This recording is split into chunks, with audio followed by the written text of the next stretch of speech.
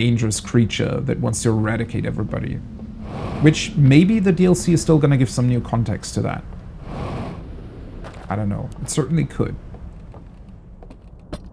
Okay. Let's pick up the lanterns. I think I want to try to get to the boat, though. Still want to look at the first area. But it is very, very difficult to understand what we're looking for, because... as far as I understand it, or from everything that I can see, it looks as if the towers, like these, just gonna call them projection towers or whatever, right? Projection basements, if you will. They seem to be sending out signals to let me see, can I find the elevator? To the vault, right? If they're sending out signals to the vault, whether it be the signals of the projection in and of itself or signals about the beings that are inside of the projection at any given moment,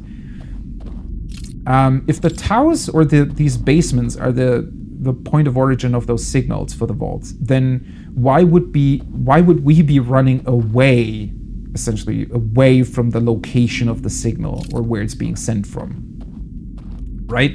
What could we possibly find that would allow me to open up the vault?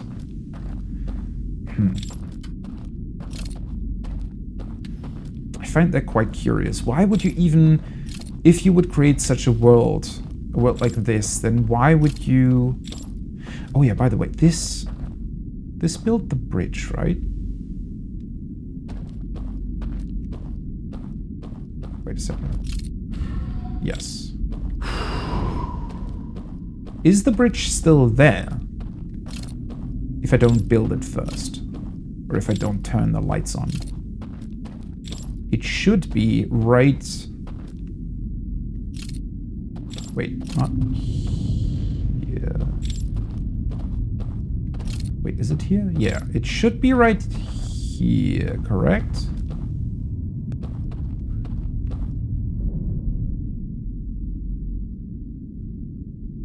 Drop artifact.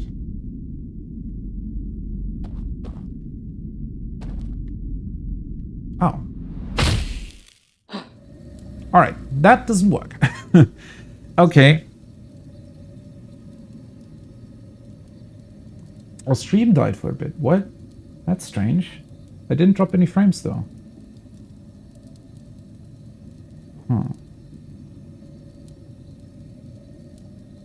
Might have been Twitch. Oh, shit. Skipped like a minute. Maybe it was something wrong with my encoding or something?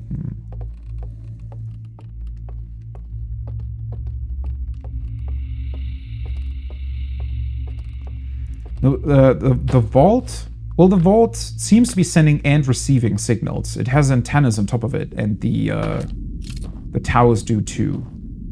And the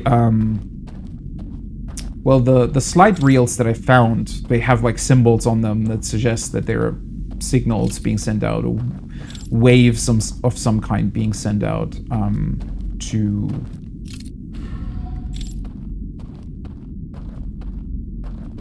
and from the vault. I'm suspecting that it's both ways, right? I mean, there also has to be a reason why they're protecting the vault and why it's so inaccessible to me currently. It seems to be suggesting that it kind of stores. Maybe I'm thinking about it a little bit too much in terms of what the Ash Twin project is, but I don't know. Something about it strikes me as, well, that's kind of where everything's stored, possibly, if this is a projection, in a way. Although I do wonder why they would even have 3 separate towers. Maybe as some sort of safety measure, in case maybe they did account for that they could potentially be destroyed or something. Oh, that's I think that's an elevator control mechanism. Wait, I forgot where the elevator is that gets me down to, or did I never?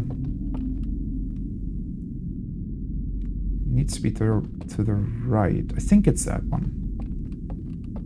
Didn't I walk there? previously, or did I take one of the weird hand things?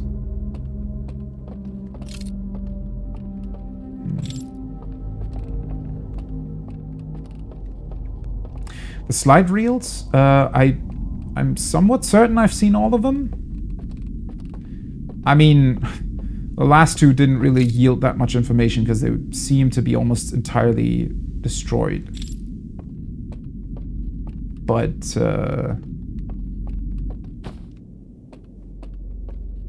yeah, I mean, there's 3 slide reels that are connected to the basements, right? That had,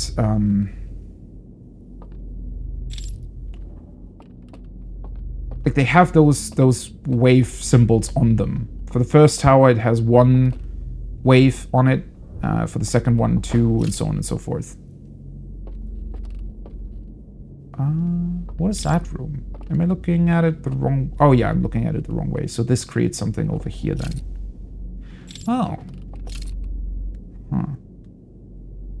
They really knew how to build these buildings, though, right? Very, very cozy. Which is another one of those beautiful contradictions that the game has, is like combining the kind of darkness and scariness of this place with very cozy huts with like warm lights and everything. Pretty cool. Pretty cool idea. Okay, there's the hand, but now I'm walking the wrong way, technically, from where I originally wanted to go, but oh well. Interesting picture.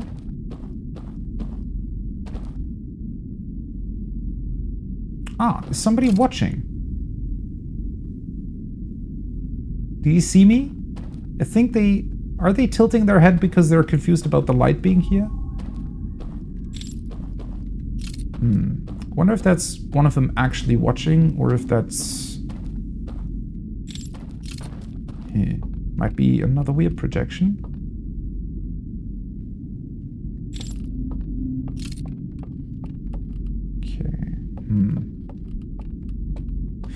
Honestly, I should probably pay a little bit more attention to where I'm walking and how I'm walking, because I feel like I'm like confusing myself more than I need to.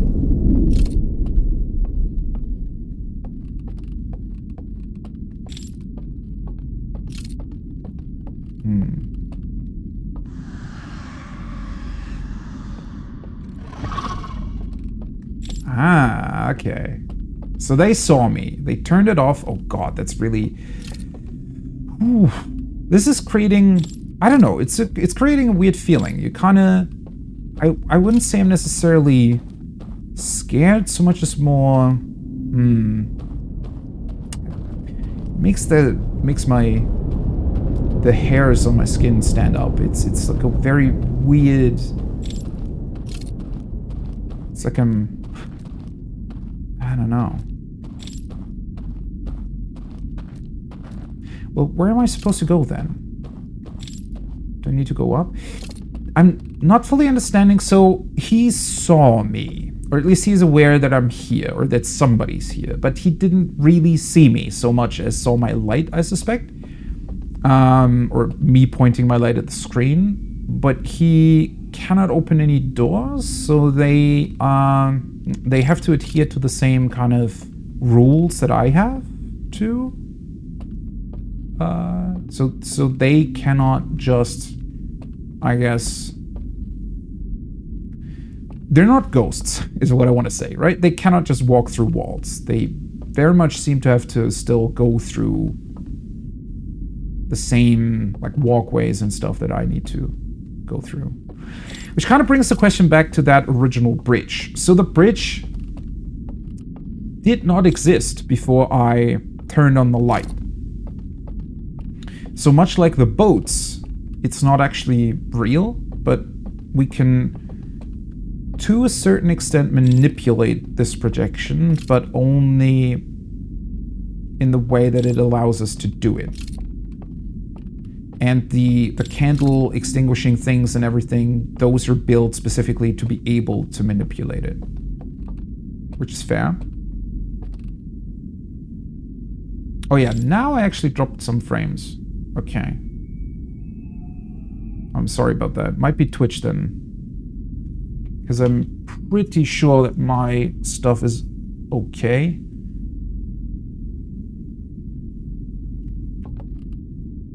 Nine slide reels, yeah, that might be the correct number. Don't really remember.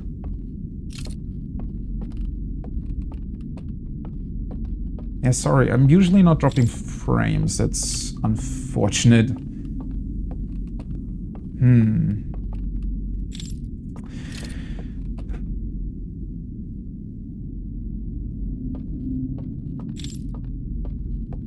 But what the hell are we looking for then? Oh, did I just go back the way I came? I might have. I wonder what would happen if I found one of them and used one of the hands. Are they capable of using the hands then? Suspect so. Ooh, I'm still on the wrong...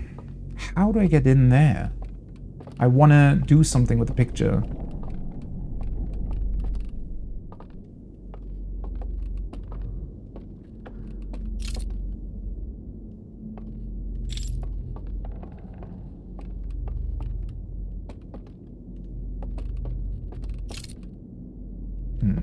I should have put a hand there then. That's weird.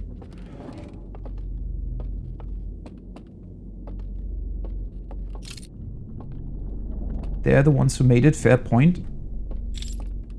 Just wondering what that would look like. Like, would I just see them kind of skipping in place, or not skipping in place, but like, would it look like they're kind of warping from one place to the next? Maybe so. Okay, I'm saying I'm walking backwards, ain't I? Yeah.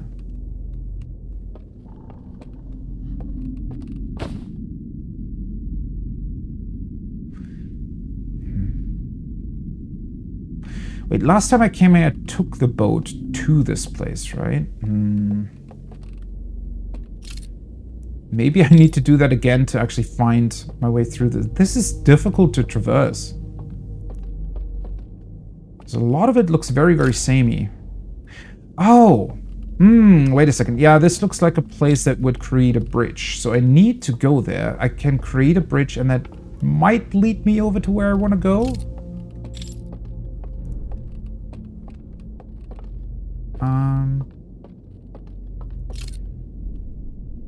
Wait, so this is on the same floor. That means that I need to... Is there a way to go up again after I've gone down?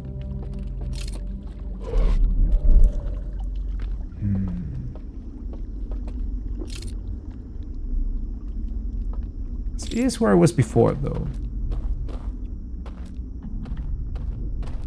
Hey, he turned his projector back on. Weird, but okay. So he noticed me, turned it off, tried to find me. I guess he just didn't and went back to where he sat. Okay. Fair enough.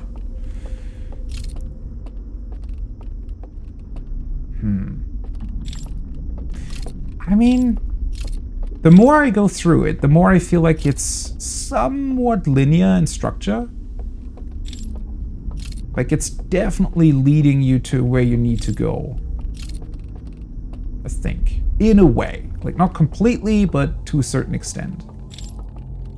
And then it's probably also giving you some shortcuts. Oh! He's actually turning the... Oh, that's interesting. What is he watching, though? We saw a snippet of this on one of the slide reels. This one's just infinitely displaying the same thing, though. Like one of them going on the boat. Is this a hint for the player as well, that you can take the boats to travel from one location to the next? Because that would be pretty cool.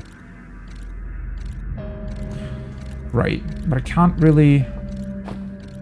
Can't go down. I think he's right below me currently.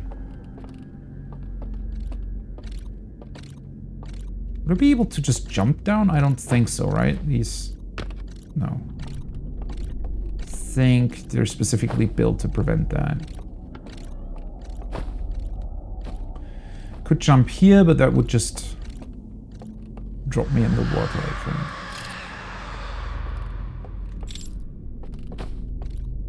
Why are you... Are those like screams of fear on their part, or are they communicating with each other? Wait, this leads down... That's where it came from, right? Yeah. So it's already up here, I think. Okay, and now time's over. And it just kind of accidentally went back. Oh, wait a second. This should be... I think this is the room where I wanted to go to. Did I hear a door just now? Yeah.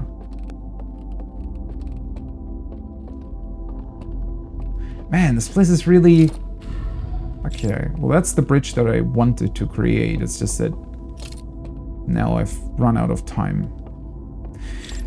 It just seems... So this is the third location though. Do you really have to go through all of this just to get to the elevator that then goes to the boat that would lead you back to the first area? I feel like that's... This probably leads you somewhere else as well.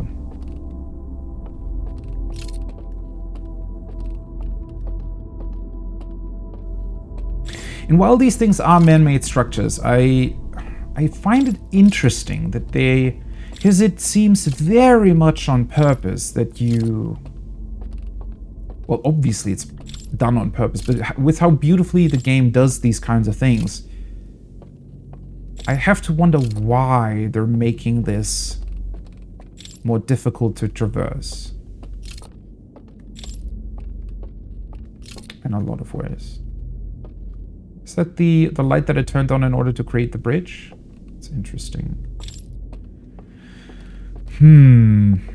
Okay, so I found this connection. So technically next time I could just come back here right away, turn on the bridge. I feel like I might have missed the way to get to the elevator. But maybe that's also me just not wanting to utilize the first tower because... well, that breaks first, right? Or the first basement.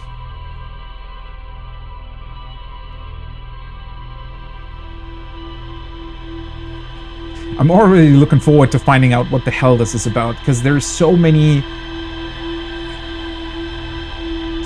mysteries to this, and it all seems so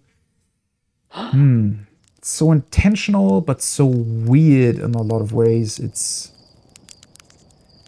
even very difficult to put into words what that might mean or be.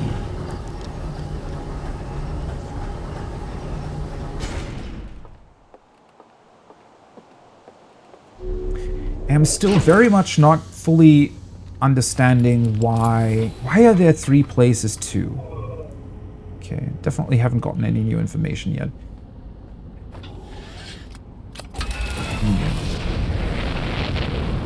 Again, the most logical explanation for there being 3 of these towers is that there may be supposed to be kind of a fail-safe, right? In case one of the towers really does get destroyed to some degree, then the other 2 would still exist. And since the first one really does get destroyed or flooded, but I can still stay around in the world if I enter from the second or third one, that means that the realm itself is safe to a certain degree, right? So I guess it's because the vault really does stay around, which seems to be possibly the location where it kind of gets projected from. So since that still exists and stays around, the entire thing can exist. With the difference being that possibly the projections of the creatures would not exist anymore. Wait, so... The one that caught me, that was in the first location, right? So... if I were to somehow get back to the first location... I mean, that's kind of what I tried to do just now, right? Okay, do I want to go back to the third one and make another attempt to get to the boat? Or do I want to try enter from the first one again and just try to maybe run past the two in the woods. I suspect, so where I was would probably lead me towards those first huts in the first area. I don't know, in a weird way it feels like it makes more sense to enter from the third location.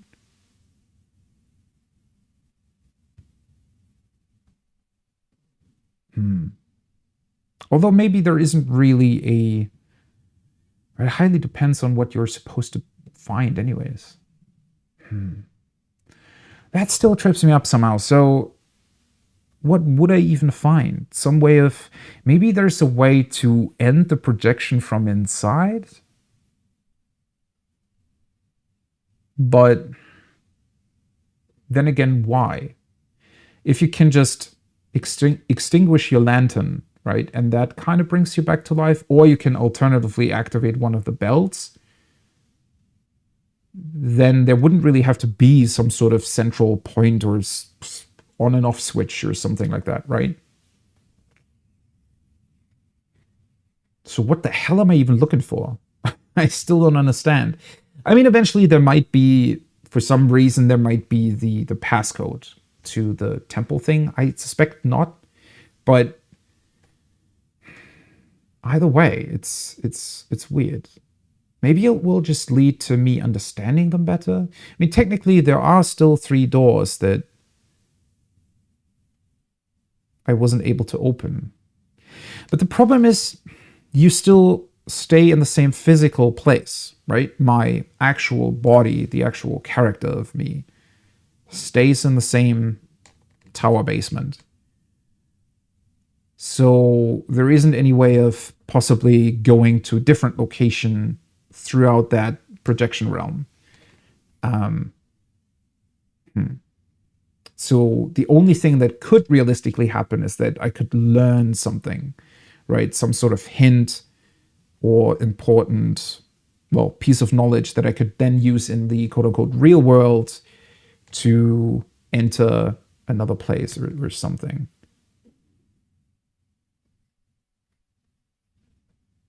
Welcome back, Waffles. Strange ventures get stranger every single time.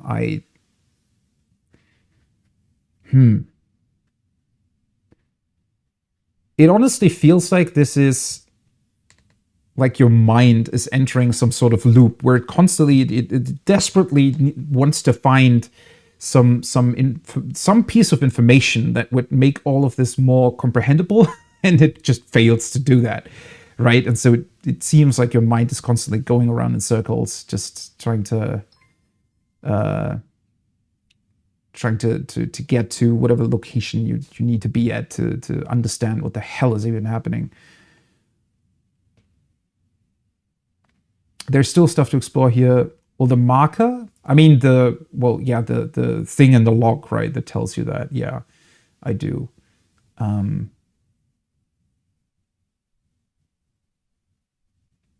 Well, anyways, Dog, thanks for raiding. Welcome, raiders. How's it going? Hope your stream went well. What were you doing? Some Outer Wilds as well, or some other game? Other secrets to explore?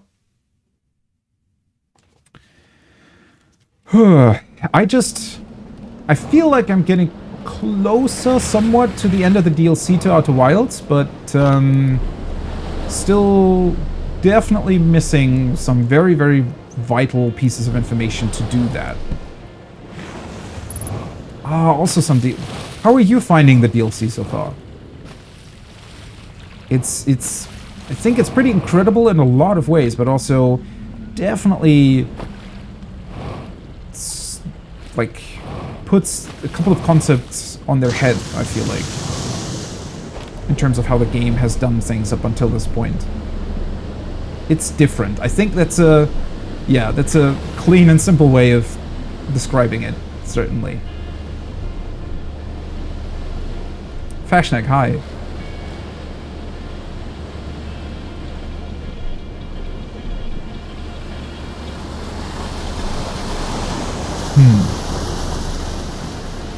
Well, I think the safest bet at this point is to just go back to the third location and try to get over to the same bridge again.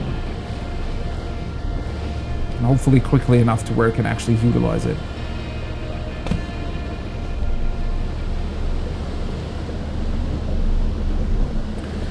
Shared shiplog mod. Okay, that's interesting. Well, thank you so much for the raid again. 4 AM, yeah.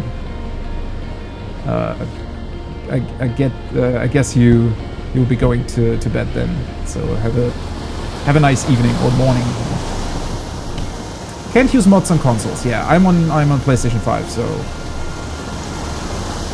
sadly I think that wouldn't really work.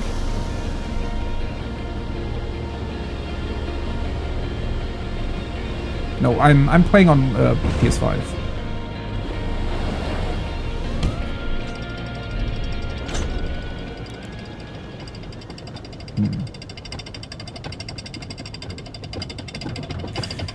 Right.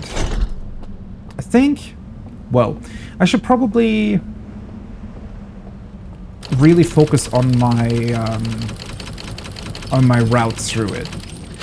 And let's just try to activate those bridges quickly again and possibly get through it. And maybe that'll also get me away to the elevator, or possibly show me, maybe. I still suspect that there would be a hand somewhere next to it that would allow me to quickly travel to the boat location. Unless somehow...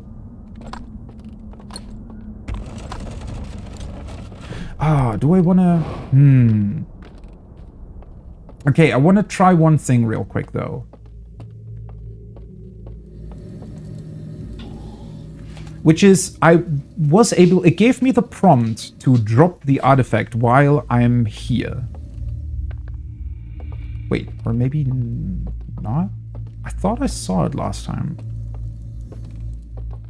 And I was kind of suspecting that that was also just a way to wake you up again,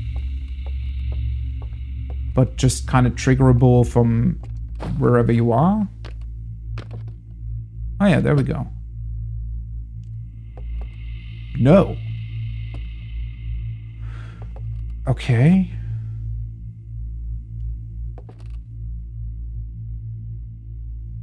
So I guess I'm just kind of intrinsically linked with the artifact once I'm dropping it. I'm not really able to look into it though. Or can I focus it and drop it? No. Because for a second I was thinking that maybe it works like the weird memory, which I'm still not entirely sure how they work. The two lanterns that I saw inside of the like the test chamber thing. When I looked inside of them, they replayed some memories, which is why I thought this was like some sort of memory realm or connected to your memories, but maybe that's not entirely what it is. I don't know, but would those lanterns be then connected to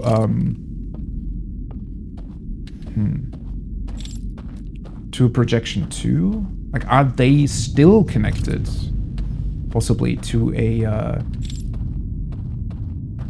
to one of the creatures? Does that make sense? So my lantern is connected to me then somehow, because I honestly would have thought that putting it down would just wake you up as well, but I guess as long as the flame is still intact, it doesn't. Like, it's... Wait, I need to go down, right? This is where the bridge is. That's where I need to go.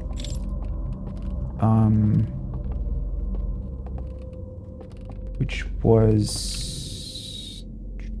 I think I had to go down first, right?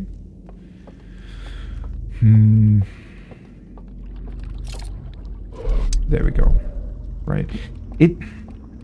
Very much with all the darkness and everything going on, it feels like my mind has kind of created a map of the place, but in a weirdly different way than it usually does, but it might just be because of the time loop and everything going on as well. Wait a second. I think I had to stay. No, wait a second. Now I'm above him again. Oh boy, that's a excellent joke. Pretty handy warp indeed. I think this was it. What's certainly very, very cool though is so the oh wait, it was I don't think I wanted that. Shoot. Now I'm back where I started, yeah. Man, that's in this particular case it wasn't really handy at all. If you trigger it accidentally. But yeah, what's pretty cool is once you know these locations and also know where the antler guys are, I'm pretty certain you can just kind of run. You can almost create like a speed run course through it where they probably wouldn't be able to catch you if you know how to avoid them.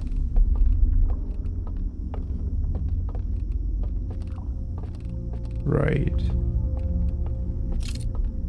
Oh boy, was that where the hand was? Might have been. Am I think this was it? Right, that's a very, very large room. Right. So this is some sort of, I don't know, saloon, bar type thing. Well, movie theater most likely, right? But not only. Oh, wait, that's really cool. So you can create the bridge here, and then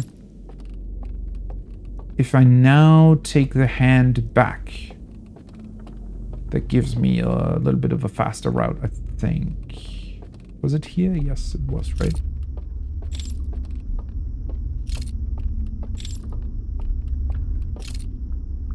Wait, that's not where it is. Ah, there we go. Right. So now I'm going up again. No, wait, this is the bridge. At first when I saw this, looking at the picture on the other side, I thought that it might just influence the picture to some degree, but that clearly isn't what it's doing. Okay, I can go further down. Let's check here first. Right, that's the elevator control. Is there a hand over there somewhere? That's the elevator casing.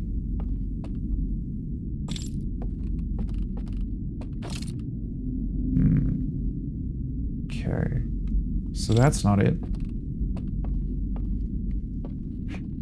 You're not a wizard? Well, depends on how you define a wizard, right? Because, I mean, the way you're manipulating physics in a lot of very cool ways, or at least taking advantage of them, I guess it's more, would be the correct term. It's not really manipulate. Well. What's the quote? Like, everything that's sufficiently, I don't know, strange in terms of physics is, might as well be magic. Well, that's a very cool picture. Is that where we want to go?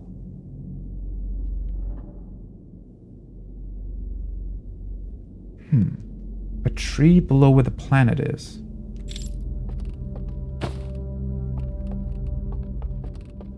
Okay, this is closed off. Door on the other side, but no candle lighting thing. Huh.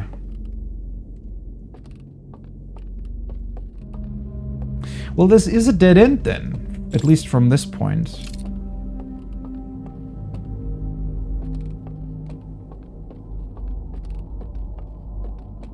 I don't know why, but it seems somewhat 3D.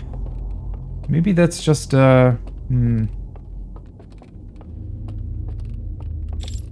it's just kind of the lighting playing with the wooden texture or something.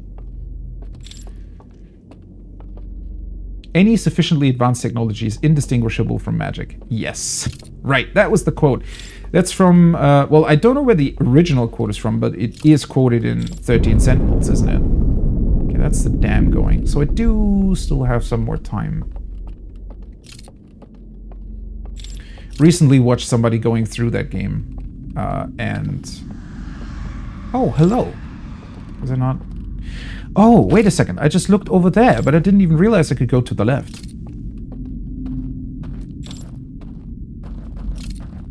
Wait, so this is the path over there then? Huh. Okay. Still need to finish or start 13 Sentinels. Well, it is a bit of a daunting task, not gonna lie. It did take me a couple of... Well, not a couple of tries, but I started it at one point and well, didn't really continue it, and then at some point I just said, well, now I want to play through it. And it is a pretty great game. It has a couple of minor shortcomings, I think, but overall definitely a very, very interesting narrative structure as well. Wait, so this... so if this only leads to the elevator then, mostly anyways,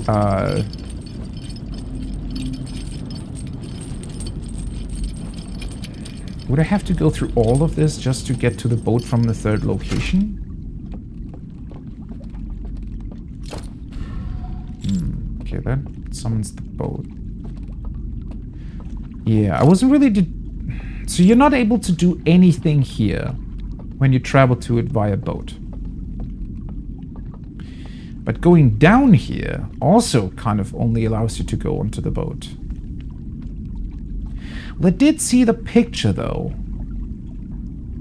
So maybe I should follow its advice and get to that tree. If I can. Not sure. I mean, the planet is visible everywhere, though. So it's not like you can really get below it. Well, let's see if this leads back to the first area, or if there's like a fourth one. Arthur C. Clarke wrote it in the 60s. Okay, well, that's great to know. I don't think 13 Sentinel mentions where it's from.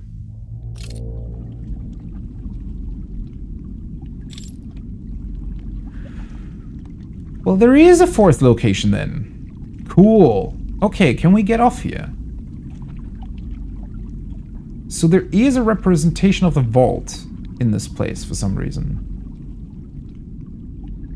Looks really awesome, not gonna lie. That's... Right. I mean, I guess that explains why it's so difficult to get to this particular boat. Although you could still just take the one from the second location and just travel a bit further. Like, it would take a little bit more time, but it felt like that was easier to go through than getting to this one.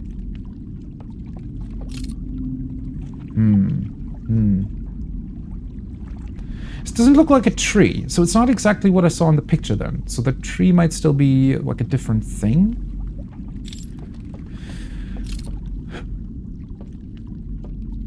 Right. So why does this exist here? Oh, okay. This just summons in the boat again. Looks like there might be a bridge here.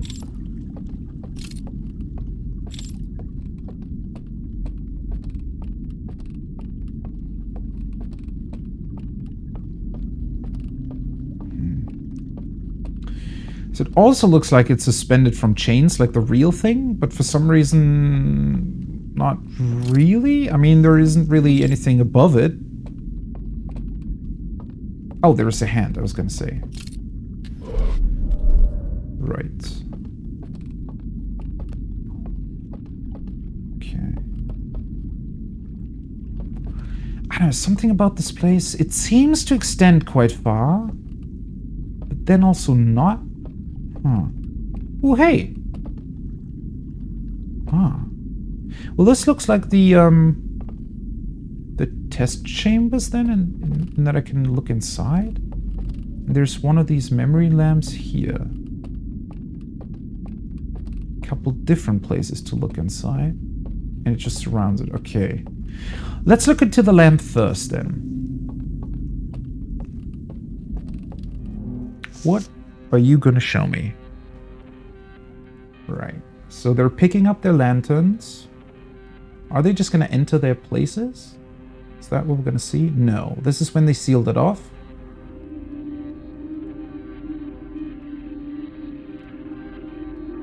What kind of?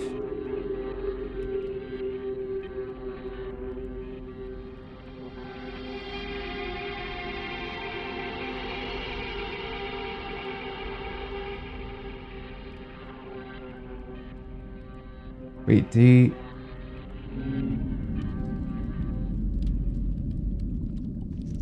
What did I just... What? The hell did I just see? That seemed incredibly disjointed, right? Like 4 different points in time all at once? Something like that? Right. Picking up lanterns. Exiting to the vault thing. And then they're somehow inside of it? And sleeping. They're waking up in the projection world? So is this what it looks like when somebody enters this place? You're kind of just like a projection being created?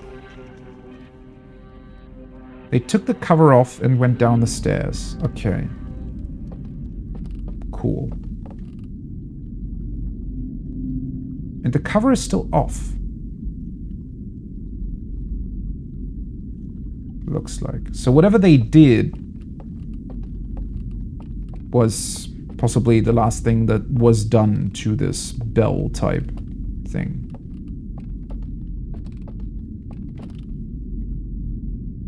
Okay. It's the same interior just from multiple different places. Wait a second, was there? So they were able to enter this thing, right? Was there a flame? I don't remember. Was there a flame inside of the bell? Or was that extinguished? Because if there is, then I would be able to get in there, right? Might be able to doze off next to the flame, and then I would be projected into this thing.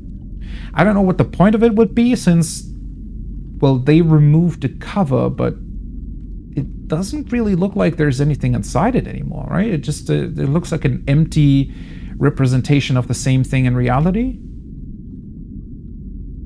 Like the weird storage vault that has the 3 seals on it. I've seen the bell. I actually went towards it, right? And I thought that it was... Well, my first idea or thought was that it was some... Well, I certainly suspected that it was some sort of vault, right? And I went to it and just expected to not be able to get into it at all. I even said out loud, well, I'm going to be very surprised if I can enter this thing. And I dove, below the water surface, and you can just enter it. And I was really, really surprised by that. So that might be worth checking out. I could take a lantern with me and go back to that place. So the only thing that that was somewhat confusing to me is just the order of events here. So they're taking the lamps with them. Was there one next to it? I don't remember. Well, I can just take one with me. I need to travel there anyways, right? Or can you... No, I don't think so.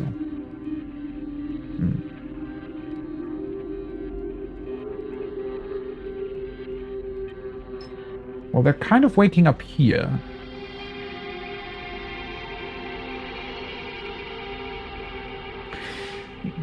Okay, but that looks like they somehow...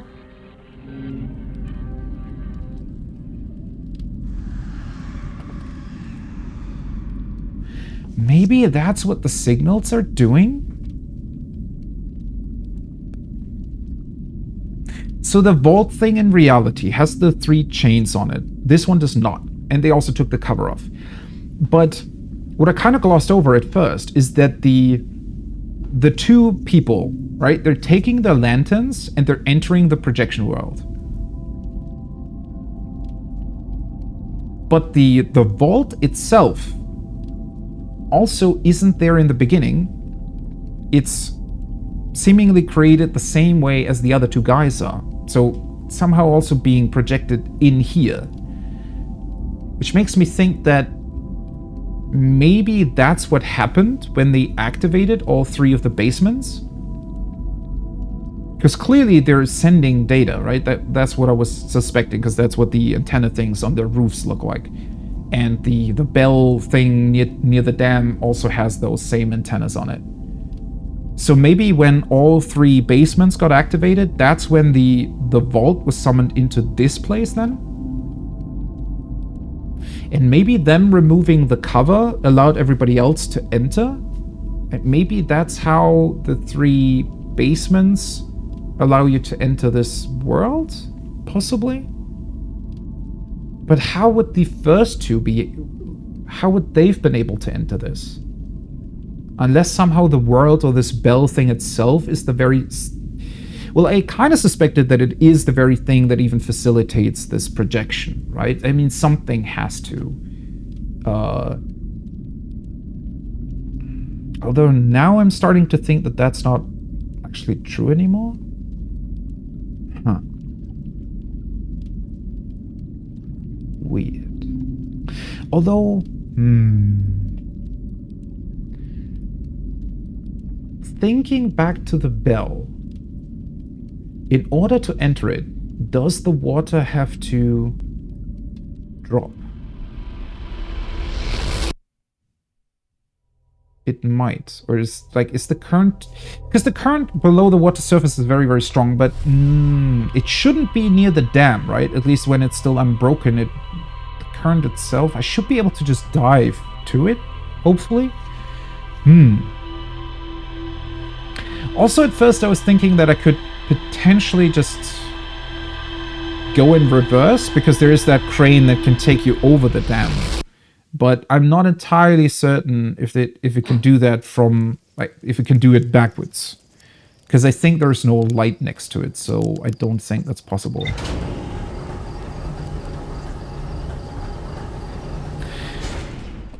So what would happen if I enter the bell?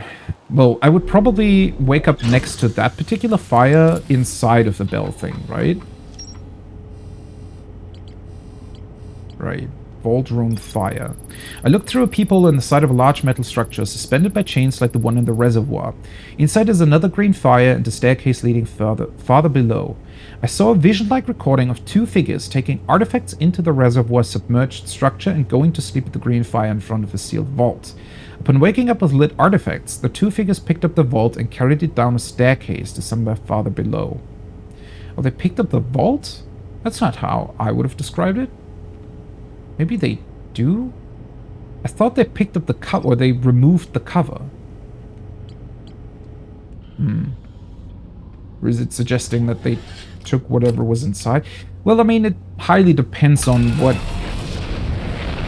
was inside originally even looks like, right? Because the recording that I saw on the slide reels made it seem as if it was just some sort of ethereal ball of light.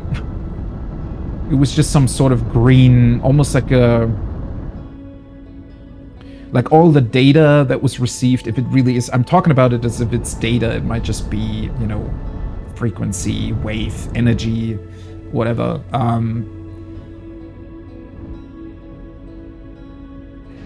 Yeah, the slide reel made it look as if something was accumulating inside of it. Which is why I thought that maybe, you know, taking off the cover just means that you kind of release that into the projection. That same sort of energy, frequency, whatever. Which would make sense, because then it would explain how the lanterns can, well, facilitate that connection to the projection world, right? If they are somehow, their light or whatever would be sending out these signals.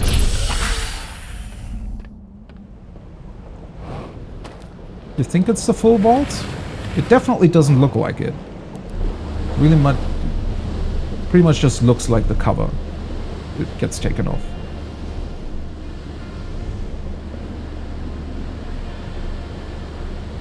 Well, it will definitely clear it up. I'm pretty sure about that, yeah. I mean, wherever they took it, right? Whether it be the cover or the entire vault. Looks like we might be able to go there ourselves now. Oh. I kind of forgot the lamp. Was there one here?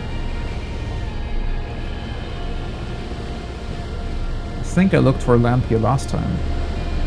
I felt like there were a bunch of lamps around the first time I visited every place, and I completely disregarded them because I didn't really know what they were even for. And now every time I go past the initial area, I kind of think, well, why is it so complicated to pick one up? I know there was one in the top of the tower. You know what? Before I do that, I'm just gonna go back to the vault.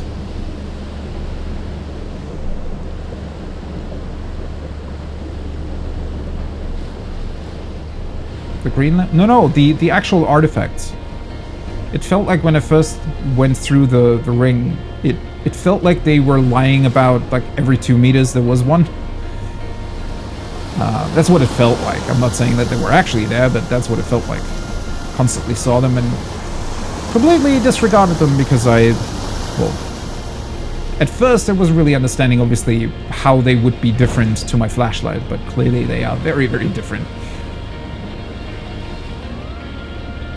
Oh, maybe I'll get lucky and there is one still lying around on a table somewhere. If I don't, then I guess I can just return.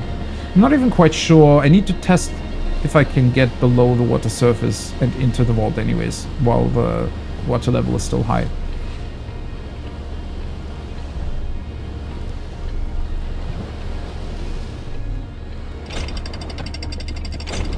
I wonder if there was an artifact in the control room.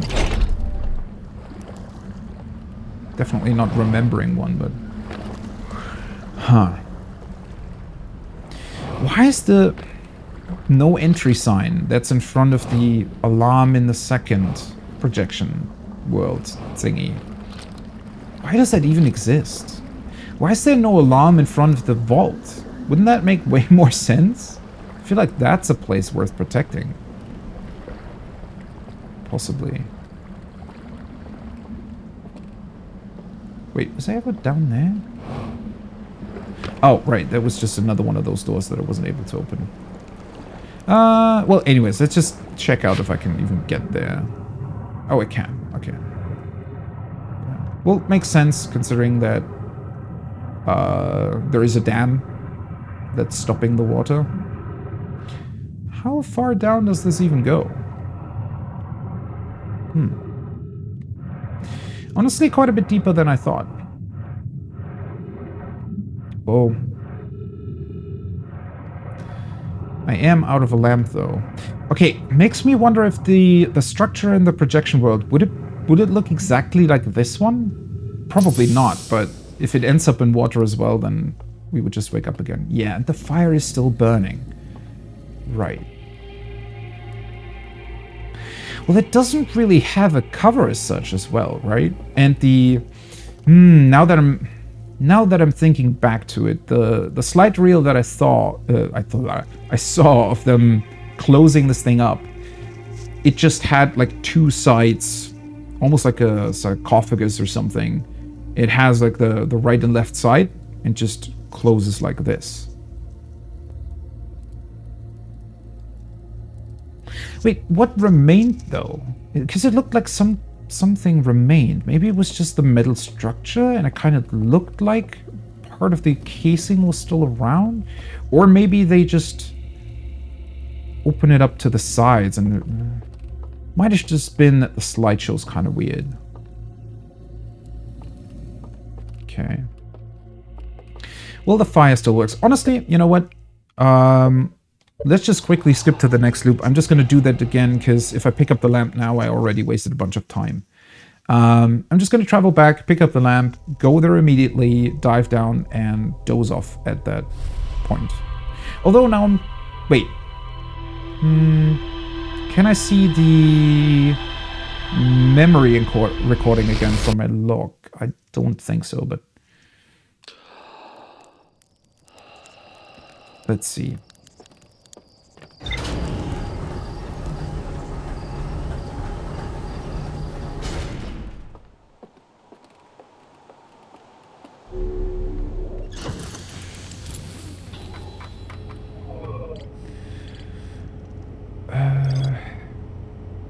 It does. Okay, that's very cool.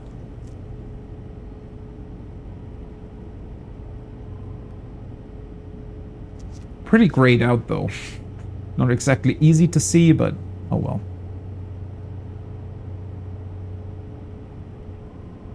Interesting that it also shows the outside perspective. As if something else or somebody else was already watching them. Yeah, okay, that is pretty difficult to see. I think it kind of skips over the important frame of the thing opening up. I think that's why I was thinking that they took the cover off or something. But yeah, I mean, it's two sides. The two sides of it, they're like right and left open up, and they took whatever was inside with them. Which is very, very strange, because the slide reel that I saw didn't really seem to indicate any inside at all. It just looked like a green ball of energy.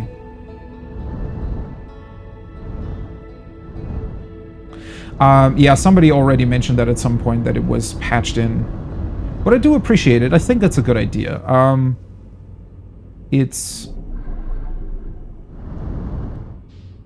I would say that it's mostly... It's a fairly cool quality of life change, I think. I'm kind of surprised. Isn't this game... When did this release originally? Because that's interesting that they only patched it in like 7 months ago. I guess the DLC released later. Well, like, obviously it released later, but I mean, much later than I originally thought.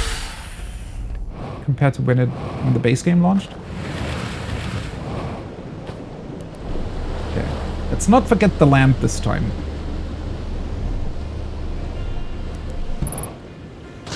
I like how the inertia of the boat also pushes you, like makes you jump a lot longer. It's pretty cool.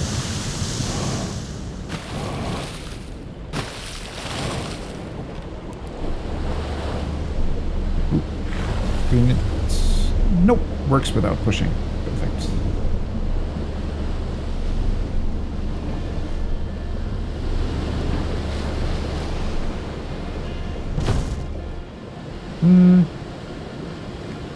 I don't know. It's difficult to say, only ever having experienced one of the two options, right? Without it. I don't really think that I utilized the, like, being able to play back the slides that much. So it's nice to have, but it doesn't really... I don't think that I derived any particularly important piece of information from it. I don't think. It's more so that it...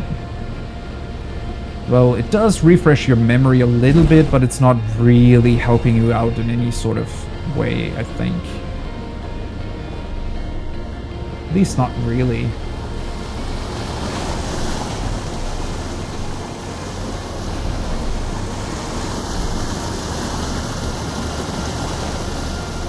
Then again, once you know where the slides are and how everything works, they're not exactly difficult to get to again, right? And you're traveling through this world a bunch anyways. So I guess it doesn't really make that much of a difference.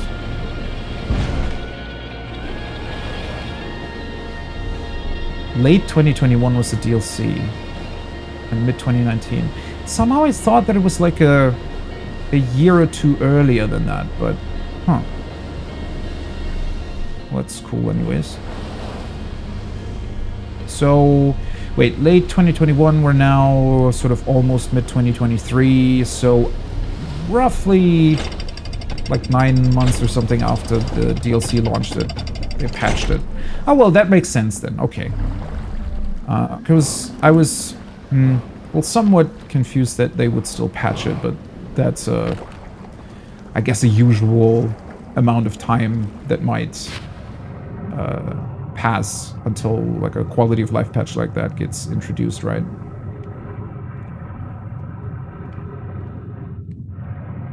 All right, the moment of truth.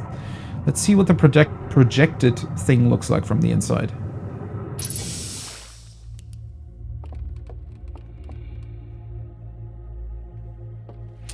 I do find it very, very interesting that they patched way more than I thought, honestly.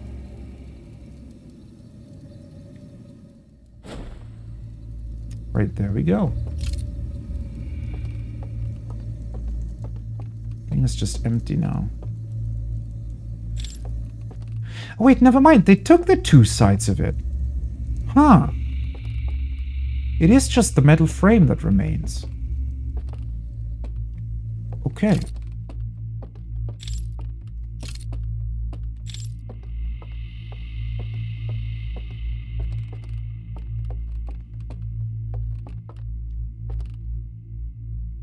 That's just an elevator, though. Turn on the light. Okay. So instead of having a hole at the bottom, this one has an elevator. Which is quite interesting. So does the real one... Did it have an elevator at one point as well?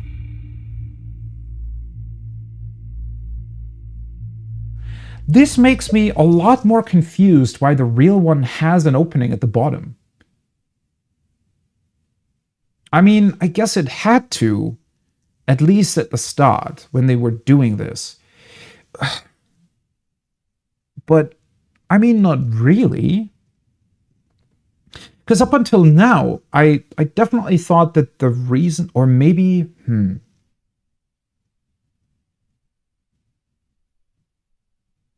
Yeah, this strikes me as very odd. Because I kept thinking about this vault, like it was some sort of possibly radioactive thing that needs to be protected. And that's why I thought they built a giant bell casing around it and also submerged it in water, mostly to protect it from any sort of outside harm, right? I mean, water is actually a very, very protective shell, right, for a lot of things. I mean, it stops radioactive elements to go through it, or at least to a certain degree. So it's kind of a really good insulator for a lot of things. Why would there be a hole at the bottom then? Maybe they had to have some way to still be able to access it for some reason. But it just feels like, well, clearly the playbacks and everything, the slides that we see, seem to be including how they are building everything from the ground up. So, well, it had to have been built at some point, but once it was finished, wouldn't they want to enclose it completely? Like, what is even the point of submerging it if...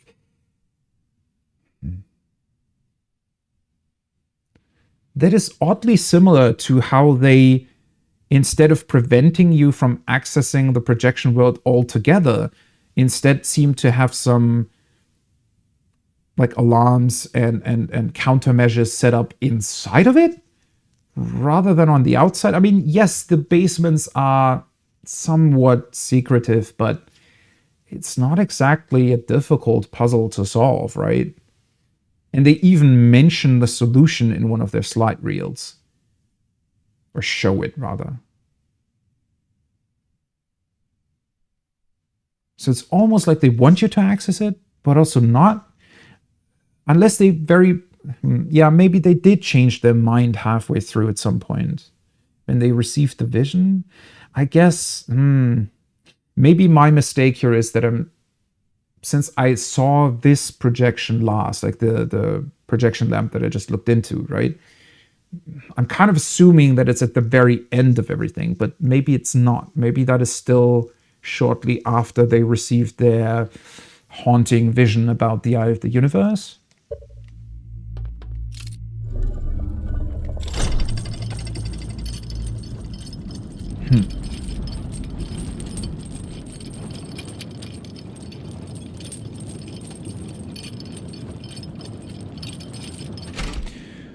I don't know what I was expecting, but it wasn't this. What the hell?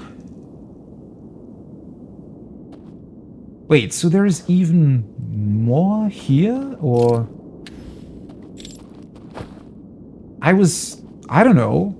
I think I was expecting like a small room, maybe? Some sort of, you know,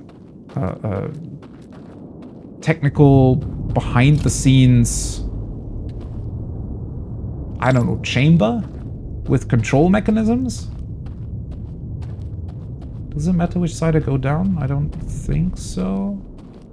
So these are the three, or possibly connected to the three basements, right? That's very much what it seems like. I mean, it could be a control room of sorts, just very different looking to what I was expecting. Okay, more control inputs. That is interesting. Welcome to the basement. Yeah. It's weird, though. Why even create... If this is a projection, and you could theoretically form it any way you want, why build an elevator to the basement? Oh, whoops.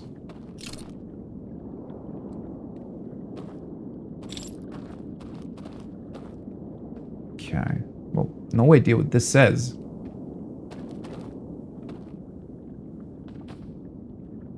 Rotate. Not really sure if I should do that quite yet. Okay, this is what they took with them. So it's still closed.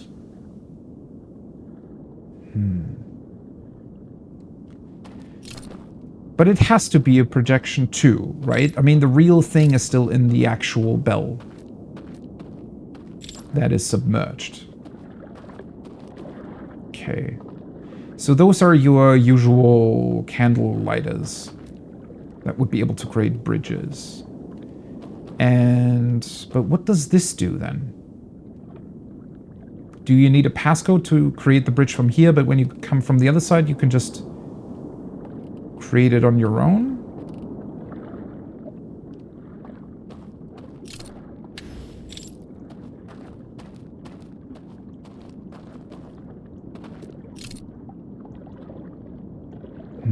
Kind of hope that I would be able to call the boat over. So that creates a bridge. This one is already here for some reason. And this one has a boat instead of a bridge? Okay. Well, what would be the point of inputting something here then? Maybe these are for something entirely different. I mean, obviously the kind of... Well, most obvious thing here is that these remove the seals. Wonder why they're facing this way, though. That seems odd.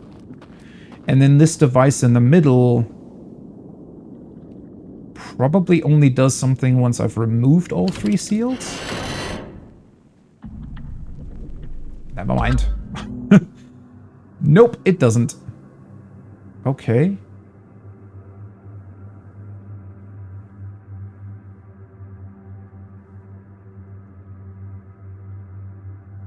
Right. So that's atop the tower. That's the quote-unquote secret chamber that I found at one point. Right. He's pointing at it. Cool. Taking his lamp with him.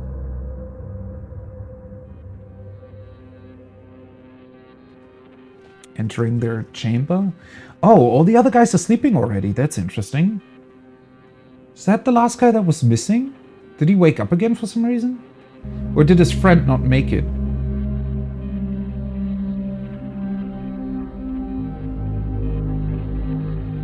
Oh. Whoa. Oh, oops. Well, I mean, it certainly helps. Is this going to display the...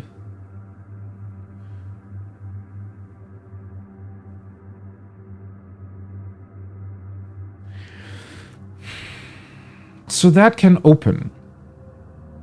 That leads me to believe that maybe the... Would this be connected to the other picture that I saw? It's very, very similar to it, right? The planet is above it. This shows the tower that you're in. The other one showed a tree for some reason. This is another guy, though. It's not the space that's empty, I think, is the second one to the right. So maybe it's his friend that's missing. For whatever reason. But why? Okay. And then we possibly find some other solution, some other... Okay, the vision is different. That's interesting. I wonder if it changes based on your progress or something. Or maybe they also patched it slightly. Okay. How the hell do they keep making this place even more confusing compared to what it already was?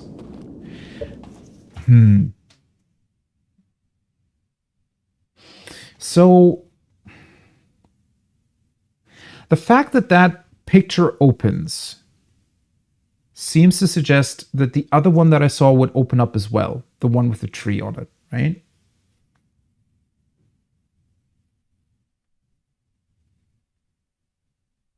No idea how, though. And for some reason... So his friend went downstairs into the basement and activated his lantern and went to sleep. But when I get there to the tower, they're all, well, they're dead, but technically asleep in the basement already. But the door's closed.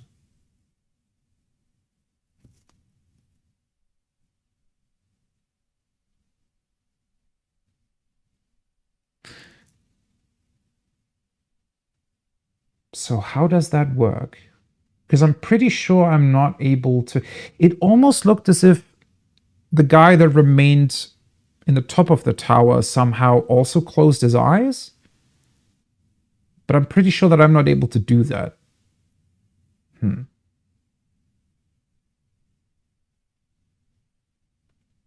I'm not able to take an active lamp with me either.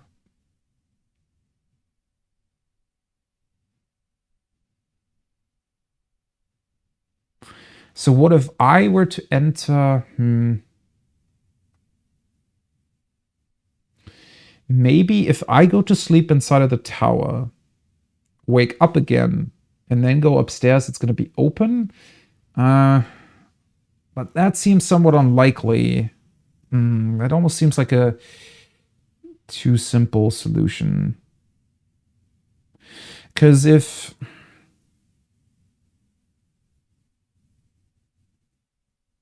I'm suspecting that it has something to do with the lanterns being lit, but does it really? It can't really, because then it would be open, right? Because the lanterns of the guys sleeping / being dead down there are still lit. I need to watch it one more time. And why is this coming out of this? I guess because their memories are saved in here? Why does it show this? Where the hell would that be? Maybe that's the place you could enter once you get through the door? Why would the door lead anywhere else anyways? How is that possible? Although, well, the tower does have a double wall, right? So maybe that's what it does. Okay, yeah, this guy goes off, does his own thing, goes to sleep. I wonder if it's significant who it was. This guy turns around.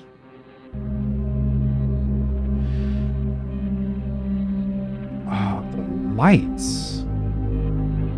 The two lights next to the door went out.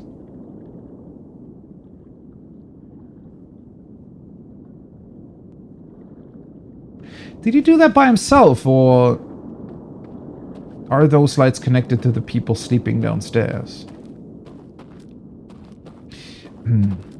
But I mean, this looks like there's like flames inside of it, right? That's kind of what I saw earlier, is that there's flames inside of it, sorry, flames inside of it that seems to work exactly like the small little lanterns that I can find all over the place. Well, not really all over the place. I found 3 of them, but so somehow they created a big flame and encased it in this thing. Hi, Driven. How's it going? Well, I don't really know. Kind of great. I feel like I'm finding still more questions and absolutely almost no answers, but I mean, it's cool either way.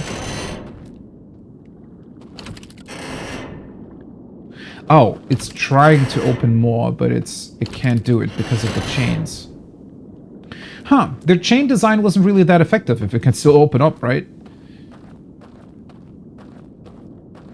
I don't think that was necessarily intended, but... Oh, hello. Okay, more alarms. Well, I mean, it's lit up on the other side. I don't really need my own light. Ow, but they're still gonna see me. Okay, fair enough. Okay. I don't think I'm gonna be fast enough. I feel like this is probably going to make me wake up. But I'm also pretty sure that I'm not really able to do anything else here. I wonder if this just deactivates the alarm, then, maybe? The other two don't have... Wait, what's the alarm look like? Can I even see that from here? Not really. I mean, they're like... totem towers or something.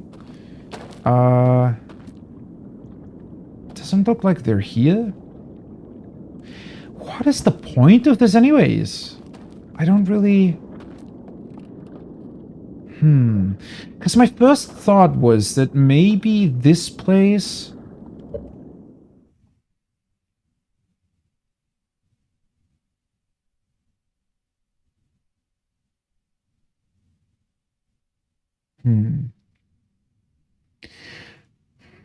Clearly there has to be a significance to them creating 3 different basements and 3 chains. Which I think would suggest that maybe they... Maybe it's made... It's done like some sort of key, right? So they don't want any individual person or any individual group to be able to access whatever is in there. Like all the memories or something. And so they created 3 different ones, and only if all 3 groups were able to get here, then it could be opened up. I'm suspecting it might be something like that, but based on everything we've seen, there weren't really any hints as to them maybe not agreeing or, you know, having different, like, tensions between the groups or anything to that extent that would, you know, make something like this make sense. I mean, sure, you can create such a mechanism just for safety reasons, but... And also, since you can get here by just entering the bell, like the big one,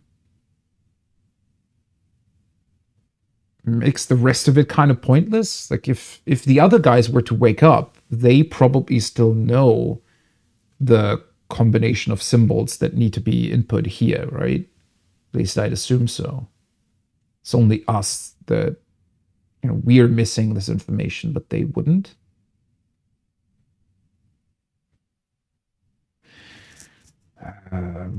Well, once again, I don't know what I was expecting from entering the bell, but it certainly wasn't this.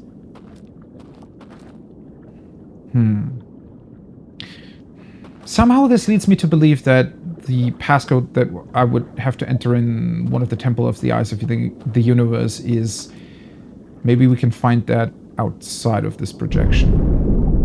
Okay, dam's breaking. I wonder if that does anything to the bell. Not really, right? It does lower the water level, but that's pretty much it. Oh, 3 passcodes. Am I looking for the passcodes then? Is that what I'm trying to do? Because now I'm confused again what I'm even supposed to do in the other 3 locations.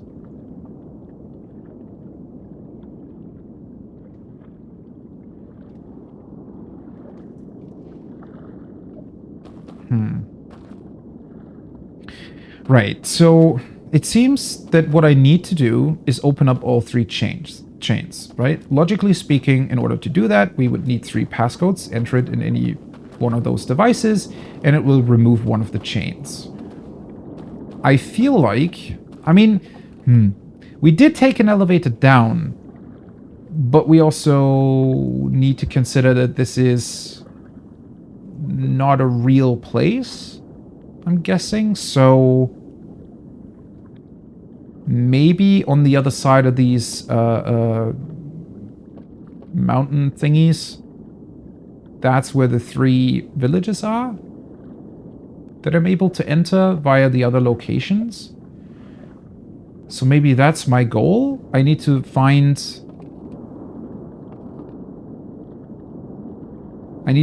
the correct path so that I can get onto that side, and somehow that gives me the code for some reason. Maybe these... maybe it's programmed so that it automatically displays the right one when you enter from the correct side. But even then, it doesn't really explain how I would be able to get past these 2. Unless maybe, well, it could be that the extinguish device over there turns off the alarm. Huh.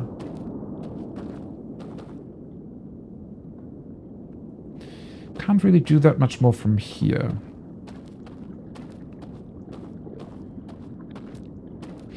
Somehow I would have expected to find these symbols somewhere already. Like kind of a treasure hunt, right? Need to go to 5 locations and it like shows you the symbols, but I guess it's only going to be 1 location that shows you all 5. I mean, that's more likely, but...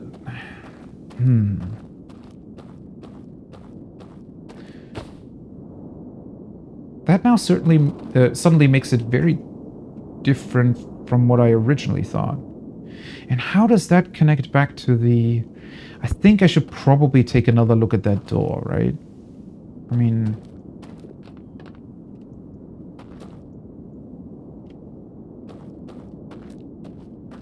You know what? Ooh, that was... Oh.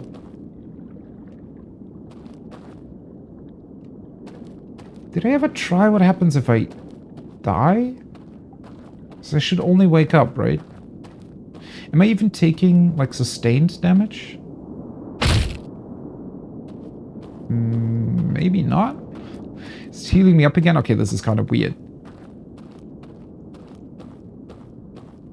Because normally the way the game works is you only ever heal when you enter your ship, right? I'm not sure that if... Maybe I'm not even taking damage here. It's just a very...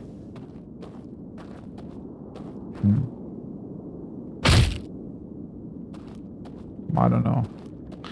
Let's just do this. Equally effective. Right.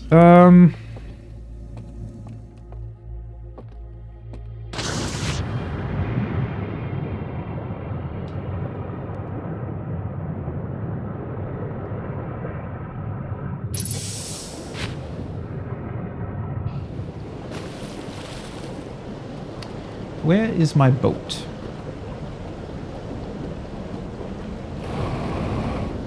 Ah, there we go.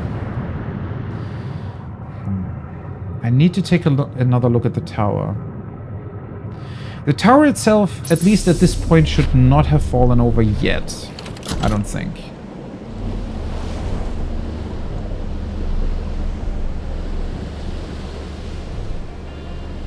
Although it might be that the water already has done something to it. Possibly. I could have also just taken some of this debris, although, well, I wouldn't really be able to control it, right?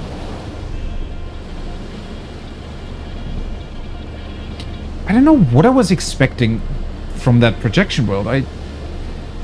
It's so cool, and that is so far the game, especially also the base game, the way it's built up is that it has kind of a lot of small puzzles that always get recombined into a bigger idea, right?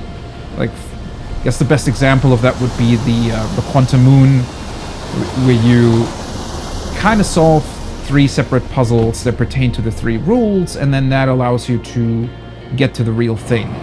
So it's kind of like a recombination of different, puzzles or concepts, ideas, whatever, that allow you to then solve another puzzle. And I do like that because the DLC kind of starts out in the same way, where you have those different slight reels and everything, and it gives you like different locations with different puzzles and ideas to solve. But it then leads into this one big mysterious place that seems to be kind of just one big puzzle. And I have to say, I do like that. It definitely gets your mind like spinning the entire time. Difficult to wrap your mind around, like quite literally, but it is also pretty cool as sort of a symbol. Okay. Interesting that this was the slide reel that shows them entering the 3 basements, right?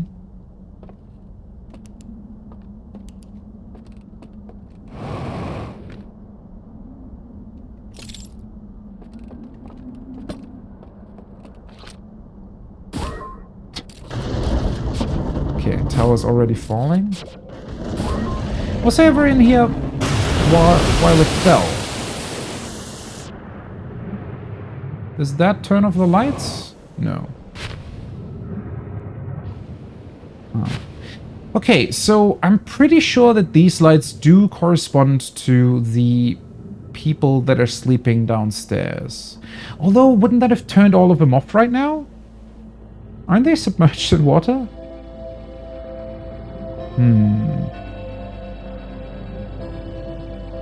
Or is this just supposed to show me something? Maybe I'm not supposed to actually open up the door myself?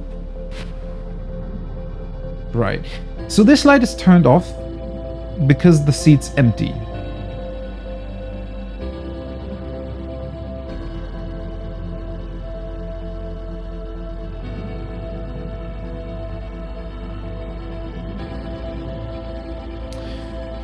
Wait, is it though? Aren't these fewer lights than there are corpses down there? Unless the middle one's special? 1, 2, 3... These are 6. Yeah, that's definitely fewer lamps though. How many corpses are there? Are there way more than 6? Unless those 3 count too? I don't really have a way of turning these off though. I mean, not by myself anyway. Anyways. And I'm also fairly certain that I cannot extinguish their lanterns. I mean, how would I do that? There isn't really a prompt to do that, I don't think. Huh.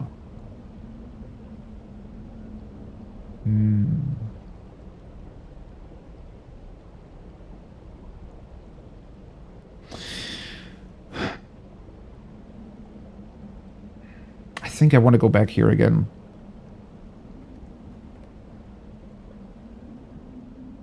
So 6 lamps surrounding, 3 in the ceiling. No idea if that makes any difference whatsoever, but it is very, very strange. I mean, we do see 2 people entering the bell, right? When they took the vault down to its location. So maybe those are the 2 people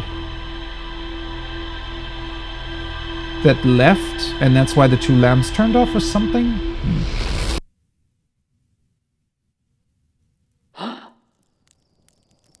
Okay, have a good night's sleep.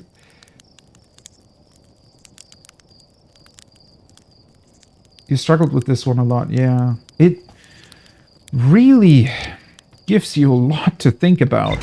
And I'm wondering why the two lights turned off, because I'm not even sure if it would correspond to the two, what's it called? The two people that went into the bell.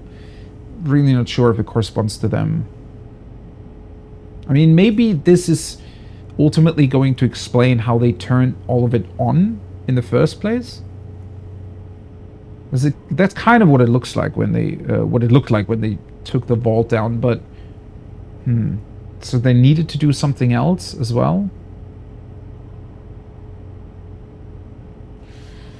What does this say?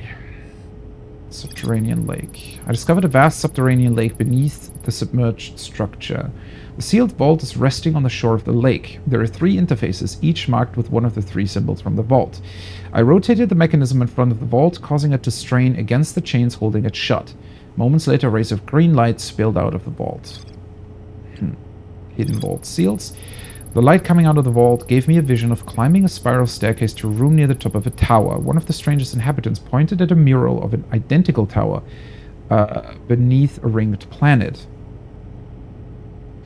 Then picked up an artifact and carried it downstairs to a room with a green fire. Sometime later, 2 of the lamps in the mural room turned off, plunging the mural into darkness and revealing a secret passage.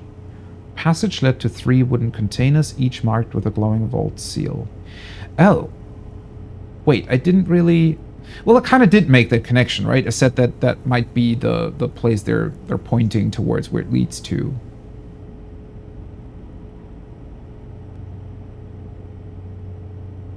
What the hell would that mean, though? Like, it doesn't just give me the combination. Unless it now has the combination for some reason.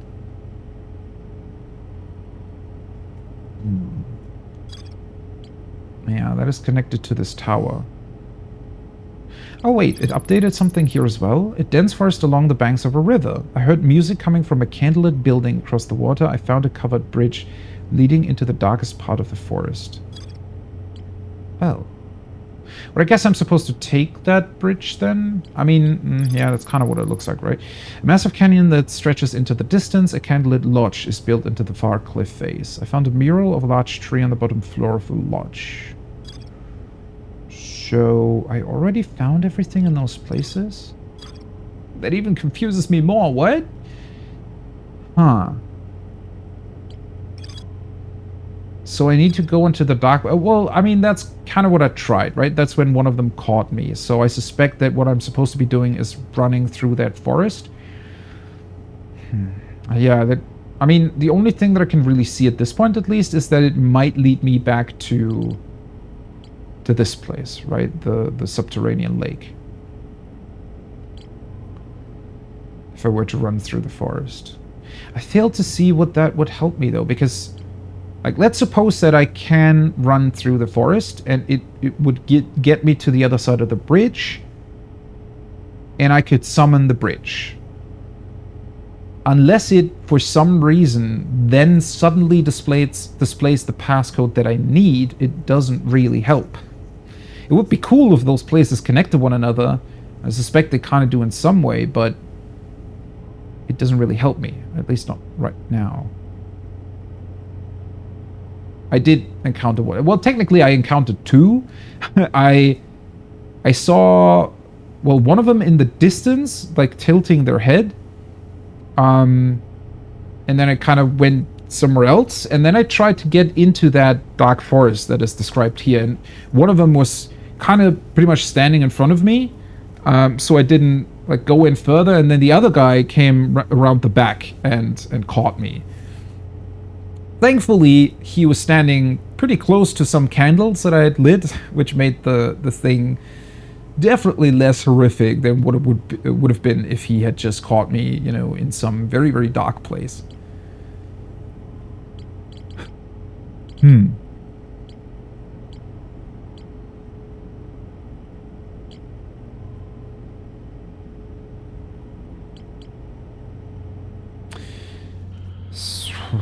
So do I just want to get back to the tower again? I'm very, very certain that I cannot really do anything to the people in the tower itself. Also, the idea of that would be kind of horrific in that I mean, it would be somewhat almost evil if I could just extinguish their lanterns, right? Because it feels like I would like kill them for real if I would be able to do that. But now it feels like I have to. I need to count how many people there are in the basement, if that even corresponds to the lanterns up top. Because if it doesn't, that kind of rules out that theory anyways.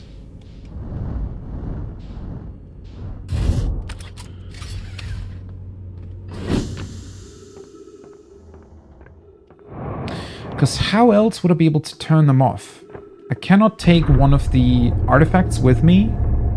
At least not with the burning flame, right? The flame only ever burns once you're inside the projection.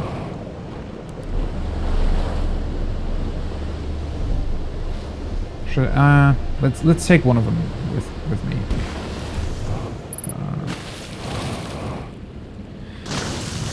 In case I decide to I want to enter the world anyways.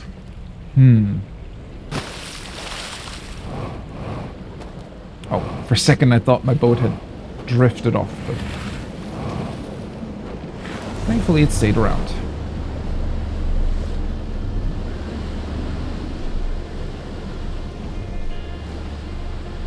Yeah, my first encounter was a bit ago.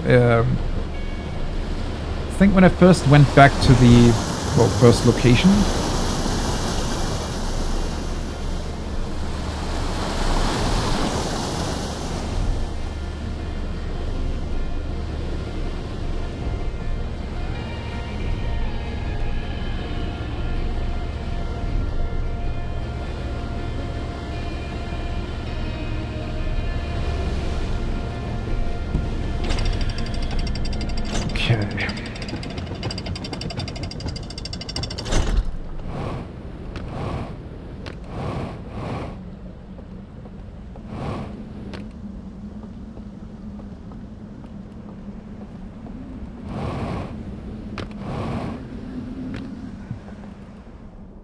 I mean, it seems like that's just their basic lantern design. One thing, or one idea that might work, although I really don't know how, is that maybe you're somehow able to do something with the projections of them, right?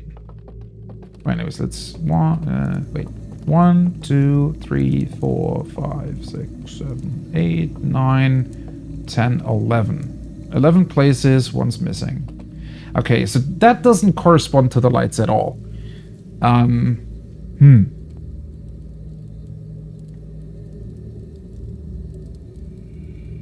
So how the hell did he turn them off?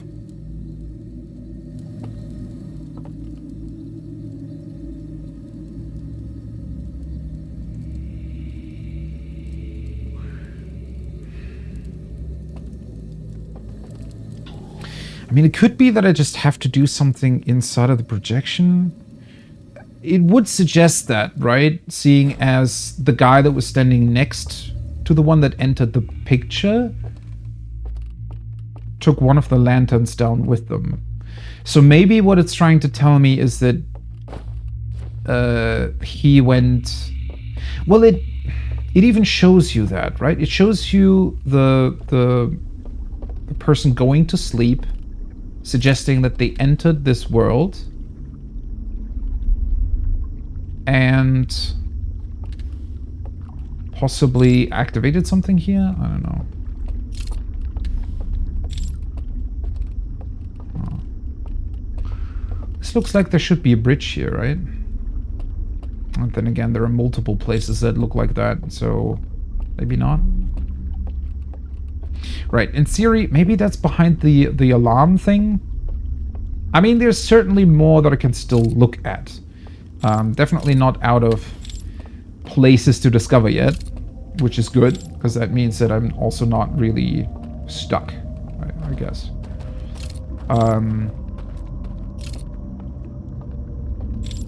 Do need to find it again, though. Maybe that's why there is an alarm there? It just seems... I don't know, these locations seem so different from one another, though. Like, they're not necessarily connected? This looks so different, and... I don't know.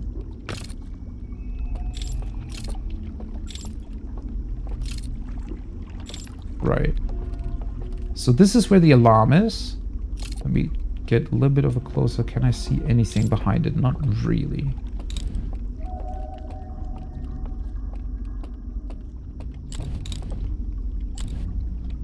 Oh, wait, what? Aren't you the alarm? Is it only looking forward? I guess so. Okay. Oh, hello. Ah! Come back.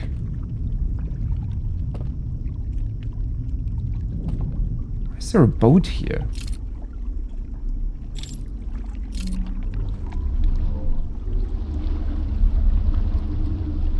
Okay, this one only travels 2 directions, though? Because for a second I was thinking, well, what if I just go off into some... Oh, hello. Why are you burned?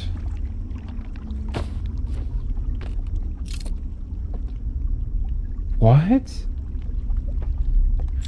So, did this place contain, like, shrines for the eye as well?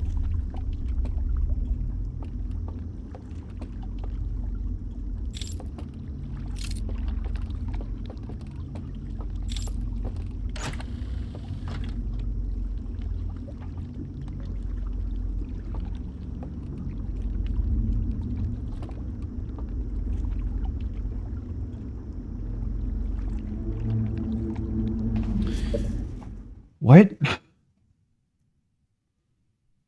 For some reason, I expected there to be one of the passcodes behind this, because the, like, this picture thingy that you can open up looks very, very similar to the one that had the passcode for the room that opens up to the control room of their probe or whatever it is that they built in order to presumably find another signal from the eye of the universe. So this is just a... It's just a picture, though, right? So I... What? I assume this must have been hanging here, then? Before they burned it down? That makes it even stranger. What the hell? Okay, so the skull that is portrayed here is the same one that is shown in one of the slide reels. Namely the one that is in, I think it was the second one, that shows you them getting the vision that the eye of the universe is, I don't know, evil, or that it will destroy everything, right? But in that particular vision, did they maybe they didn't receive the entire vision? Well, I still don't really know where that vision came from in the first place. Maybe it was either somebody manipulated them, or they were manipulated by somebody within their own, like, ranks or species or something. Because so the part of the vision where this image was in, it showed the skull on, like, an empty planet, and grass grew over it, and I think afterwards it showed essentially the eye of the universe destroying all the planets, or it looked like the planets kind of, well, not evaporated, but they fell to dust or something. Pretty sure that came afterwards, though, after this skull image.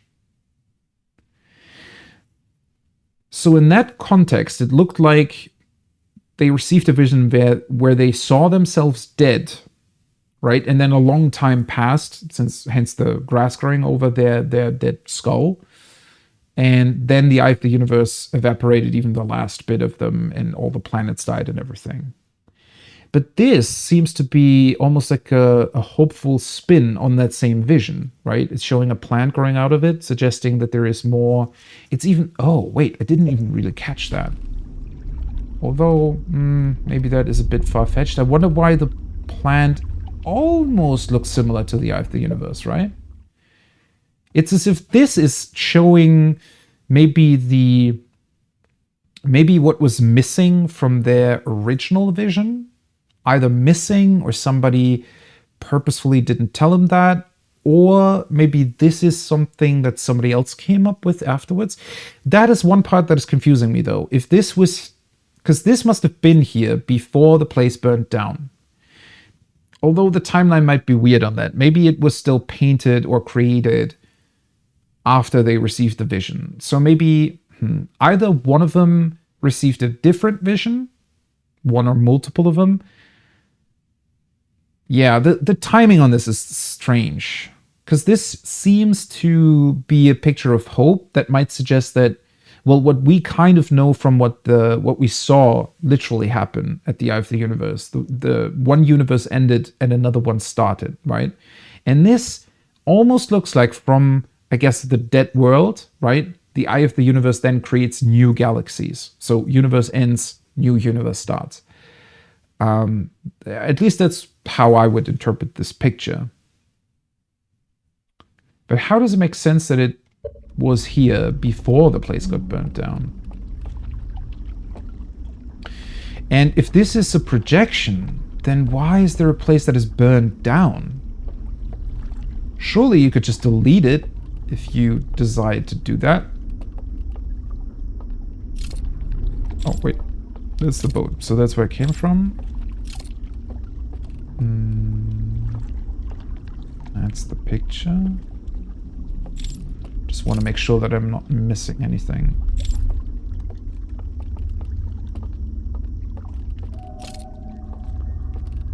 Okay. What exactly is this then? That's the tower.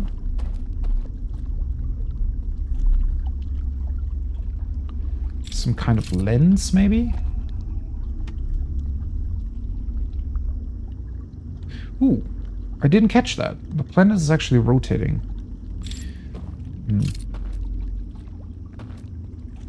Oh, wait a second. That's their telescope, right?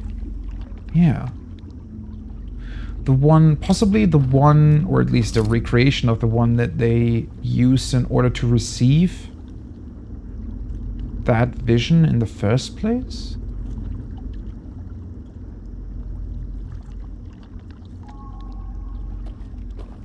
Can I put my artifact in there? No.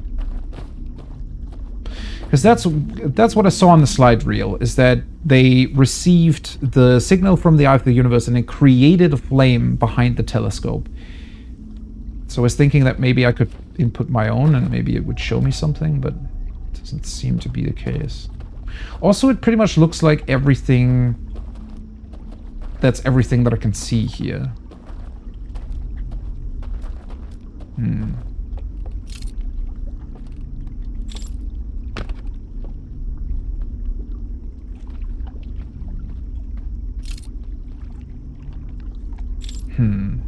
Okay.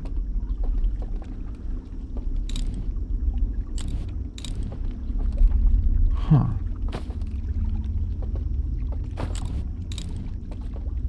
It's almost as if the picture is, you know, lit up by itself or something. Kind of weird that the wooden thing here clips through it, but okay. Shouldn't it be completely dark if I turn off my light? Maybe it's reflecting the starlight or something?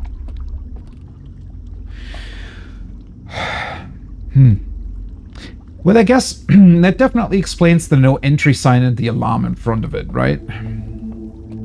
Because seemingly they didn't really want to have anything to do with the Eye of the Universe anymore after they saw their vision. Okay, so the boat can't even... travel anywhere else, it looks like.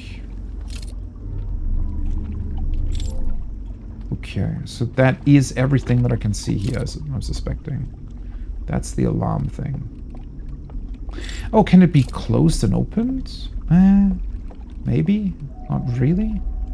I like how it's built exactly like what they look like. With the antlers and everything. So it makes it seem as if it's one of them watching over this bridge.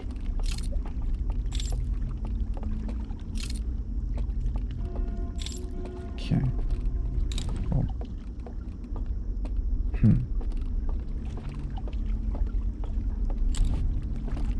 Cool. Absolutely no idea what to make of this, but, right, I guess.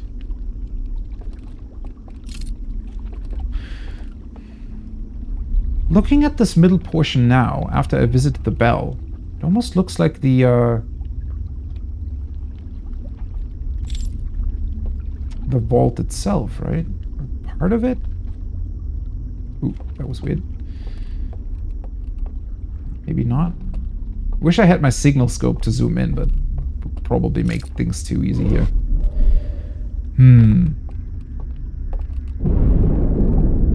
Okay. Dam braking.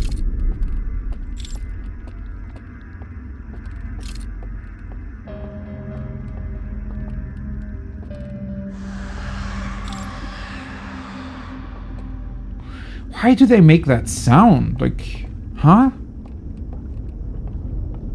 It seems almost random to a degree. Okay.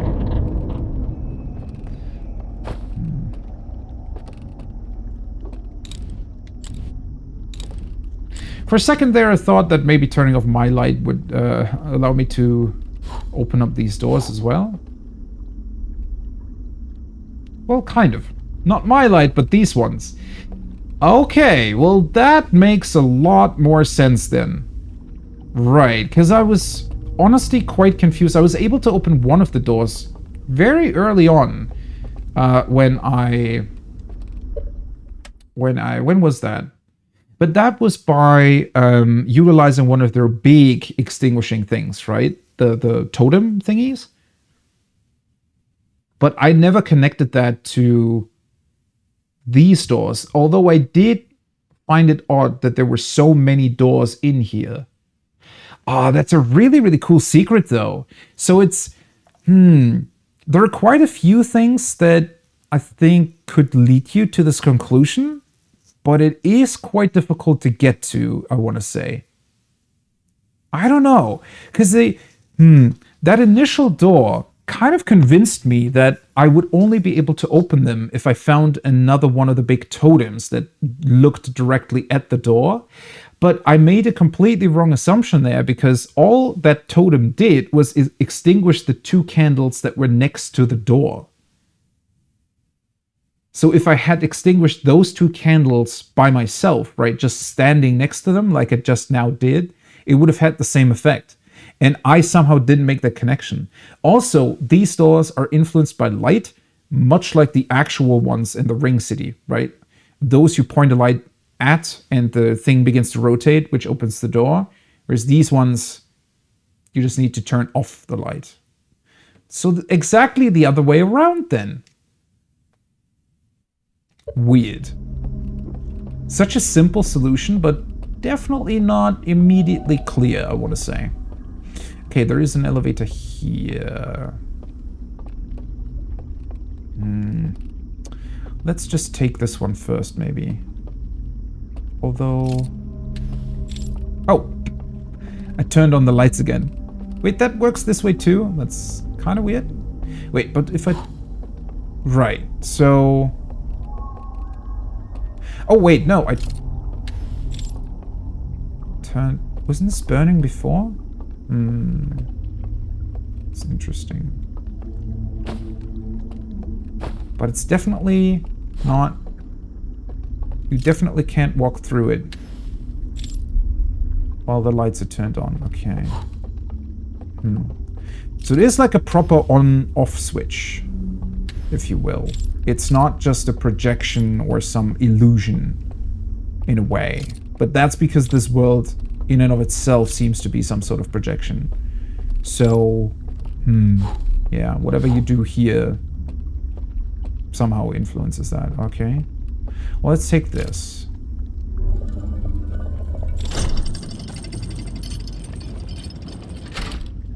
Okay. Well, I would have been very surprised if this took me down to the lake again. That definitely didn't seem like it was going to happen. Oh wait, this just leads to the downstairs area, though. Oh, another instrument. So this is not connected. I might be able to walk to the middle portion, though. Let's take a look at that. There might be one of the antler guys down here, though. So I seem to remember that I saw somebody walk next to the lakeshore at some point, but I might have... I don't know.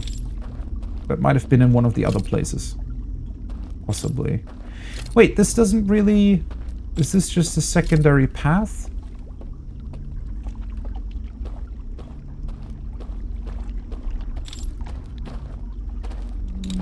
Huh.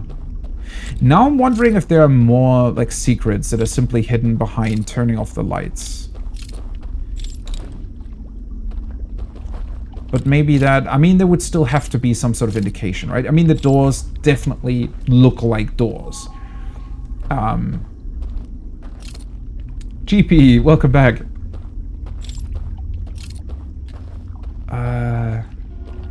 Ooh, boy. Oh, that's an alarm thing in the middle. Huh. Okay.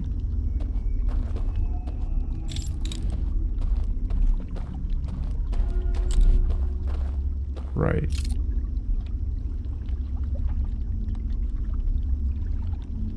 Well, it just made the discovery that I can open up doors if I extinguish lights next to them, which now makes me wonder if that's what the vision told me.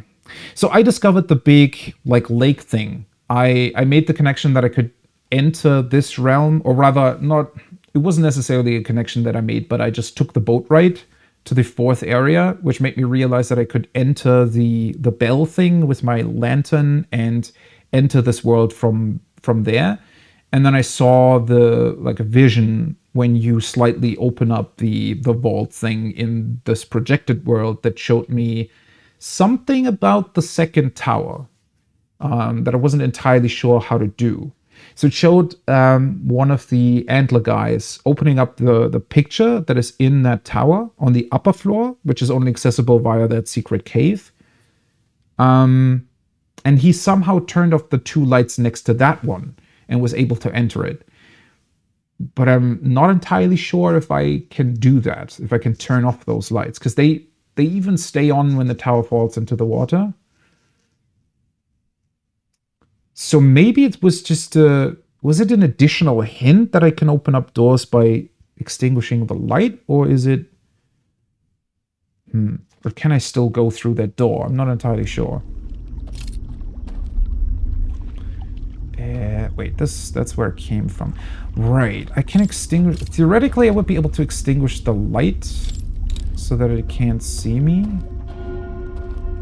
Right, so this is darkness. Ooh, this is going to be difficult to do. I mean, the entire place is lit up, right?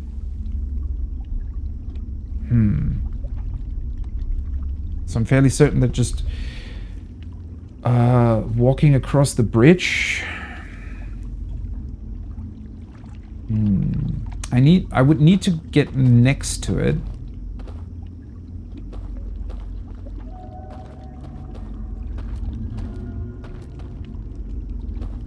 Can I turn these off? Oh, yeah, that was very, very close. I don't think I'm able to make this. Like, I don't think I can walk across just like this.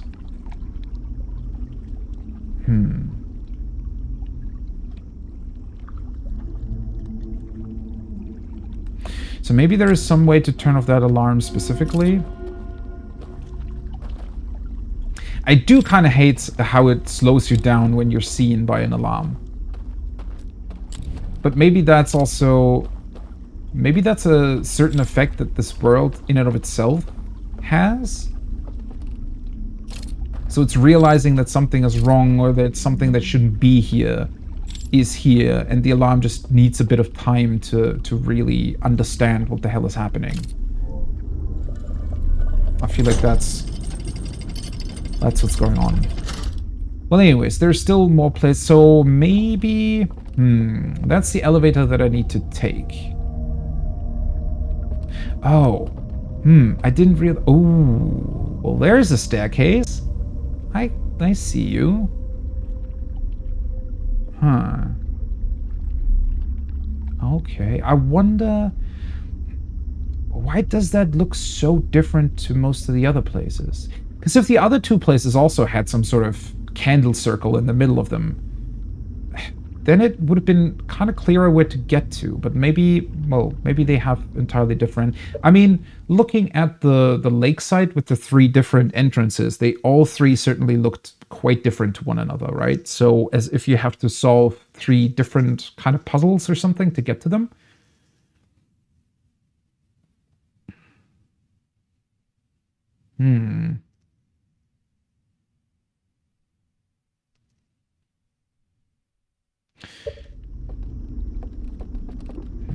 I feel like I need to find some sort of device that can either turn off the alarm or alternatively just extinguish all the candles and lamps around it.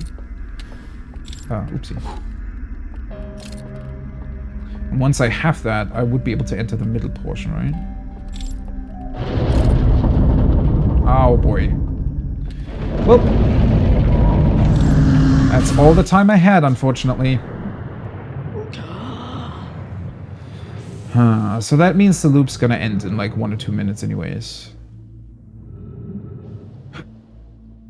Also still confused about the bells. Are the bells really just an alarm? Why would they be there? It's almost as if they still... Well, the very first thing that I said about them, I think, is there's some sort of device to wake up all of them?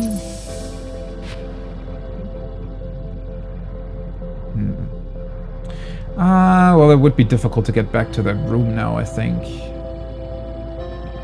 Maybe even impossible?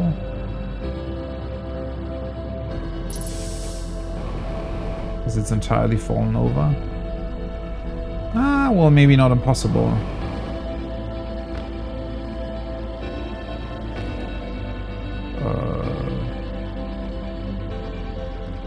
No, wait. Wrong direction.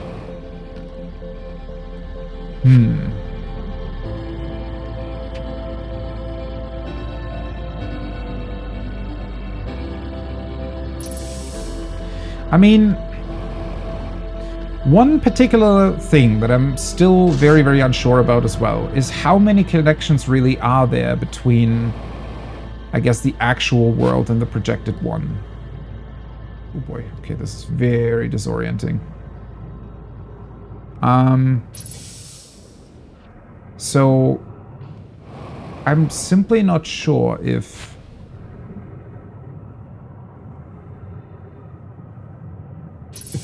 there would, for example, be a way to maybe turn off lights within the projected world and it would be reflected here. I wonder if that's a thing.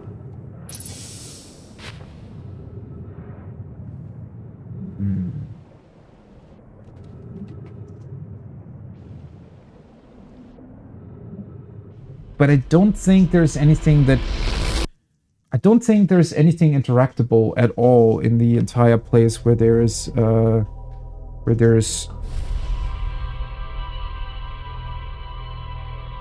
Because... the way I was just thinking about it is that there might be 6... or rather there are 6 lamps up in the upper floor, right? So what if there were 6 candles... or something in the actual... in the projected tower.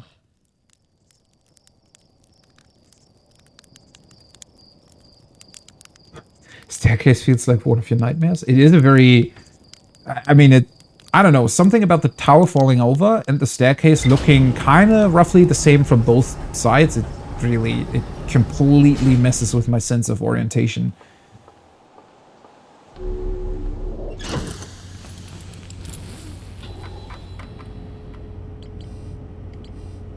Okay. The well at the bottom of the village is guarded by a statue that activates an alarm bell when it sees me. I found the remains of a burned out building on the outskirts of the village. Okay, so that does get noted here. That's pretty cool. Interestingly enough, it looks like the other two places did not have an eye shrine. So, another thought that I had, and maybe that's why I'm also finding it somewhat confusing to think about all of this, is that I'm really, really unsure with the timeline here. Because the entire time I thought about all of this in terms of, okay, so they traveled here, they saw their vision, well, but we know that, though. We see their experiments in creating these lanterns, so all of that came after they saw the vision.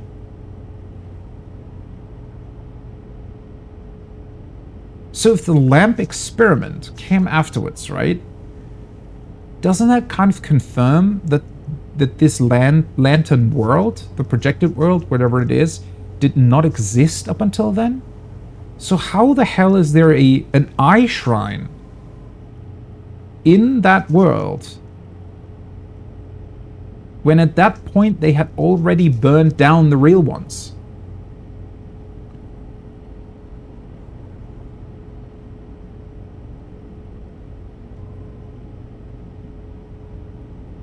Or does it have something to do with that picture? I mean, it could be that maybe there was indeed one of them or a group of them that for some reason saw like an addendum to the vision, like the skull with the beautiful plant and galaxies emerging out of it. And that person might have realized that their perception of the vision was wrong. And so they then decided to build another eye shrine within that world. But then somebody else found it and burned it down?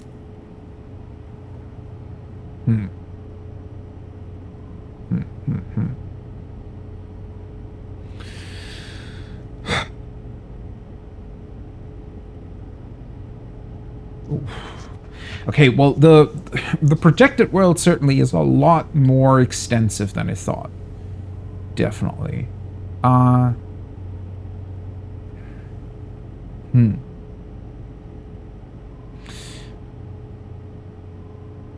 Kind of inclined to come back here. I mean, for some reason it also tells me that there's nothing else to be found here. Which I'm not sure if that's because there is another location that is connected to these ones that's just not displayed yet. Or if there really is nothing else here. I don't really think so, but I'm also not sure either.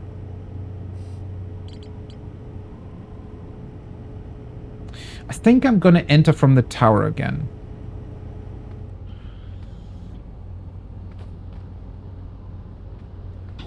Because that also just currently seems to be the place where we can still do the most.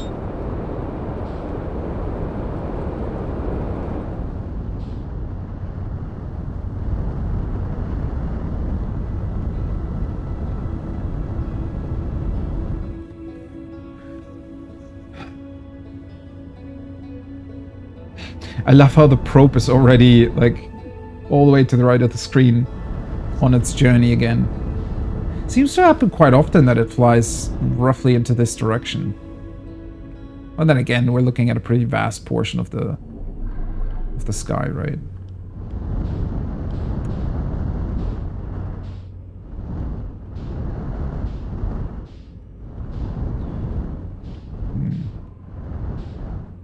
But yeah, I think I'm gonna enter the tower again and try to look for any hint.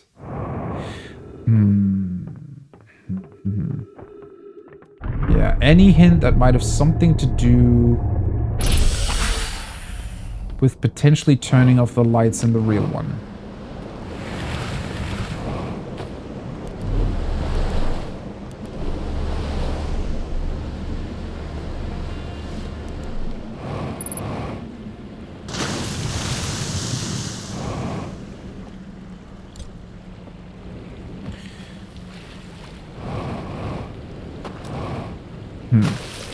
Well, and if that doesn't really yield anything, then I guess I just need to further look into where it just was, right? So instead of taking the elevator down before I turn off all the lights and stuff, I just need to find what I imagine will be one of the totems that can extinguish all of them, and then I can go down the staircase with the alarm without the alarm seeing me. I suspect that there's not going to be a way to turn off the alarm altogether. It's probably just going to be that I just won't be seen by it, right?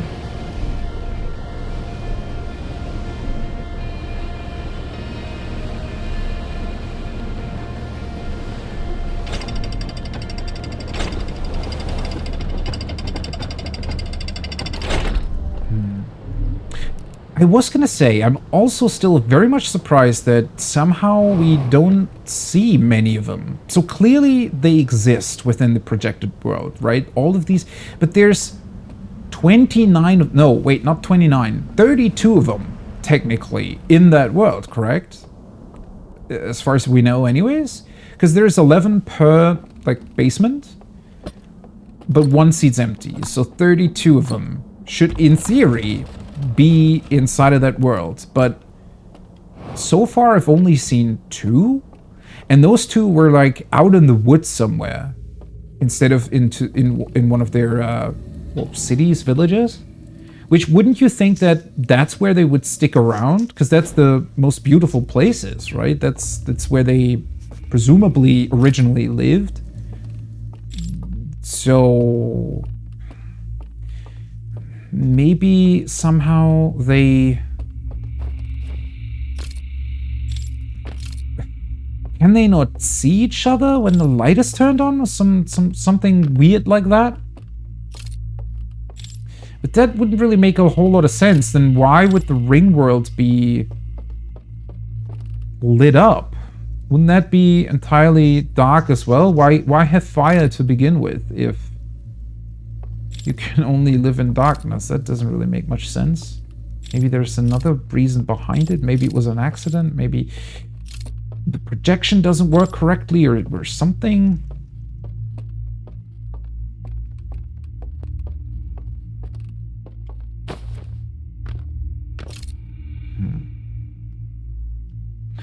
But there are no lights here.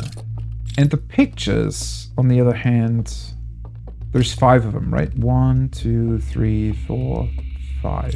Yes. Technically 6 when you include the door.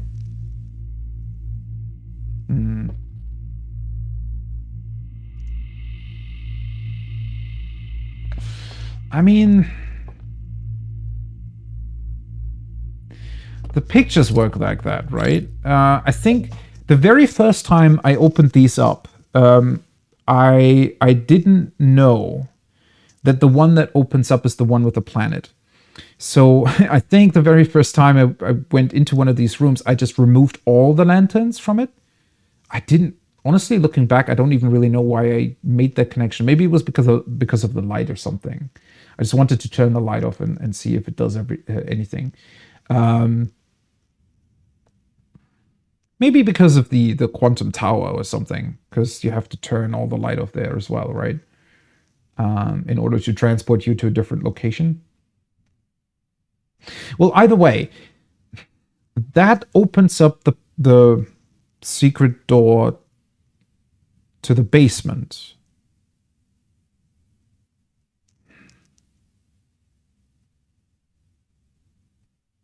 So maybe removing all lanterns would also open up the door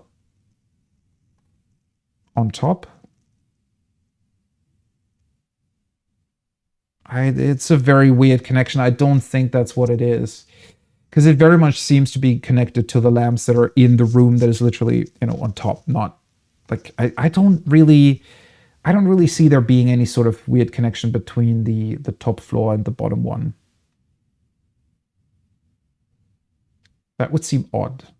At least I think so. There is that other room, though. The one that shows you that there is like a different entrance to the tower to begin with. I wonder if there might be more information in that one, but I don't really think so. At least not from what I remember. Because that room had... You could stick a lantern into it, right? And it would show you the cave entrance and like a projection on a picture that lit up. But it didn't really... It didn't have any sort of hint as to, hey, by the way, turn off 2 lamps or something. Though it is strange that the room, now that I'm really thinking about it, all it really does is facilitate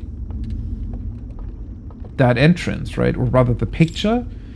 Without the picture being any sort of entrance, the room becomes kind of pointless. I mean, you do find a slight reel in it, but that's kind of after the fact, right?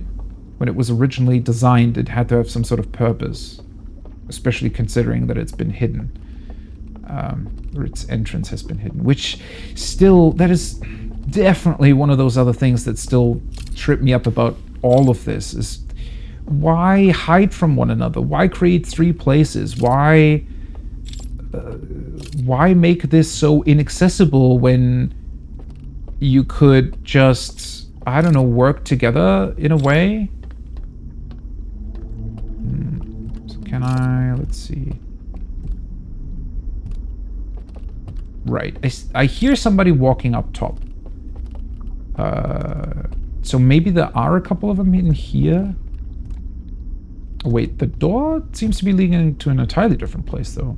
Not to a staircase or anything like that.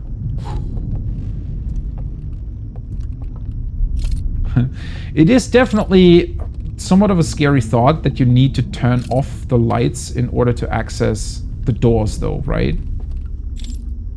Because whenever you turn the lights off, it feels like that's when they could get you. Although it's also pretty funny. So if I turn the lights on next to the doors, are they incapable of getting through? Would they be able to turn on or off the lights?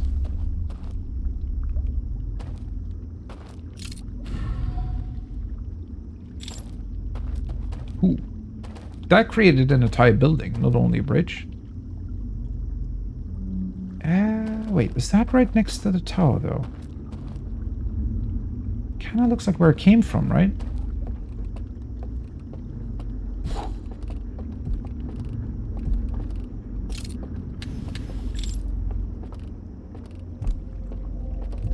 But if there really is one of them walking upstairs, then... Like, does he just not hear me? Is he not realizing that I'm here? What's going on? What is this door then?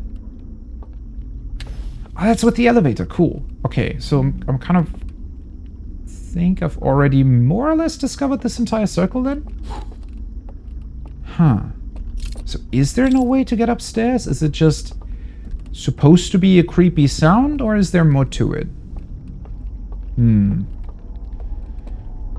of makes me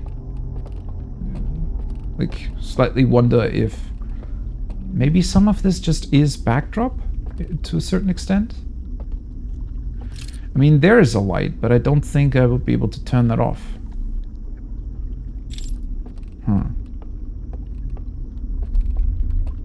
Right. Ooh, so I was correct. I was standing here and saying this looks like there should be a bridge here. Well, it wasn't exactly a bridge, but an entire building, it seems like.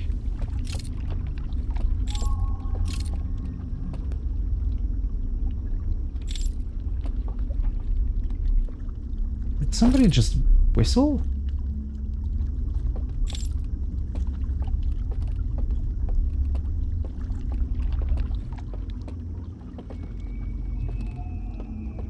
Wait a second. Is that the same tower? Am I now accessing like a secret door on... It is, isn't it? Yeah. Okay, so this tower has a secret entrance too?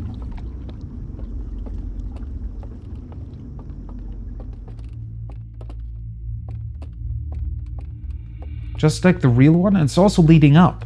Okay, so there's an equivalent of that room inside this tower as well. I probably should have guessed as much, huh? Now this seems incredibly obvious. That there would be a room anyways, not necessarily... Well, there we go. Not necessarily that there is a...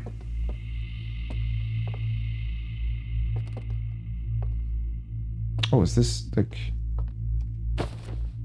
That's the lamp that it was turned off in the real one. So I can turn that on? Okay. So these two need to turn off then. Let's turn or extinguish them. Turn them off. They're candled. Right. I do want to check what's here though. Because this does not exist in the real one.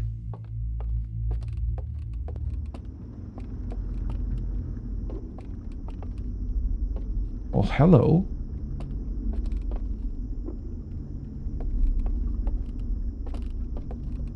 Quite high up.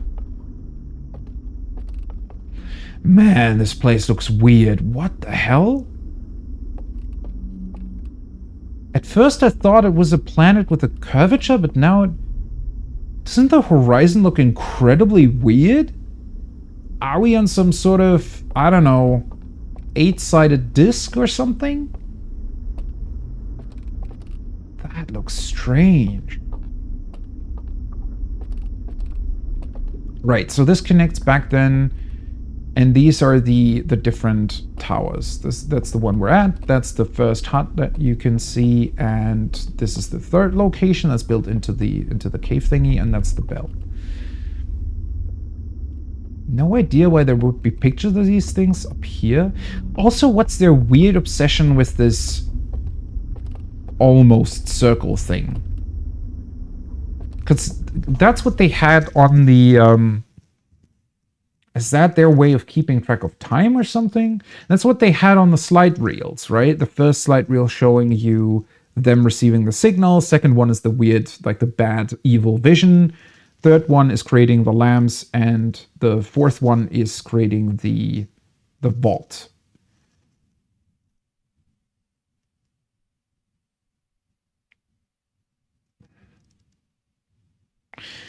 So then maybe what I was previously mentioning with me having the timeline wrong is true.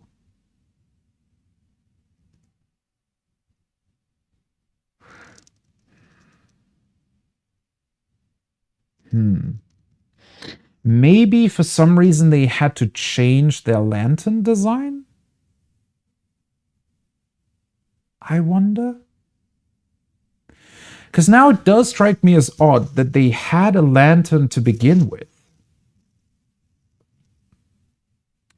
So if we assume that this corresponds to their timeline, right? If this is supposed to be some sort of clock, then whenever they created the first HUD, that was when they received the original signal? Well, that can't really be true.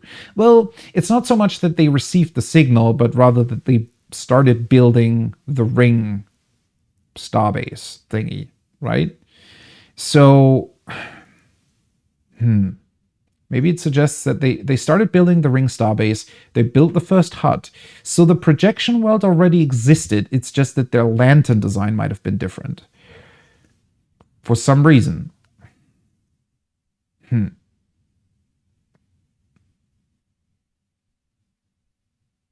Because then that would explain...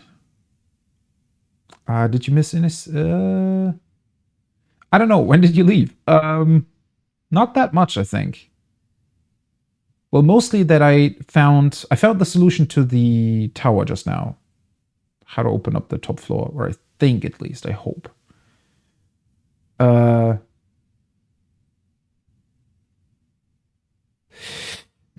yeah, in terms of the timeline, I mean, it would more easily explain why there was potentially a shrine for the Eye of the Universe within this world. Because it would mean that stuff in Chamber 3? What do you mean, Chamber 3? The third basement? Or the test chamber. Well, yeah, that's why what I find so weird about this. Because the entire time I had assumed that the third test chamber was them succeeding in creating the lamps, right? And when we project that onto this timeline, that would mean that that they had already received the evil vision before they were even able to create a working lamp design. I mean, I'm kind of still thinking that that's true now that I'm thinking back on it, because we literally saw the antler person inside the first test chamber shake their head, right, with the first lamp design, suggesting that they were not able to enter the projection world at all.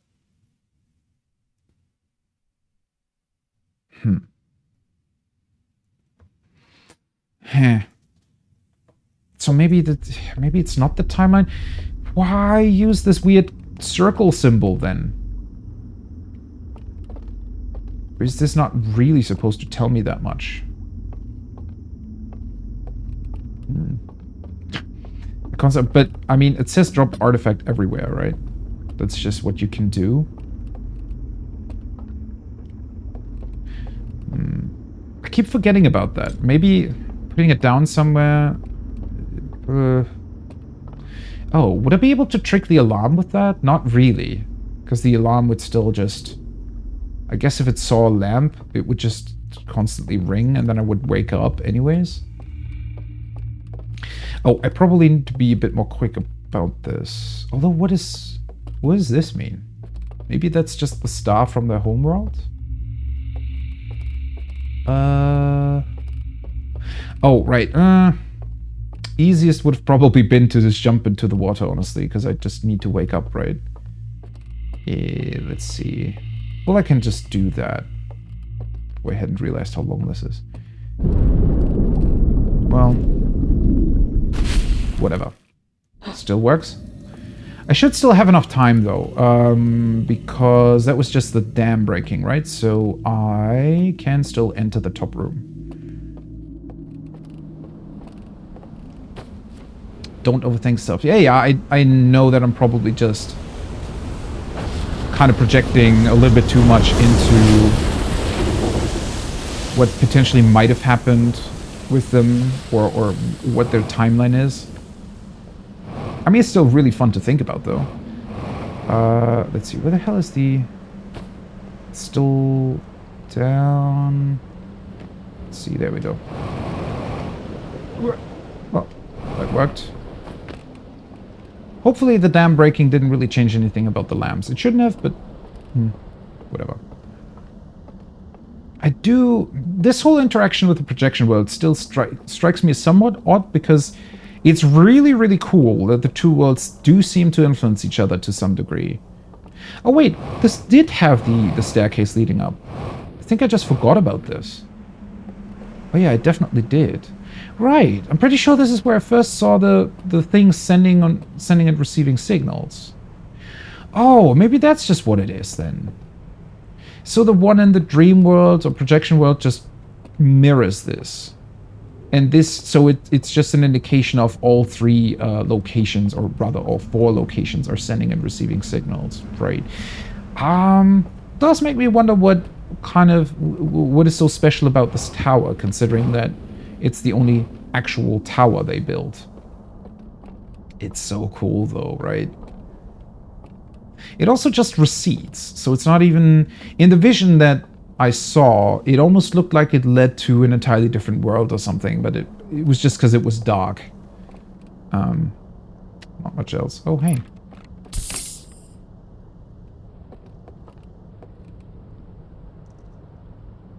Ah, does this have the... Of course it does.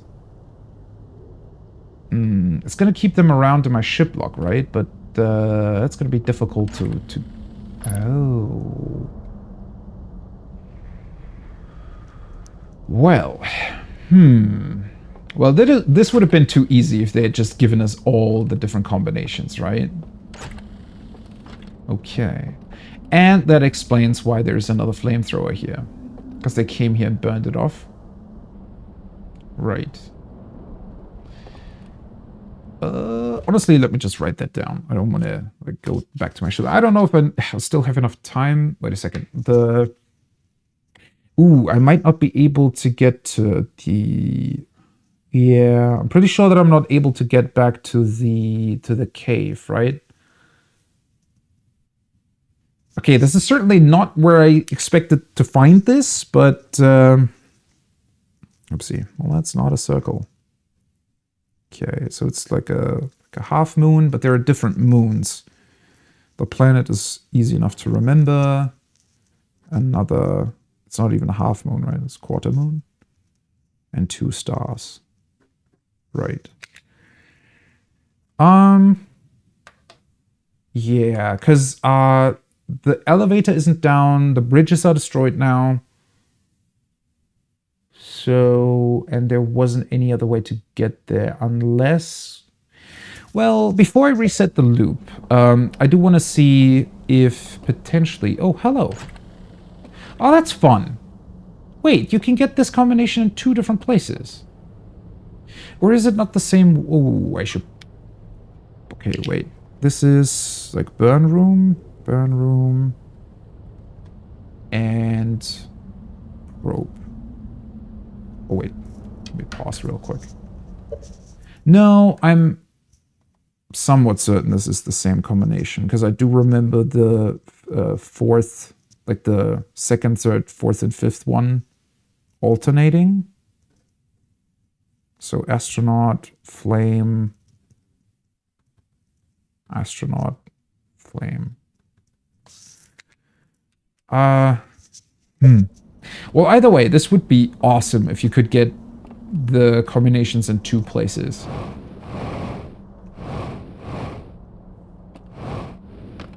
Right. Let's see. Do I even have a boat still?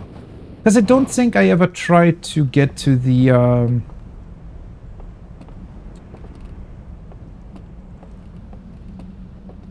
Where was it anyways? There, right? That cliffside? I don't think I ever tried getting there after the dam got destroyed.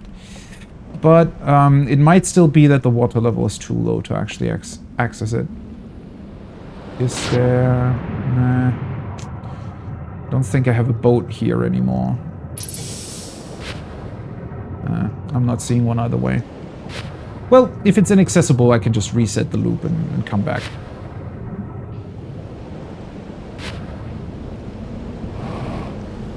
Might be quicker if I fly a little bit. Oh. Huh. Interesting. Well, that kind of solves that problem, right? I guess we're just doing that in a new loop then. Does it pop up when you need it? I mean, it's in the log, but I would have to go back to the ship, right, to access it, so... I feel like it makes more sense writing it down. It's not really that difficult to remember, but since it was 2 combinations at once, solves the problem of being alive, yeah, kinda.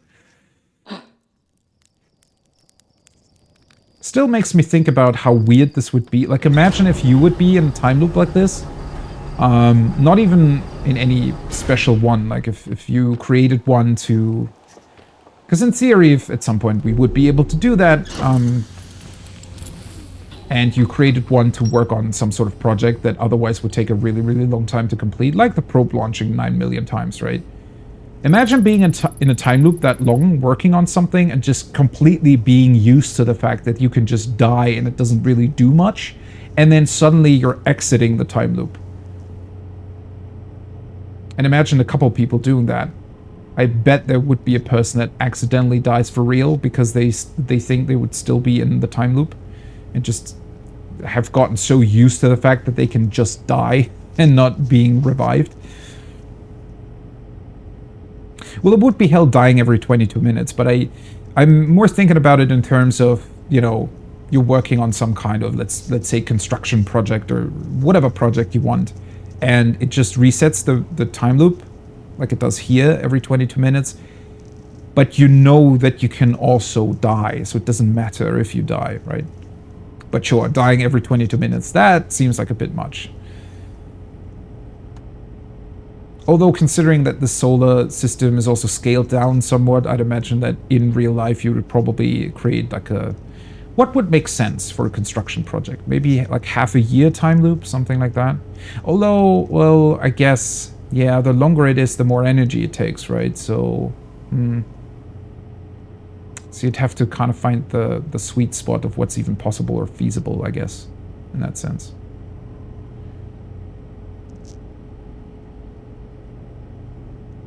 No, the translator just doesn't work for them. Although it's kind of self-explaining, I guess, what the things are saying, right? Secret room filled with wooden containers marked with different symbols. 3 of the containers are marked with glowing vault seals, but the contents have been burned away. I opened the container marked with the symbol of a burning slide reel and found a vertical sequence of symbols inside. Okay, what kind of implication do we get from this in terms of the Eye of the Universe and everything? Because, okay, it seems to me then, they started burning the temples for the Eye of the Universe. So we know, or pretty much, well, it seems to be confirmed, that they received their vision, Eye of the Universe, potentially evil, and that's why they burned their temples. Now I'm suspecting that is also the time when they burned these things. Maybe? And burned all their slide reels? That's... So that would have been before they created the lanterns? That doesn't make sense.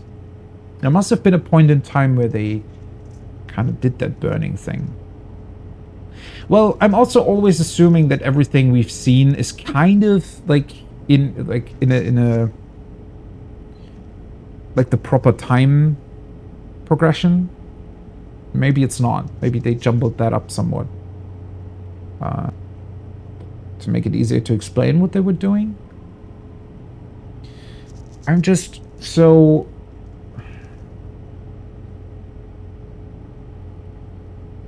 The weird thing about this is that they originally wrote down these things, so they wanted it to be accessible, right? So the 3 passcodes are there to reopen the vault, right? To remove those chains. So in whatever original design they came up with, they wanted that to be a thing. Which I still think is so weird that they... Why? If you can just enter the projection by lighting a lamp and then exit it by extinguishing the lamp, for example, by jumping into the water, then why would you even... Why the whole deal with the vault being sealed and everything? That has to have some sort of additional meaning. And then they had 3 passcodes, but burned them away to make it inaccessible. So did they... Is it just some personal thing? Did they not want to leave the projection of their home planet because they thought that it might have really been their attempt at surviving the end of the universe? But they must have realized that the projection dies if their starship would explode or something.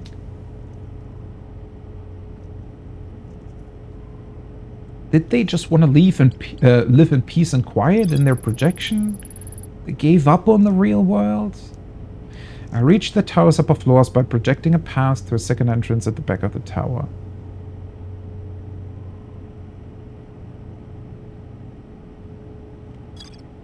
Right.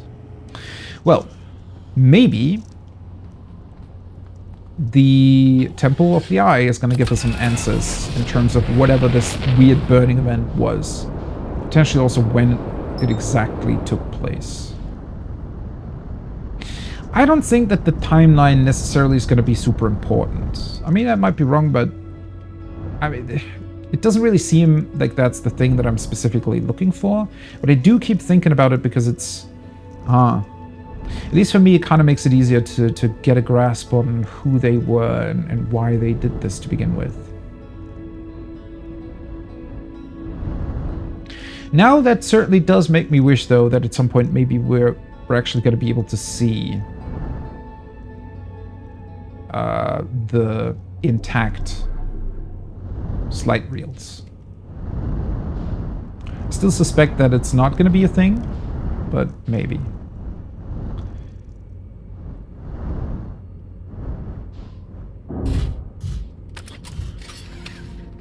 And it is equally weird that the cave that leads towards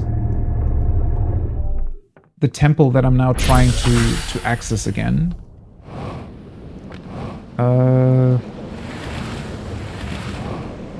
Do I still want to... just to be sure about it, let's take an artifact with me. I really, really enjoy that jump every single time. I mean, it's very simple thing of just, you know, making yourself faster, but it's fun every single time nonetheless. I wonder if the bridge being broken is on purpose. That might have happened afterwards, though. I don't know, did they... I am fairly certain that the symbol with the flame on it, that also shows a broken slide reel. They might have added that because they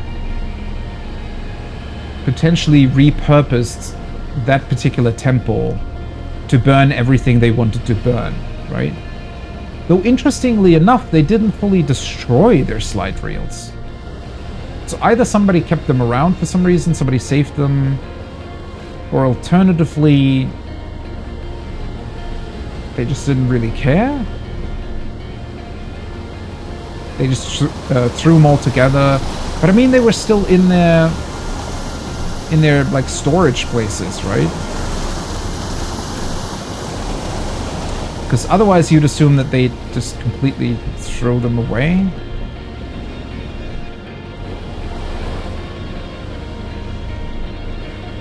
No, wrong direction. Come on. There we go. Almost went past it.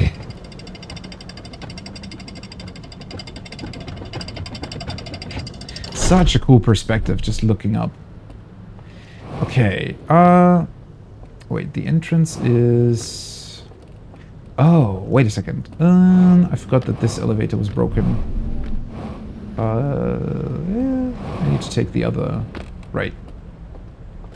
That's why this is inaccessible once the bridges are destroyed. Because otherwise you could just go there. Well, you would be able to if you somehow could recall the elevator, but I don't think that's really a thing.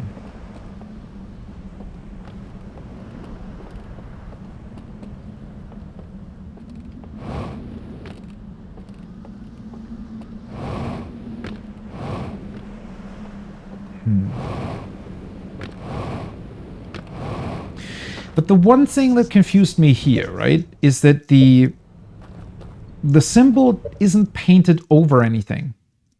Because I'm pretty sure that I also mentioned that the first time I came here, is that, at least I mentioned it when I looked at the one that's painted above the temple itself.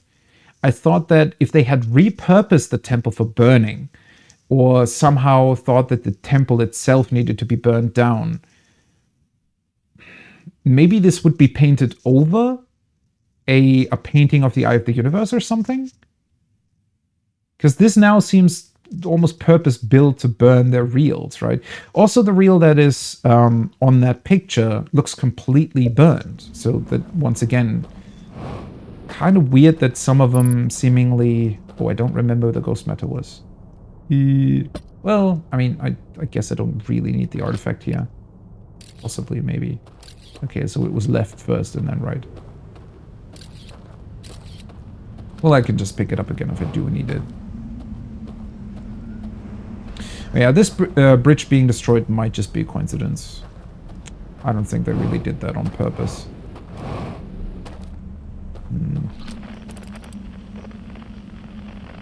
Definitely isn't painted over anything.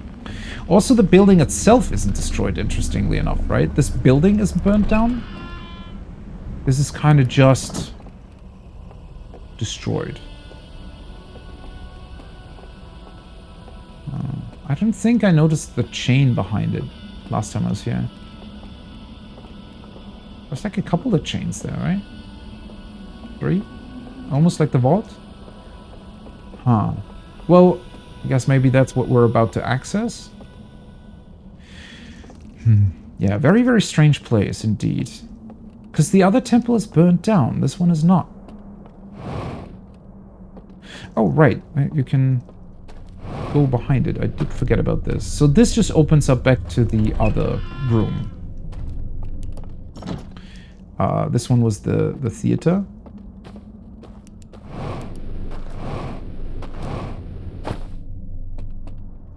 Which is also interesting that the two places would connect like this. Okay, well, let's do this. Quarter moon. The other one.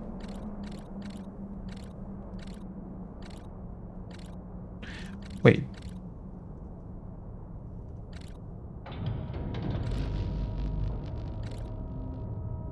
Oh, is it this one? Is it the other way around? Might be. Okay. And 2 stars.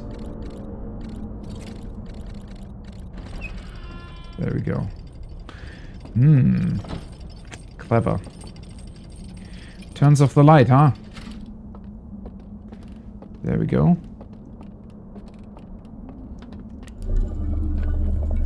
Now, where the hell do you lead? Okay, so the chains were for an elevator. Oh, that's pretty cool.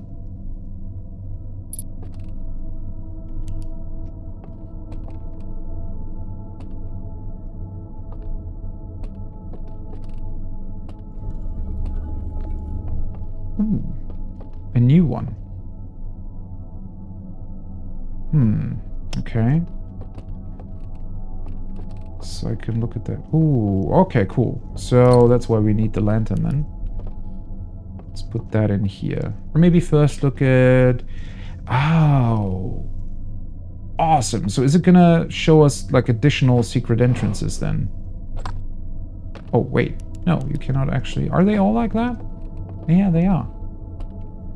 Can I... Almost. What's the right idea? Just not the right location? There we go. Man, that is awesome. That is such a simple solution, but it's a crazy good one. Okay, that's just the kind of the light like going into my helmet, right? Oh, wait, is this supposed to symbolize that the light sort of shines through the back of my helmet onto the front, and that's why it's reflecting like that? That's really awesome. Okay. So did somebody record maybe the locations of scrolls or slide reels that haven't been burned? In case somebody did need to access that information? That would still be very weird, but... Yeah, maybe there was one of them that didn't agree with the others? Maybe I should have checked on the lake, huh? I mentioned that like 3 or 4 times. Huh, it's weird that there is a lake there. I'm sure there is something. Well, I guess now I know what. Might be a cave or something. Okay, so that... it's the same symbol every time, though. Shape's different. I don't know if that really is any sort of... If that has any important implication. Right, so the lake to the left, and then... Where's that? The elevator. Oh! Okay, there's like a... that's where I'm currently, right? Or at least close to where I am. The elevator? Right, so it must have recorded the locations then. So I guess let's take the slide reel with me. I'm not sure what hut this is. Is this the very first one I enter from? It might be. Huh, very interesting. Okay, let's take you with me. Yeah, the lake, right? I looked at that and because it struck me as very, very odd that there would be a lake that seems almost inaccessible from your normal boat ride. So it made sense to me that there would be, I don't know, some sort of secret, but I kind of neglected it because there was never really any, or seemingly no reason to go there. Oh, see, there we go. I knew there were some other artifacts around. I didn't really remember where they were. Was there a lamp here somewhere? No, that was in the third location, right? Unfortunate. Where did I grab the lamp last time? Oh, from the... Ooh, is the dam still...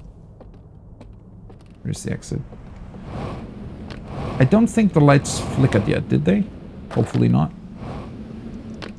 Let's grab you real quick. So, the secret location is that one that we had added. Whatever that is. I wonder if... That might also explain why the elevator's broken downstairs, huh? Did somebody do that on purpose as well? So do you have to exit the elevator in the middle? Or maybe stop it in the middle? Because technically it's manual, if you will, right? Because it's light activated? Okay. So is this going to explain why they started burning everything then?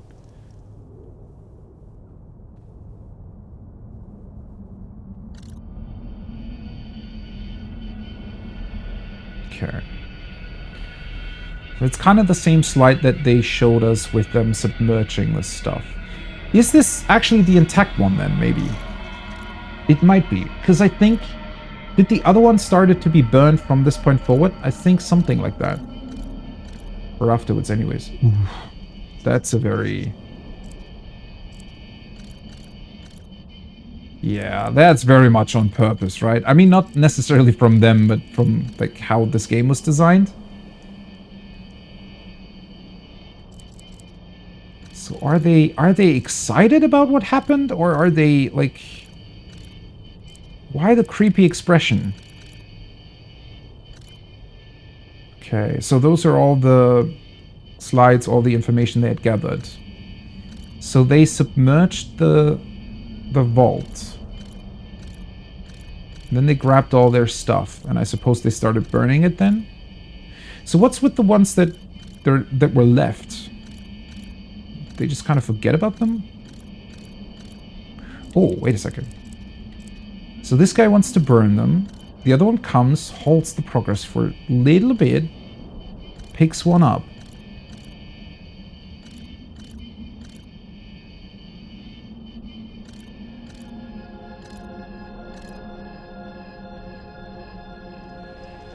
Whoa.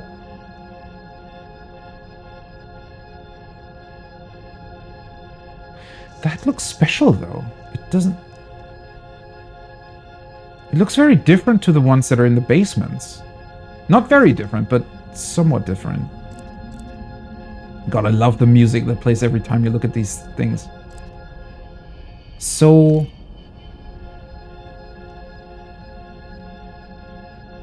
What the hell happened then?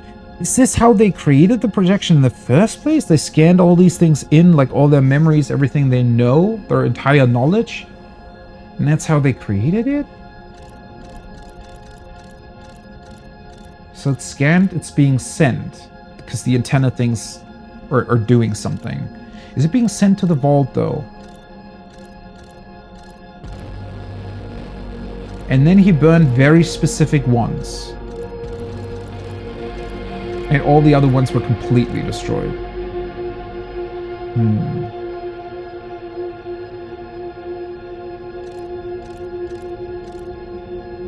Okay, and that's all there is.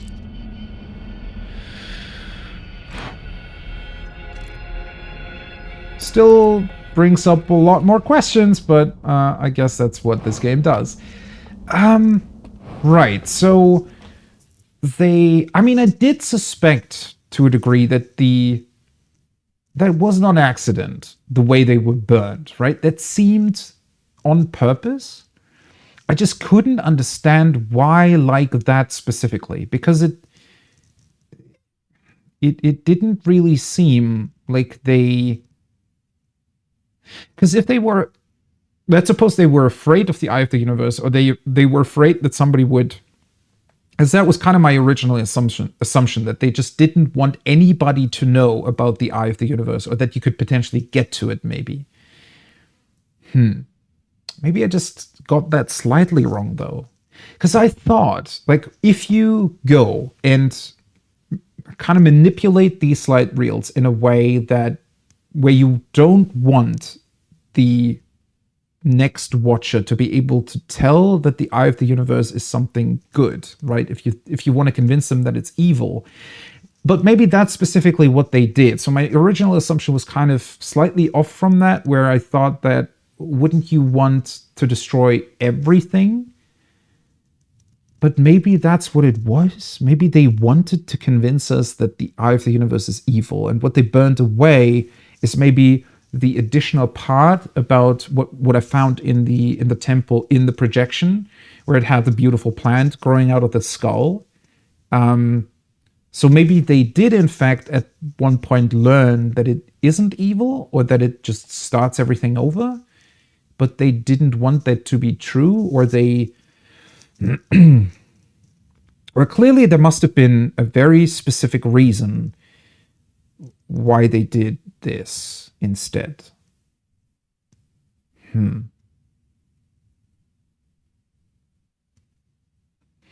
So maybe... Imagine doing this place along with the base game. This keeps you away from everything else for a really long time. I don't know. It's still... That would still be quite strange. It is very, very cool in thinking about this DLC in terms of, well, what if you hadn't visited the Eye of the Universe yet? What if you hadn't gotten the, what I call the kind of hopeful base game ending? It makes it seem like a very, very sinister thing, for sure. I just don't know about the DLC. It is quite long. Definitely longer than I thought, which is a good thing, obviously. But yeah, it also would completely kind of break the pacing of the base game. So I can now definitely see why there is probably kind of maybe a little bit of a debate going on in the fan base of Outer Wilds as to what the best position for the DLC is, because I feel like it can quite literally destroy the pacing of the base game, but it also puts a lot of what happens in the base game into a really, really cool context. And in a very different context. So maybe the perfect spot of the DLC would actually be slightly before you do the very, very last thing in the base game, which is actually traveling to the Eye of the Universe. Because then you still wouldn't have gotten the ending, and you still would have maybe been unsure about what it really is. I don't know. Although it's equally cool to think about it in retrospect, right? And just sort of imagine what your feelings would be. I mean, sure, it's not the same thing, but still very cool, I think. So they also burned away, but the whole submerging thing, that happened first. So maybe that was also a reaction to everything. So maybe originally their projection, well, it might be that it was actually kind of right in terms of the projection world being a theme park of sorts. So just their way of, whenever they wanted to, just return to a version of their home planet. Although that kind of contradicts with them creating a ring world, right? Because then they could have just built a small starship and just have the projection inside of it instead of an actual ring world. Unless maybe the ring world failed at some point and that's where they had to do the projection. I don't know. There's still a bunch of things that aren't really clear about that. But,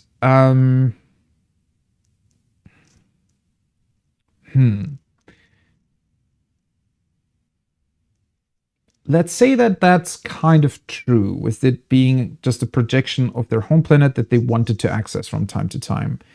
Maybe they then turned it into somebody else, something else, because they wanted to live the rest of their days in peace. I don't really know. That still seems strange.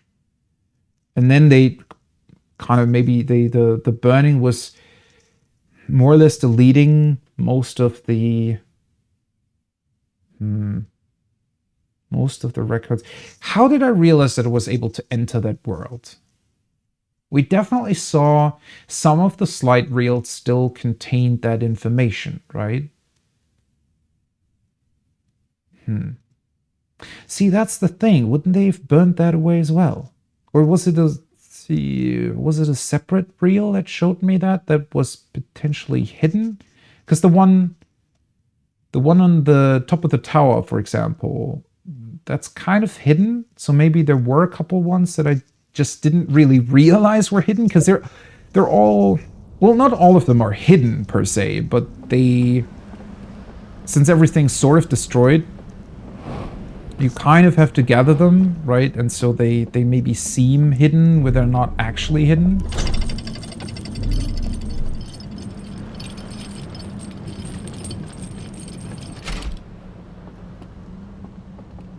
Huh.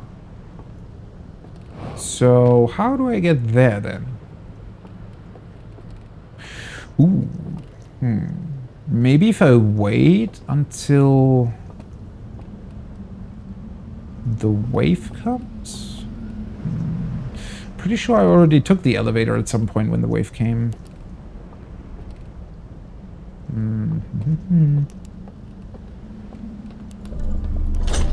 Because if I'm in the elevator, it's not like in Dark Souls where you can frequently just jump out of elevators, right?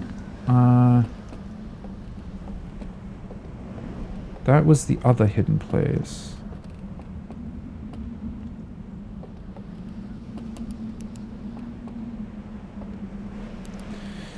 Are there some other light shenanigans going on here? I forgot about, I think the first one was a square? I wonder if that's relevant. First one was a square, second one was a... Well, the second one was a circle. Was this the third one a circle too? Would that even be relevant? Maybe not. Let's see. I mean, it looks partially broken, right?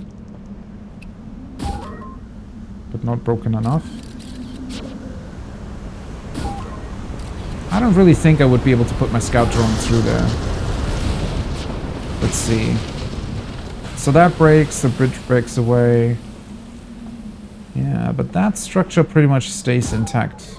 Oh, almost. Yeah, is that enough?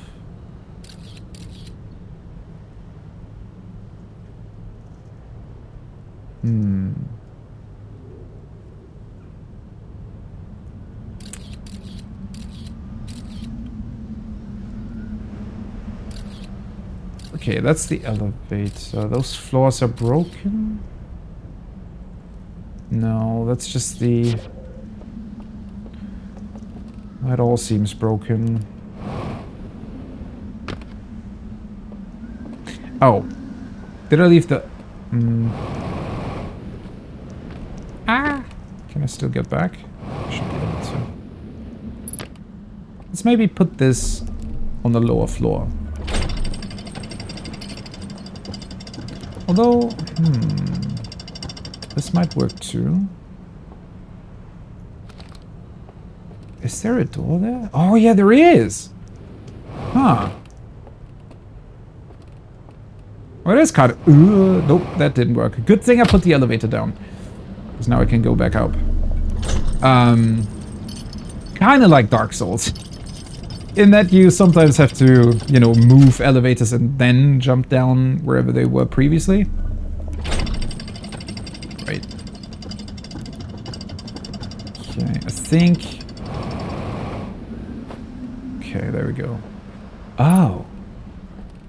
Okay. So that's the place we just saw. Where they burned everything. Because I had assumed that it was just in the temple? Why did they put the burning symbol on the temple then? If it wasn't actually the place where they did that. Or did they... was that kind of a hint?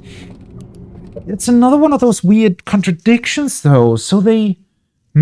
put the flame symbol on the temple to tell you that below the temple there is a secret room where you can see where they burned everything? What's the point of that exactly? Unless you want somebody to discover that. Well, maybe...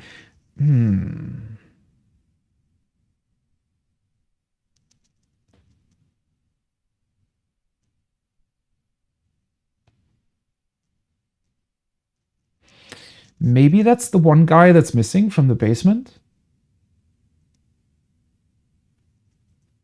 Is that the guy who like went back and did something that he wasn't supposed to? But he seemed to have a friend who potentially helped them, right? So, that could be it. Maybe that's the one that... Maybe he lured them into saying he wants to manipulate the memories, but instead he actually... he still left hints? Or was that on accident? Maybe he was just supposed to leave wrong hints, right? And manipulate everything. Oh, there we go. Hello. Looks very interesting. So that's their cool memory scanning thing, or whatever it is. Oh, wait a second, though. I kind of glossed over that. He scanned the thing before specifically burning it, though, right?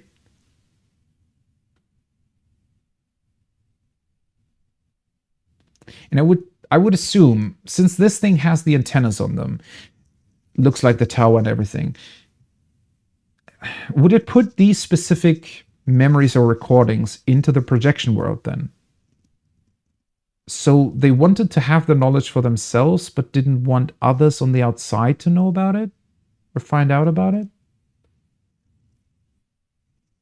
Kind of brings up the question, who would even be outside? Maybe there were more of them, but only 33 of them were granted access to the projection? Or is it that they just assumed that at some point maybe somebody would discover their ship? Well, how likely is that, though? Well, then again, the ship itself needs solar energy to function, right? So maybe it is just a safety measure in case somebody like me were to go in here. Take a look here first. This shouldn't really lead to anywhere too specific, right? Unless maybe it does. Wait, why does this go anywhere?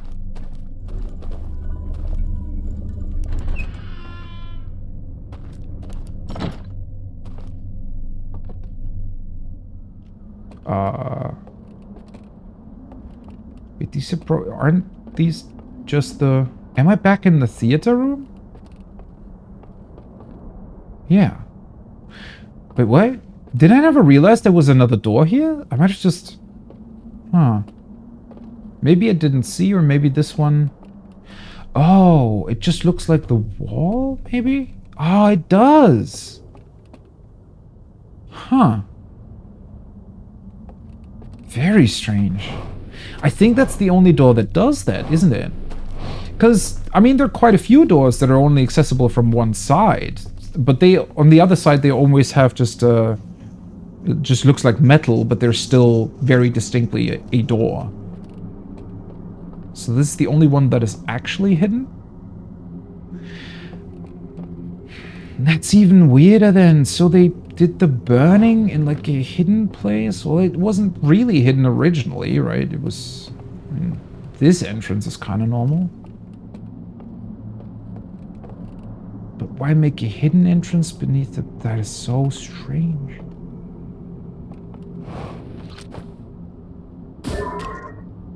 What?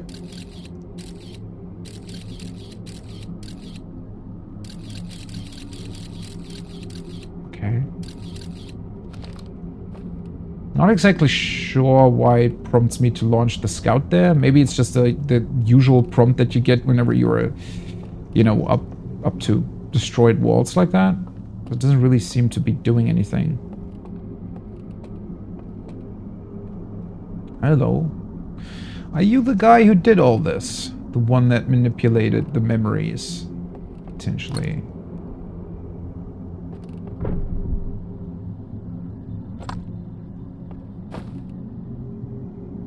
Oh. What the fuck? What is that suggesting?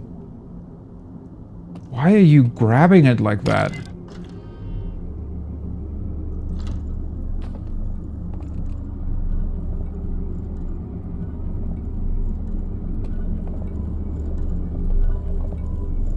Wait. Oh. So he doesn't want this knowledge to get out then? That's why the door closes whenever you take the reel? But since the wall's broken now, the scout makes sense. Okay. Let's see. Oh boy, this is gonna be difficult again. Wait, shouldn't I also be able to do this without the... Oh, I guess my... Okay. My light like this isn't enough. There we go. But that is eerie, though.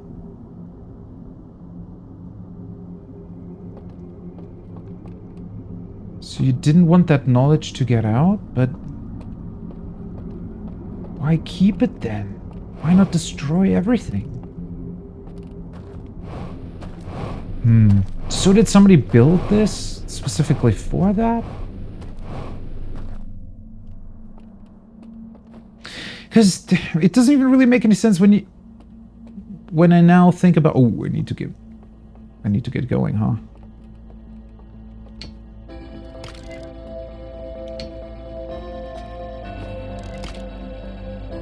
Really spend some time finding that. Okay, what the hell does this mean? So are these their like ghosts or memories being extracted? Somebody is approaching. Okay, somebody's holding a lamp. Somebody else gets that thing. Is that them burning the passcodes? Ah, that's a cool area where... Okay. Where I thought they just listened to instruments.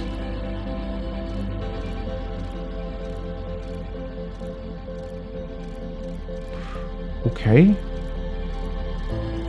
That area has an invisible bridge?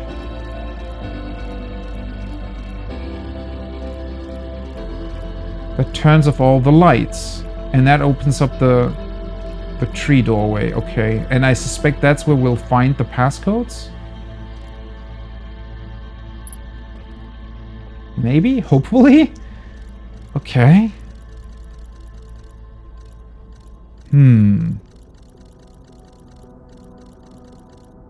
Oh, cool music.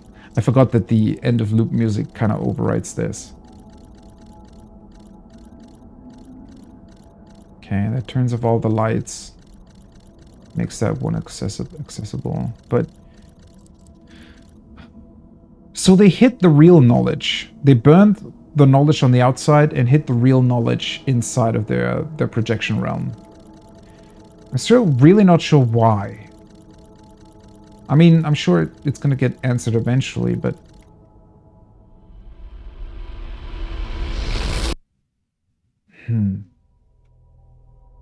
But then they still made that knowledge kind of available on the outside, right? Whether or not that's intended, or if it was one of them sort of defecting and setting all of this up. It's kind of what it looks like.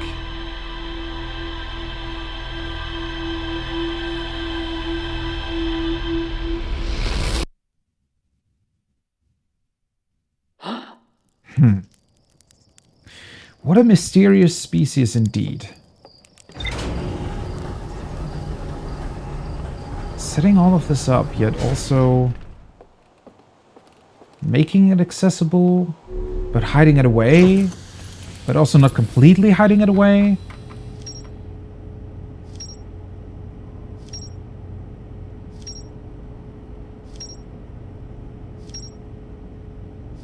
Oh, I almost... That discovery almost made me forget about the other two locations as well. Wait, what are they gonna show then? Are there more doors like that that I just didn't find, maybe? Okay. Hidden Gorge. So that was the secret one here. A room full of burned slide reels piled next to a strange device. I found a hidden slide reel that shows a container marked with a glowing symbol being handed to a shadowy figure. The lights are extinguished and the figure carries the container into a secret passage behind a mural of a large tree. Oh, maybe what it is there's that... Oh yeah, it was a very, very good loop. Definitely. Maybe it's that... Well, behind that picture, that looks like he only carries the... like, one of the pictures with the passcodes. So in order for me to get all three, I'd imagine I have to find 3 different locations which show me 3 different access ways for all 3 passcodes, and then ultimately I'll be able to enter those. That also means that the lakeside that I saw doesn't work the way I thought it was, right? Because I was thinking about it in terms of, okay, maybe at some point we'll be able to find a way to the other side, and once I find that particular path, it will then allow me to come back and somehow it's going to display the passcode, but that's not actually true. I need to enter it there. So entering the passcode doesn't actually remove one of the seals, it just makes the other side of that lake accessible. So at that point, I'd still have to somehow find something else in order to remove the seal, I'd imagine. Okay, abandoned temple. An abandoned temple marked with the symbol of a burning slide reel can be accessed from passage to the Hidden Gorge. Yeah, why paint that symbol on it, right? That's so weird. There is an interface upstairs that can be used to line up symbols in vertical sequence. Entering the correct sequence opens the path to a secret room beneath the temple. I found a slide reel that shows the stranger's inhabitants removing all of the slide reels from their shelves, scanning each reel with a device, and incinerating specific slides as well as entire reels. So yeah, they definitely wanted to keep like a very specific sequence of events as the true one. Projection that seems to reveal a secret location somewhere within the stranger. So that's the one I already accessed. So I need to get to the lake and to the first hut. The first hut will be quite easy to do, right? I mean, it's right next to the entrance. Projection that seems to reveal a secret location somewhere within the stranger. And another secret location. Cool. Endless canyon. A massive canyon that stretches into distance. Right. The reel I found in the slide burning room shows a container marked with a glowing symbol being handed to a shadowy figure. The lights are extinguished and the figure carries the container into a secret passage behind a mural of a large tree. Cool. And that's also why there wasn't any sort of connection there previously. I was really confused about that, why they made these seemingly disconnected from everything else, but that's kind of because they were up until this point, right? They were just some weird projection world that, was just mainly mysterious, but didn't really reveal too much. Okay, so that's the location I found. These are the 2 locations I still need to get to, which will reveal the different passcodes. So now I either go here first, grab that passcode. I mean, hopefully I do remember how to get to that picture. I think I do. So I need to get over to where they're playing their concerts or whatever. Extinguish the lights and then go back and...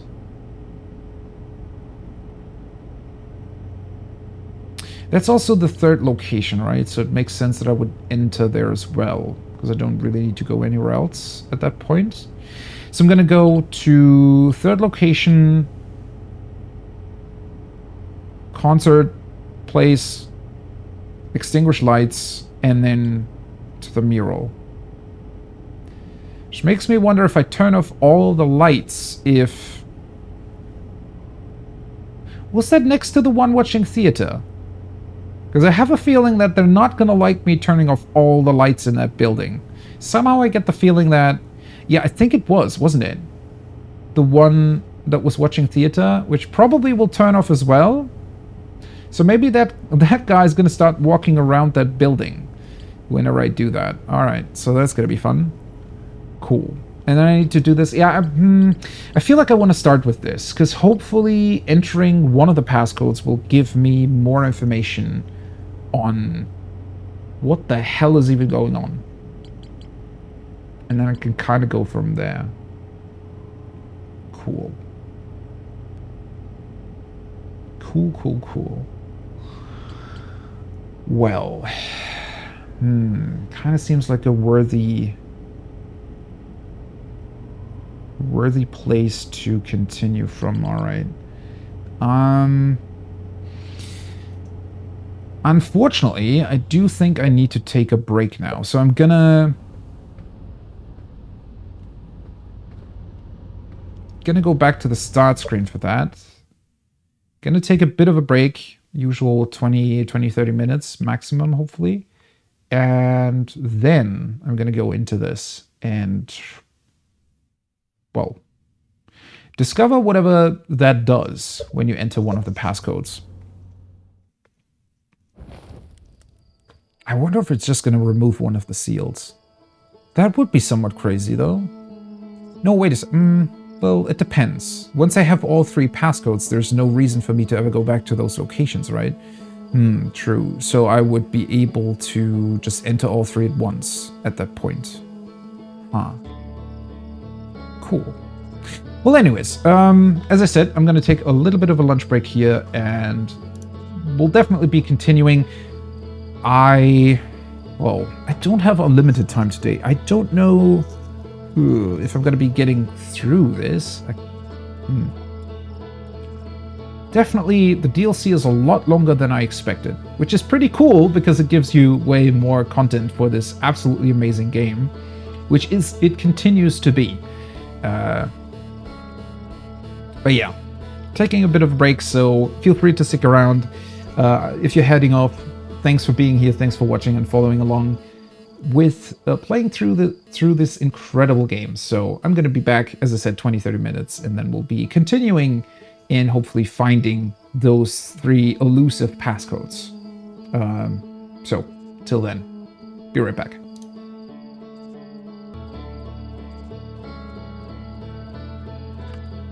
Alrighty, we're back. And hopefully stronger, at least when it comes to the mind, than before. Although, at this point, I think we finally have a little bit of a clear-cut, a little bit more of a clear-cut way through this than before. Because for a long time now in the DLC, I was definitely a little bit, not really running in circles, but certainly having a lot of questions about where this was going to go. Whereas now, finally, there are some really, really clear-cut possible ways that we can use to find what we are looking for. And I also need to find our cloaked-up location. There we go.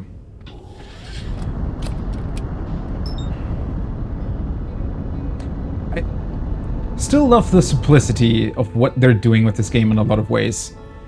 The fact that this is positioned in a way where it's really, really difficult to find while you're playing through the base game, or difficult to find on accident either way, but it's still perfectly positioned for you to very, very quickly get there from your starting position of the ship. That's a very awesome way of doing that. It's simple, but very effective. Oh. Okay, I think that's the first time that I accidentally flew into one of the rotating thingies here. Right. Okay, let's do this. Let's find, or rather go, to the 3rd location. And try to turn off the lights.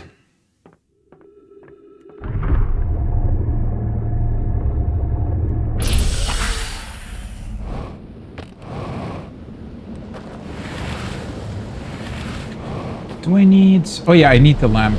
Of course I do. The turning of the lights part is in the projection world.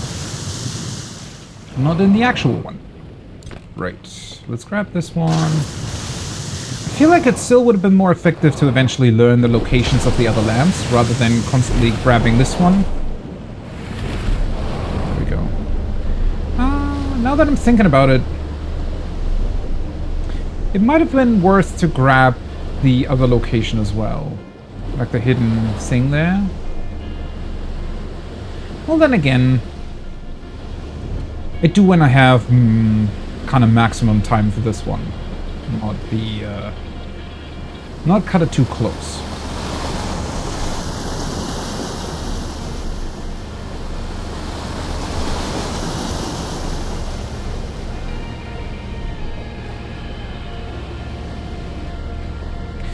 Definitely excited about what this will turn out to be eventually.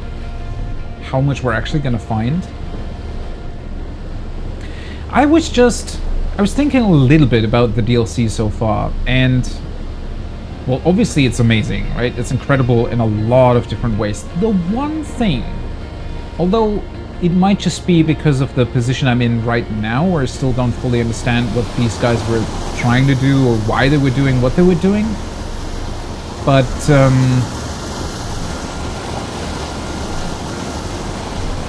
I do think the one thing that I'm very slightly missing from this compared to the Nomai, although it makes complete sense to me why they're portrayed this way, because this way they're a bit like the unknown. We don't really know that much about these creatures. We don't really know what their goals were, and all of that definitely adds to their overall, I don't know, to the kind of sinister feel that the DLC has in a couple of places, or well, sinister might be the wrong word, but definitely this sort of secretive, literally in the dark in places kind of deal, right? Have to say, I'm slightly missing the joyful interactions of the Nomai, though. Specifically that we're able to understand their motivations and goals and everything at all. Or rather that, well, the Nomai, they left all their messages behind for us to understand, right? Whereas here, that doesn't exist. I mean, yeah, there are parts where we can maybe potentially read the language, but it's very few and far between. Yeah, that's the one slight bit where I was thinking that, But then again, it comes... would that make it better, right? Or is it just something that I'm now thinking about because I still don't fully understand what they were all about? That's the big question. Well, either way, let's do this. Let's see if I even remember how to get there. So... Did I... I'm trying to think. There's the big bridge. Did I ever discover some sort of shortcut here? I don't know anymore. Can I... No. Where is it? There we go. Alright.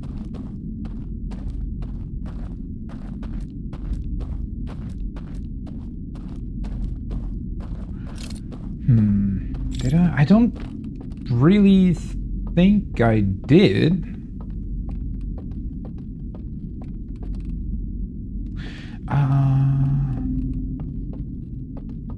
Wait a second, but where exactly...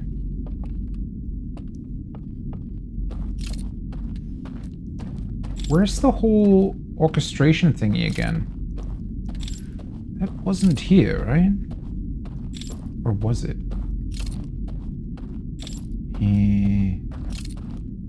Now I feel like I should have looked at that again. Unfortunate. So I know where to go in theory, but... in practice, once you're here, it does sometimes do... These places are quite a bit more difficult to traverse. I don't know what it is about them that makes it more difficult. Oh, it doesn't even really matter. Wait, why did I even look at the orchestration thingy? Because I already know how to get to the picture, right? I had to... Wait, was it upstairs or downstairs that I had to go to first?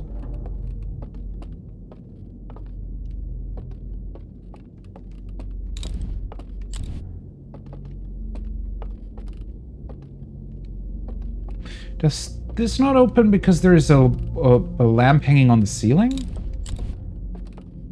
It strikes me as odd. I thought that was pretty much in darkness.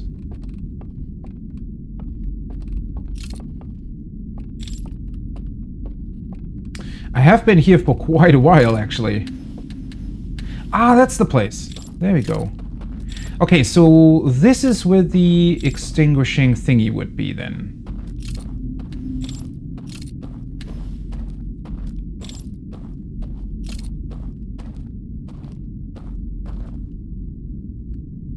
Wait, is it? Why does this look so different? That's the place they showed, isn't it?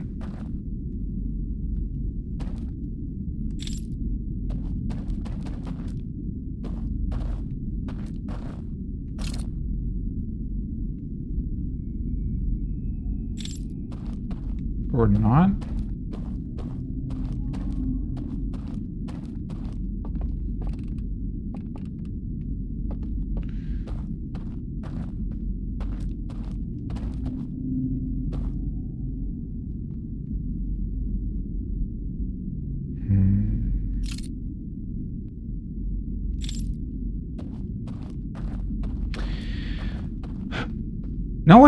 Now I feel like I really should have taken another look at that.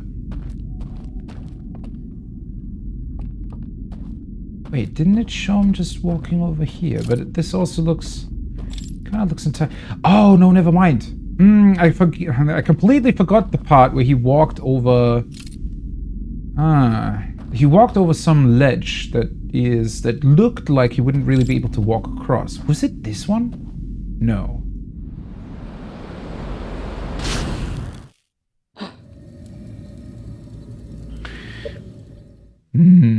Wait a second. I need to do this again. That's weird. Why did that look so different from what I saw? Anyways, I'm just gonna look at it again. Oh, wait a second. What did I just do? Didn't I want to do this?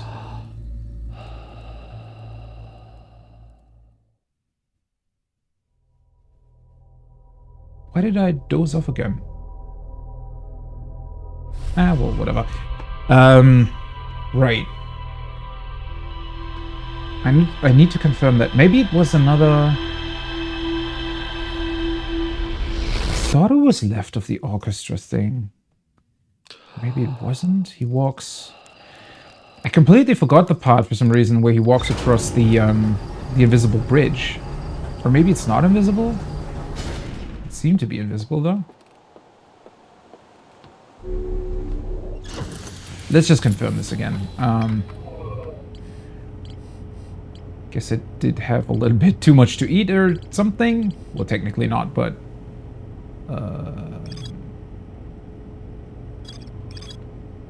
there's that one.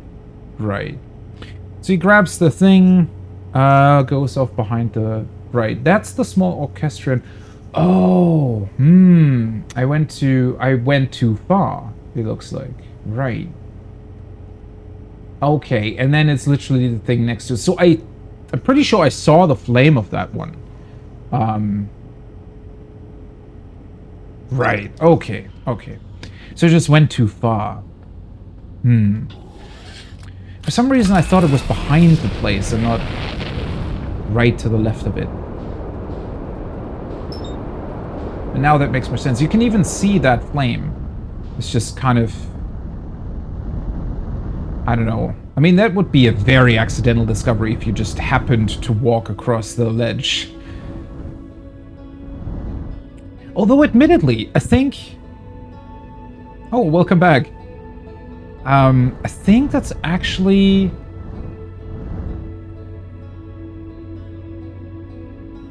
Funnily enough, I'm pretty sure that's the place where I tested whether or not the bridge was there, even if I didn't turn on the lights.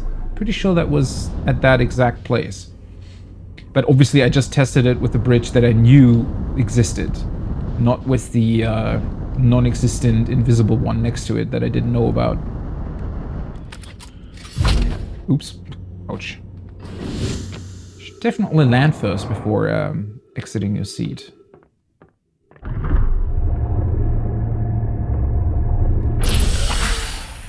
Right. What I kind of didn't realize in that vision, though, is that the lights are turning off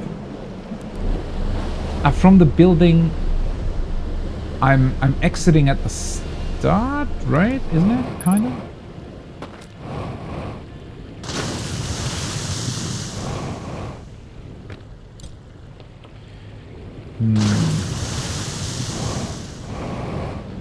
Although...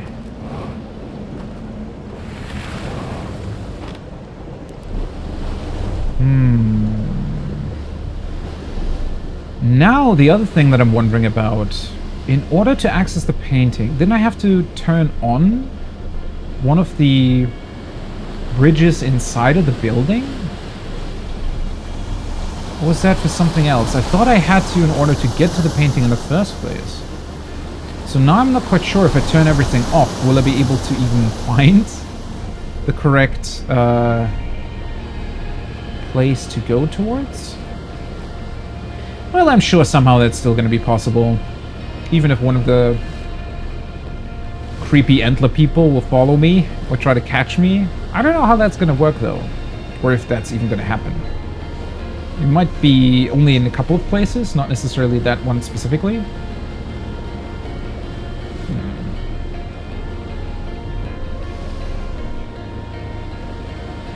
It does actually take quite a bit more time to get there than you initially realize. Or at least there are quite a few stages to getting here, right? Because you have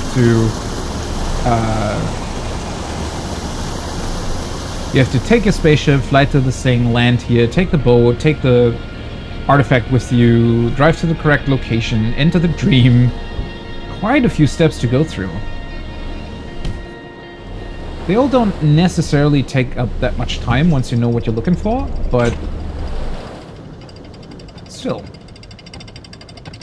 Quite a bit more than, I don't know, entering the Hanging City on Brittle Hollow, for example, right? Because in that particular case, you just fly towards it once you know where it is, once you know where the entrance is. You just pretty much get there immediately. I wonder if there's some sort of shortcut that you'd be able to take here. Or maybe it's just that I took some time to understand what was happening, or to get to where I needed to get to. I don't know. Definitely feels like I explored a bunch of the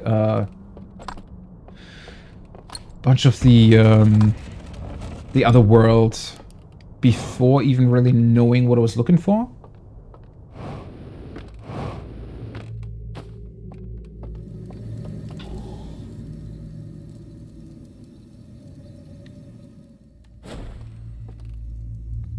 There we go. Let's try this again. Let's see if the invisible bridge actually works the way I think it does. Or hope it does, anyways. Well, the way it was shown to us. I mean, it should, right? But still not really certain about that. Right. So that's the thing we need to turn off. Wait, or is it? It is, right? So we need to turn on this bridge first, which is over here.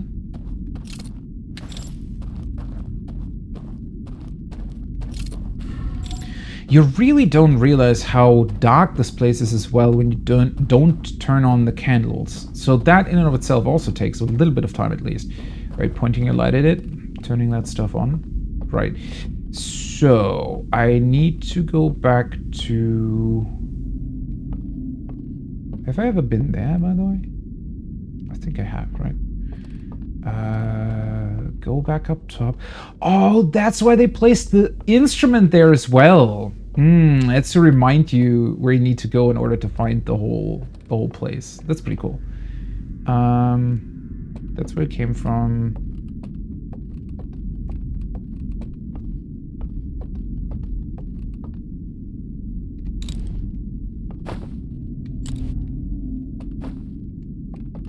What's up with these unopenable doors?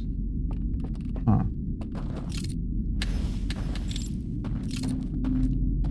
Okay, so these two candles. Yeah, this looks more like it. Right, so the candles mark where it can go. There we go. Okay, that works. Okay, anything else over here? Really?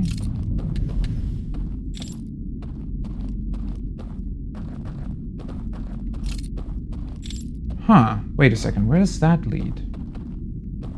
Okay, so that turns everything off. Before I do that, I want to see what this does. Is this like...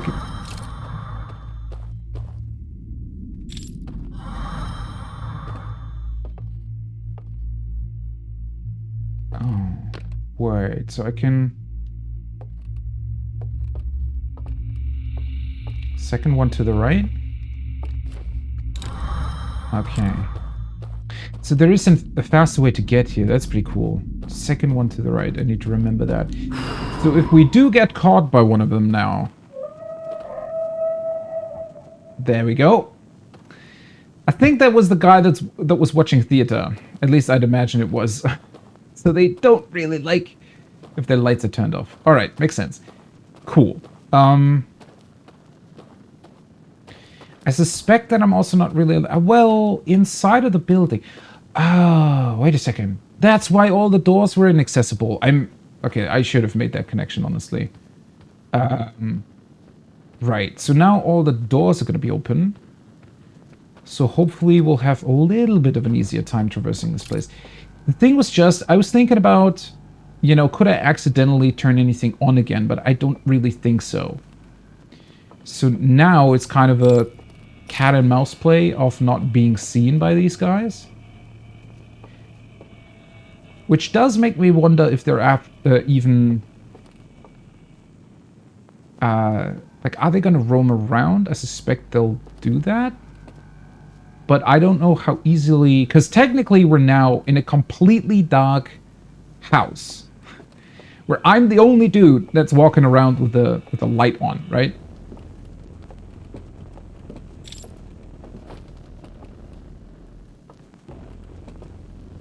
Okay, seriously, did you have to add the creepy music?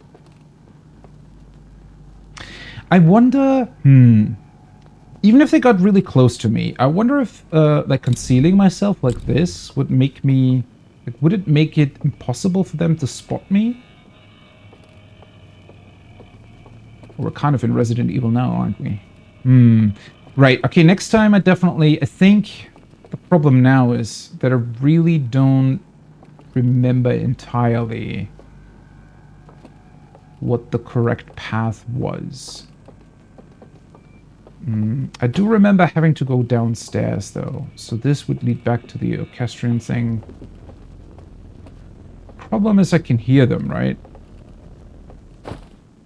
I feel like he's already onto me.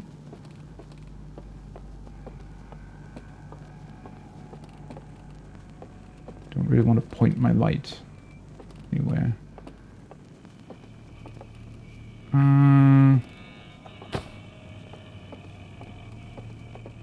Okay. Funny thing is, this is kind of a safe space, right? Or not, well, maybe not as safe as I would like it to be, but at least a point of retreat, maybe, potentially. Okay, so, can I get that together in my head? That's the bridge that I would need to activate normally, though. Or was that just to...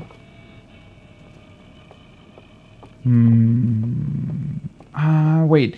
There must have been another door, then, that is now open that wasn't open before. Well, clearly this wasn't it.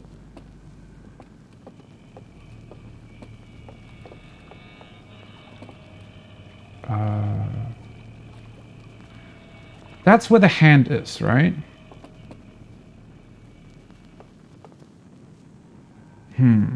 Well, now I'm not so sure anymore, because I would have to take the hand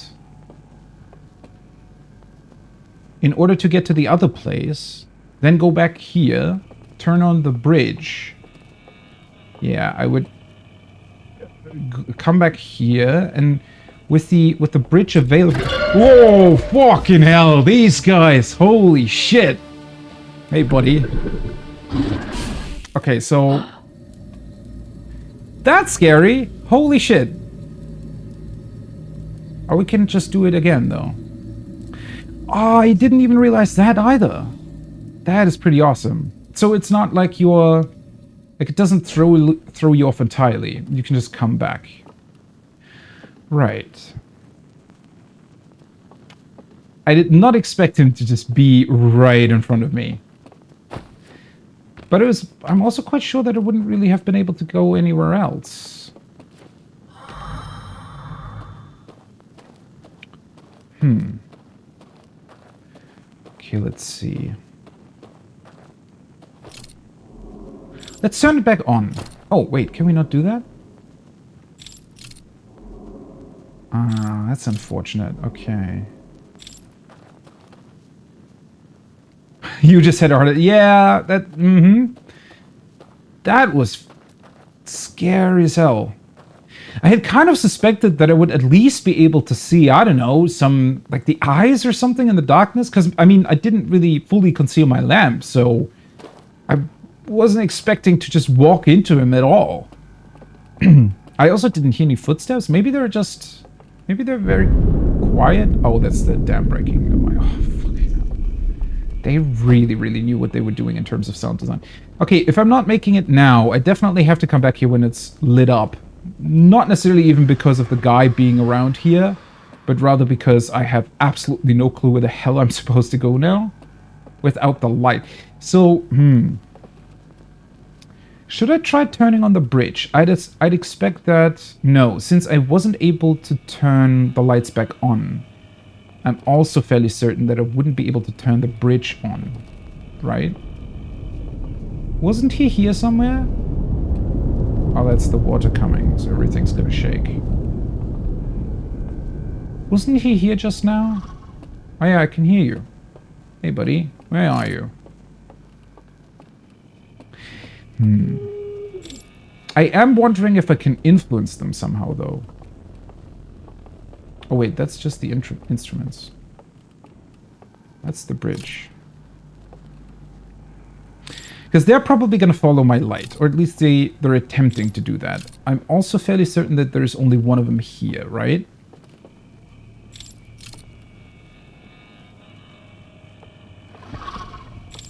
There you are. Come here, can I... Where are you? There you are, okay. So he definitely sees the light. Oh god, even that is scary, even if you know where they are. Hey. Okay, so he's not how does it work though? Why are you not walking over here? So as long as the lamps are turned on...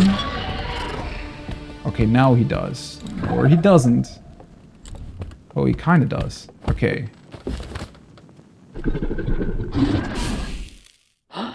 I like how it looks super scary and you think that he's just gonna eat you or something, but he in fact just extinguishes your light. Which is thankfully a little bit, you know, nicer. Okay. Let's see, is he still gonna be close to the bridge? I'd imagine that he kind of goes back to where he was. Okay, that is really, really interesting though. So, unless you get, like, really close to them, they're not gonna walk into the light. Okay, he doesn't really seem to be around here anymore though. I don't think he necessarily completely resets his position or something, but he's just, well, basically thinks he got rid of you, right? Okay. It's honestly a little bit funny to think about it like that, but I feel like technically they don't even really have any other option than just turning off your light. right? I mean, what else is he supposed to do? Because any other thing that he does, well, I'm in a projection world, right? It's just going to wake me up, I think. So he can't actually kill me. I feel... So did he stick around somewhat slightly, or is it just that my light is already, like... Should I not focus my light at all? It seemed for a second there that if you point your focused light directly at them... maybe that was just like a wrong assumption on my part, but it looked as if he wasn't really able to go towards me. There you are. Maybe he is. No, he is. He definitely is. Yeah, okay. God, this is... He was directly in my line of sight, right? I knew it was coming, and it still gave me chills. Fucking hell, these guys. Right. Okay, the thing is, now, he definitely kind of stuck around, I feel like, at the beginning of the house.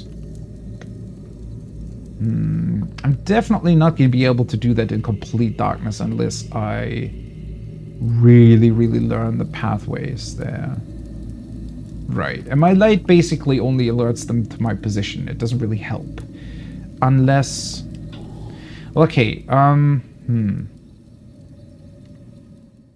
The issue is still that I have absolutely no idea where to go in the first place.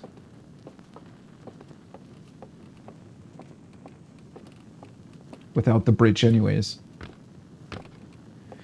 What would happen if he had already roughly seen my position but I turned off my light completely?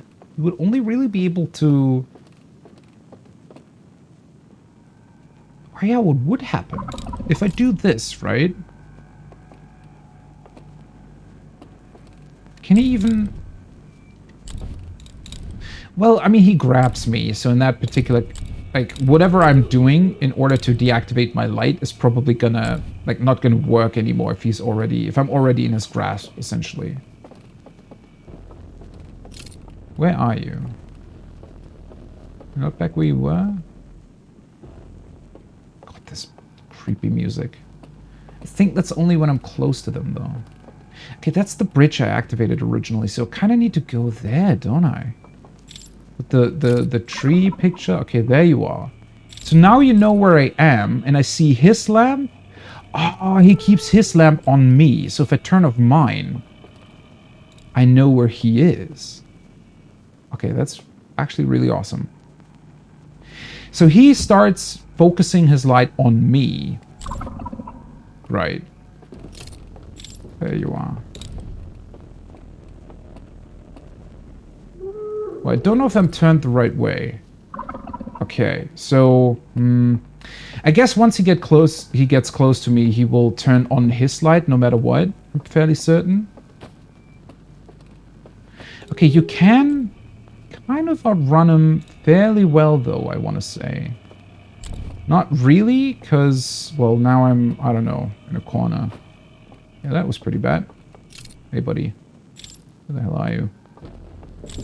Oh yeah, there you are. Okay, well now he's got me. What happened? I want to see what happens if I run. Yeah, okay. I was kind of expecting that. So if I just happen to run into him with my light being turned off, he's still gonna notice, which obviously makes sense. Right. So now my problem is that I have absolutely no idea where the hell I need to go without the bridge being activated, and I'm also quite certain I could try activating it. Maybe, I don't know how much time remains in this loop. But for the bridge activation, well, no, where the hell would I have to go for the bridge activation? I don't think that's still gonna, oh, the loop's already ending, never mind then.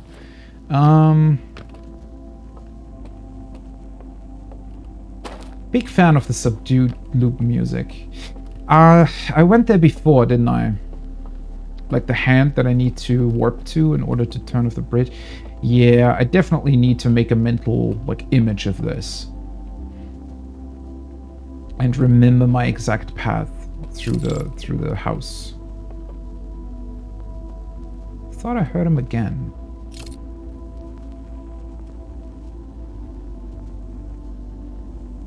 Would I be able to even jump down here potentially? I don't really think so.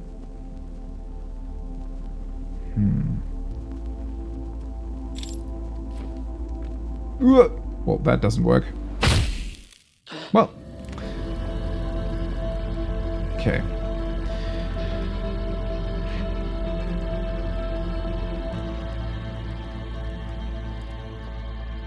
What exactly do the reduced frights options do, anyways? Because I saw that when I started the game, but wasn't quite sure what it was referring to. Because there are, well, there aren't really, this is definitely far more sort of kind of horrific based. Can I not jump over that? That's weird. Like far more horror themed than the base game. But I would still say that there are, I don't know, 2, maybe 3 instances in the base game that can also be somewhat frightening. I mean, highly depends on you know, every individual, of course, but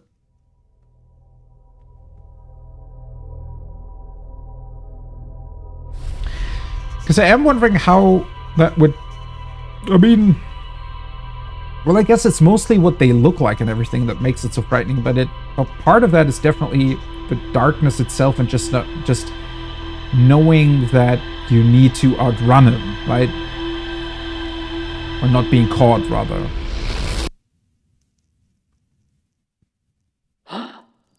It would be funny if I could somehow prevent him from getting to where I need to go, or something like that. I wonder...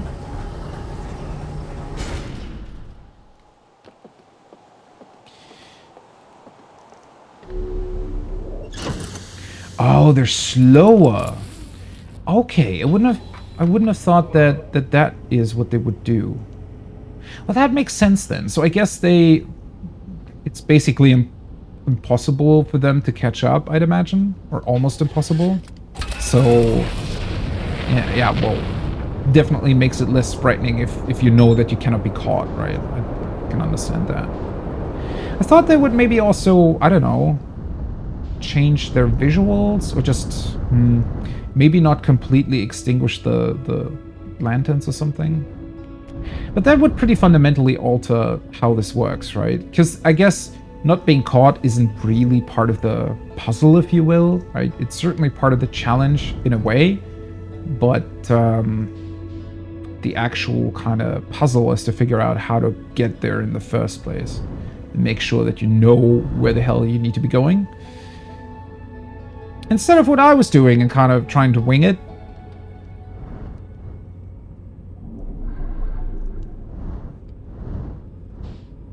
Okay, everything else is the same. That's very, very interesting. Huh. I don't know. I mean, they certainly wouldn't want to spoil that mechanic in the options menu, so I get the description of it. Just wondering, well, I guess if you really had, like, issues with it to the point where, like, the darkness itself is already pretty, you know, intense, then you'd probably just not continue playing it, I'd imagine. Because, yeah, I guess in a sense the darkness is pretty fundamental to the whole thing, right? Like it becomes a pretty different thing if you can see where you're going without the lamp.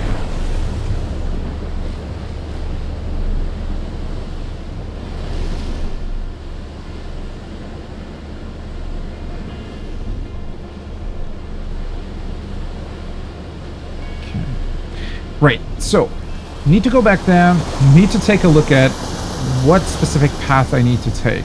Hopefully I'll even be able to find a door that allows me to get to where I need to go without the bridge. Still very... Unless... No. I mean, I can try that. That's very easy to confirm, though, because the bridge is quite literally in the middle of the room. So I can just turn that thing on anyways, because I need to get in there and make sure that I know where to go. And once I have that, I can then just try and see if it's still there. Should be easy enough to spot potential doors that are opening up whenever you are inside. Because they're, like... They have ornaments on them, right? The doors, I mean. I wonder if the... I imagine that the kind of puzzles in the other places are going to be somewhat different, though. Because one of the places, for example, I was able to turn the... or to open and close the doors by myself, right?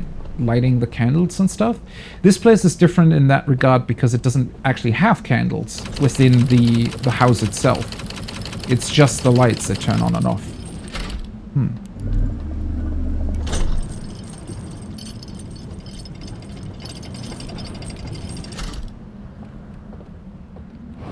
Right. There we go.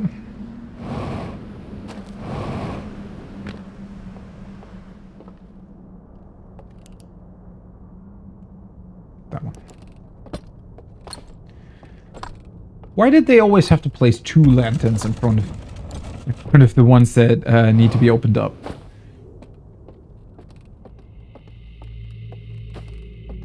Okay, let's doze off. I wonder if I just were to walk into him, you know, like 10 times back to back, if it would make it less frightening the next time. Because it was definitely... It always helps when you're... That's what why I walked back onto the bridge.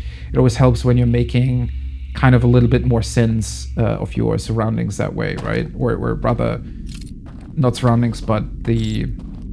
Well, scary creature, right? If you kind of lure it back to a... I guess you could call it a safe space, somewhat. Even though eventually he was able to grab me on the bridge as well, but... This bridge remains, but that's because it's not exactly the house, right? So, I'm not turning it off. Only turning off the house itself. Where the hell are you before I turn off the lights? Is this really the guy that sits watching theater? Okay, it's that one.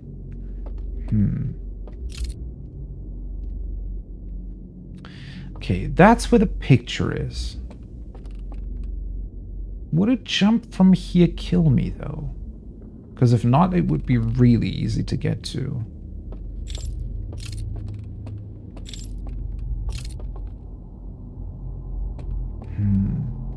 So essentially, I mean, if the bridge was turned on, I just have to enter the building, go to the left, over the bridge, left again, and I'm pretty much where I need to be.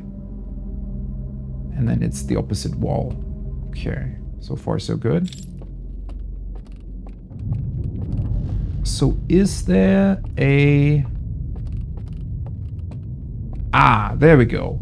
So this door should open up, if I'm assuming this correctly, which would lead me... Where does that one lead? Okay, this was the hand, right? There we go. Honestly, not gonna lie, the first time... Oh yeah, there he is. I'm pretty sure that's the guy that's walking through the building once you turn it on. Or off, rather. The first time I had the hand effect happen, that was also... Well, it wasn't super frightening, but certainly a little bit. Okay, this doesn't... Aren't you in darkness? Why isn't that door opening?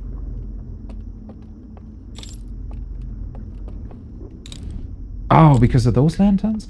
Wait, so there's more to discover? Question mark? That's where he is. So I'd imagine that's the door he walks through. I wonder.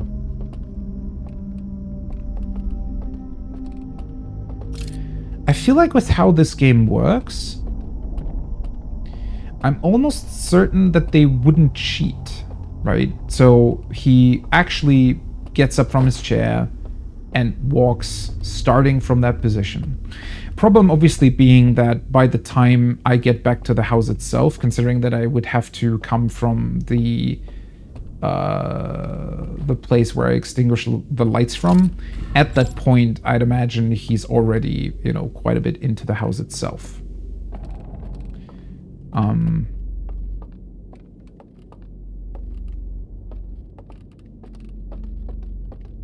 You ran into them? Yeah. Makes it, I would say, well, somewhat less scary, right? It's typically what you want to do. It does remind me of a presentation, I think, was it Chris Hadfield, the Canadian astronaut, once did, where he essentially said, well, if you're afraid of spiders, you know, just walk back and forth through spider webs. Eventually, you're not going to be afraid of them anymore.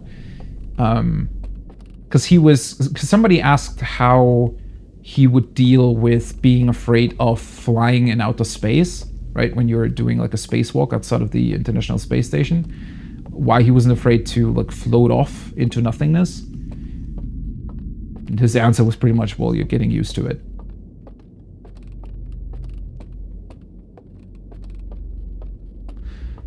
Wait, where does the door lead to, though? I'm not really seeing an exit here. Or is it kind of above?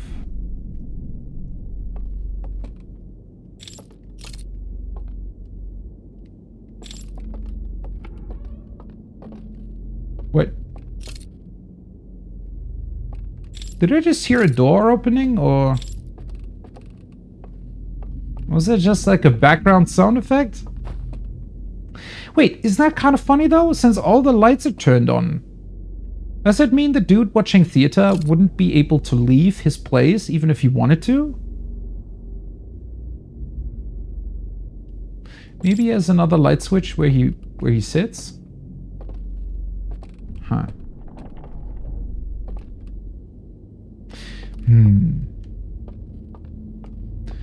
Right, so come in, go to the left, go down, and then I'm pretty much just straight ahead. And when I see the staircase, go here. Okay, this has the hand, though. So this guy, he would be coming from... Well, I don't know. Maybe he's utilizing the hand? Is he, like, teleporting over here? Is he coming... If he uses this, he's pretty much going to stand in my way, though. That's not great. I'm just not understanding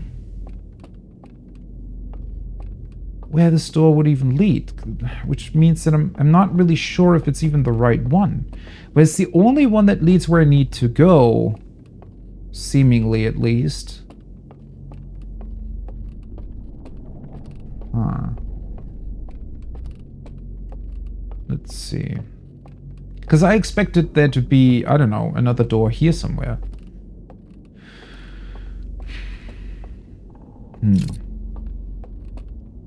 Well, there's one. Okay. So maybe I'm gonna merge from there then. Right. And then I pretty much go straight ahead. It's pretty cool. Hopefully once I get through, the dude's not gonna follow me anymore. Because that would suck.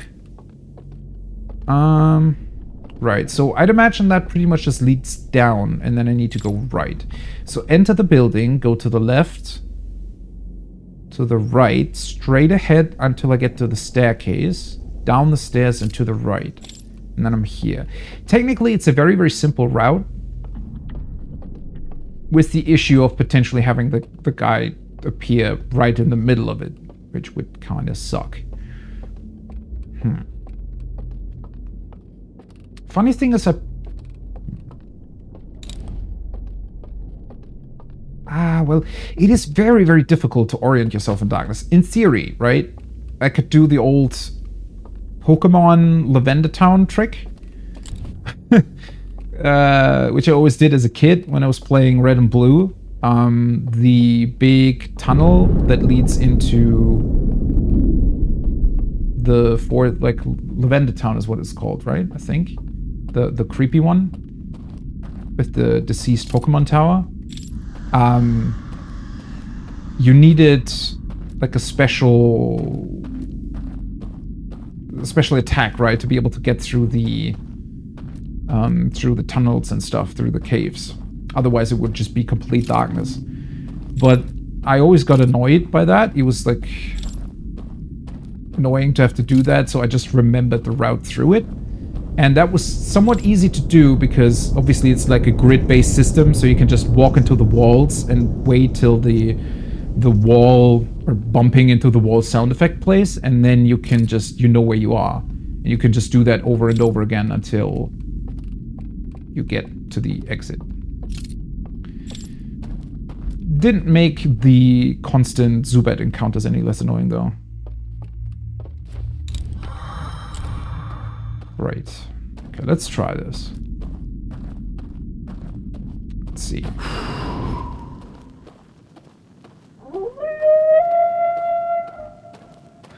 Boy, he's really annoyed that I turned off his theater, isn't he? Charmander or a wrong one? Well, to be fair, I played them so many times, I picked every starter multiple times, I think. That is certain. Okay, yeah, the bridge disappears, which I pretty much suspected. Okay. Oh, that's so unfair, though. Wait, this was the room that I accidentally walked into? So it doesn't go where I need to go at all. Huh. Well, that's unfortunate. Okay, yeah, this just leads to the eye. So am I forced to, like, even take the eyes and stuff? But I mean... it doesn't really seem right. Can I just jump from here? No. What? Well, now it turned the lights off.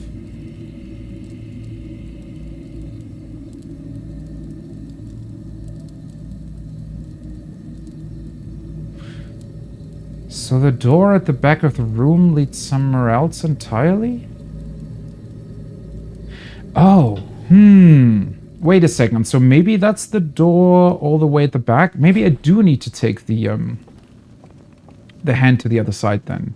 Maybe it was the other door that I was looking at, like close to his theater room.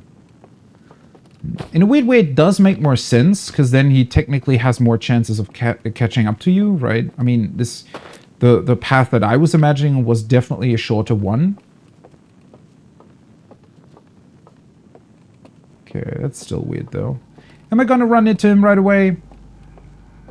Where are you, dude?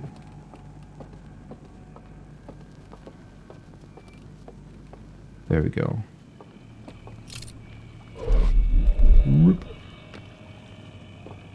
Okay, the problem is... I don't really remember...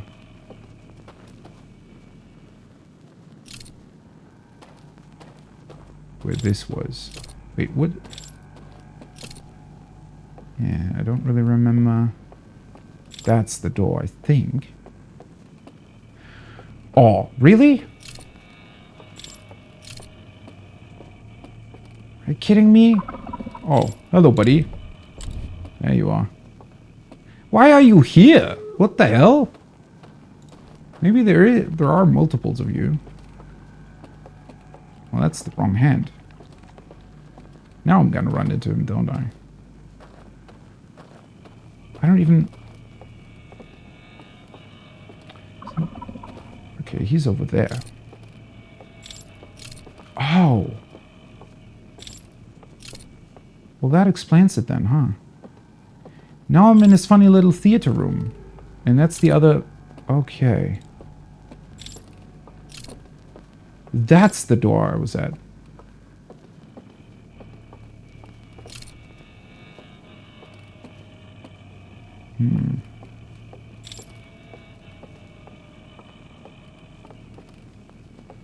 Wait, is this right? Isn't this where I just saw him? Okay, I have no idea what this place even looks like. No. Wait, what? Isn't this? I'm pretty sure he saw me. Well, that's the hand again. What? Wait, so I'm able... Oh, there we are. Hi, buddy. Okay, I need to look at this place one more time while the lights are still up. I think.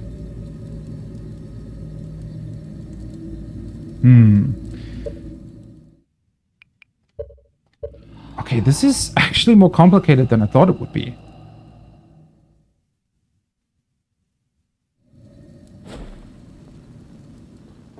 Oh, this is so strange. So when you meditate until the next loop, but you're still in front of the camp, that can't be right? Is it a bug? Or is it supposed to happen? It just gets you back into the dream world again. Maybe I just need to get back from the campfire a little bit if I want to skip the loop.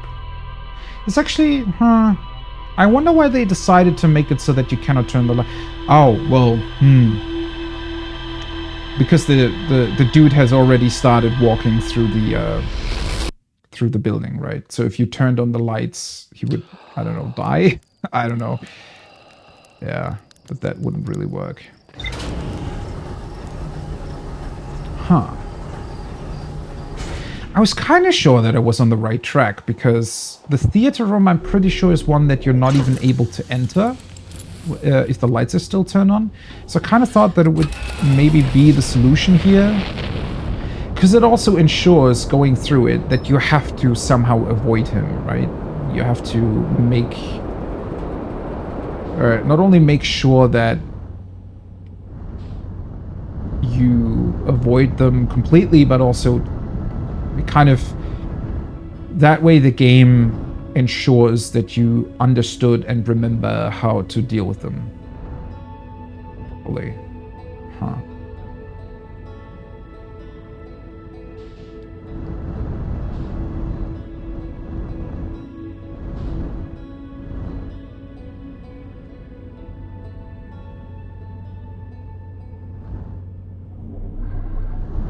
Right.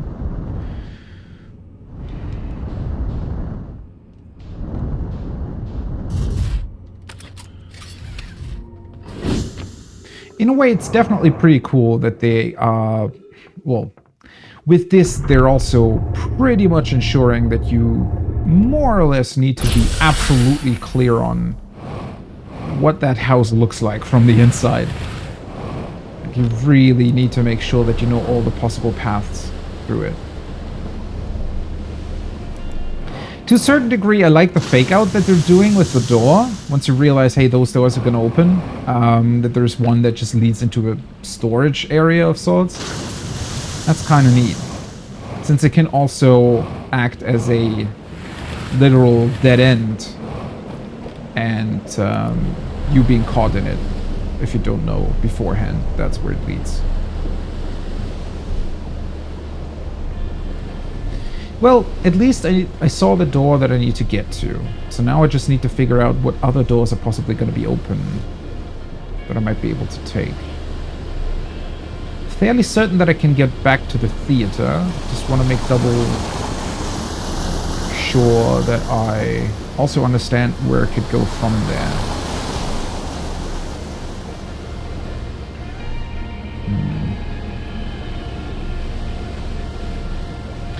Taking the other hand back doesn't really make much sense, since I think that mainly exists for you to be able to travel back once you activate the bridge. But wherever I need to get to has to be some sort of entirely different route, or maybe a third hand that takes you back. Yeah, just the storage. Well, it's actually kind of cruel in a sense, because it does somewhat look like it might directly lead to the door that opens up on the floor below where the painting is, right?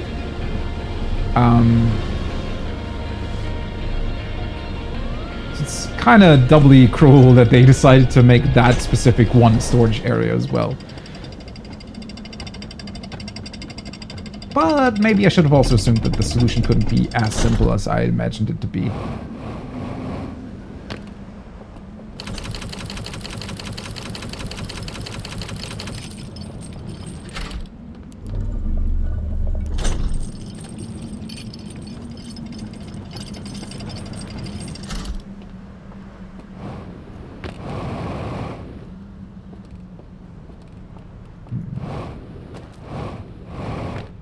Right, there we go. It was this one.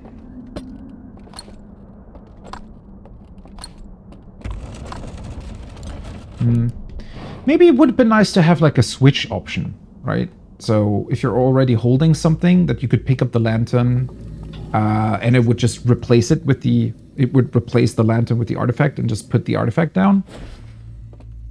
Not a big deal, but... would save like a second.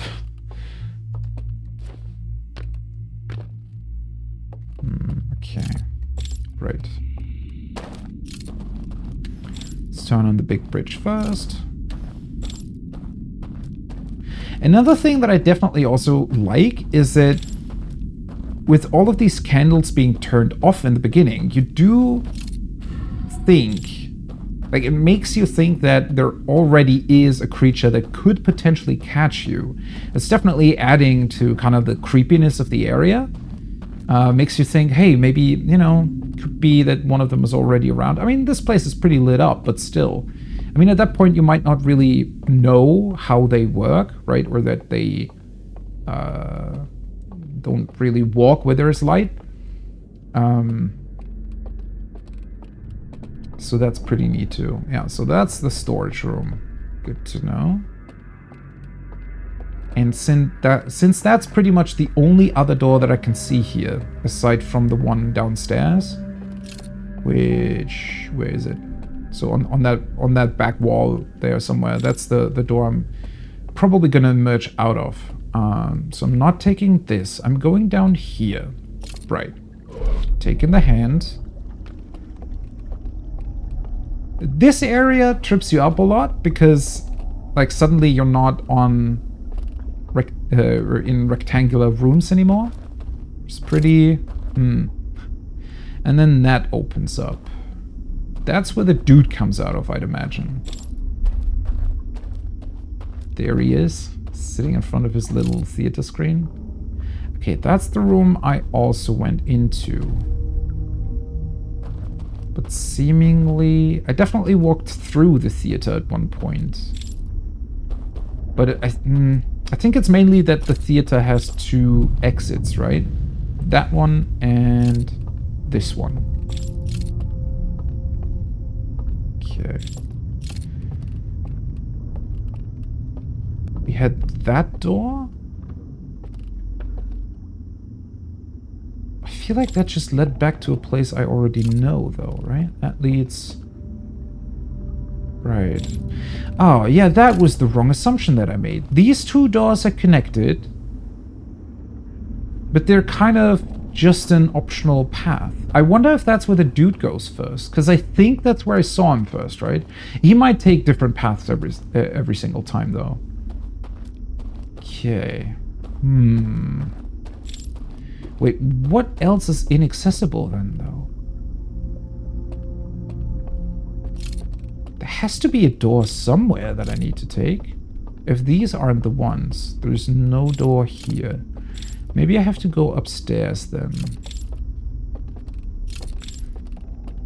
So... that doesn't lead anywhere?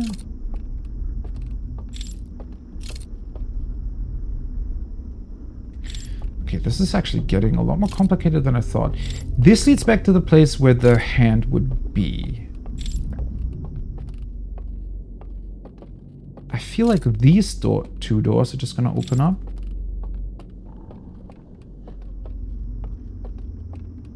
Well, I mean, they're definitely gonna open up. It's just... Is that where the... I think that's where the theater light is in and of itself, right? It seems like another fake out. They're also way too far away from where I need to go to, right? That's where you activate the bridge.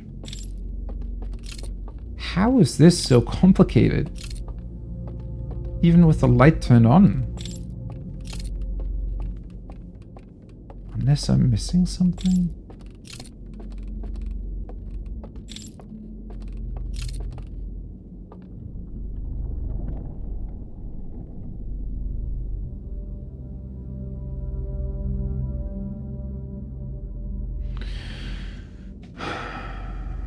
That's where the hands are, yeah.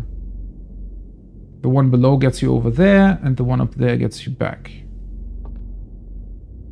But I mean, there's no point in doing that if the bridge doesn't exist.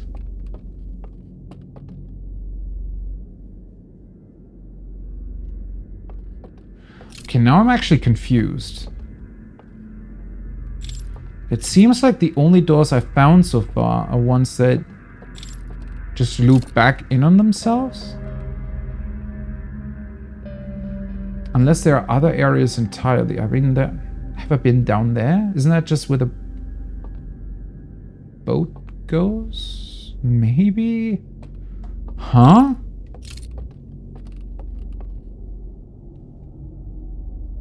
I honestly thought that it would be quite easy to just determine a path with the light still being turned on and then...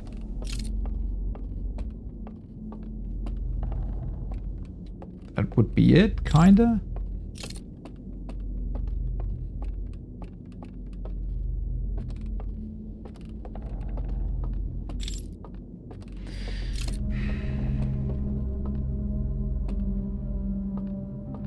Oh, wait. Did the light turn? What? That's not the dude, though. He's sitting down here, right? So that's like a second floor above the theater, even.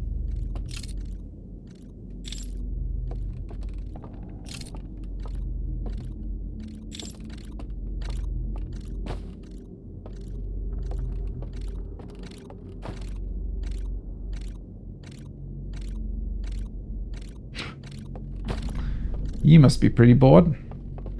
Maybe it's just that the room that I was just looking at has some sort of additional secret that is just not visible right now, but that would feel weird, honestly. Huh. I mean, it's the only place that I could check out, but that would also require to run essentially through the entire building in complete darkness. I mean, that's one door. That's this one. And there's this one, and it's just...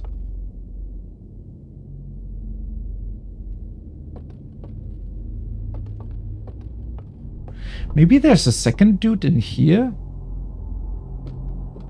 Oh, there is! Okay. So this room just exists to have a second dude that's being released? Can I, like, try to... hey, buddy, there's a light that shouldn't be here.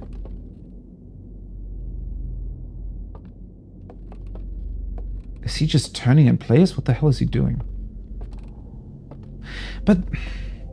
I can't imagine that this room is supposed to do something, then. Why is there one of them just turning in place? Can't turn you off. This isn't really doing anything either. Wish I could lure him out somehow. Okay, seriously though, the problem is now that I have absolutely no clue where to go to if I turn off the lights. I mean, I can just keep running around in circles, but I feel like that's not really gonna help me much.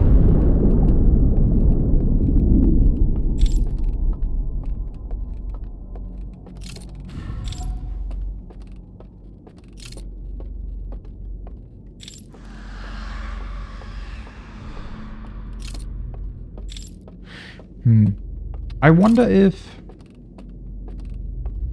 he's the only person that actually moves around. No, wait, that cannot be, because I already ran through this, through the theater, right? So if the other person was just gonna remain sitting there, then that wouldn't really help. Okay, that's the water coming through, but that's just the storage room.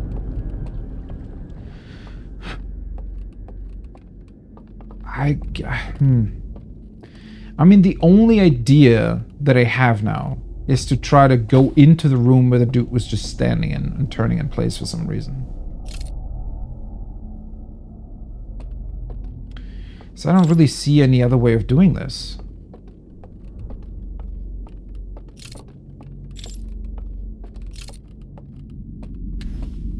Or is there... Oh, wait a second. So this... Oh, this might be a solution then. Possibly? Unless something here closes, but it shouldn't.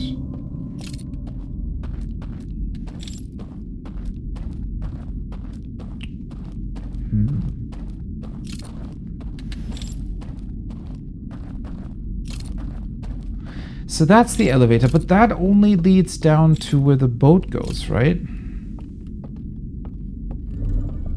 Can I get here at all if the lights are turned off?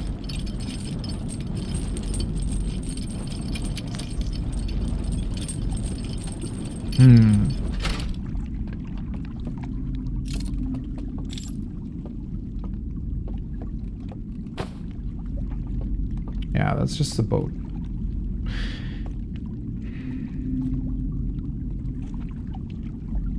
Well, I mean, if I'm really, really fast, honestly, this might be the only way to do this. Maybe it's overcomplicating it. I'm not too sure, but...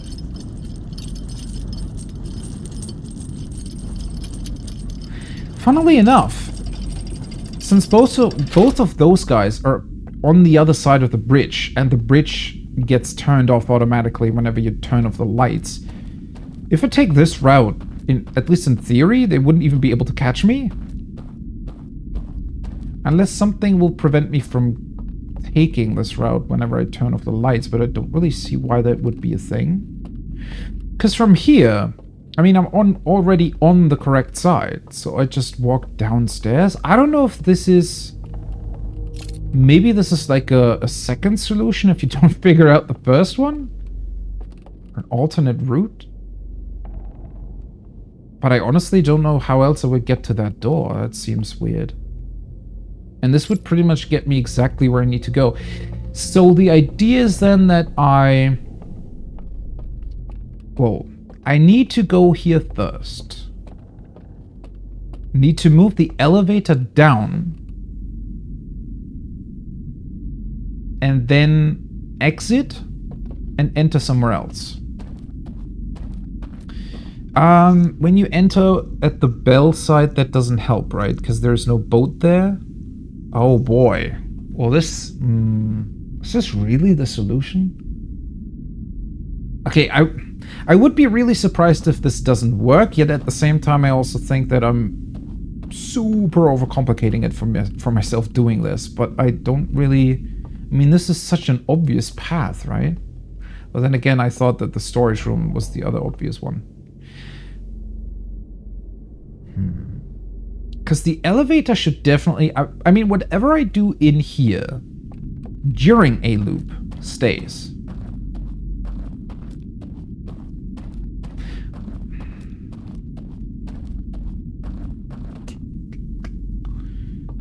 But in order to do... Oh... That means that I need to activate the bridge, walk all the way over here, go to the elevator, bring this one down, right? Wait, am I not? Oh, that was dumb.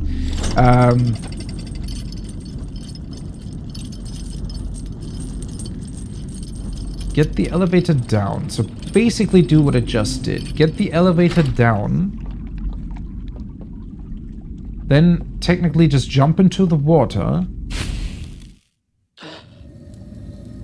Which wakes me up.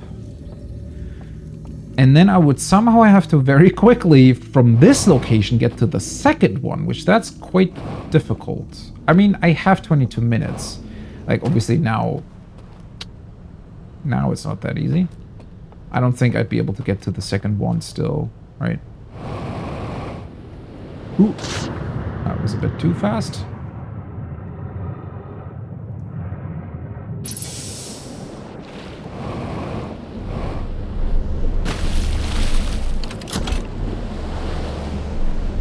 Oh, right, I forgot that this is stuck. Okay. Let's just do this over. So I need to do that. Immediately get back to my boat. Oh, maybe that's why they make your boat stuck? To make this more difficult? I don't really think so. Is this really the solution, though? I feel like it isn't. But... not that I wouldn't enjoy walking through the dark house with the two guys following me, or trying to catch me. The problem is just that I really have absolutely no clue what kind of direction I would even have to take.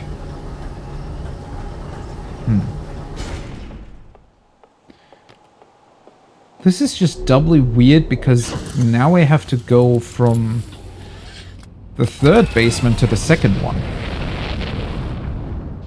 Oops.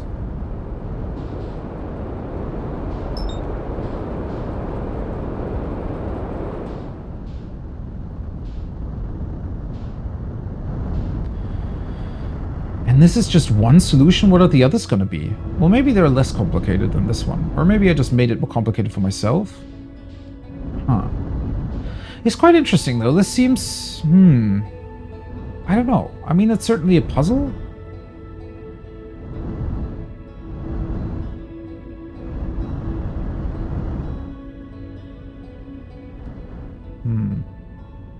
It's just for the first time I almost feel like the time loop's too short. But that might be because I didn't find the correct solution this time. Ooh. I could also take that... I think there was like a side entrance here, right? But that would lead me immediately to the fourth location, which doesn't help either.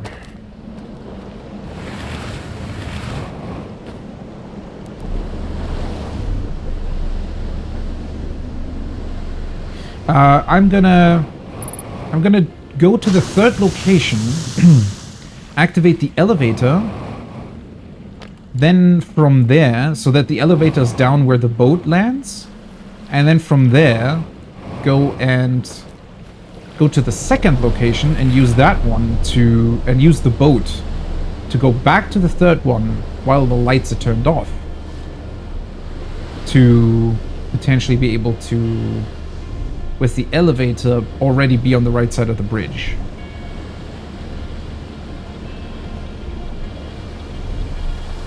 Which seems pretty complicated, I don't know. I mean, if you were to write it down or something, it's really... Oh, well that was... Never done that before. Where's my boat? Come here. Really?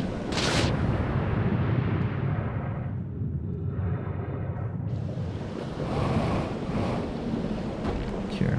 Slow down a little.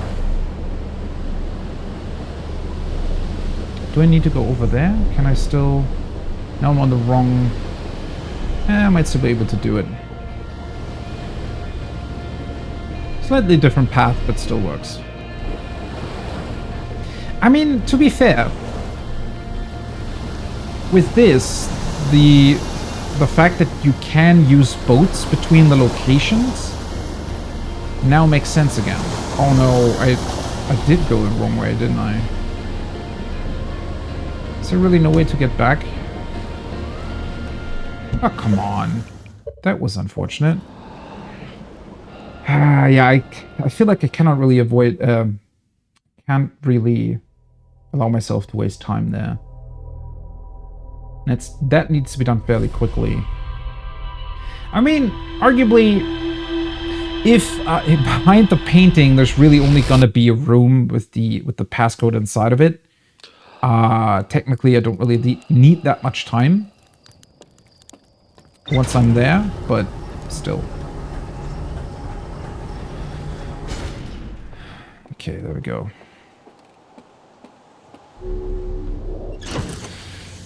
Spacesuit.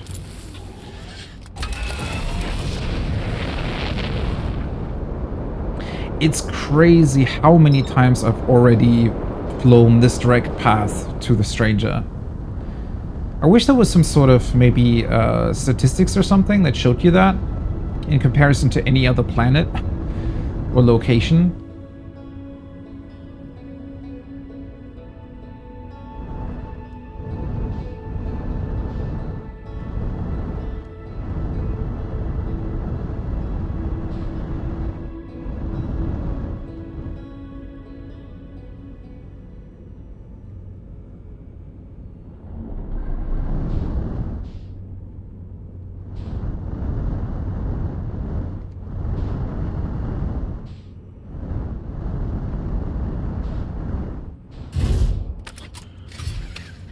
Go.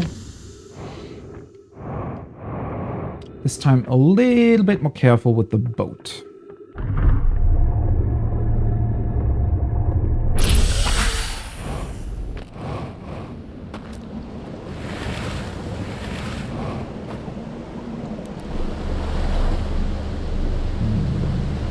You know what?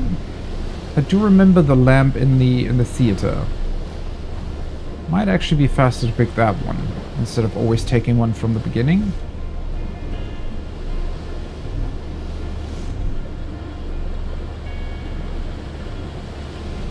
Why does that boat even exist? Is that when you kind of lose your first one?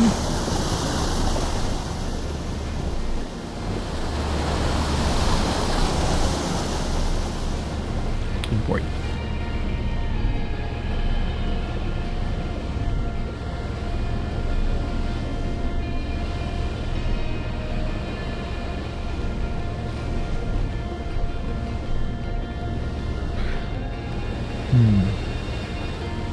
I don't remember a specific lamp location in the second location.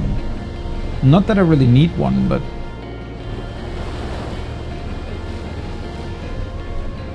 there's one on the third. Maybe they just thought, because it's... well, it takes a bit longer to get to the third one and everything, that they... Really? What is happening? I feel like this never happened before.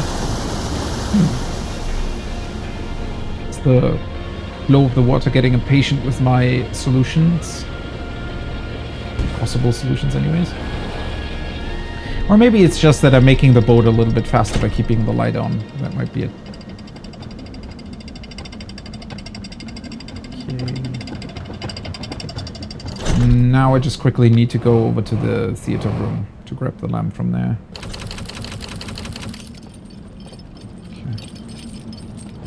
Wonder if I even have to do that, like rotating it multiple times.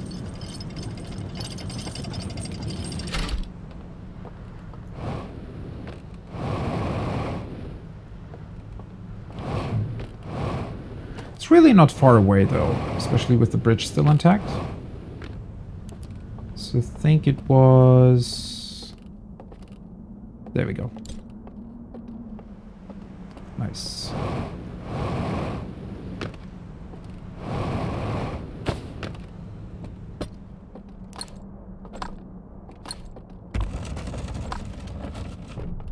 Artifacts.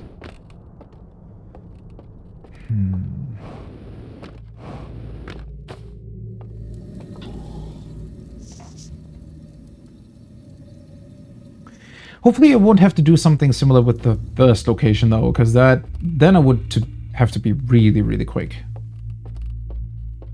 Okay, let's see. Oop. This now almost feels like a speedrun. Man, there's so much stuff that you need to do. Turn on the big bridge, turn on the small bridge, lower elevator. There we go. Lower elevator, jump into the water, which is also a bit of a curious one. Get to the second. I guess that... It does make sense then that they also allow you to go across the dam. Because, well, if you weren't able to do that, then the solution clearly wouldn't work. Well, at least I'm very, very familiar with this location now, I want to say.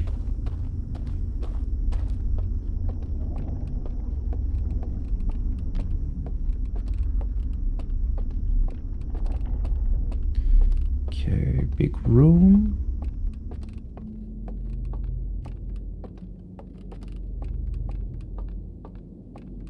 There we go. I am somewhat missing my jetpack, though. I mean, not only is it faster, it's definitely also a very fun way of traversing the environment. Makes sense that they're taken away here, obviously, because otherwise it would be quite easy to just fly away from these guys. But, well, still would like to have it. Okay, there we go. These lights should actually stay on. Oh, right. I also forgot. The problem is... Well, not really an issue. I need to... You need to go down. I almost forgot that. Because I still need to turn off the lights, obviously, and I can only do that from here. So elevator is down. That's the most important bit. And now I'm going back here. There we go.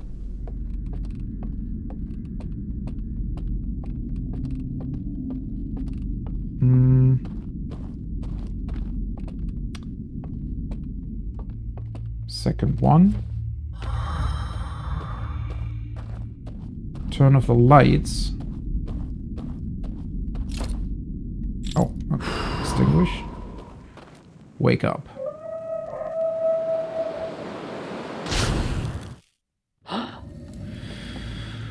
Okay, let's see. Can I do this? So elevator's down, lights are off. That's what needed to happen. Mr. Boat, I need you.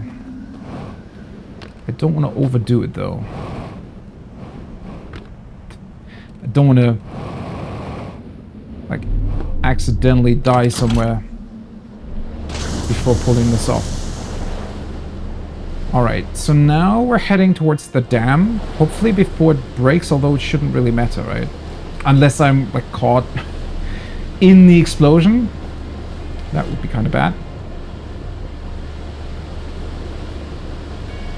So now I want to go to the tower. Okay, the one problem that this solution currently still has is I don't really remember how to go to the boat from the tower. Because I didn't double check on that.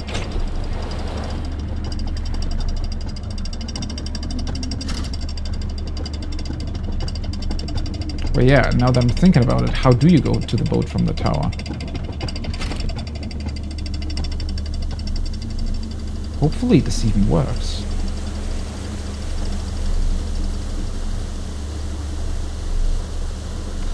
Although, wasn't the... I want to say that the tower was the first location that I took the boat from. I think.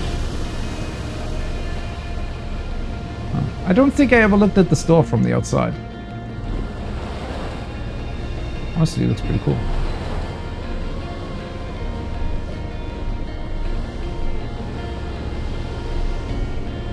But the first location obviously doesn't work because the dam's gonna break in, I don't know, 3-4 minutes or something? At most. So I would wake up way too early.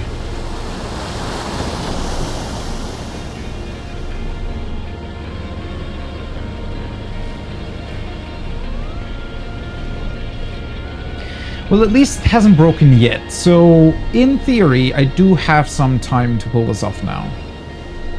Once I go to sleep. Because thankfully, the tower pretty much stays upright almost until the end of the cycle. Till the loop ends. There we go. Which one was it? That one.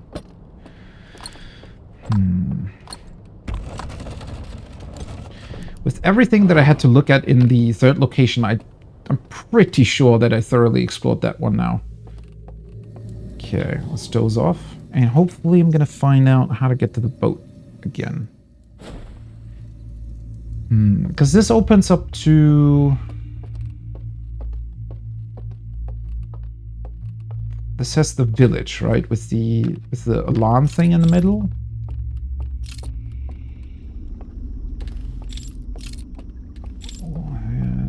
This leads behind the tower. That's not where I want to go.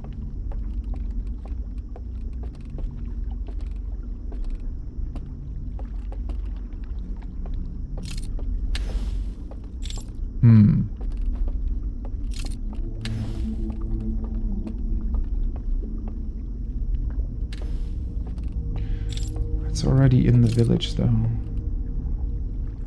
Wait, shouldn't the boat float along here somewhere? Maybe the solution doesn't even work. Although the dam still hasn't broken, so technically maybe you can pull this off from the first location as well. How much time you have?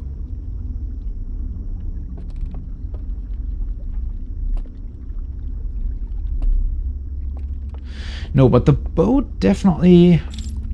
The boat is accessible from every location, I want to say. Wasn't this... Did it take the boat from the... It definitely took the boat from the third location at some point.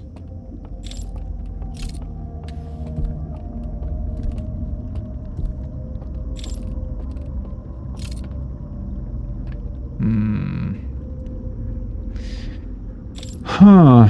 Well, now I would have to figure this one out, huh?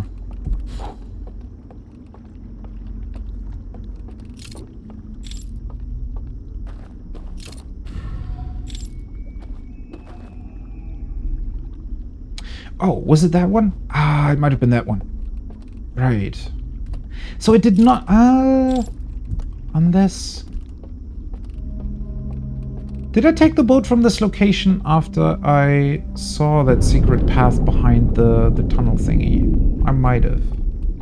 Well, considering that the boat also still has to actually get to its destination, I feel like this would have been pretty difficult to pull off from the first location, right?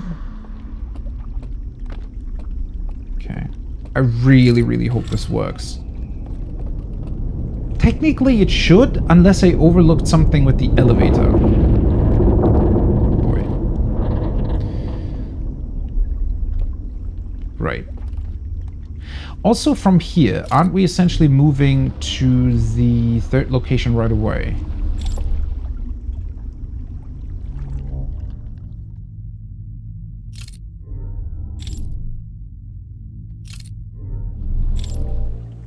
Man, this is going to be one hell of a journey if this actually works.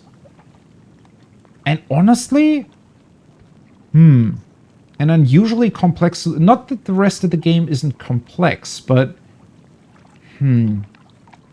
So far, it's always been more about, I guess, combining a puzzle of sorts with an important discovery to some degree, right? Whereas this feels more like you're combining sort of 2-3 puzzles into one. I don't really know.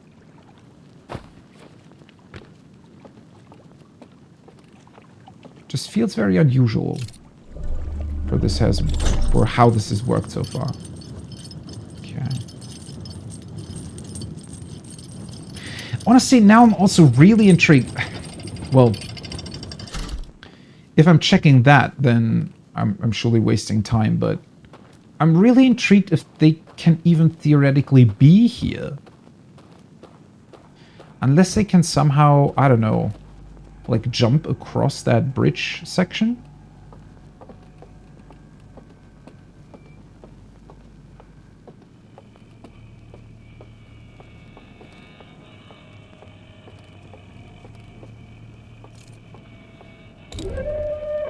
Oh, of course.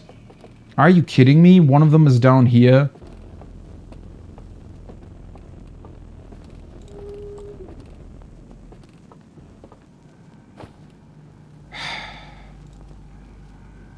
Should have known. I don't even know where I am now.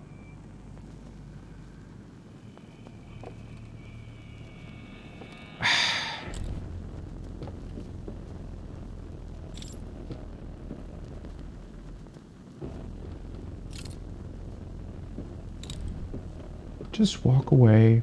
I'm not here anymore. I saw him walking past.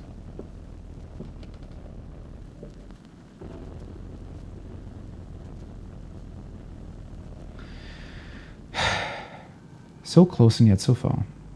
Okay, this almost looks like... I don't know if I was there already. I wonder if there's... That's below the chamber where I was, right? I wonder if there's like an additional secret path that you can take. Once the lights are off. Because I feel like this might be the door at the back of the room that I wondered how to get to.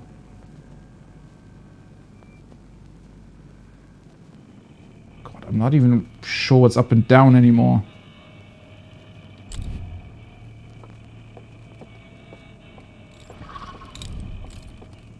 Really? Is he just standing in front of the door? Are you kidding me? Yeah, well, this doesn't work. Huh?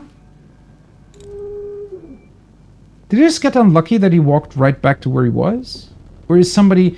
maybe they're keeping watch in front of the door?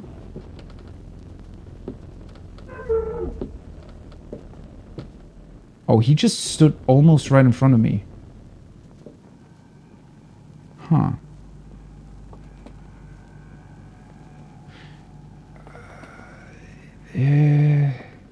What? Oh wait, isn't that the elevator I came from? No. That can't be right. Wait, maybe it is? I'm confused. Okay.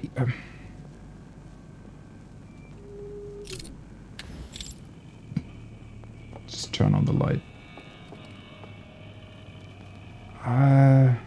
Problem is there isn't really any place to go. Yeah, okay, now he's got me. Oh, for fuck's sake. Really?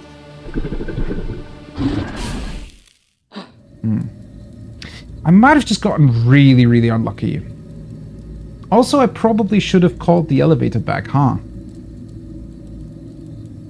Now I'm also at the second location. I mean, okay, so this approach works to a certain degree. How? I really thought that I would just be able to kind of walk to the end.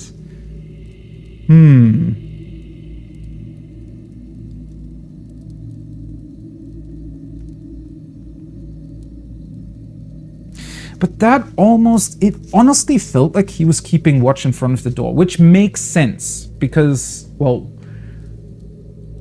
in case the lights get turned off, maybe that's what they assume, right? Oh, well, somebody is trying to get to the specific painting. Problem is, it really felt like, didn't I come? I entered the room where the bridge would have been, walked towards the right, down the stairs, then left, other flight of stairs, and then I was essentially standing in the room. And the door I went through that seemingly leads to or connects to whatever that cave with the elevator is, it's just a dead end. Possibly a way, like maybe there is a way to activate a bridge there. which could help because that would mean that you'd be able to access that place directly. Well, how would I get there though? Because that is still in the third location.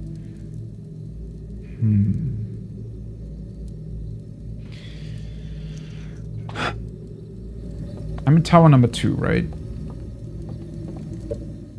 Maybe I did overcomplicate this for myself. I cannot... Honestly, this feels like I just missed some sort of very, very obvious solution. What the hell? I forgot to walk away from the campfire again when I meditated.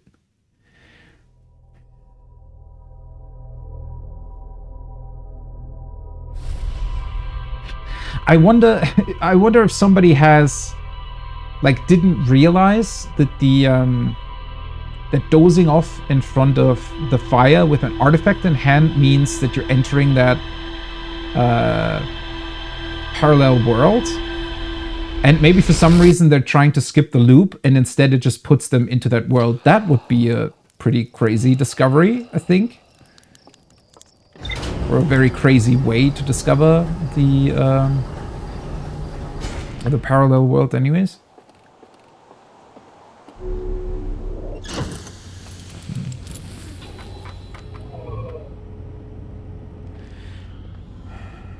That has happened. I can imagine.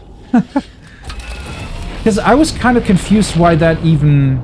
It makes sense that it works, right?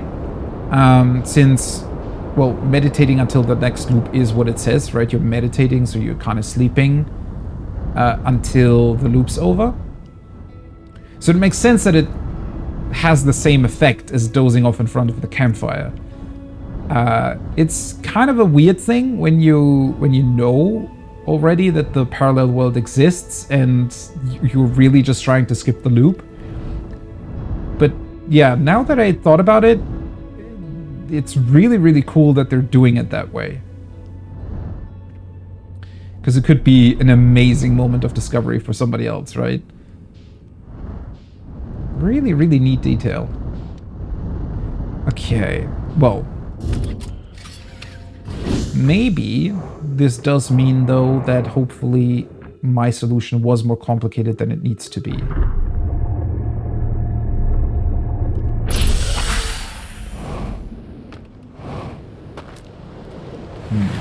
Because I did see that cave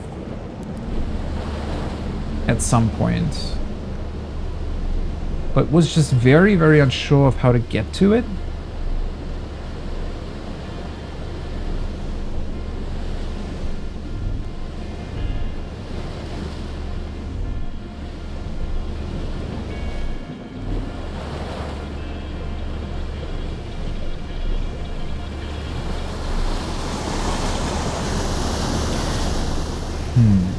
Though to be fair... Oh boy. The bridge that I need to take in order to get to...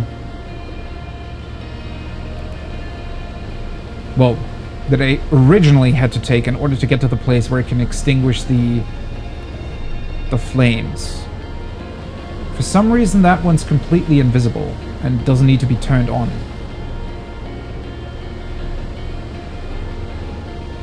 So maybe that other one is too. Maybe I should have just... When I realized that the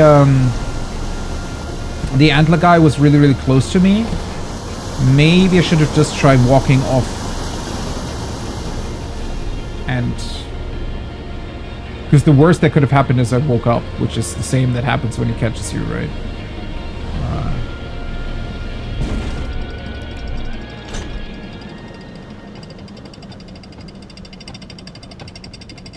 Now that makes me wonder...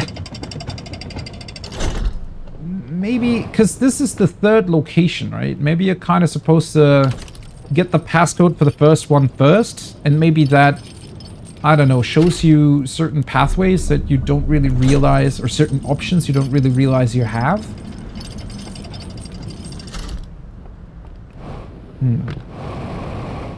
Because I don't know, something about this definitely strikes me as odd, and not necessarily something, I don't know, that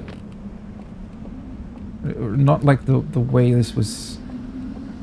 Well, intended. I don't really think, especially with the puzzles in this game, you can ever really say this is intended, right? Because I very much think that they would encourage finding weird and possibly different or strange solutions to problems.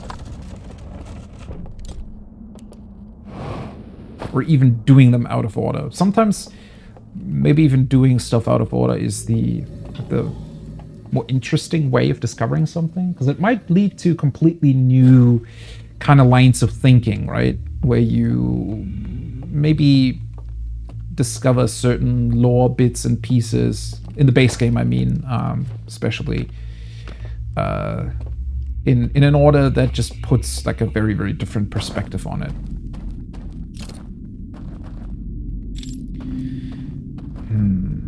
Wait a second. I just realized though,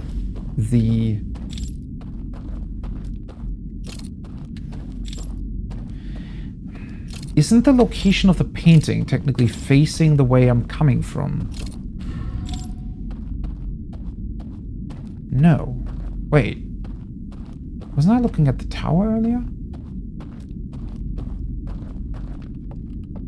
That's the tower. That's the light I can extinguish in order to make the place go dark.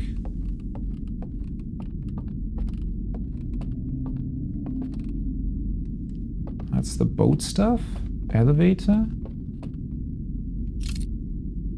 And that's the weird cave.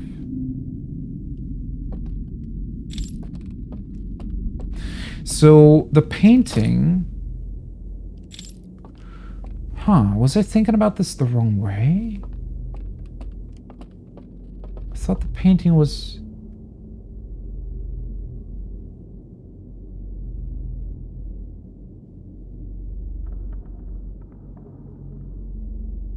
Really?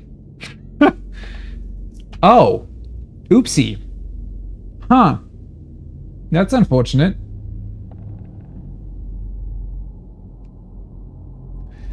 I walked through the right door.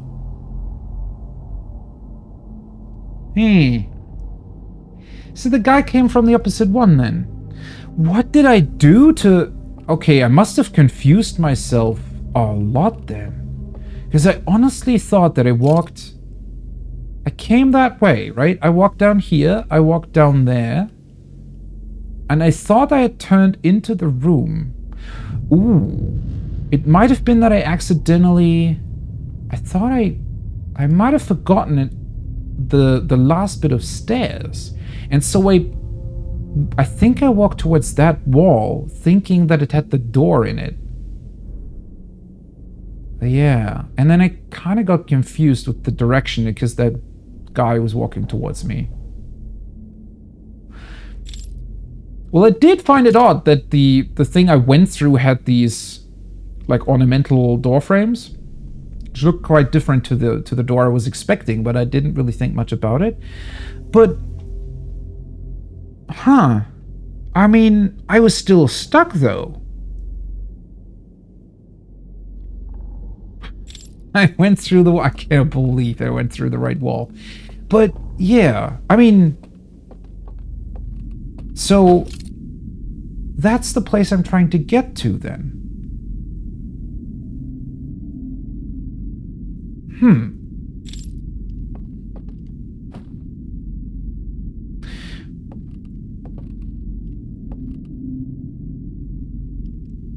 So do I need another bridge? Ugh.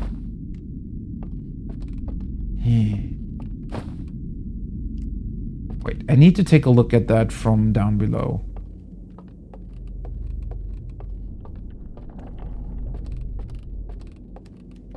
Okay, turning on the little bridge in the thingy room is quite the ordeal.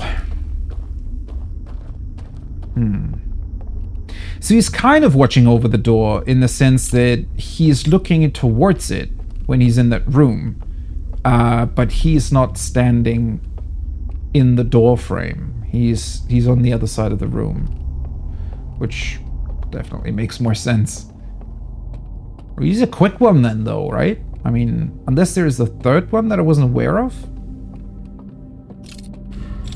Pretty sure it must be this guy. Well, one of the two, either way, but they're both somewhat far away. Well, then again, I had to...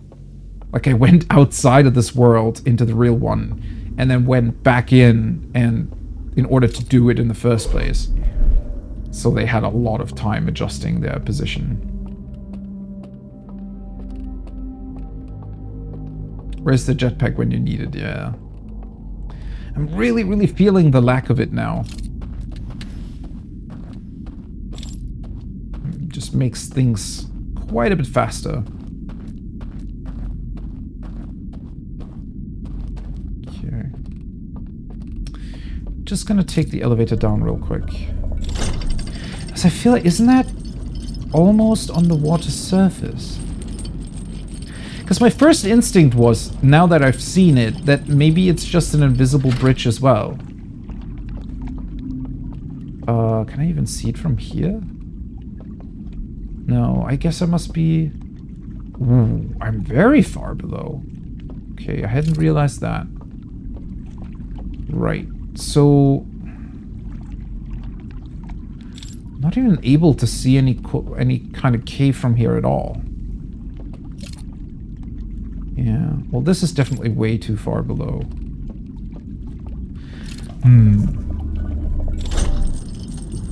At least I know that my solution works, in case I want to go back there.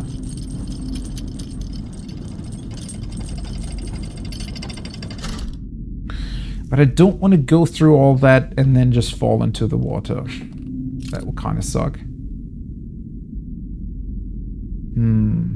I mean... Mr. Scary Dude was behind me, which is why I didn't really take another look at what I was... Like, I didn't take a look inside of the cave, right? So I don't know... Maybe there was a hand there? Either way, while you were there, I'm somewhat certain that he always is going to see you. Or at least he's going to... He's gonna notice something is up, right? So...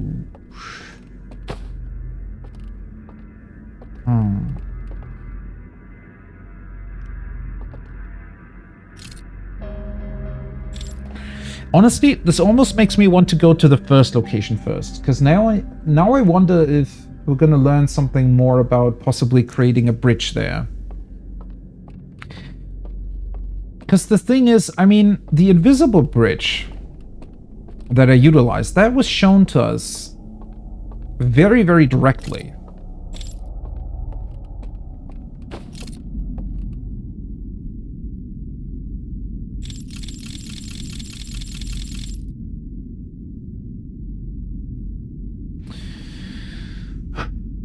Am I just going to try it again?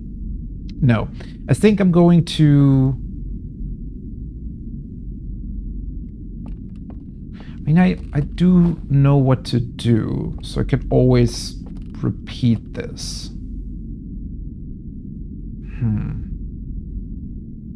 If I really do run out of options.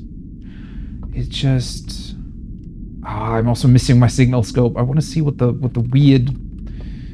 But if there was a hand there, I feel like we would at least be able to see a part of it from here. Because it looks like whatever green thing we can see from here, that's probably already the thing that I can open up that has the code inside of it, right? So probably is just lying there. Okay, that was the dam breaking, so I won't be able to get to the first location again.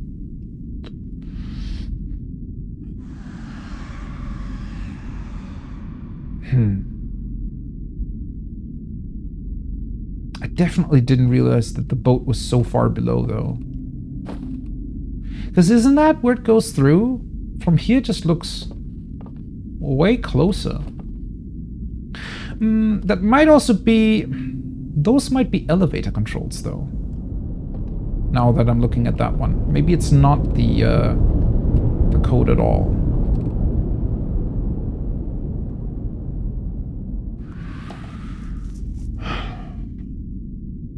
Yeah.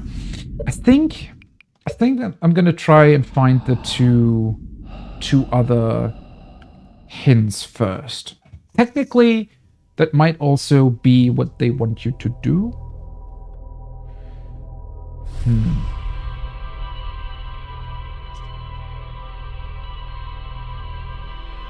At least it seems like a good alternative if you are indeed stuck.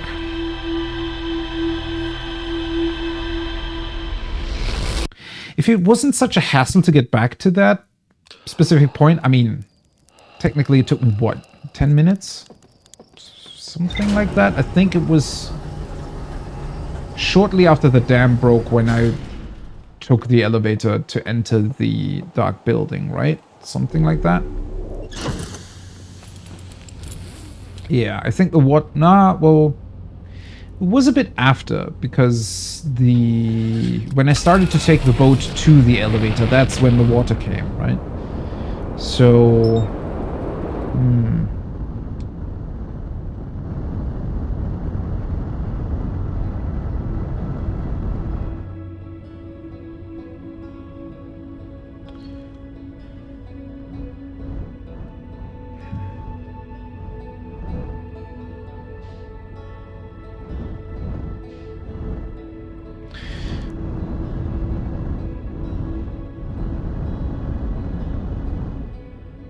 well, once I know how to get across, though, I would also be very, very curious as to where the door leads. The one where the antler guy was standing in, right? That caught me.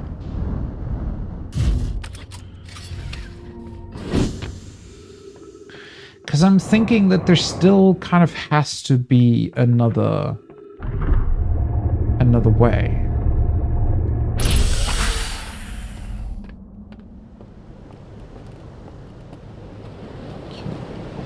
Do I even want to take the boat? I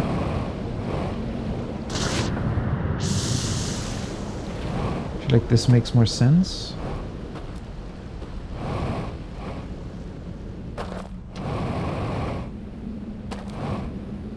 Oops. Oh, wait a second. This is the... That's the starting hut.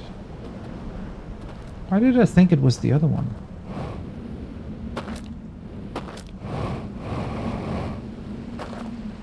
But that's already...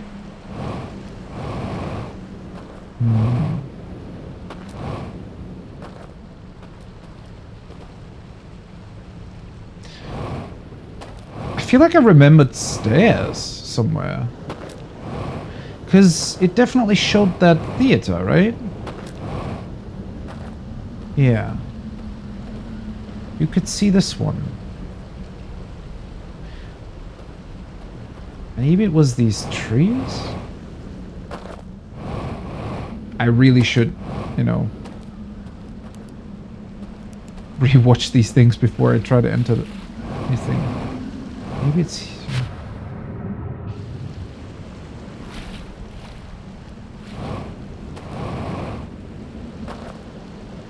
I feel like the picture was from... basically from over there somewhere, looking past the theater.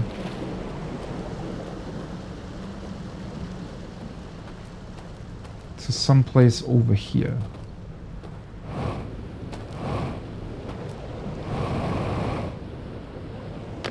Or was it that one?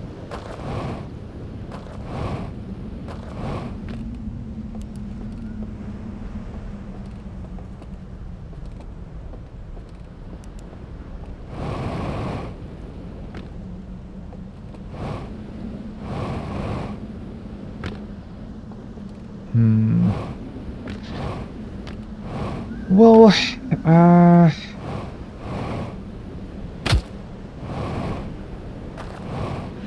okay, well, that was a lot of fuel that wasted. I think I'm gonna go back to the ship real quick. Because I thought I saw staircases, but if it's not, that can't be right, because that's just the... Unless it literally is hidden in the, or behind the starting thingy?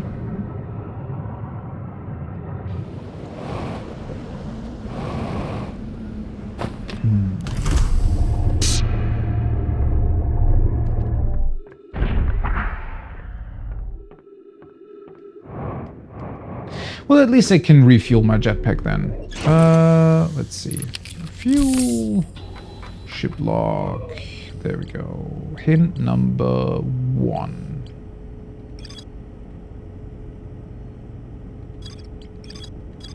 Wait, that one it's not showing me? Oh, wait, never mind. Here.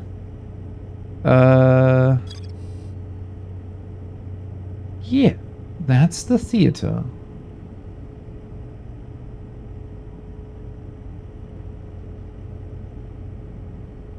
Wait, is it though? Yeah, it is. Isn't that where the trees grow?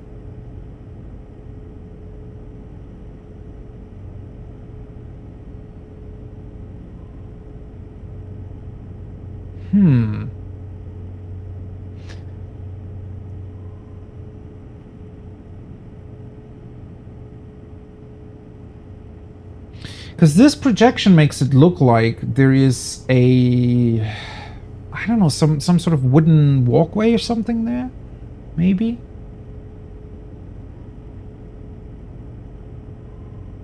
Which is why I thought about staircases, but... So are the plants that are growing in front of it, are they fake? Is there a way to... get past them, maybe?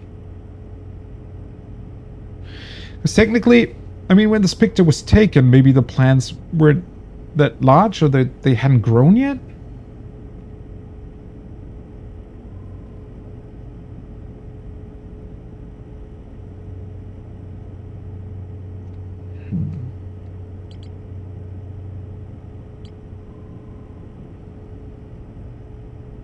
Because, I mean, the place I went into already, that's just there, right? I mean, sure, you still need to figure out to move the elevator to get there, but you can see it very, very easily. Doesn't seem to be the same case here. Oh, I can... do I just want to mark its location, maybe? Because at least then I can be sure where it's supposed to be. Unless the...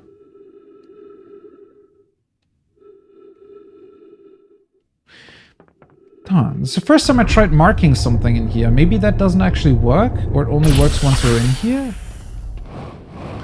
Ah, right. Doesn't work. Well, that's actually kind of cool, because that makes sense. Because for the ship's log... Oh no, never mind. I just... Yeah. Okay, the tree screw, for some reason I just didn't see that it was something behind it.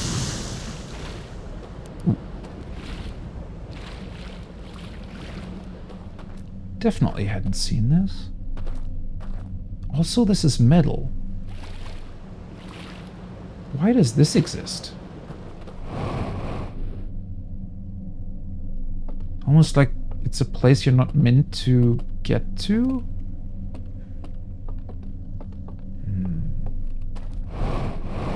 Possibly some sort of behind-the-scenes look at something. I wonder if this leads back to the theater like the other one. Because the other one... Yeah, it does. Okay. Which is also pretty cool, because that way you can view whatever you find directly, I think.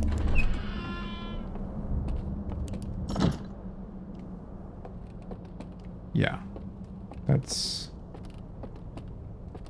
definitely the theater. Okay.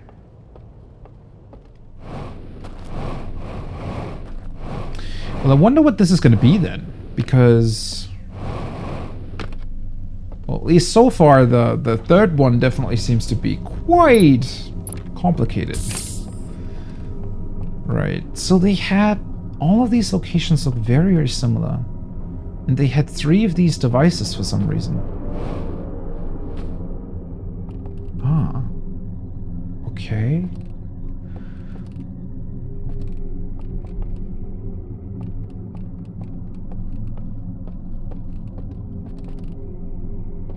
Oh.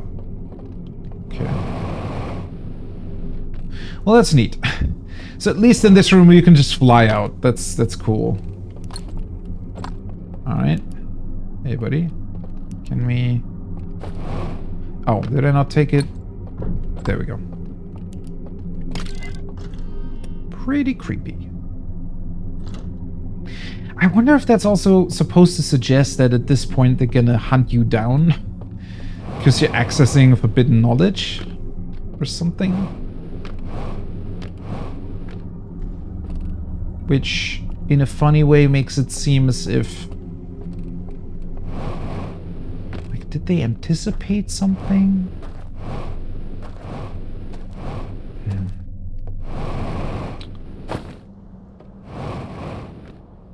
Well, let me see. Where is he? I find it very interesting that I wasn't able to, or just wasn't aware of those doors. But they were definitely somewhat difficult to see.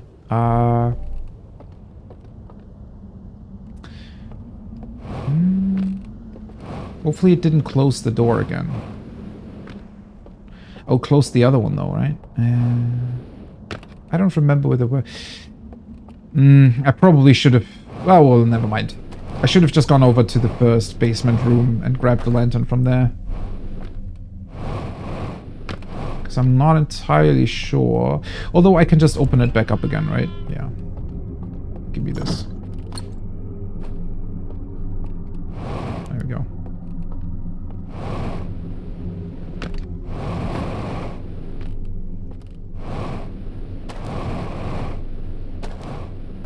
God, I'm feeling the missing jetpack so much now in the projection world. Right, okay. Show me what this is all about. Also, why'd they make themselves look so scary? I don't really get that.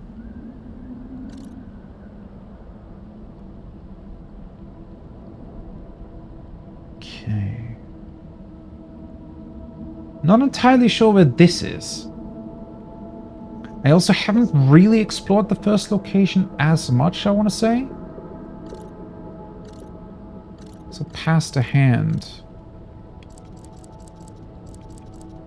Oh, oops. I mean, this shouldn't be too difficult to find, though. Just giving it to someone else. And there's like 3 fireflies floating past?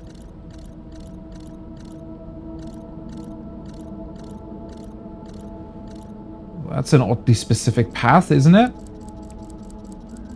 Is he following the 3 lights, though?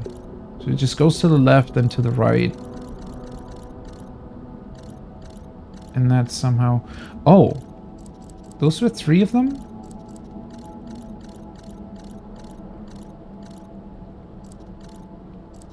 I think this is even where I saw one of them.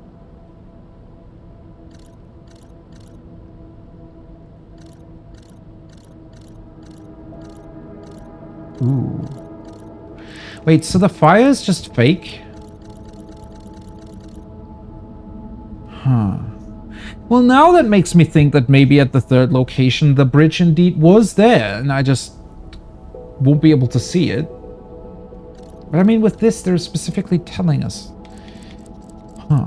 Okay, so you can just walk behind the fireplace. That's good to know. And this seems to indicate the pathway through the woods. I think that might be where I encountered them for the first time, because I think what I did was I basically went to the beginning of that path and it kind of focused my light to the right, and I think this guy is walking on that walkway in front of the building. I might be misremembering it though.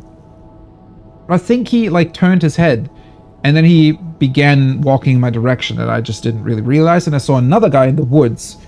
That's when I walked back and this guy grabbed me. Well, I assume it's the same one anyways, but... okay. Well, hopefully that's a bit easier to do than the 3rd one.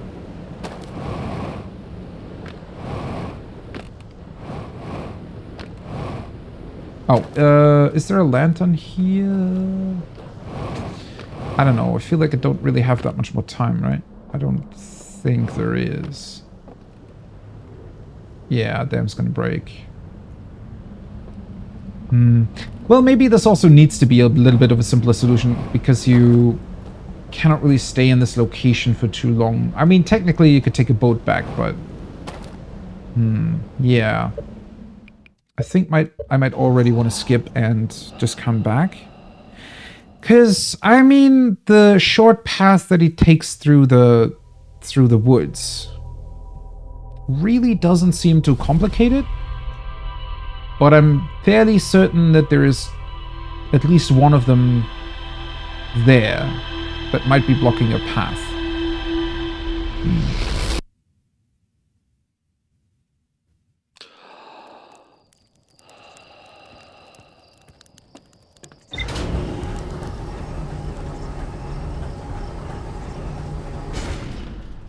Right.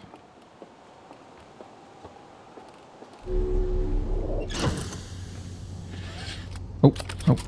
Hey. Suit.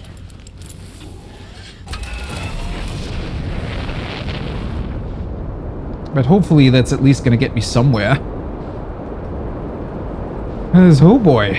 I don't know, something about this has just taken longer than I expected, honestly. I mean... Yeah, it might just be that these puzzles just aren't that easy to solve for me specifically for some reason. Or maybe I just was a little bit stubborn in solving the third one first, but... Considering that I took, like, what, 35 hours or something through the base game, and this has already been... well, like 16, something like that, maybe? You know, including yesterday.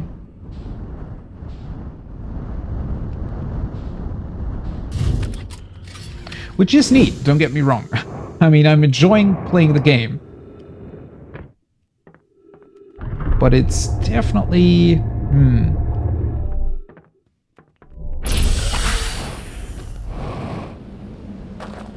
It's definitely quite a bit harder coming to the same... Or getting to...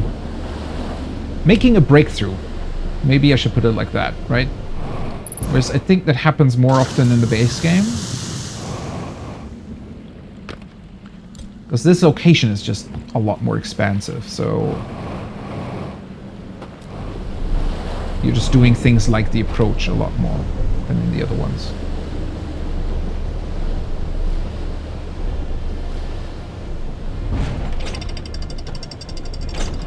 Probably also could just go this way, I just realized. Right. Okay, that one. Is it always the one with two? I don't know. I mean, there are other ones with two. It's just odd. Maybe they wanted to make sure that it doesn't, you know, if in case one of the lamps broke or something, that it still just wouldn't accidentally reveal the correct location. A lot of people that struggled with the base game found the DLC super easy. I mean, I wouldn't say that I find it hard, but it could be that, you know... Which is also kind of the beauty of this game, too, is that, you know, everybody's probably going to struggle with something else. So it might just be that it requires a little bit of a different perspective or solution that's, I don't know, more difficult for me compared to the base game. I want to say that it was the door that I need to open. I think that's the cabin. Also, this location in general, I don't think is that big. Mostly because it can't really be, considering that it's at the very start of the loop, right? Or rather that it, you know, stuff just breaks quickly. Oh wait, is this already... No. It's not. This also leads into some wooden path, but it doesn't look like the beginning of the one that I need to take.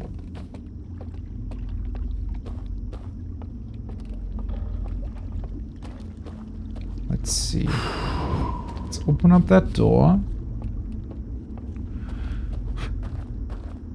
Still can't get over that I didn't realize that this was how you open the door. Where the hell is it?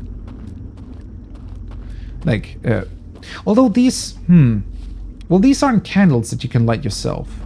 So maybe that's why it didn't really make that connection.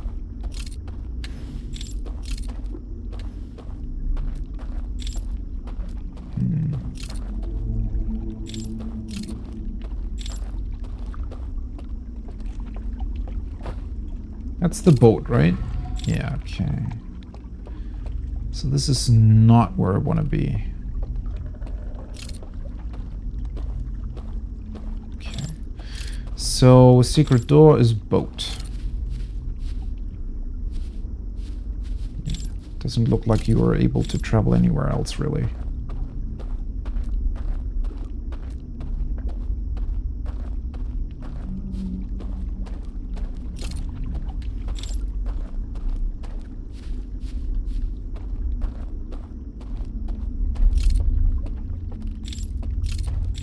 I mean, this is kind of the only way to go.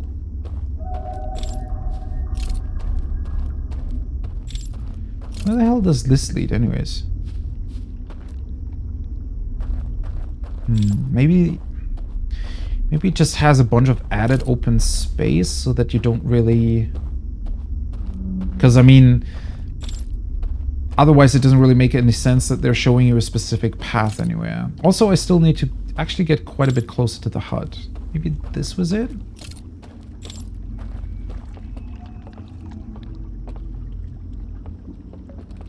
Yeah, it might just be the dark world that is. Maybe it was too cautious or something. For most of it.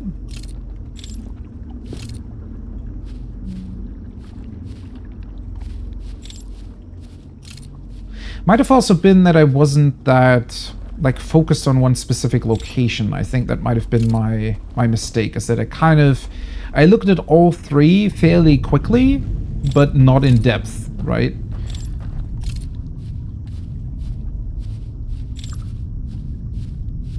Which I think it would have made it easier if I had just focused on one location, maybe, for most of it. This is where I came from, though.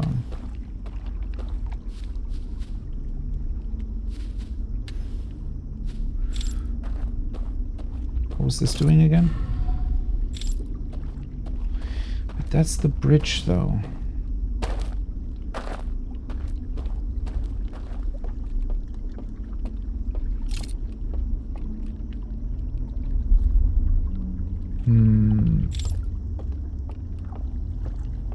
This way first, maybe? Yeah, that's the light, right? That's the guy that's walking in front of the hut that I was talking about. It's doing his creepy singing. Oh, wait. It is actually multiple of them. So, like in the, like in what I saw, it is three guys. Or assumed to be three lights walking. So maybe the fact that the fourth one walks behind, is that hinting towards us having to also kind of stay behind them to even be able to get through here? So this is the beginning of the path, I'm pretty sure. There's one guy in the back. Makes sense. Or maybe there's just a bunch of them going here every single time. Why would I need to take a specific path, though? Is that just a hint at how to avoid them, or...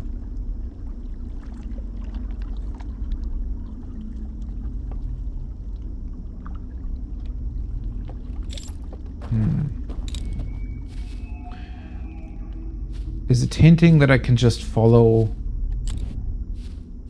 their light?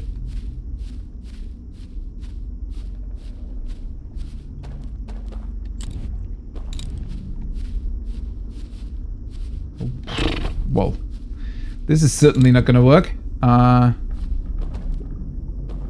Okay, now I'm sort of behind them, right? Oh.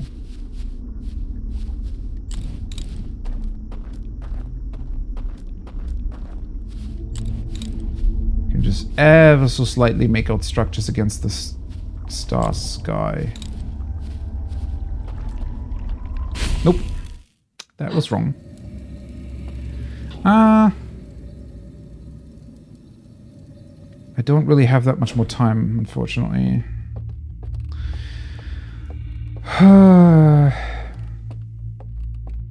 Well,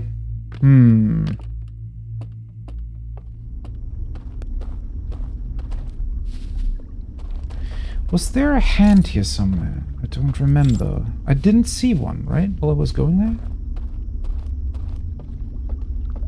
Can I make this any faster for myself? I definitely thought at first that they were gonna give you a bunch of hands to be able to traverse this quite quickly eventually. But maybe not. So it looks like I have to turn on the bridge every single time.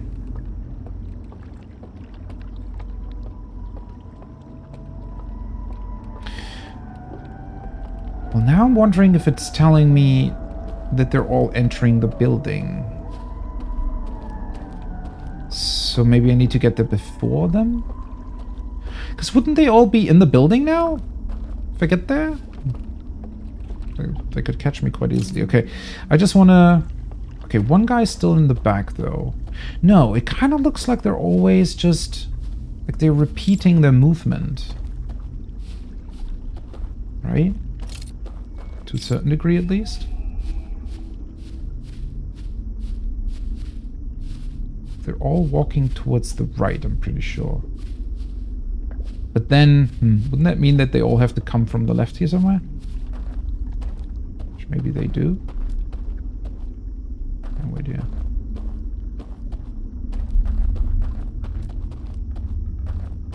You can kind of follow them.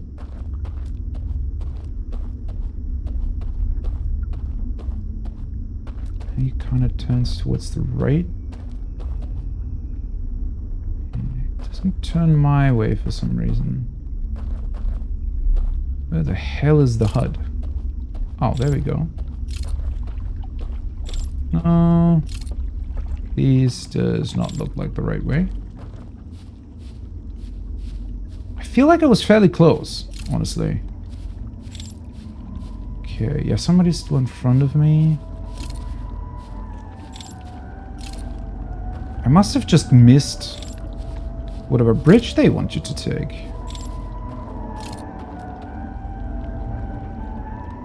Maybe? What? Is there even a... Maybe there's another invisible one?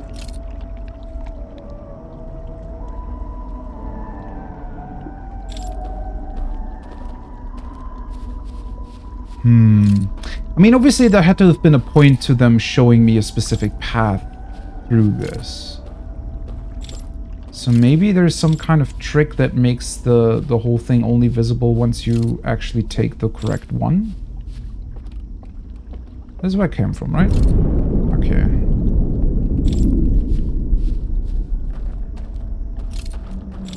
Wait, is it?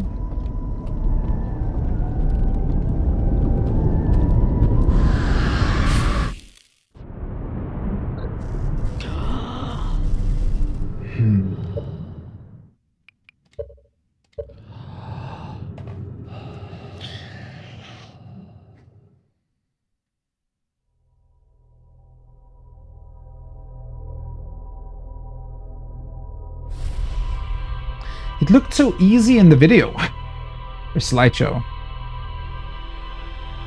I'm pretty sure I went all the way to the back, though. I followed the light.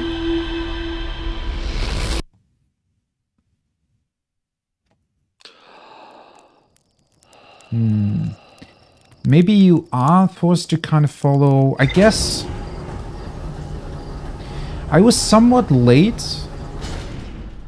If I were to follow the guys that actually enter the building, I would probably be able to see where the hell they're walking, right?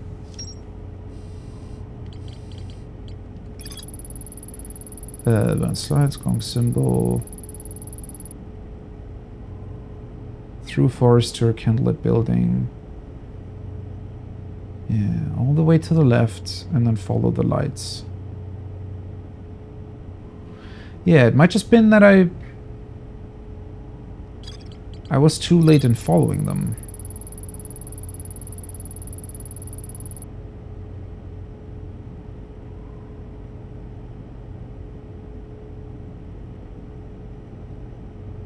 And the video is always really easy. Huh. Because I was pretty certain that I walked up to the... that the path that I took didn't really feel wrong. For the most part anyways. Might have just been that I wasn't able to see where I'm supposed to go because I wasn't directly behind the people with the lights. So I might have been a little bit slow in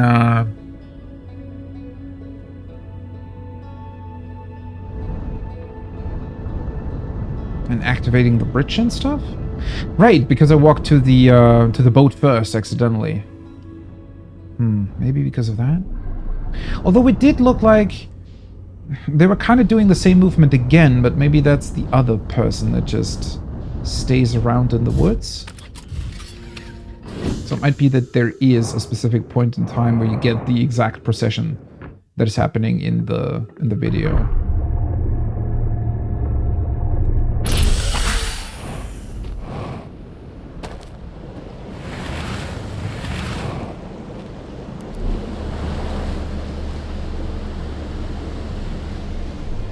Might be quicker, honestly, to just, once I have the artifact, just walk it over.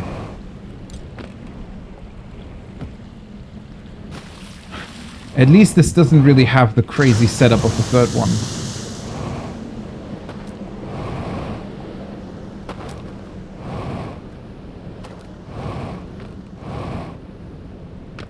No.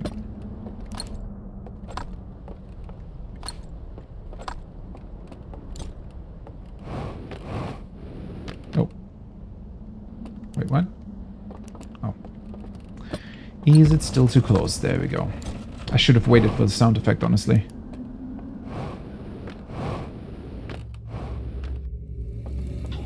Okay. So, basically to the right. I think the first area really doesn't seem too big. It's essentially the door to the left that goes to the boat, and then to the right where you can activate the bridge, and... well, that pretty much leads directly to the woods, which then directly leads to... the HUD, at least if you're taking the correct path. Right, so I want to go here. That's not the part that I need.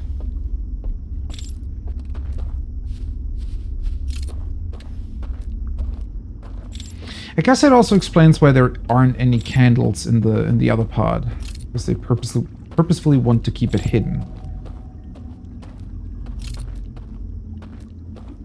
Right, you're kind of doing a loop here in order to turn on the bridge. Okay. Well, at least I'm also getting myself more familiar with this layout. Then you're walking through this, which is also pretty easy to see once you know what you're looking for. Or rather, it's a good, like, recognizable point. Okay, there we go. Let's see if I can make out their light procession. How did the puzzle better the feeling when you solve it? That is very, very true.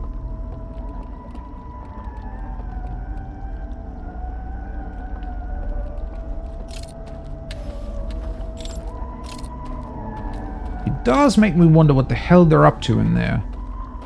Why are these guys making a, I don't know, singing competition concert thingy? And all the other ones do not.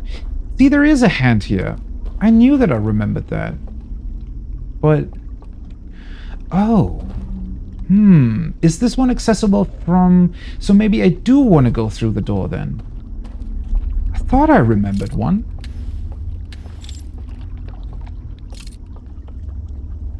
Okay, so this is the forest already, right? So... Am I now just waiting for the 3 lights to appear?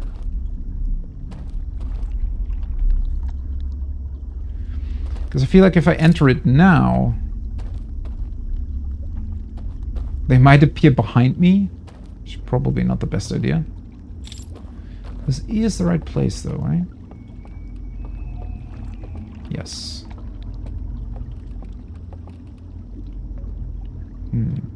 So if you're getting here really, really early... Oh, there they go. Okay. If you're getting here really, really early, there's just nobody in the woods at all.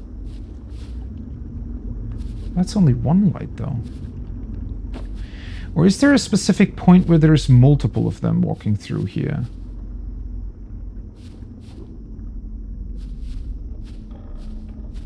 Okay, there's the next one. But the 3 in the slideshow, they were walking like back to back, right? Oh, there is. It looks like there is some sort of bridge where they're coming from.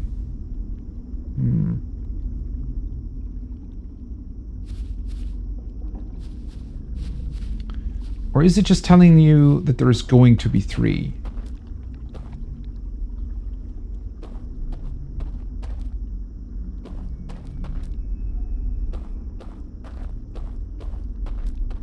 I feel like my footsteps are so loud. What the hell? Okay. Maybe they're not really good at hearing, though. I mean, nothing has really indicated anything towards their hearing capabilities, right? Maybe that's why they're singing in such weird tunes. Wait, isn't he walking in a circle, though? Oh, no, never mind. There is some sort of wooden... Oh! Okay. So there is some sort of... Okay, this is really, really dark, though. Right. So once you know where to go, it's not exactly a difficult path to find. Well, it might be in the darkness, right? Because I think at least one of them like sticks around and patrols the forest, so I think this would be quite difficult to find without the light guiding you. It is honestly a pretty cool turn of events that in this particular case they're like helping you, right? So what later on will frighten you or will be something that you want to avoid, here it's like helping you pinpoint where you need to go. Okay, so now what? Because aren't they going to see me when I'm in here?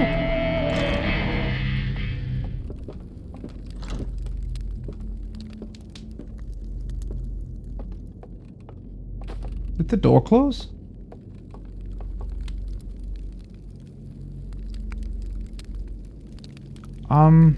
Hey buddy, I kind of just want to get, you know... Do they know that I'm here?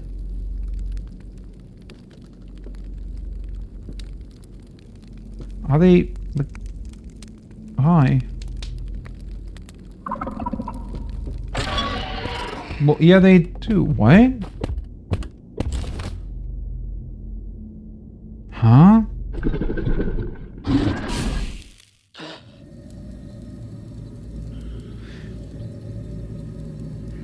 So I probably don't want to follow them in then. That was pretty creepy how they're staring at you. Hey, I didn't really, you know... I could have partied with them. It's they who don't want to, you know, party with me. Right. Well, anyways, let's see.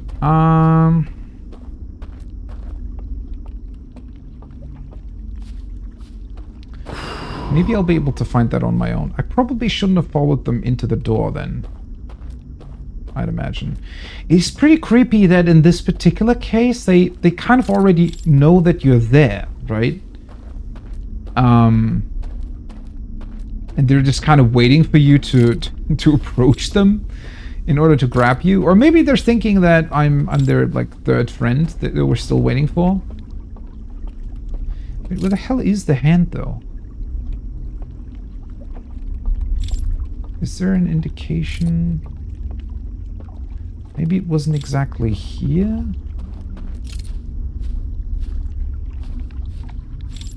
Looked like the boat thingy, though.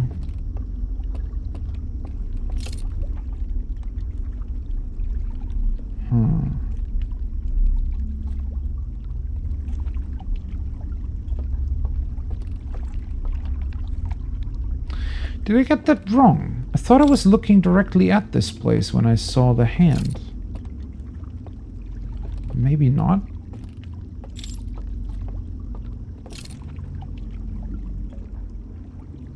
I mean,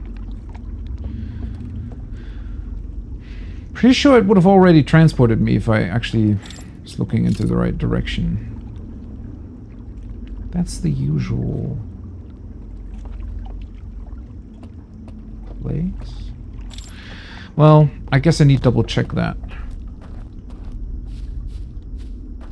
Yeah, and I do agree the song is very, very haunting. I wonder what it is. Like, but still, I mean, even if I was able to somehow enter that place from a different direction. Oh, wait, maybe the hand was accessible from here?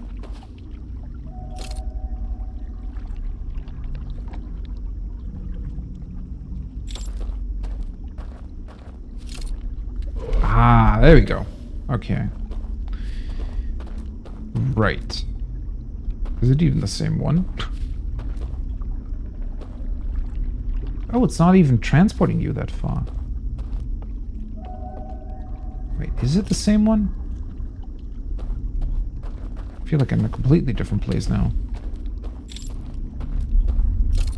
Or is that the one?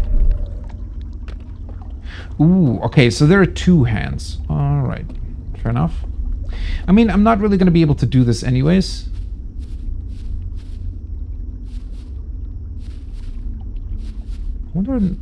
I'm wondering if they're even still here. Are they eventually just going to all enter their building? So I guess... No, there's one more. Okay. Or they keep going into the party room then? Possibly. I wonder if... the reason for this weird turn is simply so that you can actually enter that particular, you know, staircase. Because I'd imagine if you approach it from the other side, it would probably just look like a tree or something. It would be difficult to see, right? Okay. Well. What now? I mean, before I enter, I have to...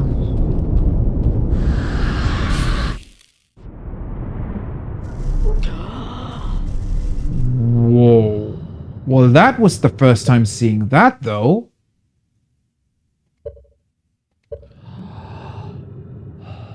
That didn't look right.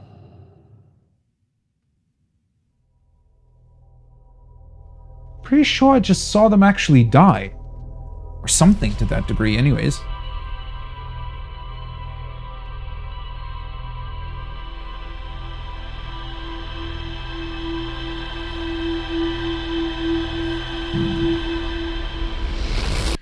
Let me quickly double check here. Alright, okay.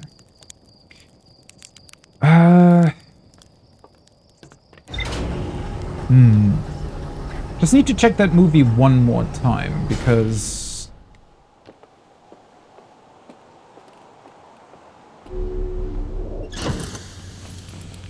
Quite confused how I'm supposed to enter the fireplace if they're standing in front of it.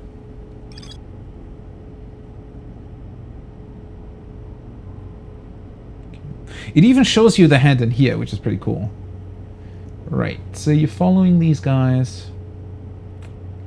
They do take a little bit to appear in the first place, so that makes me wonder if maybe now that I know what kind of place I need to enter. If I were to go, I don't know, slightly right or something.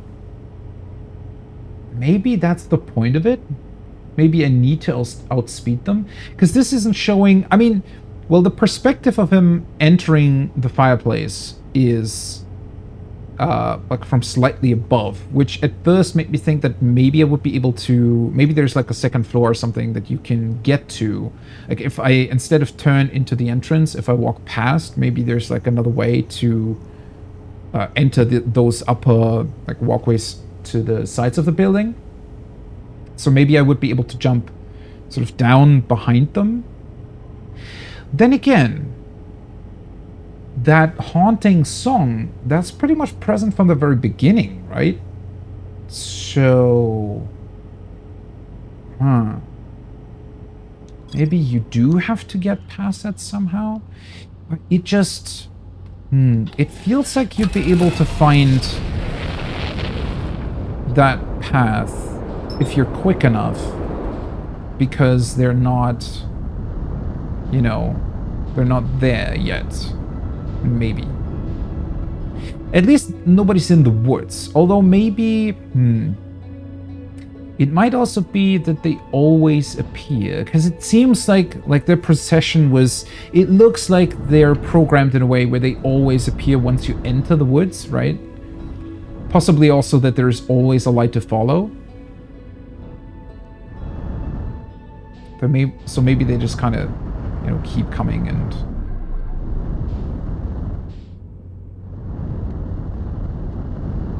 You need to follow them. I mean, either or, right? Technically, I should probably try to go past the door first, just to make sure. I can always come back if I need to.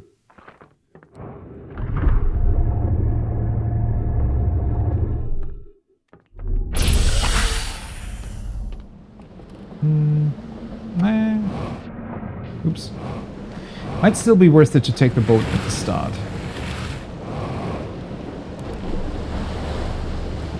Because otherwise I think it's kind of awkward to go past this like little bit of water here.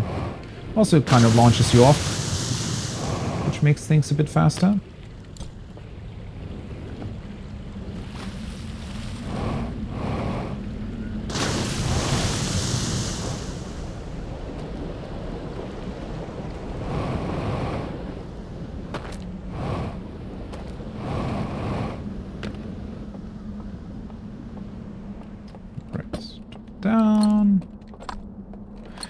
Still don't know what that might do.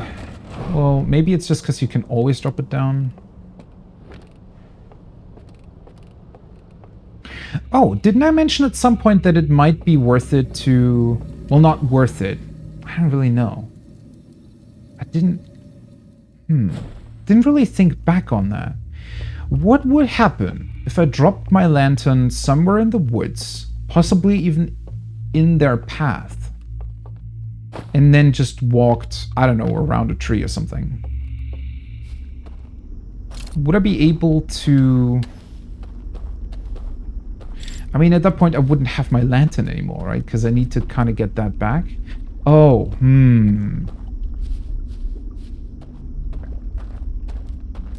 They would still be running up to my lantern, though, right? So... I kind of want to see that. So, would they run up to my lantern, just pick it up assuming that, you know, it's me, or anybody really, and extinguish the light?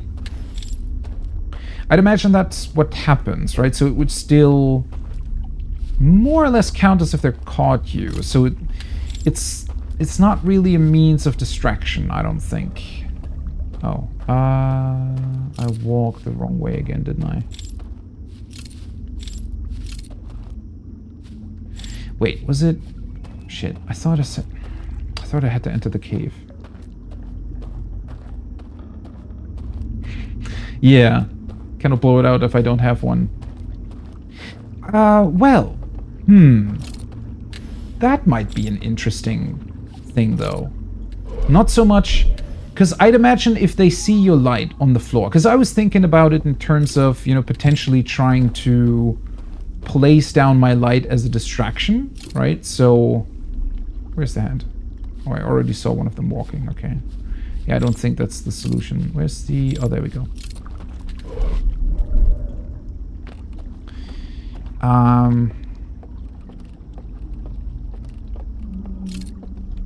So I'm fairly certain that it wouldn't work as a means of distraction because, well, essentially they would run towards your lamp, I'd assume.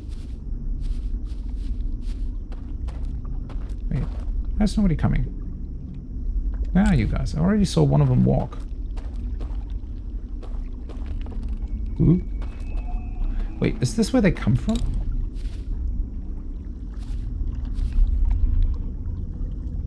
Oh boy. Oh yeah, it is. Ah. That would have been unfortunate. But yeah, I'd imagine if they saw your lamp just standing around somewhere, they would probably run towards it, pick it up, and blow it out, right? Which would send me back anyways. The one thing I would find weird, though, what would they do if I just put down the light somewhere and then walked up to one of them? What would happen? Because then there's no lamp that they can put out. Unless... I guess they know at that point that I need to have a lamp somewhere to even be here. So maybe somehow they would then start... But that's the funny thing, though, right? They would still have to look for it. So if I placed it down further away... Well, that also kind of depends on... I guess... Can I even go far away from it?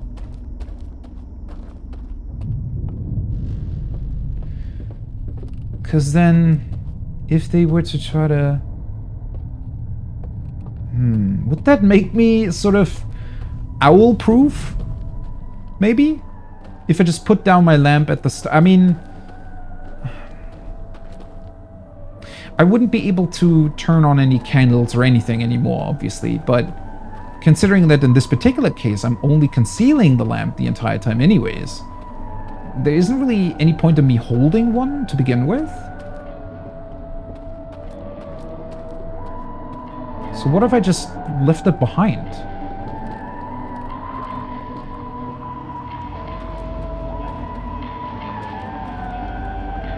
Okay. Slightly afraid of this part because he like turns around basically, right? But I guess it's too dark. He doesn't really see me. Okay.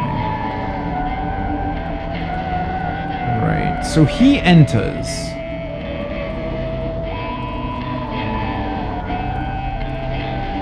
Okay, but there's no way to walk past though. And the next guy's already coming. What the hell? Is he gonna see me? Wait, so maybe if I just run through to the fire then? No. Should I have waited for him to get to me? This is very strange. I don't know. It's like the third puzzle again, where they, for some reason,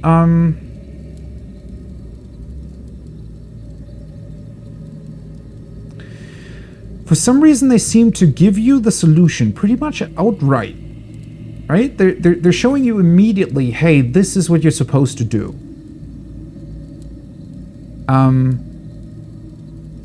But then that doesn't work.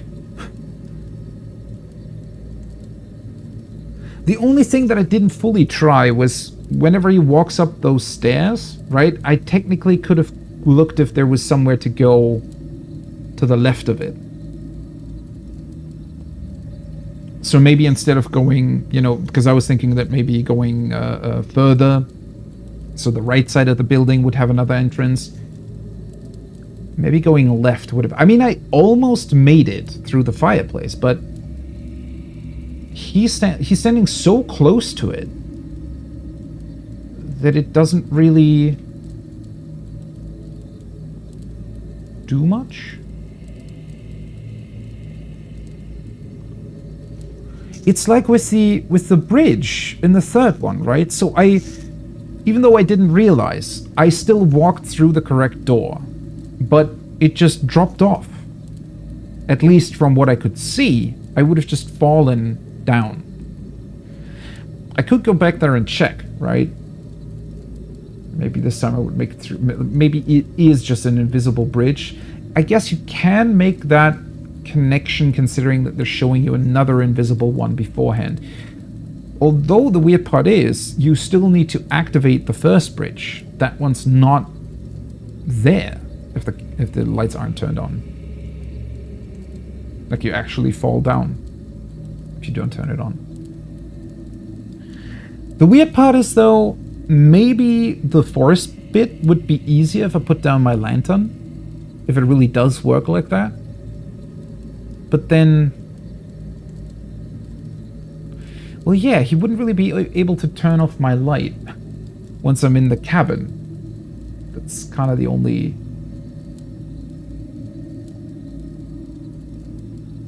Huh. Well, now I'm expecting that they're just somehow kicking you out, but that just feels... I mean, I don't know how much time is left here, though.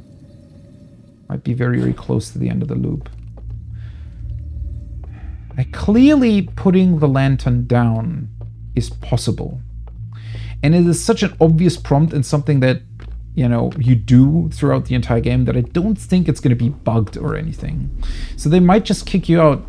Maybe the light just turns off when you're too far away. Wait, where's the hand? Over there. I already turned on all the stuff. Wouldn't the door be closed now as well? I mean, well, I expect that the dam is breaking here in a second, but... Wait, what? Why do I always... Oh, right. I always forget to turn to the right when you're getting here.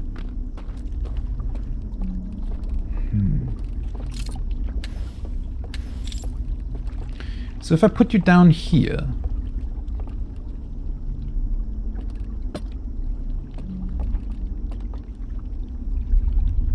God, this actually feels really, really weird. For some reason now the forest seems even darker than before. Wait, is it actually? Not really. No. It's the exact same thing. Ooh. Okay. The prompt is weird though. Where's the light?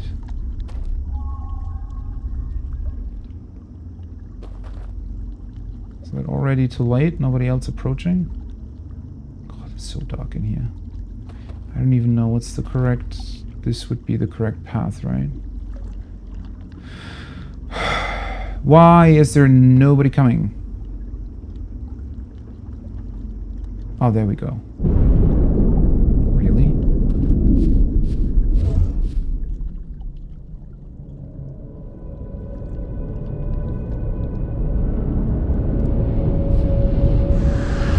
Whoa, wait, what?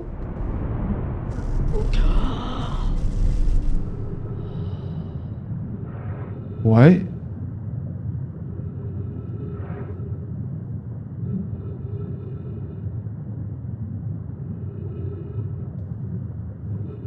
Wait, that... What the hell was that? Did I...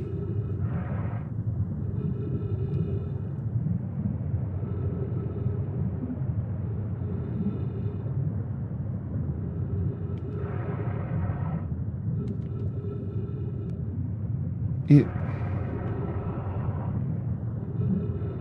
Is... What?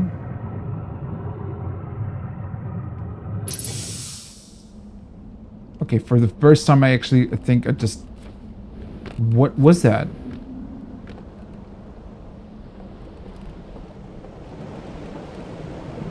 The dude in front of me suddenly looked like some sort of I don't know. Well, like a ghost, actually. But like a weird one?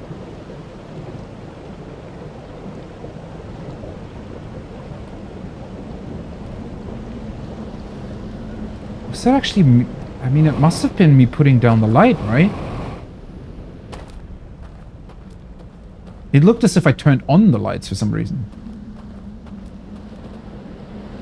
Of course, that was right before the damn thing broke. Can I... is it gonna kill me if I... What just... Maybe... maybe that is the solution to it? Even though I have no idea what... God! It's really, really... Why does it push you down so far? Okay, let's see. Oops. I think I need to go into that building. I honestly have no clue what the hell I was just looking at. Because it wasn't just turning on the lights or something. Where's the damn thing? There it is. Okay, so...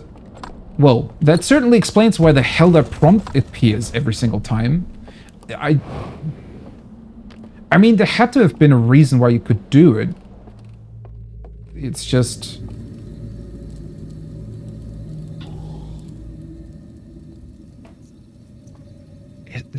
But is that really the solution? Have I ever seen one of them? The weirdest part is that I think the animation that I saw earlier, right, when I was directly behind one of them and the dam broke, it looked as if the thing was dying. Like it made some like hand motions as if it was suffocating or something.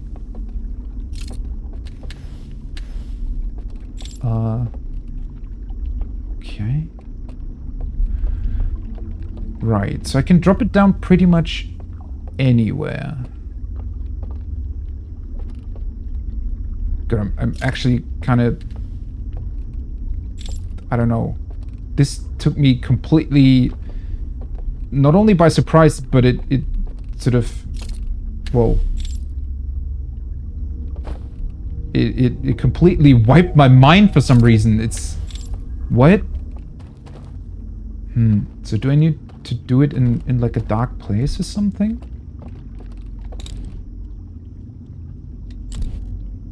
I mean, you can put it down wherever you like. So that's weird. And I thought that it was weird the entire time. Okay, and then I kind of walked away. Oh god, it's really difficult to see, but I don't think there was anywhere I could fall down. Right. Where's the door? There it is. But nothing... No. It's not doing anything.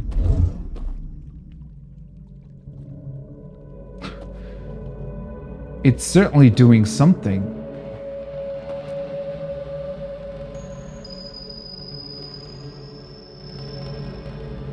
What is... Even the music's freaking out.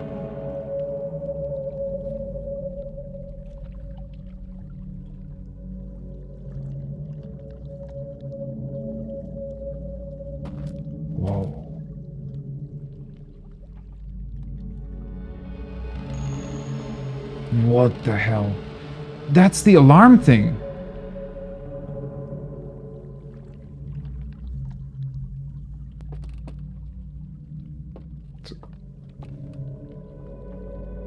And the lamp's like a bubble around it?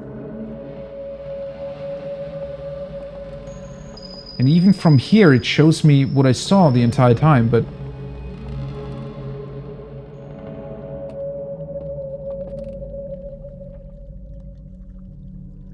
This looks like the Matrix. It's the same animation that you see on the antennas of the towers and everything, right?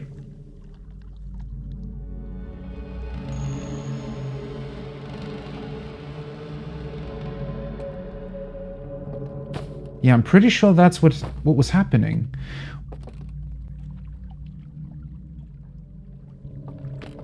Wait, what's this bridge? That's the boat, right? Or the path the boat takes anyways. Are you kidding me? Is it even giving... Is this like... What was I calling it the entire time? Well, world of... I don't even know anymore. World of something?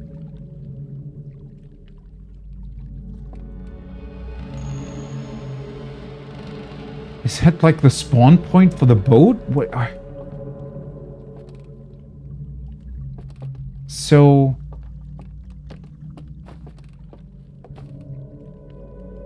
Yeah, it should... Oh, hey, buddy. He looks like a... He looks like a ghost from, I don't know, Super Mario 64 or something. Okay, the tower falls over. You can also see the tower falling. Now, much better anyways than usual.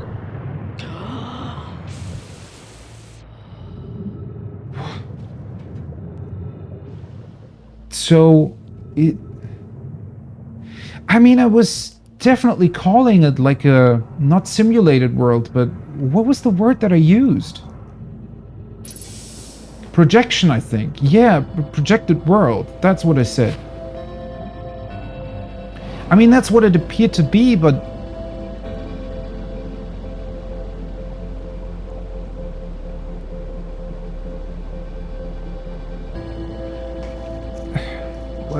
What's the lantern then, though?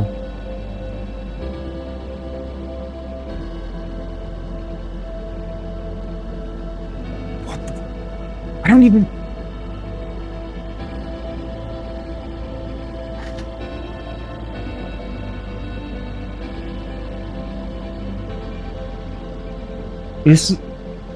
Well, now I'm thinking if this is the piece that I was missing, but I'm not even sure because the... Maybe now I can just see if that bridge exists in the third location?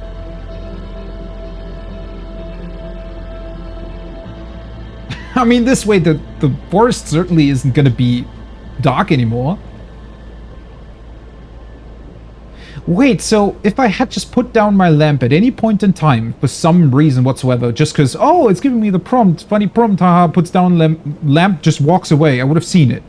Or I would have seen, well, the world, I don't know, that weird simulation thing.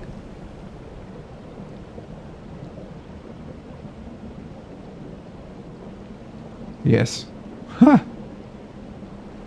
Imagine that happening right at the start. Was that why I was... I don't think this is necessarily why I was stuck. I'm still pretty sure that whatever I would have been able to do, or... I mean, this just makes it a million times easier then. Well, hopefully, anyways. But wait, whoa. What is the vault gonna look like? If I do this.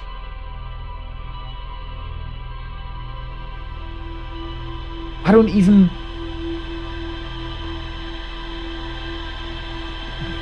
Well, okay, so the weird green filter on the memories here, that's the, it's because it is an actual projection. It's not what I'm seeing, it's because the lamp is like projecting something around me. But...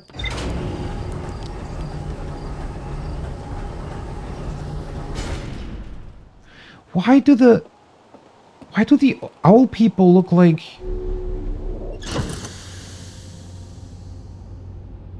That has happened. I mean, yeah, kind of... Maybe that's why they put the... Is it not gonna mention that I just saw that? Okay, sure. Now that makes me wonder, because, I mean, you can certainly discover this... Well, not necessarily easily, because I think your natural just instinct is to keep the lamp with you.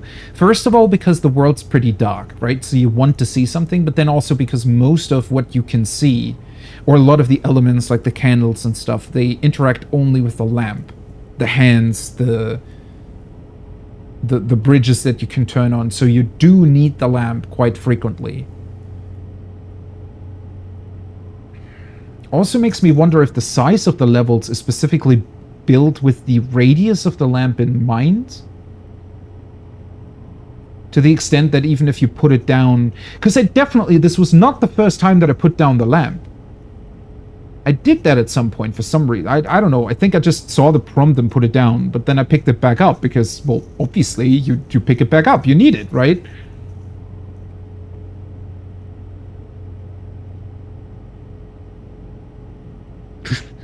Yeah, and the thing about the forest that made me do it is because it seemed like a possible solution, at least.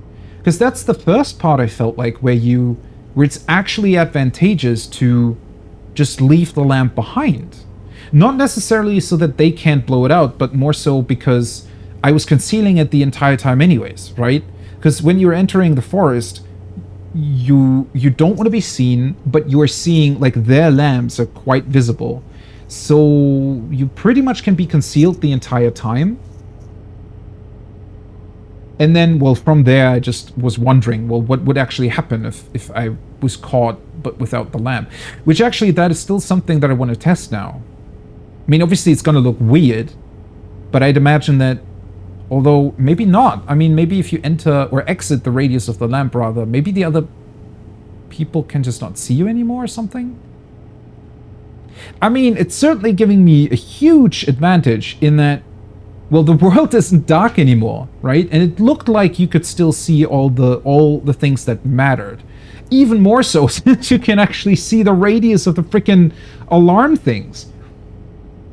Not that it was particularly difficult to see that, but yeah. I'm wondering what would happen. Because, I mean, if I drop down the lamp earlier in the forest, that makes it incredibly easy to see everything, whereas they cannot see me at all. So I would have to get really, really close to the light for them to notice me. So I can pretty much see where I'm walking. But then what would happen if they actually saw me? Are they just going to freak out and don't know what to do? Are they actually going to try and kill me? I mean, maybe that is something that they do. I cannot believe that this isn't even, like, mentioned anywhere. Because this kind of feels like the ultimate solution. Maybe it is something that is going to get shown to you at the very end? Huh. I don't even really know what the implication of that is supposed to be. Because, I mean, I was talking about it in terms of it being a projected world the entire time already. So that doesn't really change, but at the same time, now it makes me wonder even more what the point of it is. Because honestly, as, you know, obviously it looks incredibly cool when you discover it. And, well, it keeps looking incredibly cool for me, but when you're thinking about it in terms of a simulated world, or a world that you... Well, what I was saying, well, a couple of hours ago at this point, about them potentially wanting to just have a way to revisit their home planet.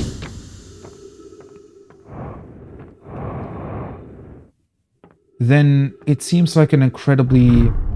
I don't know...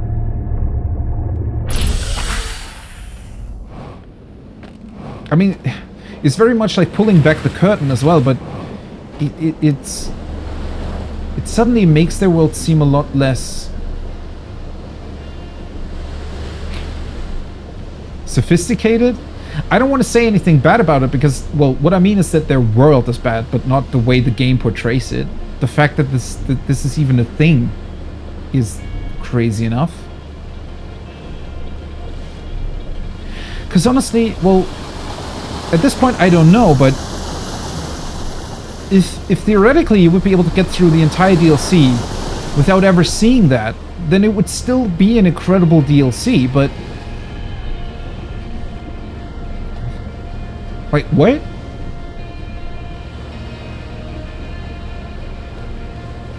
Okay, I want to go back to the third location now. I want to see if I put down the lamp, is it just going to show me a bridge? Because if that's literally the solution, then I was way closer to it than I thought.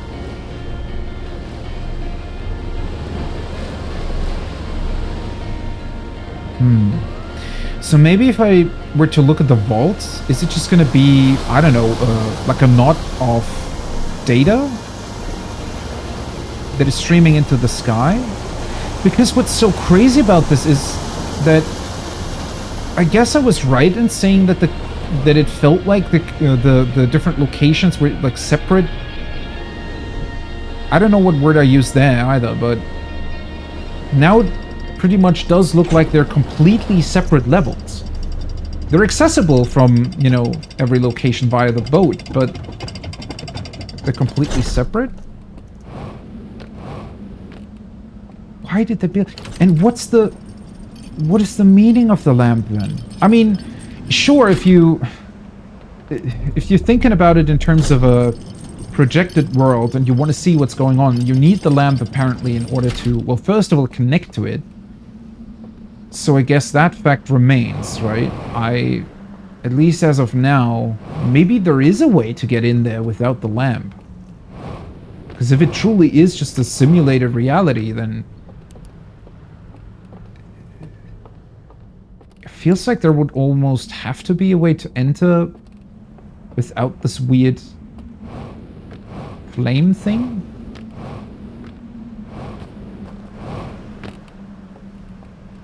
But I just don't understand what happened with the lantern project test thing.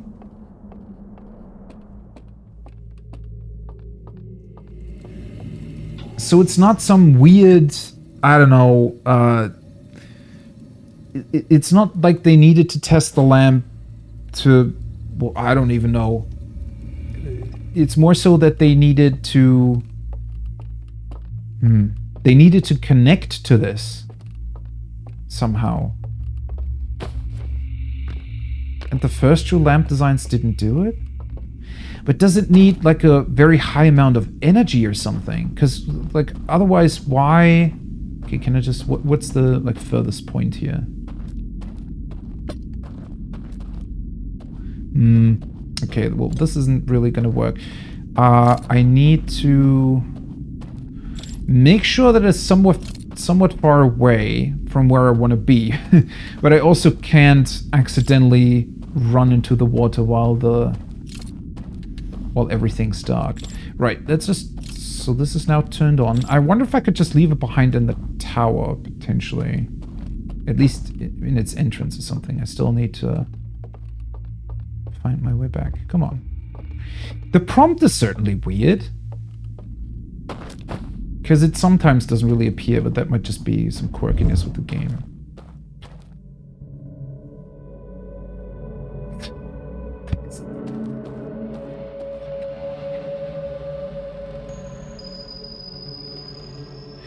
But it explains the bridge too now. I mean, yeah, sure, projected, blah blah, but so they just, whenever they created this, but that also means that they had to create this in the first place. So were they creating some sort of, well, essentially computer program, but they weren't able to connect to it properly? Was that the issue? That's the bridge, right? Yep, of course it is. So I could have just walked forwards.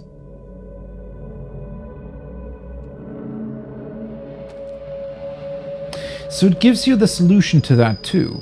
Interesting. I mean, that's going to make this place a lot easier to navigate, obviously. Oh. Huh. God, this looks weird. What the hell? Almost looks like a black hole. But I still don't understand what the lamp really is supposed to be. So what happens if I... Well, I don't have the lamp with me, right? So I can't turn on that particular bridge. Eyes have been opened. Feels a little bit like an understatement, honestly. Okay, so now it's just going to show me a bunch of, I don't know, random walkways that I can use. Because apparently they decided to include them. But... what? So... they know this, though. They know what they created here.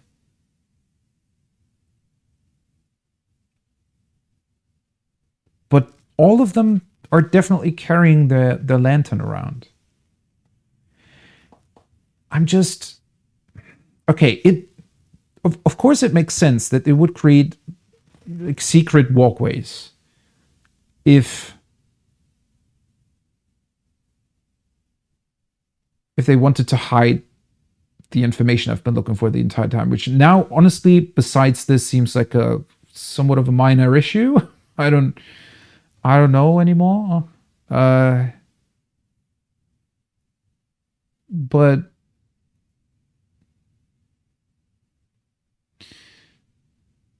I mean, obviously they know about this since they're the ones who created it, but why? Because clearly, if they're capable of creating this, couldn't you, I don't know, just place down a billion of these lanterns to always make the world seem like the way it's supposed to look? Wouldn't the knowledge that you can have like invisible bridges take you out of your, maybe it doesn't, if your desire to see a home planet is strong enough? But still, I would just not include invisible bridges. Maybe that's just me, to not get like broken out of the immersion. Or maybe they needed them for, I don't know, maintenance?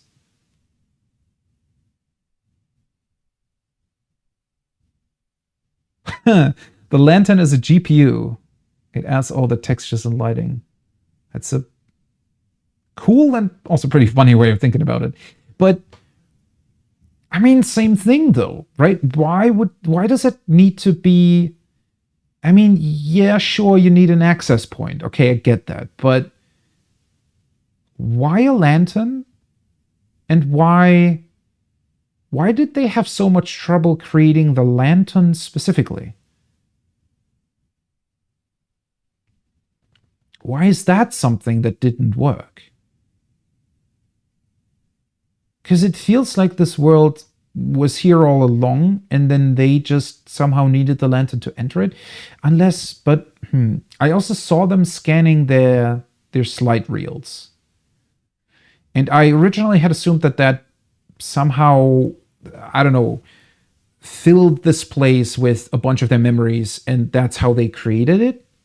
Maybe that's what it is. Maybe they all had to come together. Because, right, there are multiple different levels here. Then again, the fourth one is not connected to a place where multiple of them are sleeping in one location. Because I was just thinking that maybe it is still their memories, what I originally thought. Because that, there are those lanterns in the experimental broom thingy that do seem to contain memories.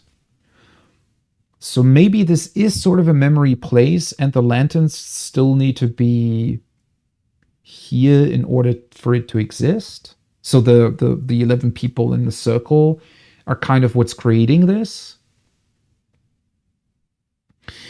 But that can't be right, because I can still access Area 1 even after the water floods over them. At least I think so. Well, I'm looking forward to seeing how much I can do now in terms of, getting through this.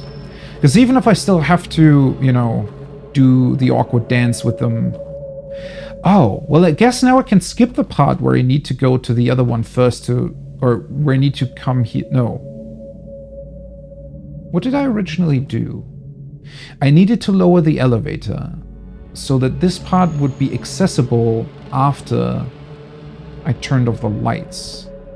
But I'd imagine that this bridge stays around, meaning that I can now just do that. And I'm even just going to see where they are. So I don't even need to well, do anything, really. Okay, now I don't even really want to pick up my lantern anymore. Because this is really dark. Right. So I need this in order to turn stuff off, correct? Which one was it? I think it was the second one. Ooh, what does this look like then when I... well, I need to go back anyways, right? Since I'm carrying... I'm not carrying the lantern around anymore at that point. So... Oh! Wait a second. Would I have been able to do that without the lantern? Because that's extinguishing it, right? Oof, okay. Why?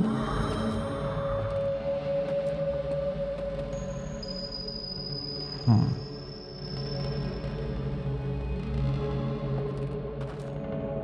Why this symbol, though?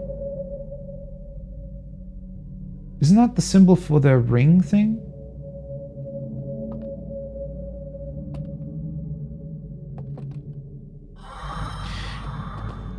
Is that supposed to be a hint, or is it supposed to be...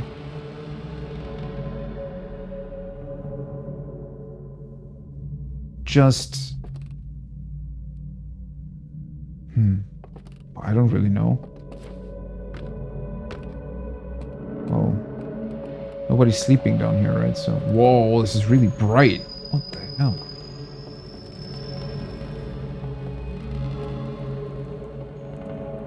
Okay. Not that much to see, though. I also like how the staircase is just suddenly a flat surface. Pretty much like the game probably handles it in terms of game logic, right?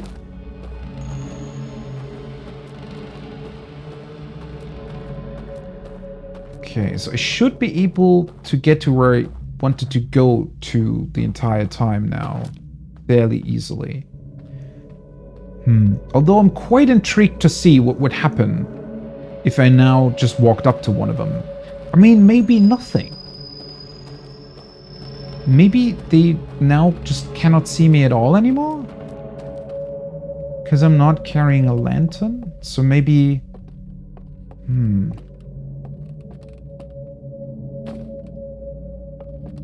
Okay, there's the door that is opened. Doesn't really look like anybody's here at all. It's so crazy how much, well, obviously way less scary this place is now, but that's ridiculous. Oh, there he is. Okay, so he's always in that location. Huh. Very interesting.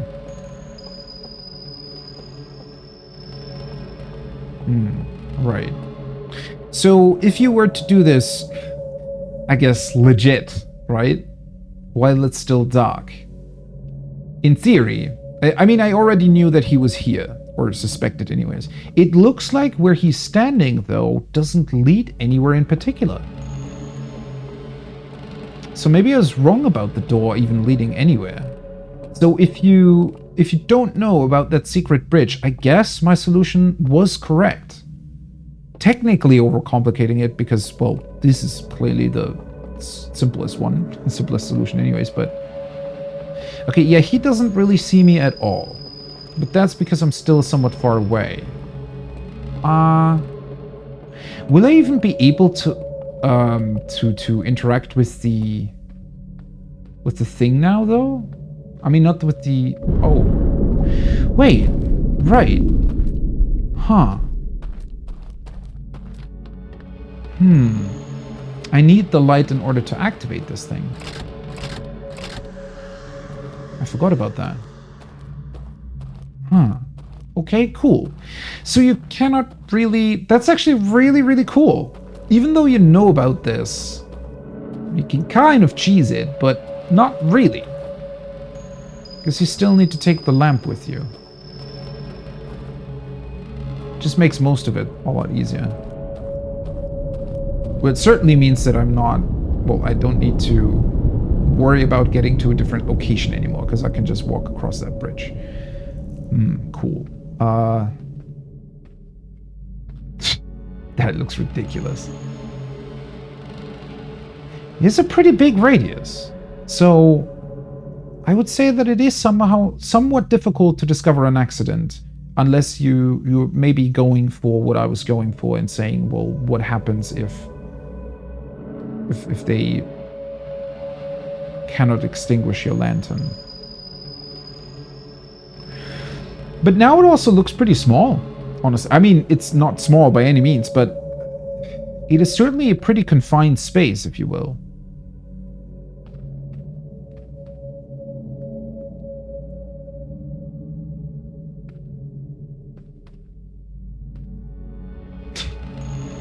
I mean, it's one thing, right?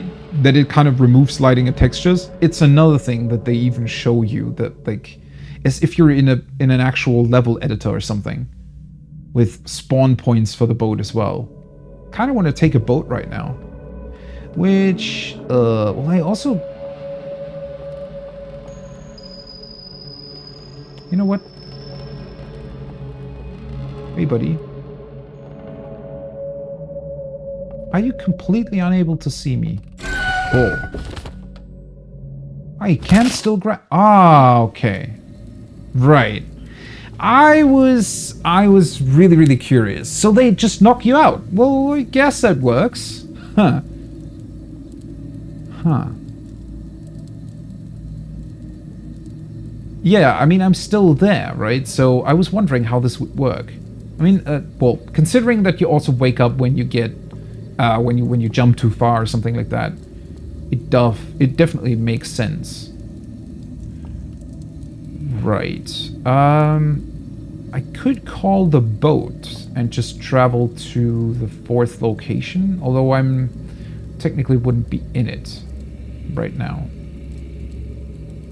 For that, I'd have to go to the other one.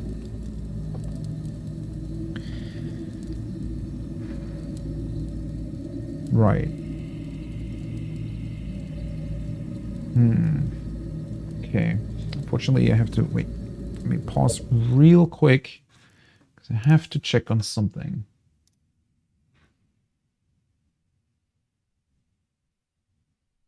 Okay.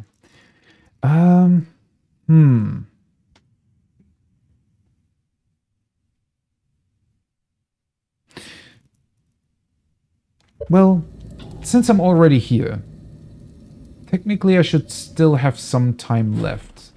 So I'd still need to take the lantern with me, but now I know where the secret bridge is, so I can get to the correct spot. And the light's already turned off, right? But it is definitely very good to know that they cannot see me at all, which is interesting. So if you conceal your light, they would only be able to notice you if you walked right into their arms. There is no way that they can see you any other way, which is pretty cool. Okay, I wonder what that bridge is going to look like. So I guess that literally makes the bridges spawn in then. That's certainly interesting as well. This is where the... I don't... Where's the elevator?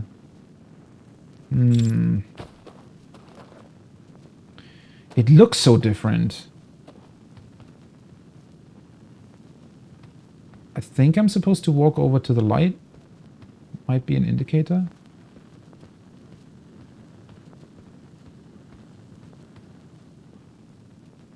Okay. Oh. Holy shit. That's weird.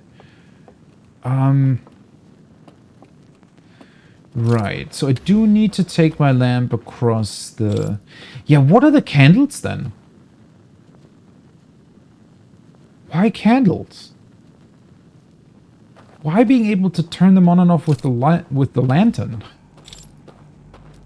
So it's like the lantern really is some sort of...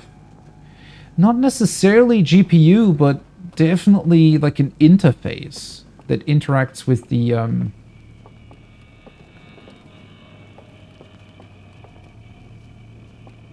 what's it called, with the different level elements, right? Okay, can I see... Wait a second, don't want to make any mistake again. So I should be able, if I turn it off, right, he's not going to be able to see me at all. And that's where I need to go to. Okay. Easy enough. Hey, buddy.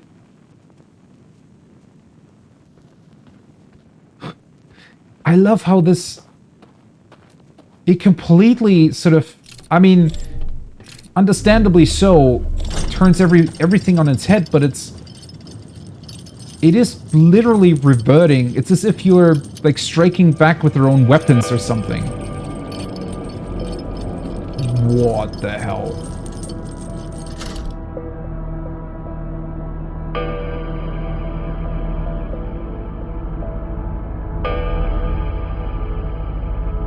What's up with the ominous music all of a sudden? Oh! Now I want to know what these things look like if you don't have the lamp near you. Oh wait, never mind. That's not in this realm. Wait, it is not in this realm. Why are these things here?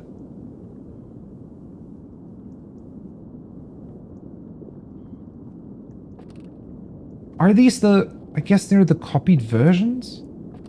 So when they were scanning them, they were creating actual duplicates within their game world? But then what's the point of removing them from reality? What?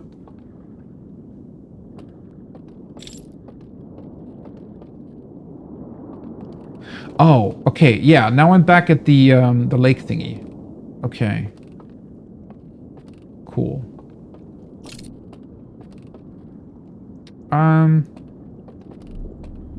Oh, no, that's not what I want to do. So that's where I need to get to. Why is it still doing the weird sounds? I don't imagine any one of them is going to be down here, huh? Right, so... And what is that?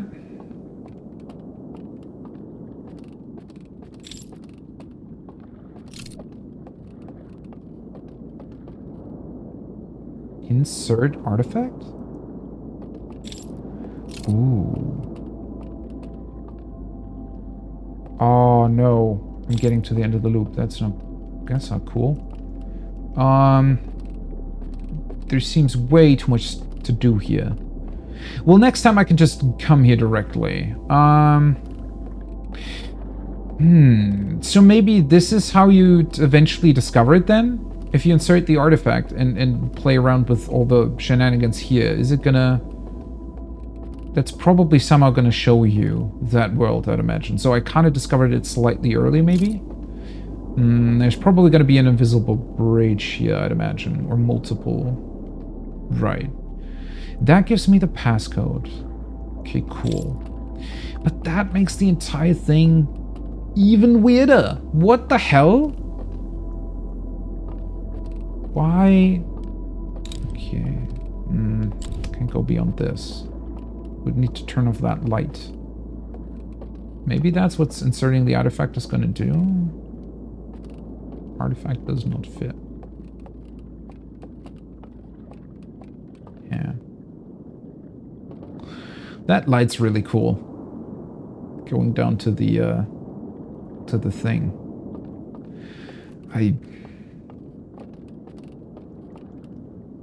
Wait. Same door?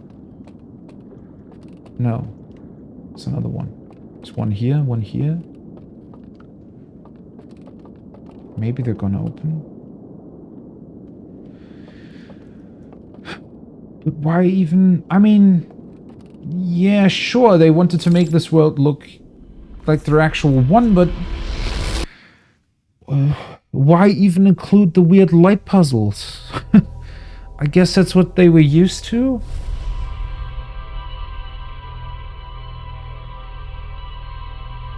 I'm super close. So I'd imagine that putting the artifact in there is kind of going to reveal this. Maybe it just turns off the radius that it has and just shows you this world right away. And I'd imagine all three of those locations are going to have that. Possibly.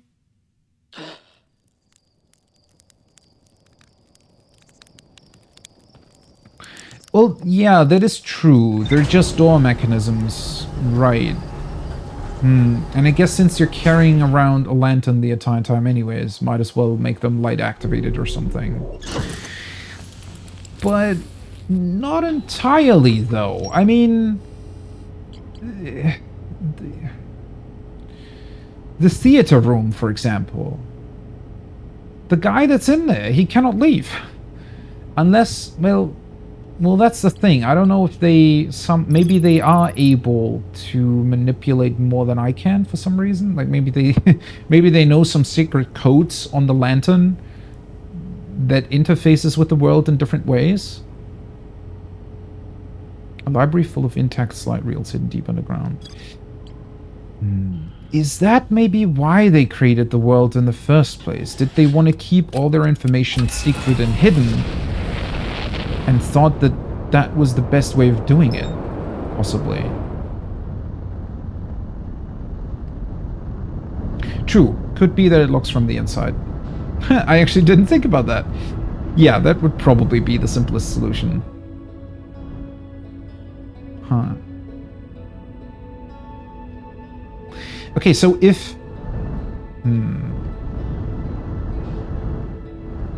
If they did want to keep all their information hidden, that still doesn't fully explain why they're dead now. Well, it certainly doesn't explain why they're dead now, but it also doesn't explain why they would essentially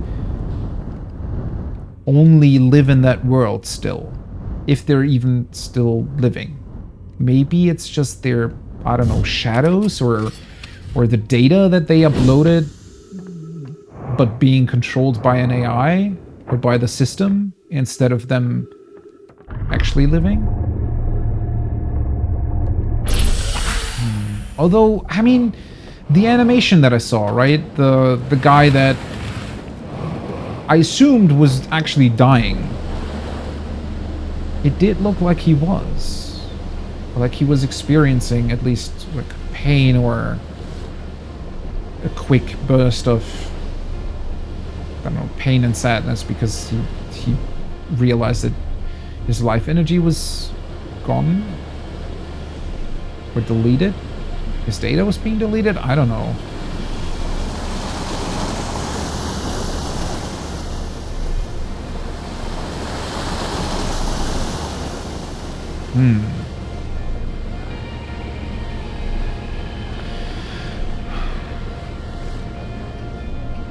Well, let's see what it will show us, because...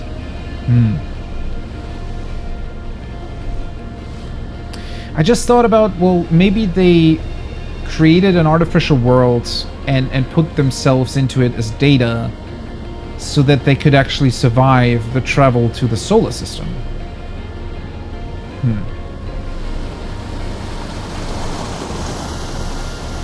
But once again, that pretty much collides with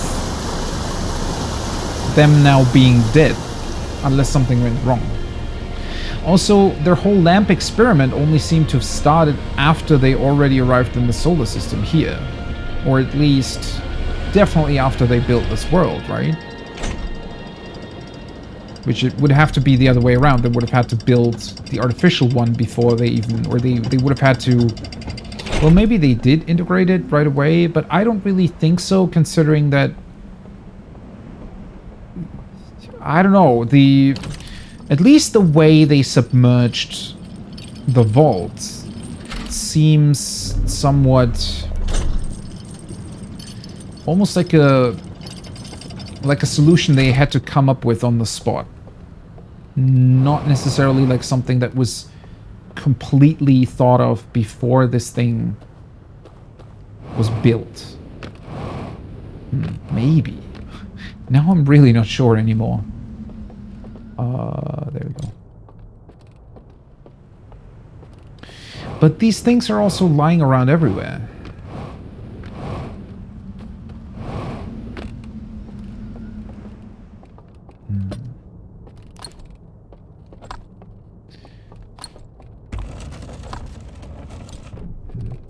Although, yeah, this physically moves back. It's not something you can just walk through. So, hopefully this place is at least real.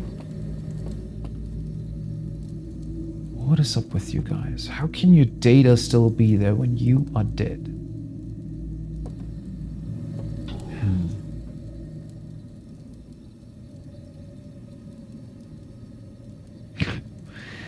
You're actually right on that. Well, I think I was mentioning at the time that their technology was still quite impressive, but yeah, they definitely made some technological discoveries that the Nomai certainly did not or weren't capable of. So they both had their own kind of version of really, really powerful technological discoveries.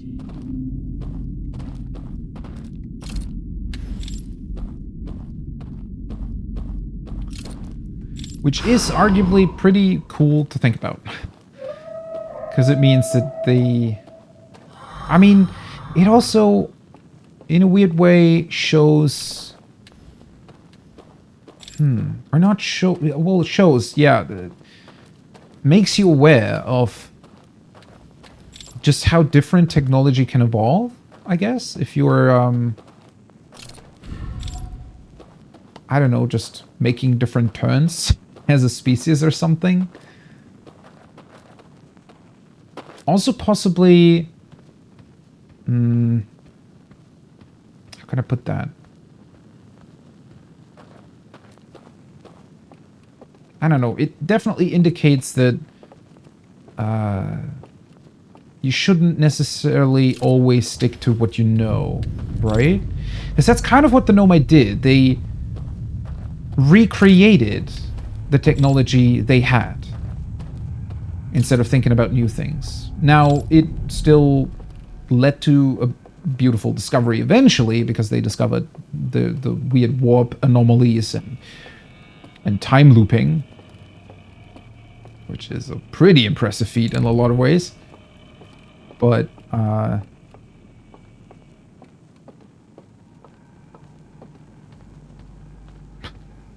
well, let's just say they're both very much mind-blowing, each in their own specific way.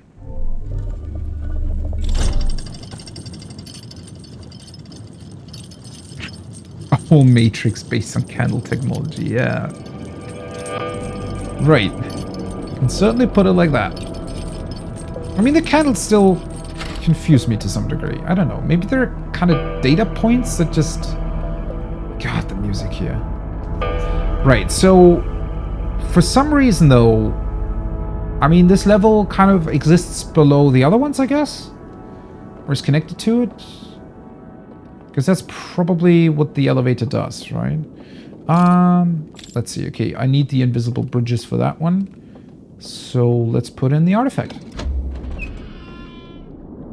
Oh, well, that opens up the doors. Interesting. Right, so I'd imagine that it doesn't actually...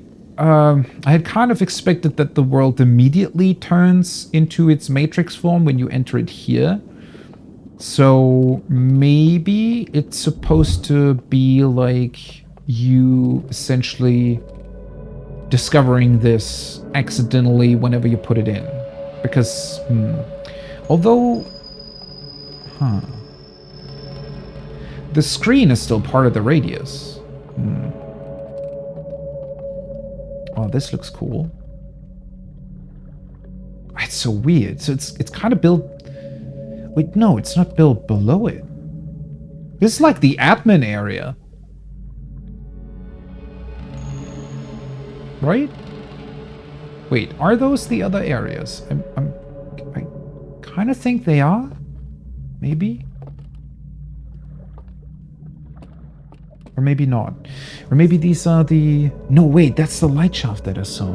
Never mind. I mean, it is still somewhat like an admin area. So they all have an elevator access point from their respective levels. And like how... Well, I mean, it just fits, right? Don't know what the rocks are about. I mean, why would you design this space like the others? But then again, maybe they did want to pretty much be immersed in their created world, right? They probably did not want to be taken out of it.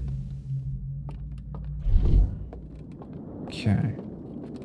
So it opens the door. That probably means that we can now access the actual recordings, which I hadn't necessarily expected to be a thing. I don't know. Oh, wait, is this how they're getting you? Because you can only access the doors once you put the artifact in. So I'd imagine that if I try to retrieve one of the things. No. At least here it's not really getting, like, allowing me to get anywhere. Can I not get the... Well, let's look at this first. I'm still so...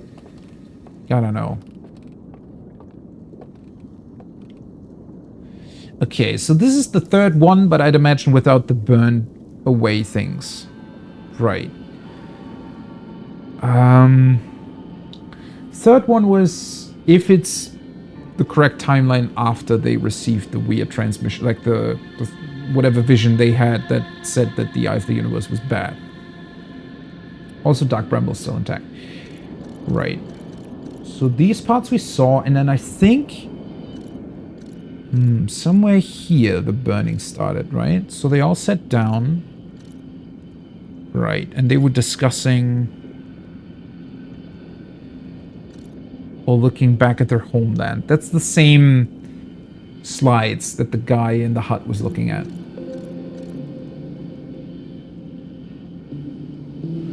I love how the music's now sort of, it's not scary anymore, right? It's just kind of melancholic, almost. Well, it seems like they are like reminiscing about home now, right? And possibly wanting to recreate it.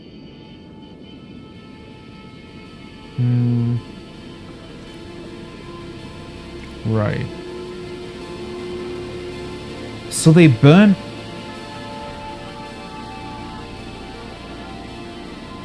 the parts that show how the world is created?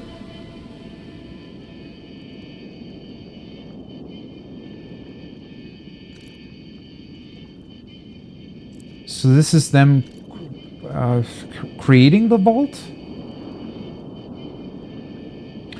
Did they themselves want to forget all about it? And that's why they, like, cut it off? Did they want to forget that they weren't home anymore?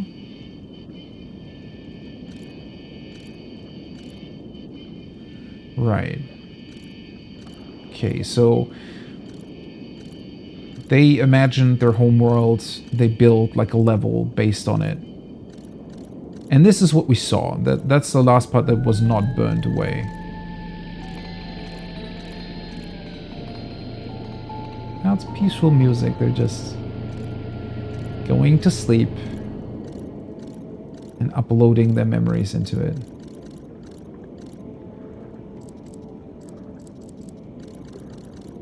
Also, I'm pretty sure that... Which one was it? This slide. Did they maybe also add some slides to make themselves seem scary or something? Possibly so that nobody would come and enter the world and, I don't know, break it?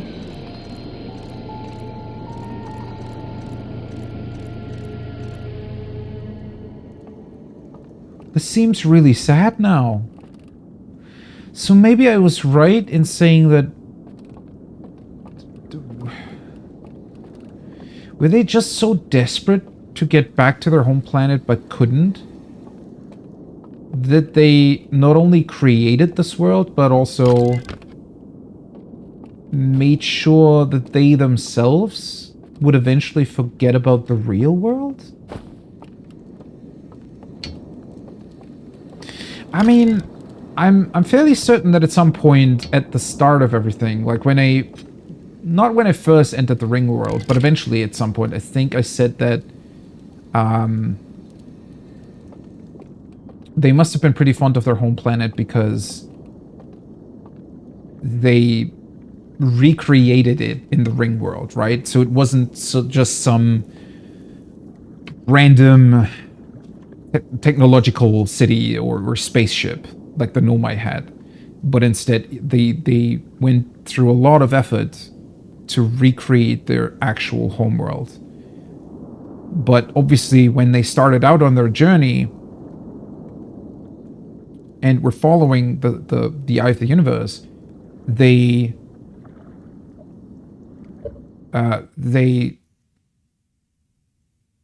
probably thought that they'd return home eventually. I guess. And when they realized that, now I wonder what that vision was. Maybe that was also inserted? Maybe something else happened that made them not want to engage with the eye of the universe anymore? Now I'm really, really intrigued by what the thing is going to show. Like the stuff with the burning and everything. Why they did that. Because the vision still seems odd, right? Maybe that was their excuse or something.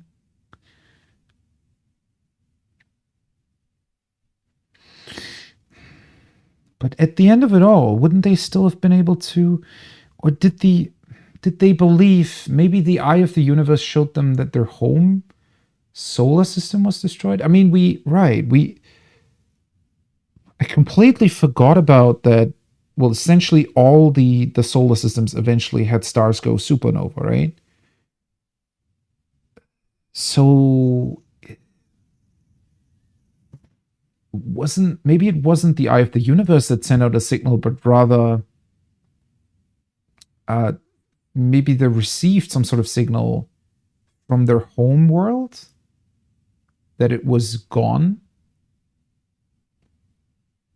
So that's why they didn't return home, because they knew that it didn't exist anymore, and they were sad, and they created like a matrix world to live in until they died. Huh.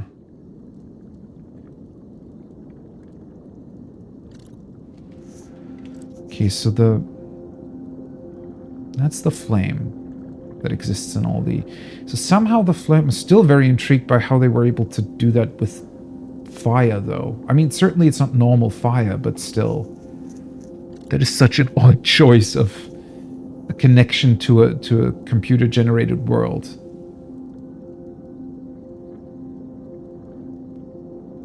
Right. So connected via lamp. They're happily strutting. Right. Okay. So if you hadn't seen this by now, then now you would know. Or at least suspect. I mean, this isn't super obvious, I don't think. But, you know, kinda. So yeah, the lamp is some sort of interface that allows, I guess, to receive signals about what the world is supposed to look like. Oh, never mind. It actually shows you what you can do. Okay, so this is like a manual then. Right.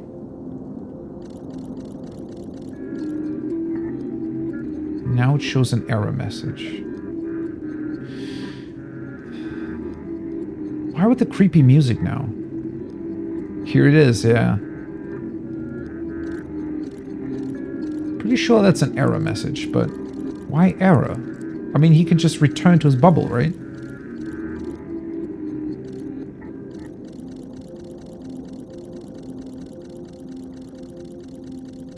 But at the same time, if I am at least somewhat right in thinking that...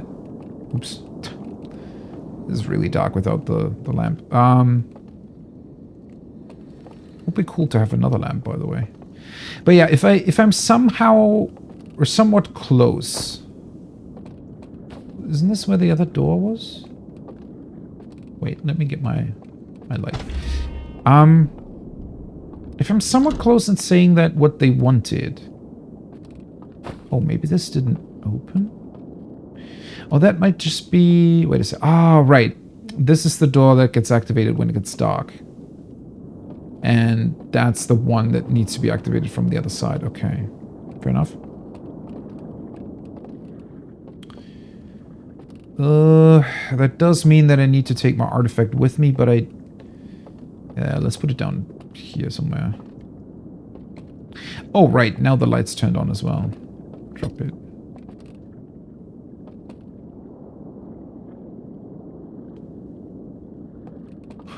Yeah, if I had done it, if I had actually done it the hard way. Honestly, doing it the hard way is fairly... I can definitely see, you know, somebody just... Because I think if I hadn't discovered this, I'd imagine my next attempt at doing something if the first thing wasn't going to yield any answers. Whoa.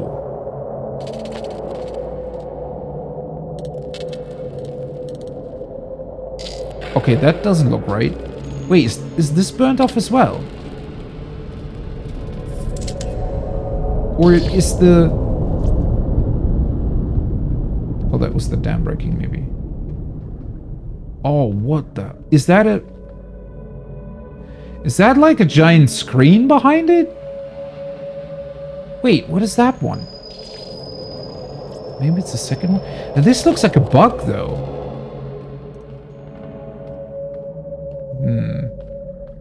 Either it's buggy, or the simulation itself doesn't want to show you, I don't know, how to get out of it, maybe? Or how to... Wait, where did I put it? There we go.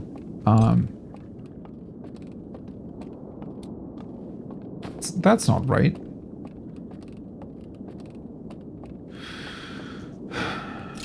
But yeah, I mean, you can make the connection, I guess, possibly. Ah, okay, so it's burned off. But this is not, like, burned off inside the simulation. It's quite literally removed from the code. Whoa. What does the burnt down shrine look like then? If you're looking at it without a lamp. Is the entire thing just one, like, giant buggy field? Wait, so... Well, okay, at this point they're giving you the...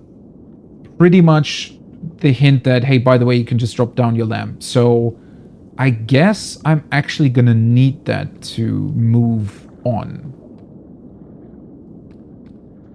Right? Wait, is this where it came from? Yes.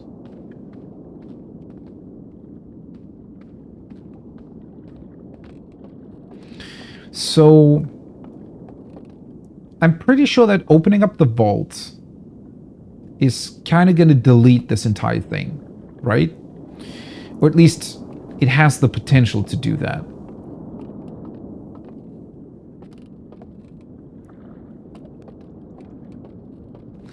But then...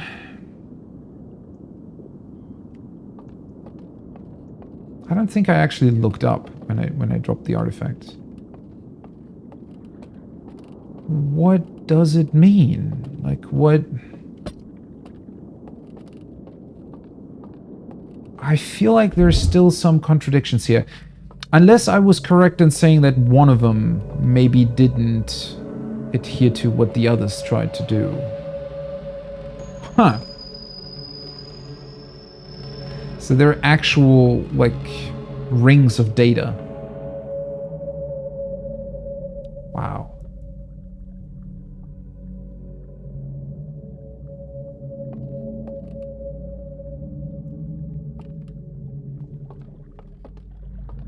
It's just a buggy mess over there.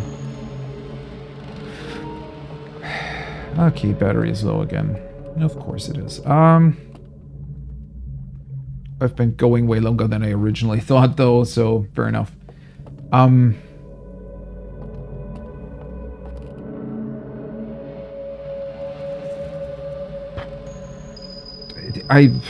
Somehow this is still blowing my mind. This makes you want to look at the entire thing again. Just in this other mode. But...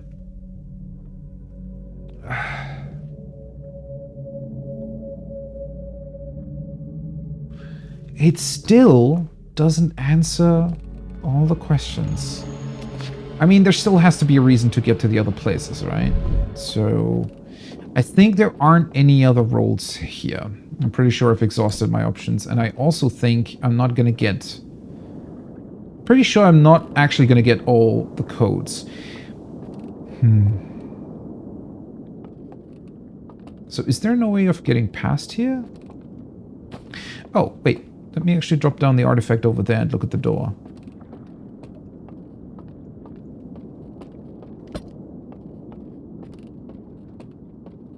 Well, I don't have my scout drone, so wouldn't be able to get past there anyways.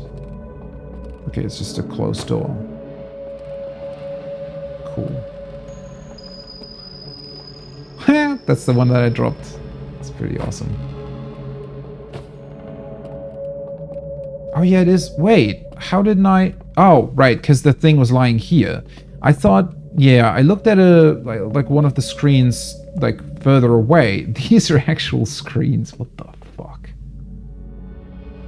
It's just a giant screen. It doesn't even have anything in front of it. That's just decor, I guess. Okay.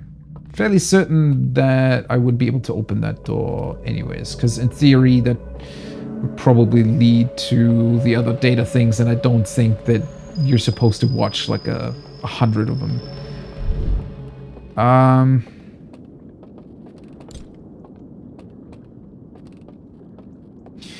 Well, if you're not getting the codes, then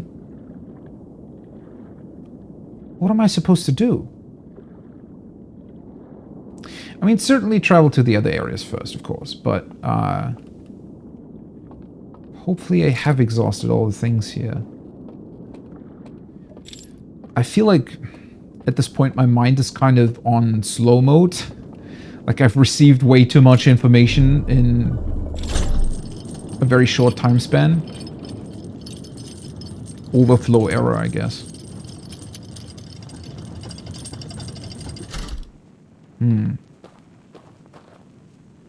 Okay, so at least with this, next loop I'm just gonna enter the first location again, and it should be somewhat easy to see what's going on there. Right. Oh, true, this is just the invisible bridge. Why are they so angry though? I guess because we're breaking their simulation and they don't want that?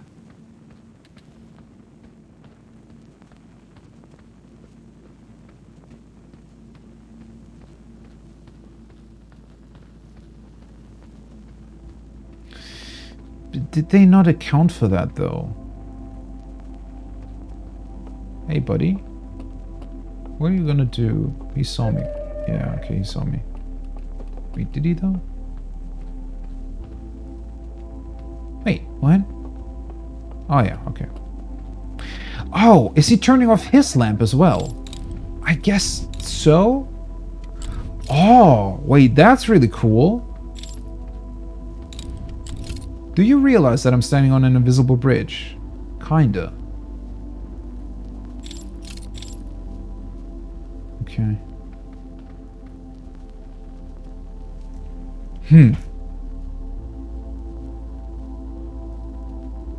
Just wondering about their behavior. I don't know. I mean, I can certainly see them being angry, but... What does strike me as very, very odd about this is that essentially, since there are now data, I'd assume that at least in here, they're not going to H anymore, right? I mean, clearly, they're still somehow here, but their actual bodies have, you know, decomposed for how, I don't know how many years.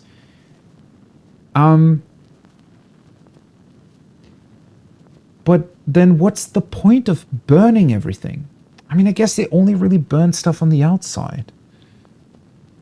But is that really to keep people out? Or...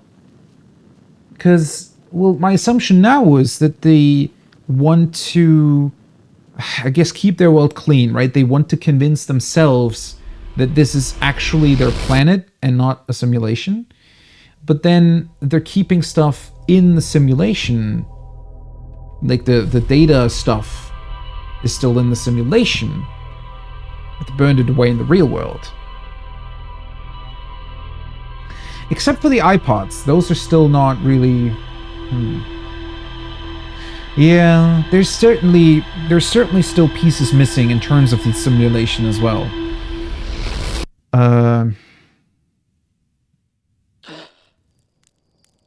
Because that's...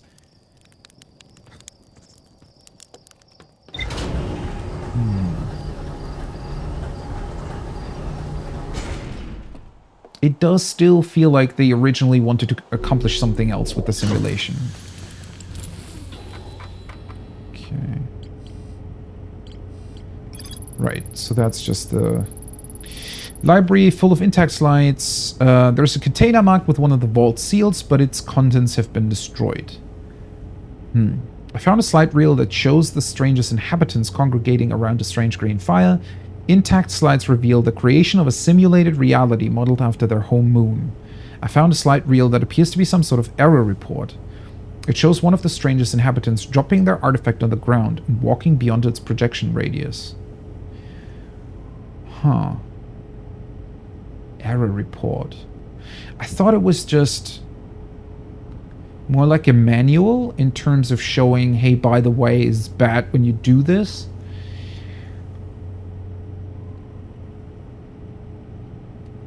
This seems to suggest that it's more maybe created by the simulation, because one of them did in fact drop their lamp and exited its radius.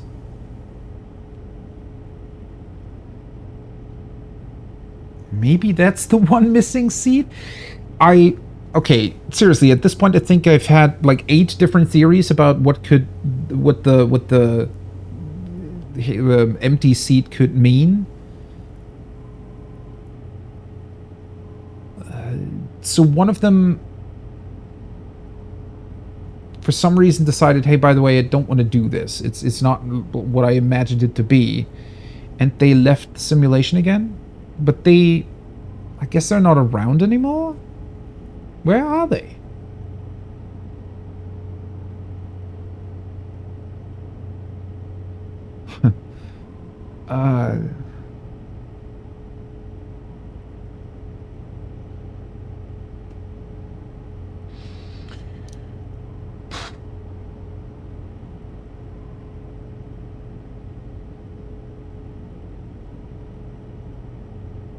I hate theories.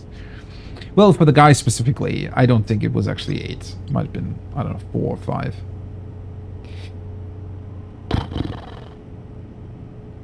Right. Let's go back to the first one then. And see what the hell is up with that. So...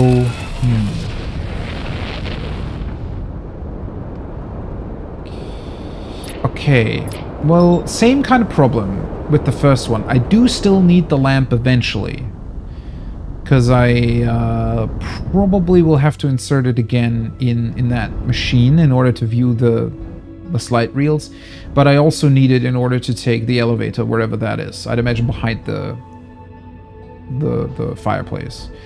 So I guess I'm gonna drop it down first to see where the hell I'm even supposed to go or what I can do. Well, yeah, the weird thing there is that even if I turn off my light completely, technically I'm still visible because of the lights around me. I wonder what that's gonna look like while I'm in the simulation thingy. Not like I'm outside of it otherwise, right? It's just, well... Well, I'm also aware of it, I guess. Man... I don't know. I still think it's kind of sad that they left their ring world behind, though, right? Considering how connected they apparently were with nature and stuff.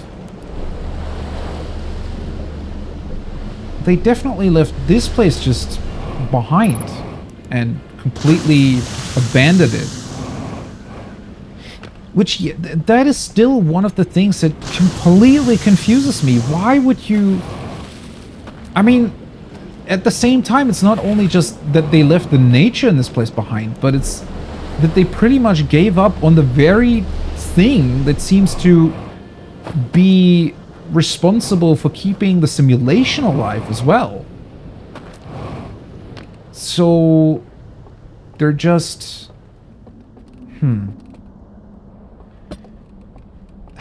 I mean, it could be that what I said at some point is true, that they just didn't care anymore. They just wanted to live on their home planet, and they knew that eventually this thing was probably going to break apart, or that the universe would die. I mean, that's kind of the latest stage where they would die eventually anyways, right? So... don't know. At that point, doesn't really matter anymore.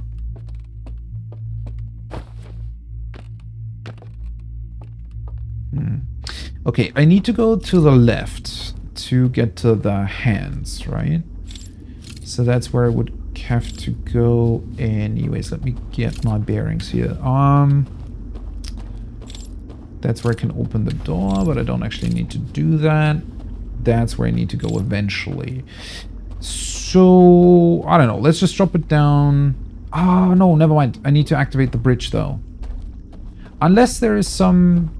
No, let's activate it first, just to be sure. There might be some additional access way here, too, where you can just skip past the complete path through the woods, I'd imagine. This is actually going to show me how, like, vast these woods are anyways. Because I feel like they probably end fairly shortly after this area, right? Which again, I mean, as impressive as this is, it is a very enclosed space, albeit less enclosed maybe than the ring world, which was probably the point. Sorry. Wait, where is it? There we go. Okay. Bridge activated.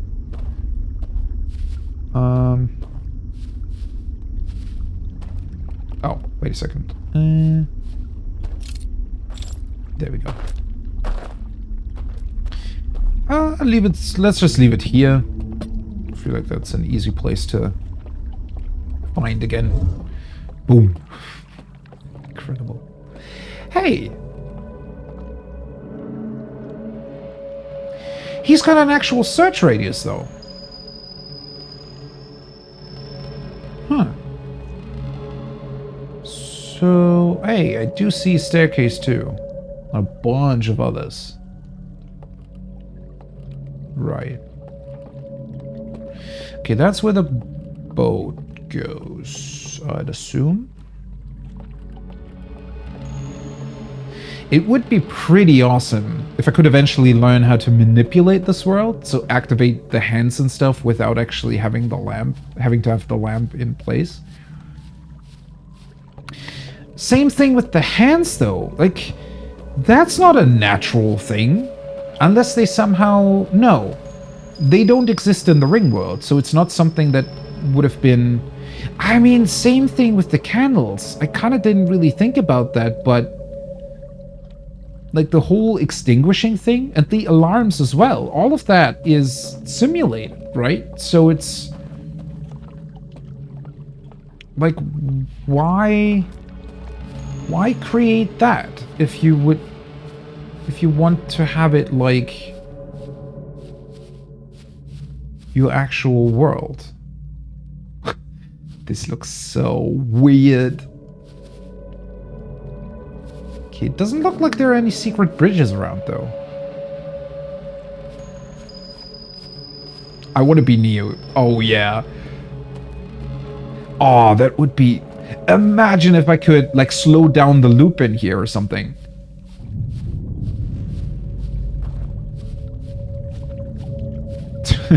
So not dodging bullets, but at least slowing down time. That would be pretty awesome.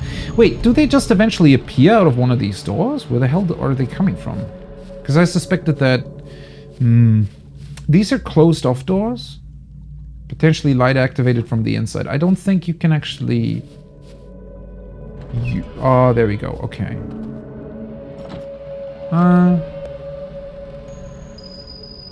Wait, did it open up twice? What?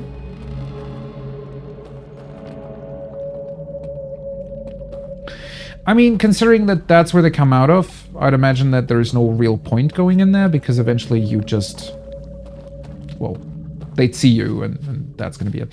I like how this entire place... I don't know. I mean, sure, the... like, trees and stuff, they're not that easy to get through, but, you know, when you turn the, when you turn the graphics on, it looks a lot more complicated, especially in the dark. Well, it's just a plain. I mean, sure, a bunch of roots, but that's about it. That's a tiny, tiny thing that I saw. Okay, well, unfortunately, I definitely still need my lamp, but, maybe it's gonna be a cool other point to put it down. Imagine if the solution was just be going left. Because I feel like that might have been it. Wait, where's the guy? Did he already... Where are you?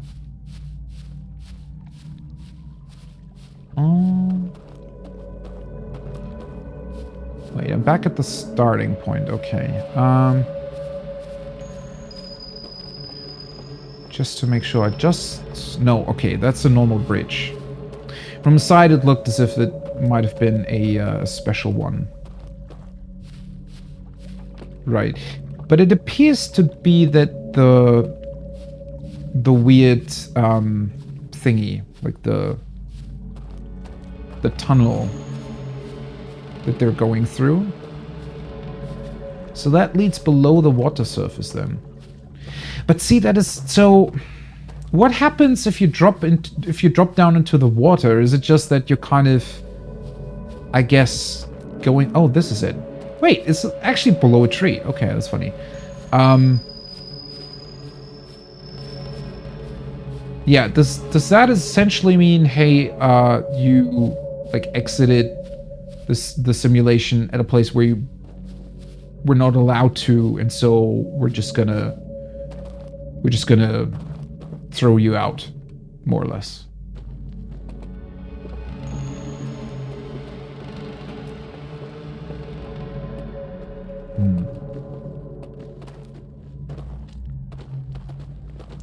Problem is, I spent so much time looking around now that I'm probably gonna need another loop to actually get to where I need to be. Because I don't even have the lamp with me.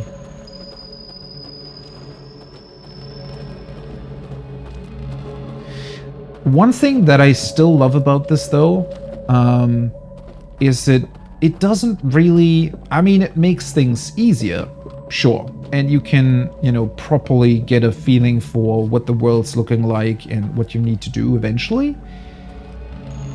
But it doesn't really allow you to skip or cheese or any of that, right? It's just... Well...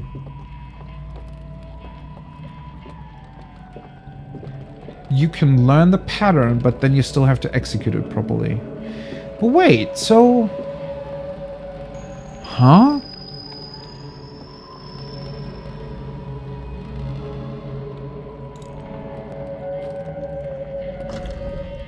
Oh, there's a lot of you guys in here. They just close the door whenever you get in. Okay, but they don't have their searchlight on anymore. So was I doing it right and just... But they're looking at me. Oh. What? Okay. So the door opens again if you... Well, that's weird.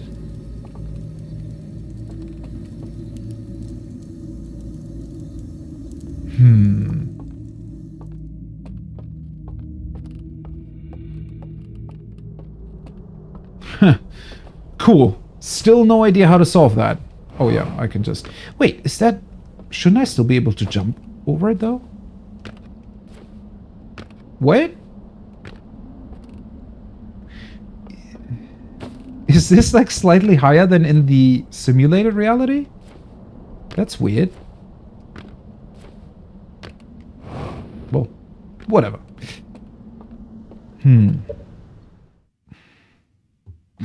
I knew there was something skulking over there. That room still seems very weird. Because, I mean, I think they saw me because the dude with the lantern that was still active, I guess, walked in. So is the idea to kind of walk in and then do like an awkward circle around the guy that's standing in front of the campfire with your lamp turned off? Because that's very weird. Or is there a way to lure them out or something? Because in the other place, I'm just turning all the lamps off, right? But, I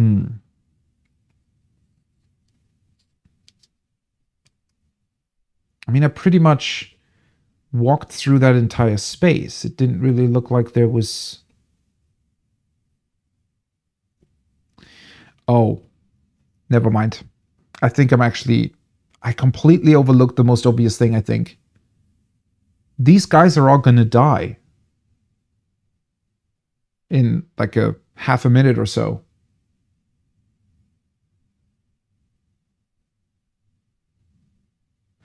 I'm pretty sure I even mentioned that at some point.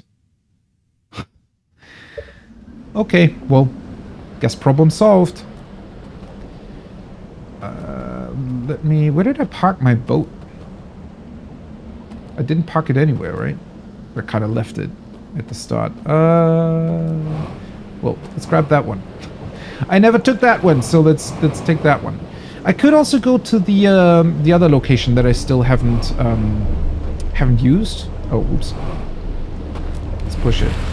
But might as well do this first. So, kind of sad to think about them dying. I don't know if that's what it is. Well, the data is going to be deleted. What's the easiest way to do this? Probably third area, right? Because that one has the... Oh boy, am I going to get swept up by the wave? Don't think I've ever done that.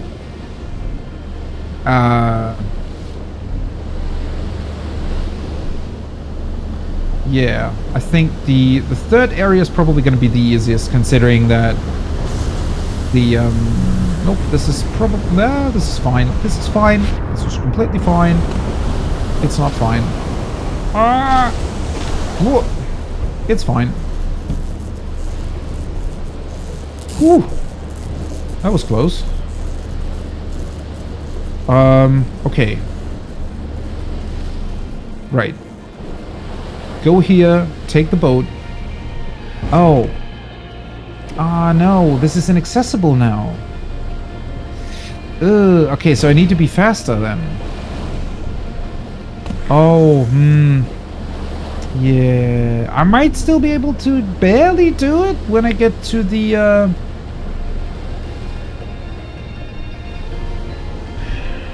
if I can still make it to the second tower in time.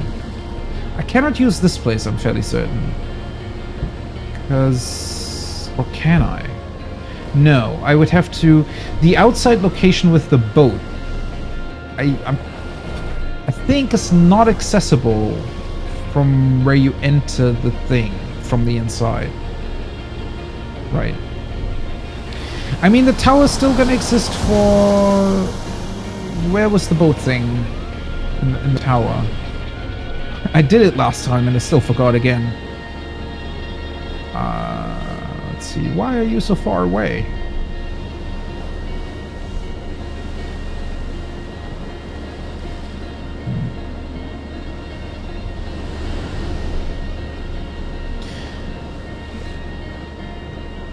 I feel like that would be pretty sad to witness, by the way. Like, if I had kind of made that connection earlier and... Essentially, if I would have entered, let's say, from the third position right away, and I would have just stuck around in that first level, I would have just see all of them, well, kind of evaporate into nothingness. I wonder what the simulation does with that, though. I mean, clearly it needs a connection to... But... Right, why does the simulation need a connection to bodies that are already dead? Or is it really just the lamp that keeps the... But at that point, you'd assume that the simulation kind of has all the data it needs to just keep them around forever? Maybe not. What would there be in their physical bodies that still allows them to do that? Okay, I've actually not looked at this place without the lamp, but I need the lamp, so I probably should wait for that until I need to get back here anyways. Unless, well, there might be some sort of other hidden cool bridge thingy that I can utilize here, but for now I think I need to activate the... Where is it? It's to the left here somewhere, right? Hopefully.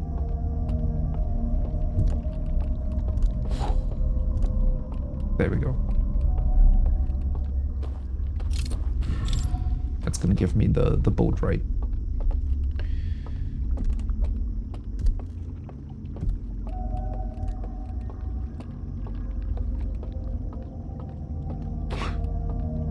I feel like I'm so close to understanding and yet so far from really, really getting it. If you have the technology to do this, why not just make it somehow last forever? I mean, certainly if they would have been able to do that, they would have done so. So...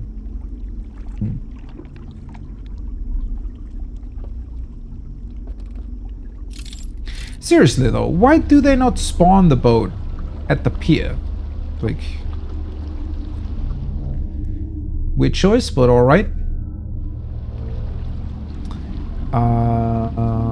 Third location, fourth location, I need to get back to the first one.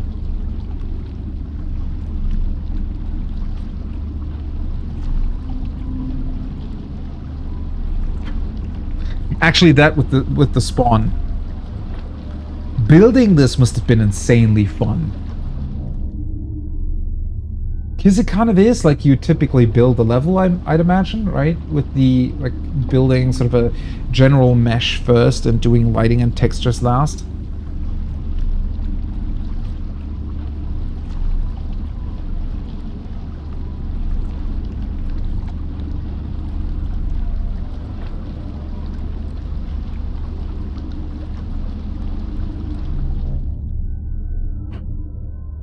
But I feel...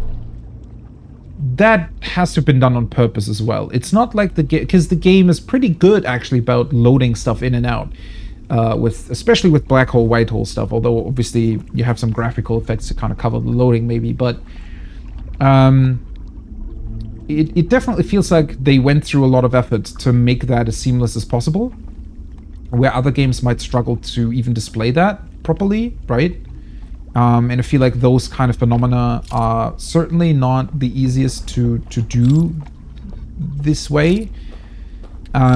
So it's really awesome that they... Because even if it's completely dark and you don't even really know about all the simulation stuff yet, it still feels like you're kind of loading into a new section of the level. I guess the bit about it being some sort of simulation... Oh, can I not open this from here? Oh, no. Should I have... Did I have to open this from the other side first? Wait, really?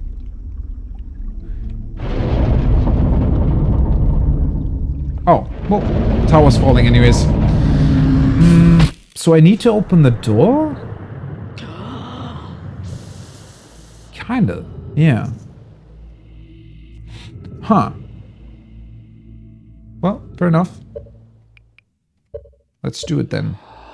So open the door, but pretty much immediately go out of the first level again. And I guess I'm just going to take the third one because that can't break, so I have all the way until the end of the loop. Also, I should probably plug in my controller. Let me get my cable.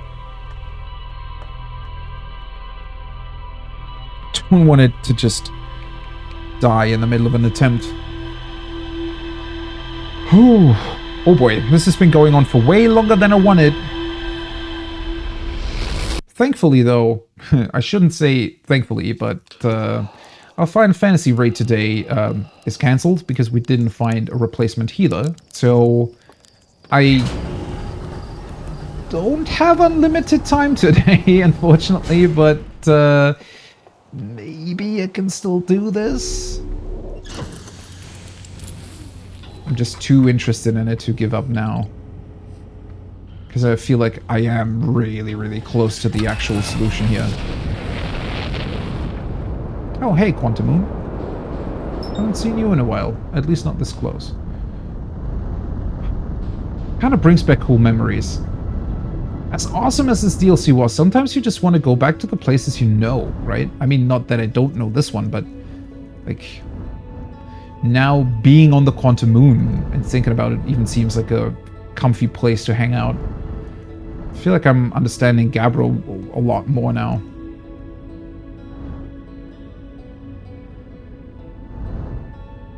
Oh, thank you. Shipless run. I mean, that sounds like something that you might want to do after you've done the... Shipless run sounds difficult though, right? I mean, sure, you can definitely fly through space. Oops. You can fly through space without the ship. But you still... I mean, you have to grab the... You have to get to Dark Bramble, right? At least once. It sounds difficult. Especially considering that you'd need to do it... Although, well, shipless run doesn't necessarily mean that you have to do it in one go, right? I guess. I should park my boat properly, so then it's easier to get back out. Right, there we go. Pick up the lantern. Honestly, wonder how often I've done that. That must have been at least, I don't know, 40 times? Minimum? That I did this exact thing? Although 40... Nah. Well, I did skip some loops, so... It wasn't always 22 minutes, right? In terms of time that elapsed.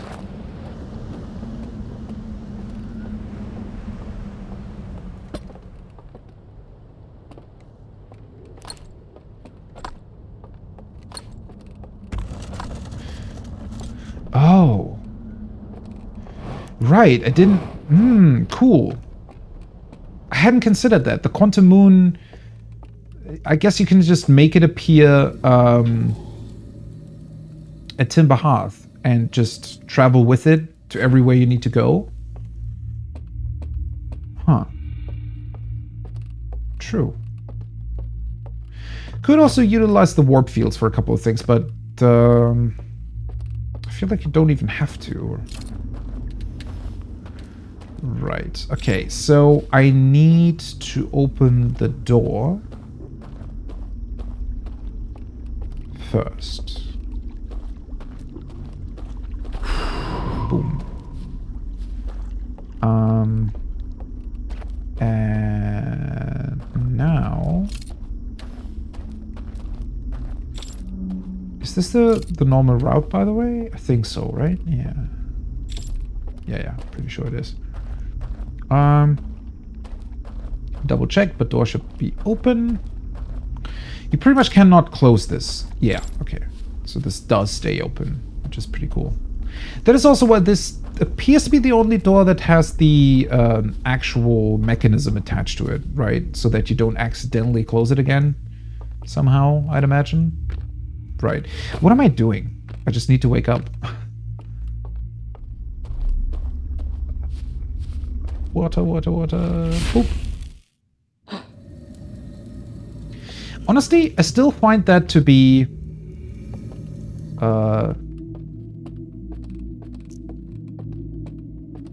an odd choice. I guess they weren't necessarily water creatures as such, or at least they weren't like swimming, right? Because otherwise they probably would have decided to simulate the water as well. Possibly made it accessible too.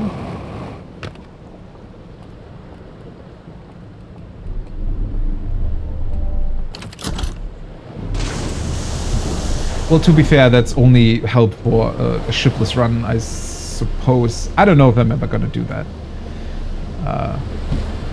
Although, well, I do enjoy kind of challenge run type things sometimes.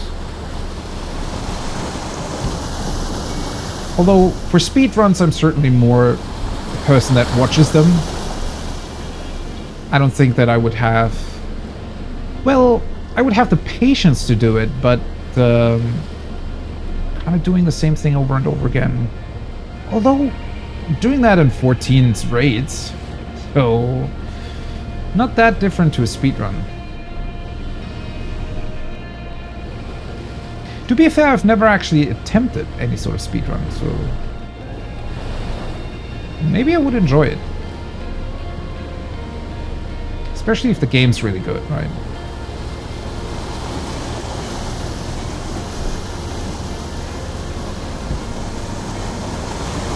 Outer Worlds speedruns would be fairly fast though, because you can do it in one loop, right? And that's not even speedrunning it. If you, well, it is kind of a speedrun, but not actually speedrunning it.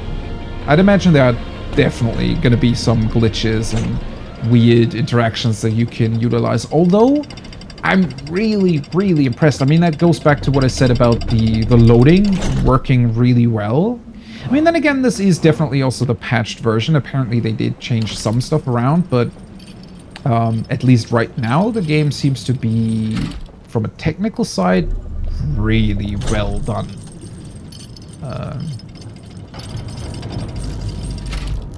At least I haven't noticed anything bad in that regard.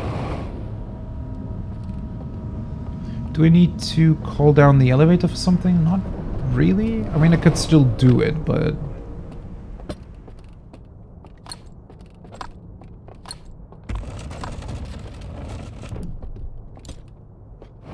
sometimes my mind really plays tricks on me with the flashlight and stuff. In terms of...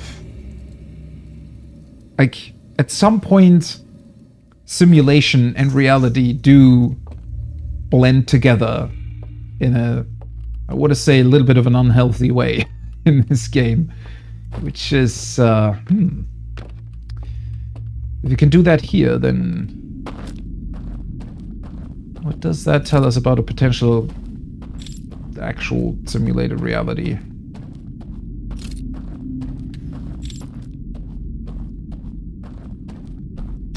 Where's the...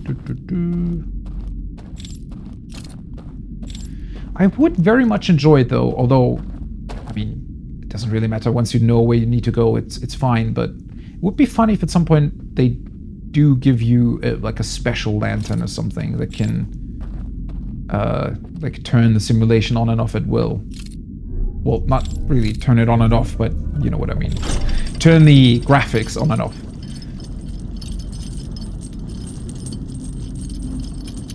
Speedrunning a fresh save to full ship lock? That would certainly also be interesting. Do I want to wait? No, never mind. I don't want to wait. So maybe I'll actually be able to catch what happens.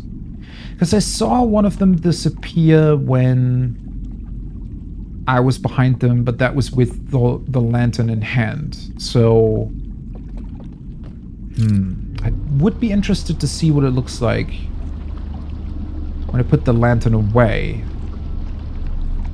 and the water, like the dam crashes, the water comes through. The speedruns seem to depend on silly physics. Okay.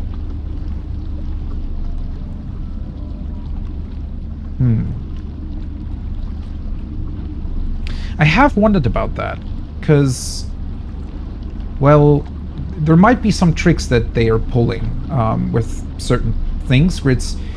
I don't imagine that they've actually used the like 100% accurate physics equations for everything.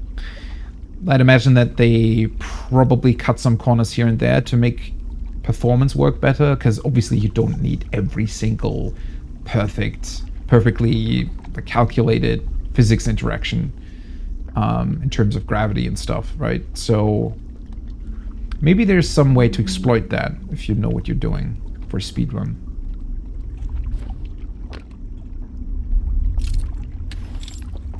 Okay. That's calling the boat back. Let me get through the tunnel first. That's here.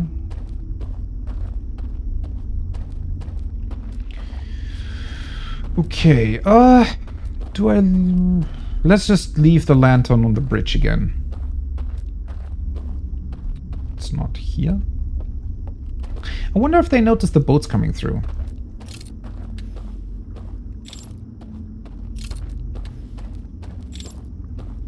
Well, that also highly depends on how aware they still are, because at least up to a point, I definitely kind of thought about, well, how is this where I need to go? Where's the... That's where it came from, right? I always forget that you need to drop down here. I was just wondering, are they even still fully aware of everything? Or is... Maybe they actually incorporated that in their calculations somehow, that they realized that once their actual bodies were gone, maybe their memories or their AI representation here somehow would forget about reality actually existing, and that's part of why they also got rid of, well, all the other things. Okay, don't actually want to run into them, so I guess I'm just gonna wait and see what happens to the ones that are walking.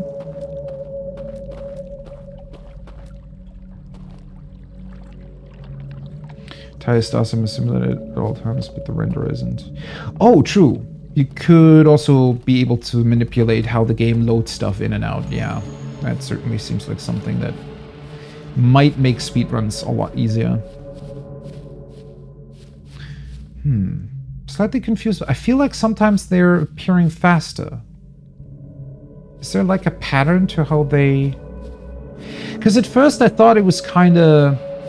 I don't know. In any other game, I would have assumed that this is sort of a triggered... Or not triggered, but a thing that kind of happens over and over to lead the player to where they need to go. But I'm fairly certain that here, they've actually thought about how many of them are here. And I guess... a couple of them remains until the hut gets crashed by the wave. And that's all of them, you know, moving at that point. Flinging yourself super fast at just the perfect direction doesn't seem fun. Eh, well... Okay, there we go. That's the dam breaking. So are you the last one? So you must be the one that I saw dying...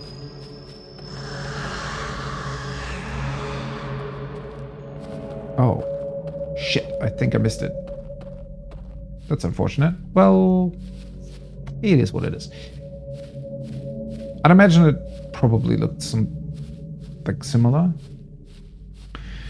Ooh, that does explain the sound, though. I hadn't really thought about that either.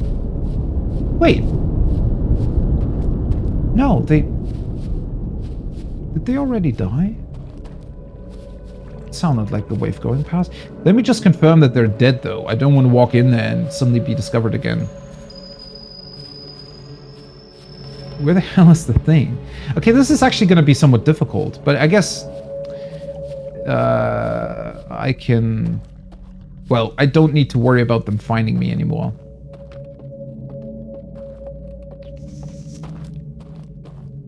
Shouldn't spend too much time in here, though. Because I still need to look at whatever's down below. Ooh, I kind of forgot about that. I want a sprint button. At least in here. How did I not, like, think about that they would just disappear at some point? There we go. Okay. It has the same symbol on it and everything. So let's get back to the lamp.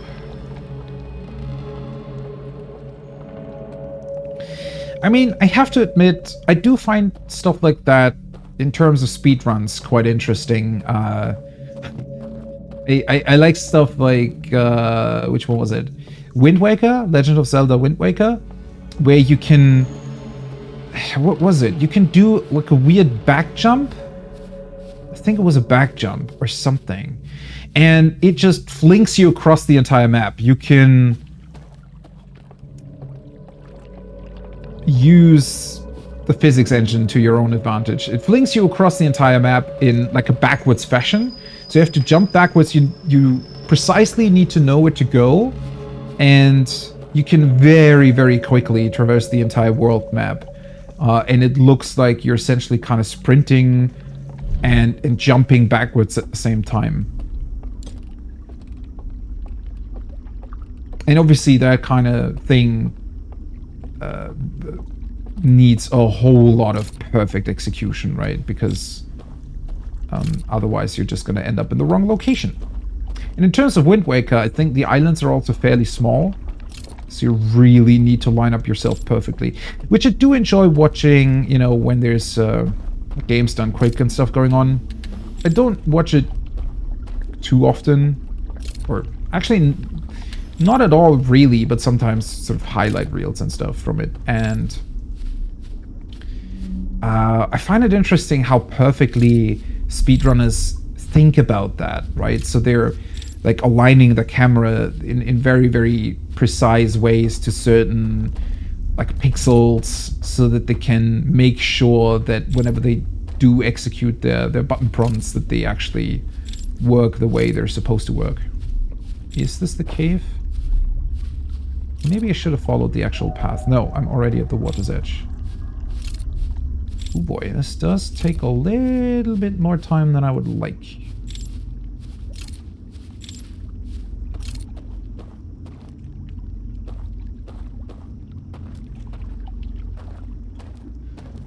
Is this where they turned? Why is this so difficult to find? Oh, wait, I'm here. Ooh. I got pretty disoriented. God, this is difficult to find. I could just put the lamp down again, but I feel like that's gonna cost me even more time. Is it this one? Is there no feature you can distinguish them by? Really?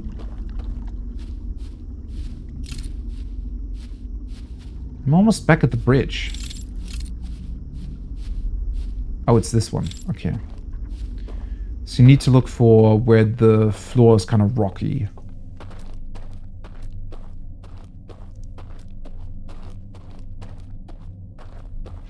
Well, you always have to think about...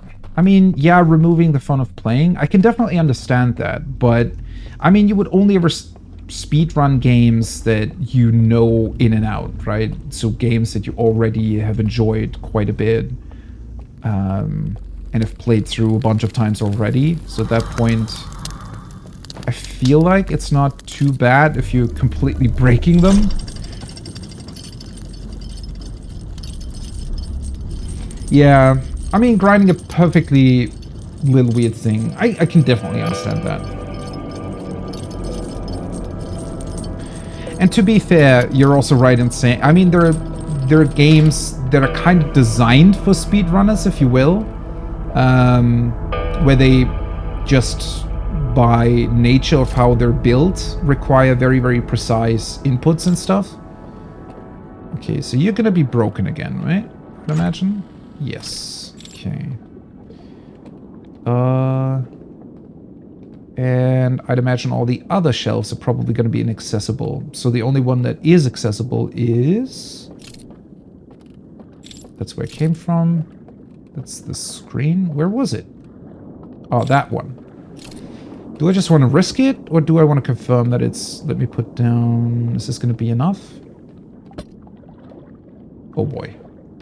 That's a bit too dark for my liking, honestly. There we go. No. Okay, good thing I confirmed it. Wait. Oh. Maybe inputting the artifact into the thing is gonna do like a connection of sorts?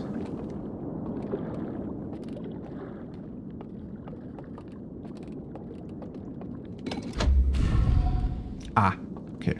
Well, that works. So let's take a look at this one first. This is the actual first reel that you can find, right? Which makes sense.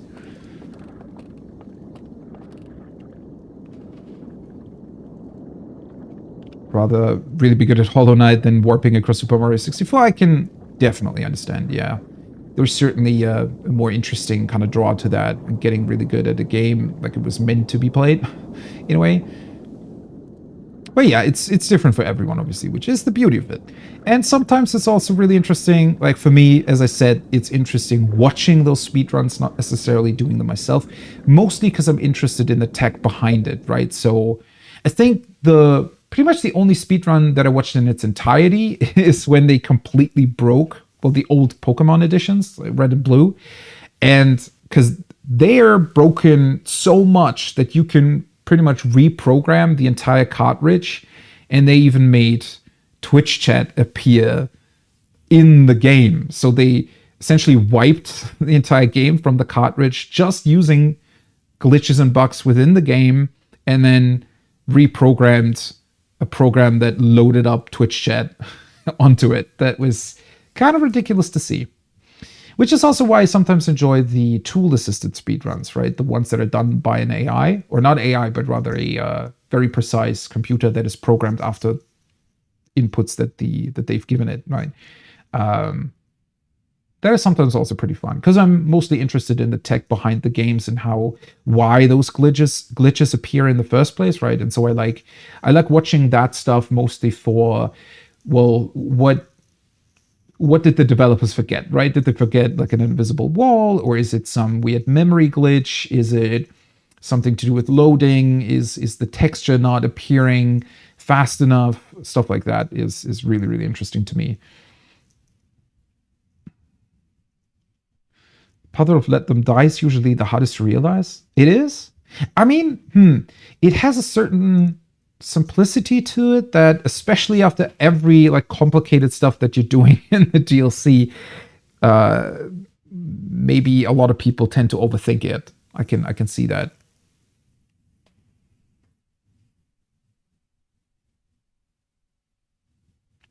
Other parts of the game, well, I mean, there's not much left, and I'd assume the same solution probably could apply to other parts here as well. Okay, let's see. So this was when they originally received the signal. I don't think there was much burned out here. Could have only been like 3 slides, maybe. Oh, I think what was burnt was them building the spaceship ring world. Okay, so they're receiving that stuff. Once again, I think the manipulated scroll, didn't it have glowing eyes here at some point?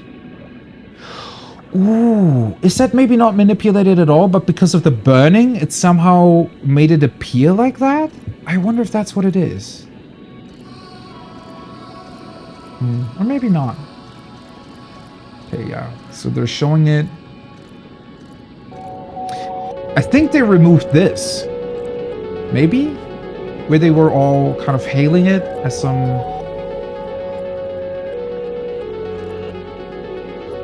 Oh.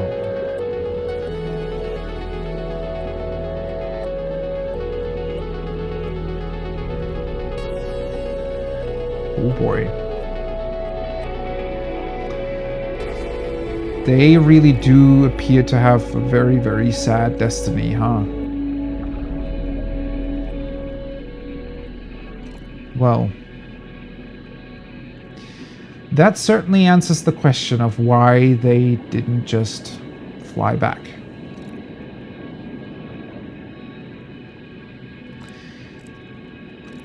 Oh.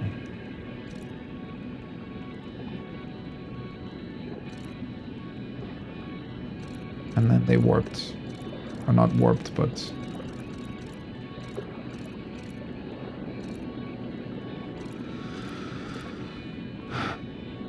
So I kind of got that wrong. To a degree, at least. Oh, I'm already through, right?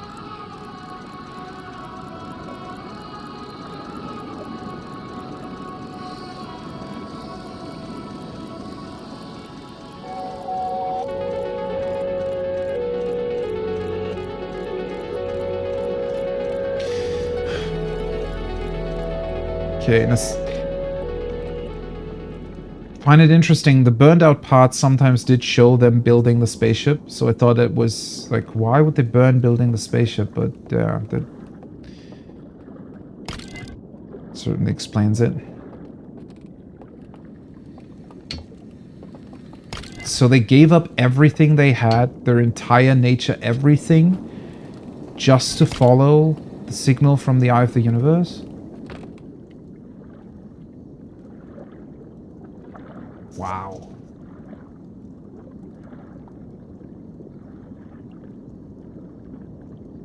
Sad answers. Yeah, I'm not so sure I want them anymore. I mean, to a certain degree, I think some of my speculations were somewhat going that way, although I speculated so much that I guess I had to have been somewhat right at some point. Okay, so another manual? This shows the loading that they're doing in between. Not manual, I guess this is maybe the concept or something that they thought about before. Ooh. Ah, okay. Ah. Wait, but this is the first... Oh. So the first thing you're kind of meant to do is... that? Not the walk away from an artifact type of deal?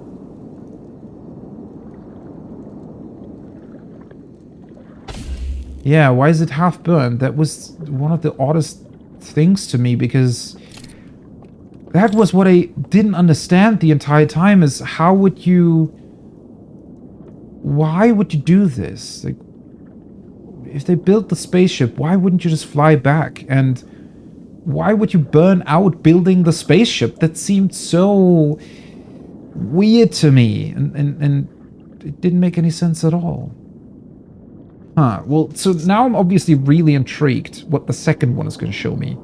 Because that was about what I thought was a vision that they received from the Eye of the Universe, essentially.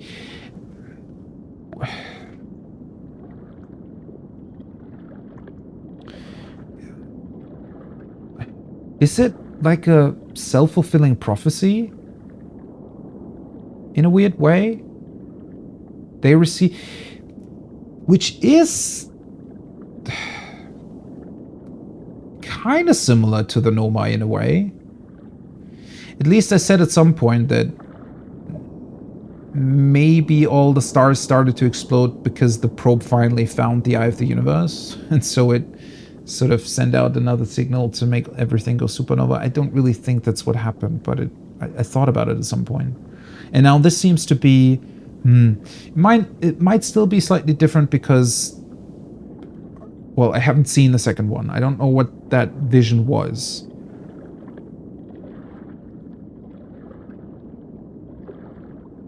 But at the point where they got it, whatever it is, they had already destroyed their homeworld. They themselves did that. Which now, obviously, well, yeah, that's why they created the simulation. It's because they wanted to have their homeworld back, and they couldn't travel back, so they just built a simulated one. Doesn't fully explain all the burning, because... Who was that for?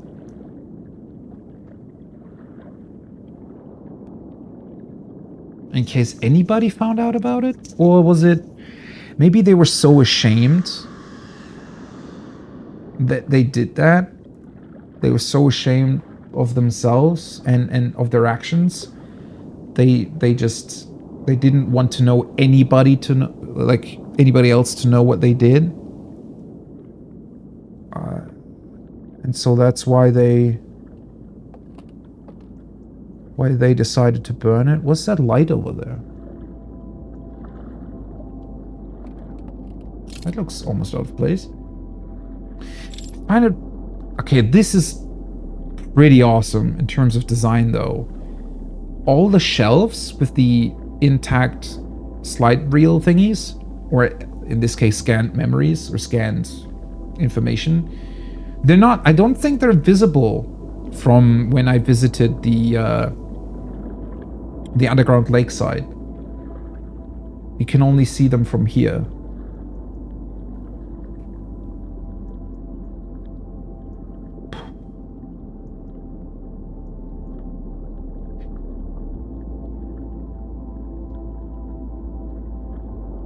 This is incredibly sad. I mean, it was one thing seeing the Nomai go through this to an extent, because you find, well, the escape pod with the dead Nomai next to it, and realizing that they didn't make it back to safety in time. They didn't follow the correct signal they received. But at the same time, it always felt to me like the Nomai, well, they... First of all, they were travelers to begin with. I mean, that's quite literally in their name. And so I'd always imagined them as a species that can deal with loss to a certain extent, right? That's their nature. They're adventurers, explorers. They know that what they're doing might lead to very, very dangerous situations, I'd imagine. And also, they were characterized with such an upbeat nature that it, even though obviously I was sad knowing that they eventually perished, but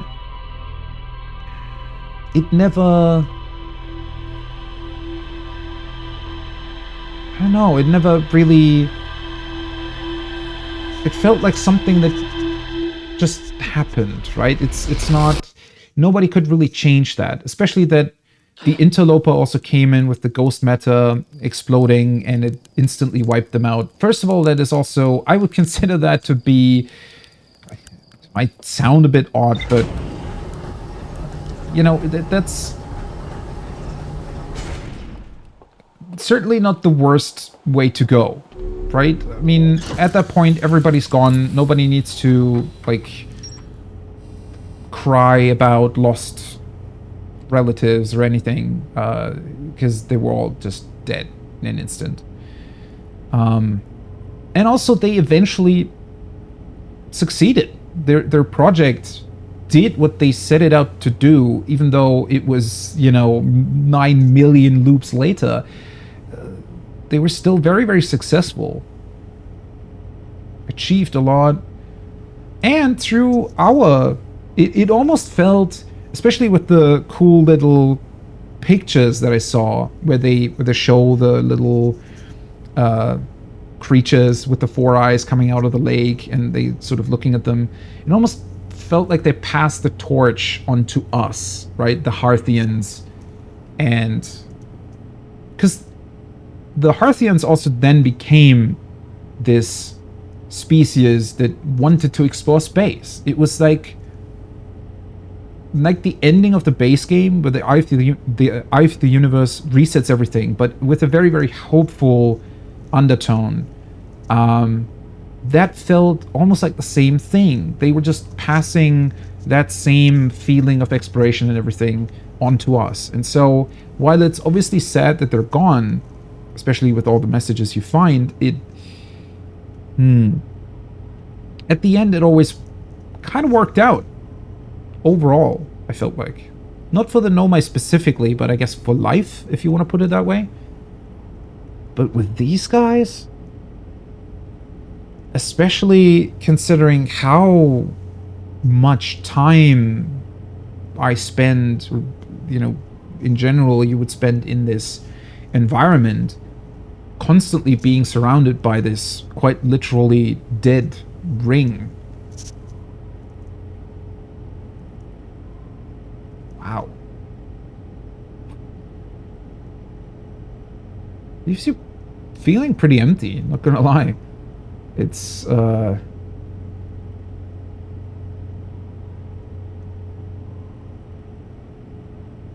do use a lot of fire.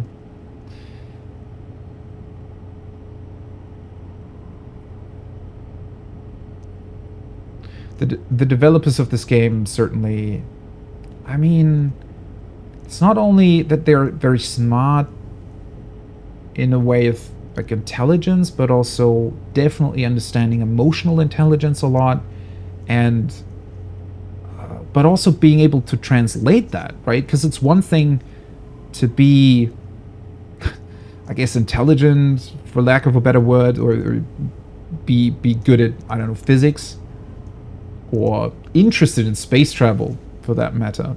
But it's another thing to be able to then also have like the artistry and thoughtfulness of putting just the right details in every spot to be capable to even create these emotions in this particular way. Although I would also, this is in another way a very, very beautiful, I guess, example of what art can be, but like very good art as a collaborative project. It shows what humans are capable of doing when they, you know, when different kinds of, like, the right kinds of people come together. I don't know how many people worked on this. Probably wasn't the biggest team, especially compared to, you know, your typical AAA title. But it seems like it was definitely the right team for the job in this particular case. Imagine the Nomai would be okay with how it all went down in the end. Yeah, that's... I mean, I think that's also... The game seems to pretty much tell us that, with Solanum being there in the end. Celebrating. I mean, we're quite literally celebrating the end of the universe. But because... We're celebrating it because a new one's emerging out of it. With new possibilities, a new life, new species, new... cool... I mean, it also shows you that image that almost looks like the solar system you're exploring, but with things kind of turned the other way around, as if physics has reverted a couple of its laws, and so it's even more interesting to see that. Haiku Place, hi, thanks for the raid. Welcome, raiders. Oinkas are here to offer you bacon. Is this a bad time to mention that I do very much enjoy bacon? Hi, what's going on? Welcome. We are in the later stages of the DLC. So if you haven't seen this, you know, be aware of spoilers, but I feel like we're getting somewhat close to the end of the last bits and pieces that I still haven't discovered in this beautiful, beautiful game.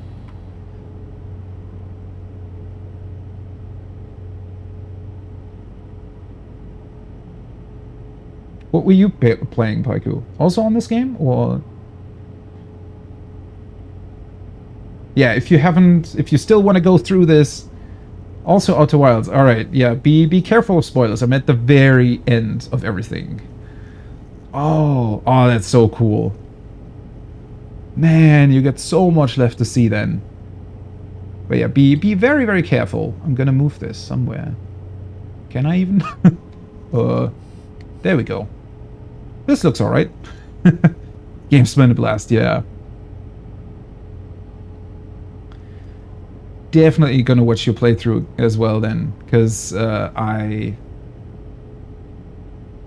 after I'm done with this, I just want to see how others experience this, and the way, I don't really want to say too much, but the way you can experience it is incredible. Okay, let me quickly go through in my mind then. What do I want to do next or need to do next? I still... Right. I know where I need to go. Okay. So let's do this.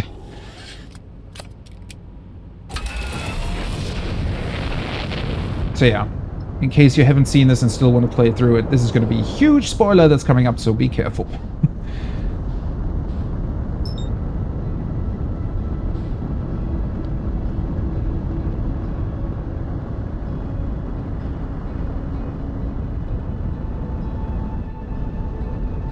After this, that is... I mean, the whole time loop as well. I don't even... At a certain point, that just becomes second nature. It's just so weird to think about now. That, of course, when you first experience that, you're not even really sure what happened, probably. Beautiful thing. Man, I really can't wait to find out more. Also, definitely want to watch that no-clip documentary on the game. Alright. So, for now, though, there's one more place that I need to check out here first. Do I still want to take the thing with me? Ah. Whoa. Never overshot it like that. Don't know if there's a lantern in the second location, though. So I'm gonna just take this with me. Although, might be a bit annoying to carry around the entire time. But first of all, I need to figure out how to get to that lake. Because I really, really don't know what the best approach there would be. Because it feels like... can I... I don't think I can take the boat there, can I? Might just want to try and jump over the... Maybe that's why there's a boat here?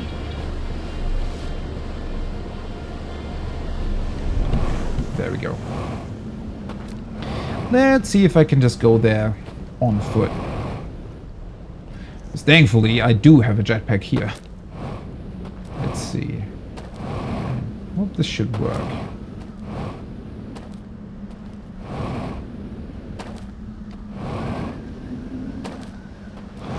That's a cruel twist of fate now, though. Yeah, it really is the MVP. Wait, this is... But... I mean, so they already caused their home planet to die because they used up all the resources. And then they were so sad that they built the simulation. But they left their ring world to die too.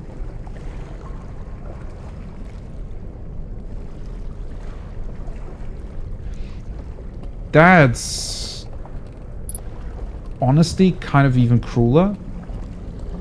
Because, well, I think making a mistake, that's one thing, right? Because, I mean, it happens. Even really, really bad ones. That's life, right? Making the same one again, though? That's pretty heavy.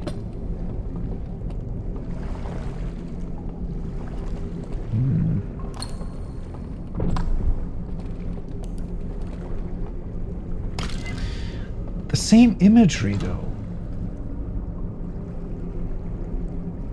I mean, they must have realized that this looks fairly haunting. So... It does seem like they sometimes purpose... Oh, wait. What?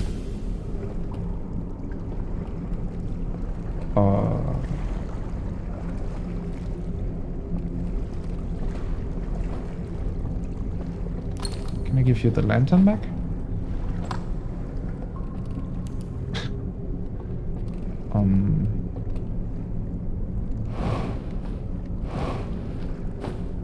Oh, oopsie. I had not seen that this opens up at the bottom. Well, that makes things easier then. Give me that.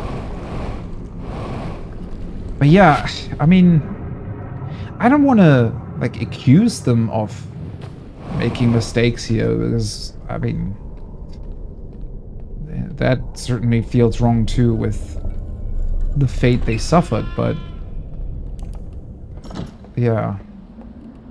I don't know if you can put it like, maybe fate just dealt him a really, really bad hand twice in a row. Ooh, did I leave the... Can I pick this one up? Where exactly am I? Is there a... Oh. Wait. I need to be fast.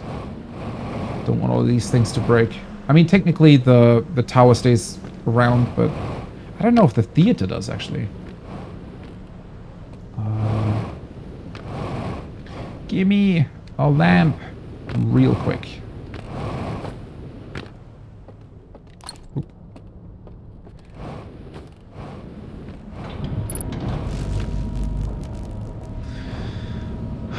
Although maybe that is...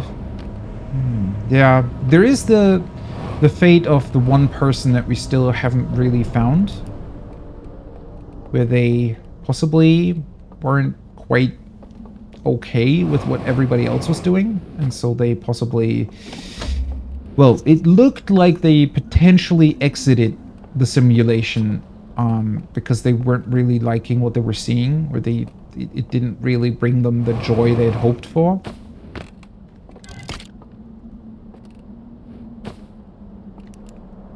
Right. So this should be in the second place, so this might tell us how to disable the alarm in the middle. Oh, I found that telescope, I'm pretty sure.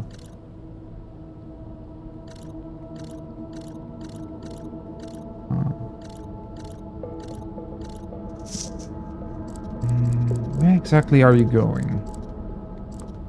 So you're at the telescope. Not 100% sure how I got there. That's at the burnt down... Okay, now I remember. It's at the burnt down temple shrine thingy.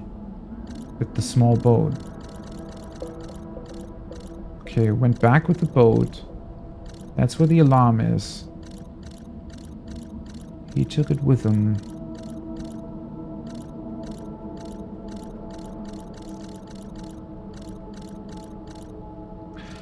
Oh. Okay. So there is a hand that I didn't see that he can use. But that's to get back.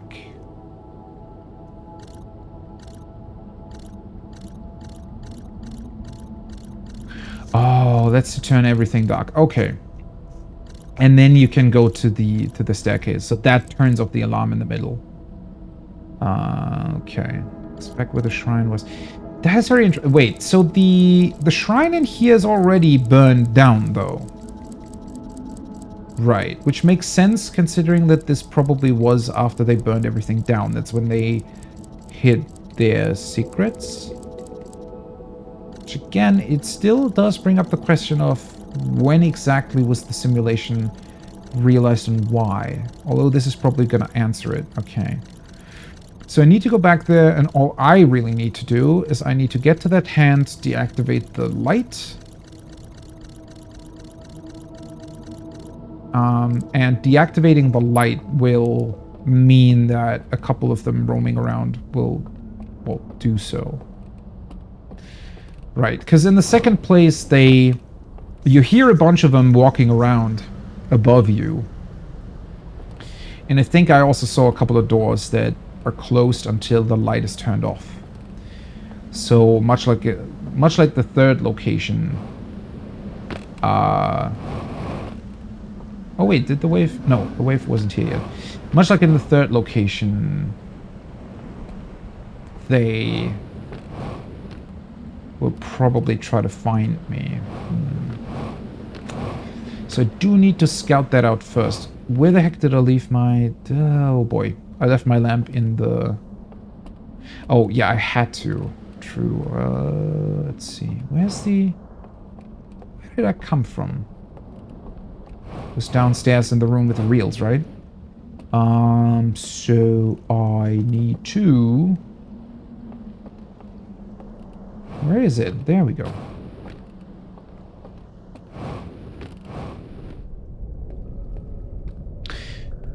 I think there's an artifact at the top of the tower, though. So if I'm not able to get this back... Oh, no, never mind. There it is. Right. I need to remember that. That means that I don't necessarily... well... I don't know what's faster. Grabbing one at the beginning, probably. Instead of having to take the back entrance to the tower. Grabbing one from there. Because then you also have to go back and all that. So... Yeah, it's probably faster to just grab one at the beginning. Which that's definitely what it seems like they want you to do anyways. With how it's placed on the table and all.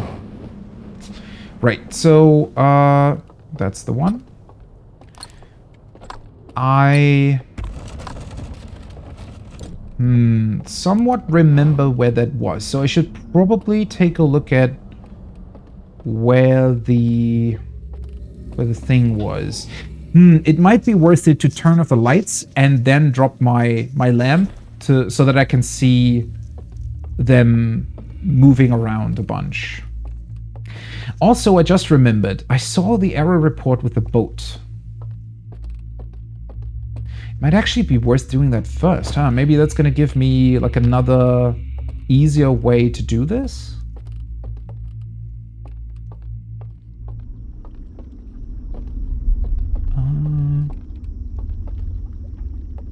Wait, I do need the lamp in order to turn off the lights, though. Was that somewhere behind the tower? I think... Right, it was here. Oh. No. Wait, is it? That also turns on the actual boat that takes you between the levels. Does it turn the other one to the shrine too? So that would be here. I need to double check that.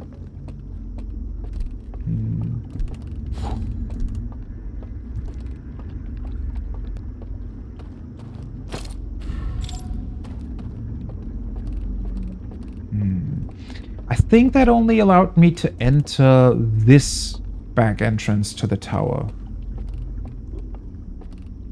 If I remember that right.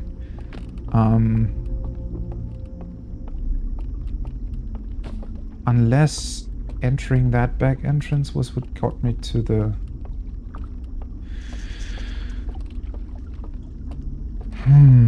It might have been... What was it? Yeah, this is just the normal boat. Okay. Do I want to test that first, maybe? Might be worth it, huh? Because at least the first error that we saw, which is, you know, just leaving your lamp behind, well, that certainly made things a lot easier. So jumping off during loading might too.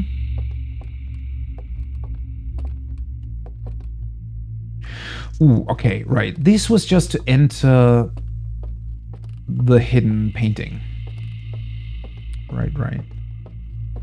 So the burnt down shrine, I want to say, was somewhere... never mind. It's where the alarm is. I completely... Yeah. That was really easy to find. That was just beyond where the no entry sign was, right? Okay. Well, I can get a boat here. Do I want to... Because once I call the boat, it moves on its own, right? I think, hopefully. So maybe it would be worth it to leave my lamp behind. Might be easier to... unless... well, too late now. Unless doing the whole Like, wherever I do drop down to eventually, I wonder if that's...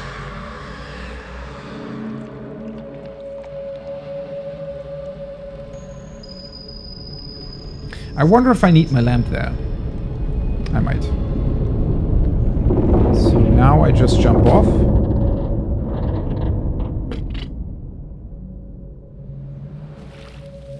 Oh.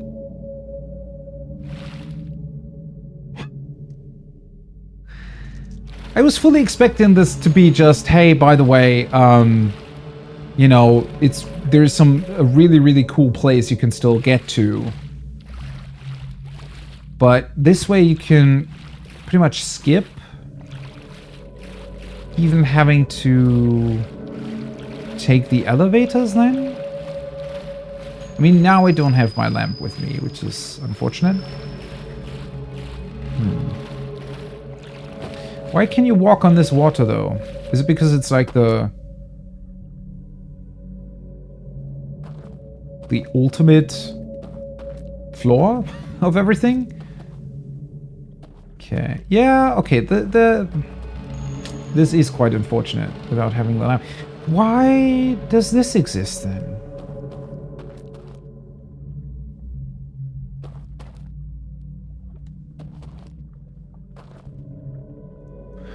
Okay, well, I guess this means that I don't need the code anymore, right? Which I wouldn't be able to acquire anyways, because they're burned away. Okay, at least from this far, it looks as if the vault is just almost a see-through object. Which is weird.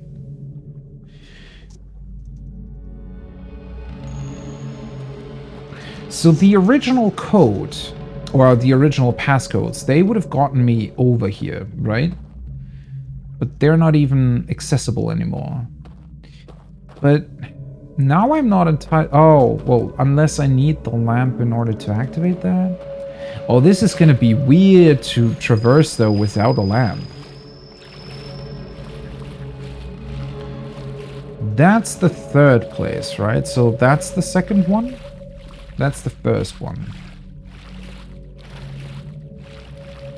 God, this feels wrong somehow. I don't know. I used to get...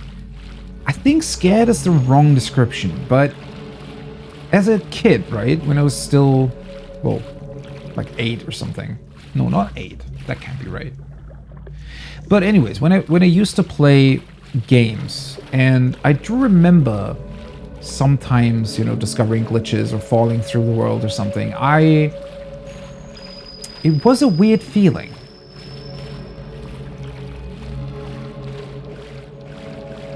Almost, you know, as if I was scared that I wasn't, like I was breaking the game in the sense I was actually breaking the game, as if I wouldn't be able to access it anymore or something afterwards. So is this just gonna be a wall? What happens if I just keep walking? Maybe I'm just gonna wake up? Exiting the simulation?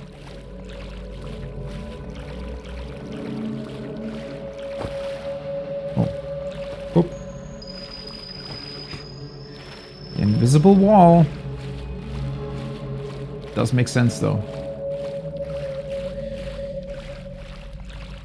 Either way, especially looking at it like this, this is a very, very elaborate way of, you know, saving data.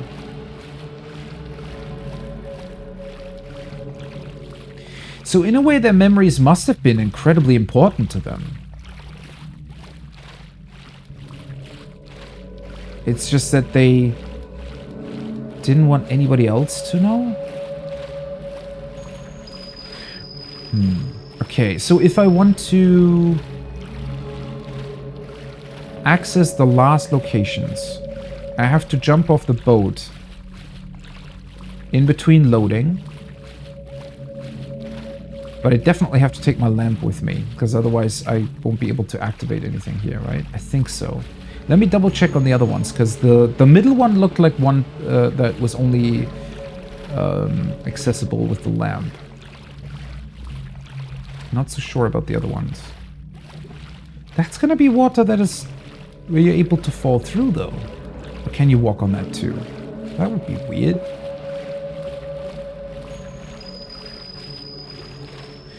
Huh.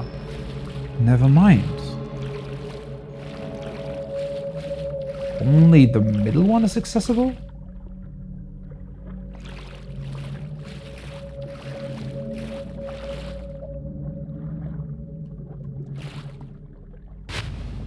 Yeah.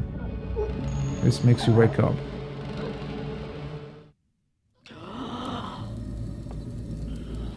Somehow simulated me drowning way more accurate than it would have otherwise done. Felt like. When I didn't even know about it, yeah. It seems like ages ago. Well, I mean, I don't know. Definitely over 10 hours ago. Right. Unfortunately, didn't learn that much about... Well... I know how to get there. I also remembered that, like, how the good thing is that until I turn off the lights, the alarm was pretty easy to bypass. Then I'm using the hand, turning the lights off. And at that point, I probably want to double check how they move.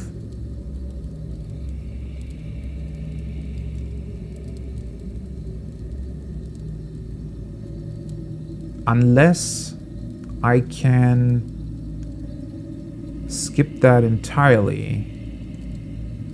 Ah, I should have checked that, huh? But... so you can kind of walk around between the different...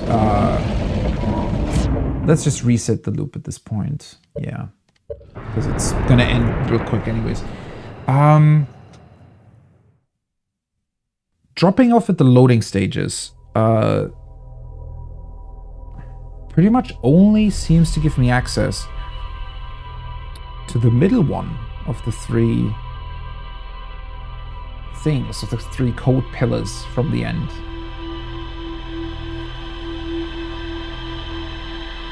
Maybe activating one will somehow be enough.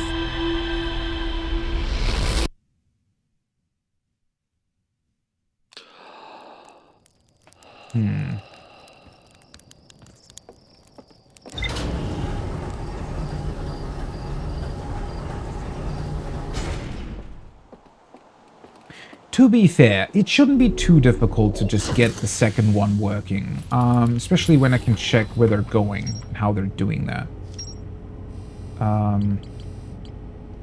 Okay. Oh, I didn't even read this. Forbidden Archive, library full of intact slide reels hidden deep underground. There is a container marked with one of the vault's seals, but its contents have been destroyed. I found a slide reel that shows the origin of the stranger and its inhabitants. Intact slides reveal the sacrifice that was made to build the stranger.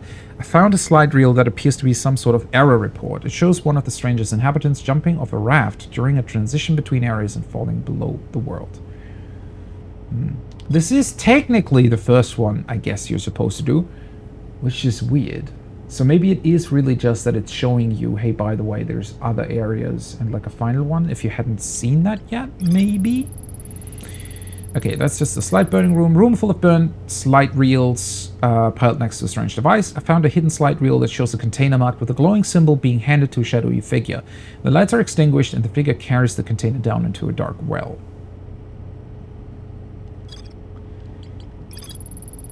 The reel I found in the slide burning room shows a container marked with a glowing symbol being handed to a shadowy figure. The lights are extinguished and the figure carries the container down into a dark well. Right.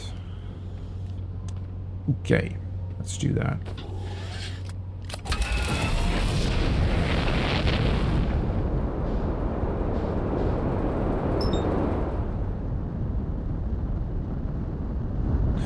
With how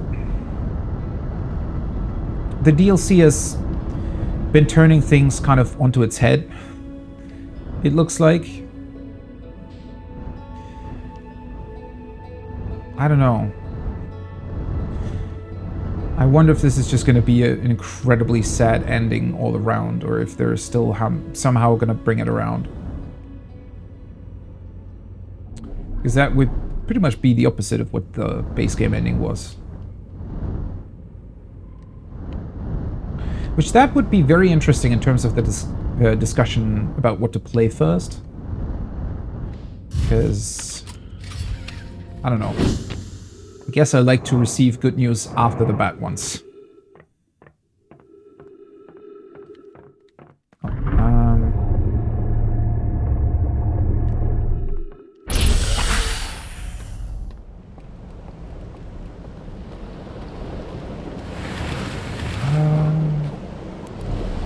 Fairly certain that it just makes sense to enter from the second location, though. Technically, that gives me, I don't know, like 2 minutes less or something. But hopefully that's gonna be enough.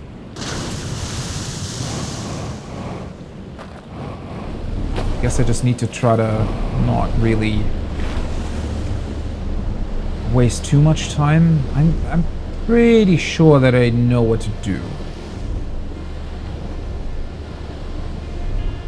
The only thing that I don't know is their patrol routes. And maybe getting back to... No. That was from the elevator up top, right? So... when all the lights are turned off... Actually, does that mean that the candles that I can light myself will be turned off as well? Or are they gonna stay? There are candles in the middle too, though. So, do I need to be careful not to accidentally relight them?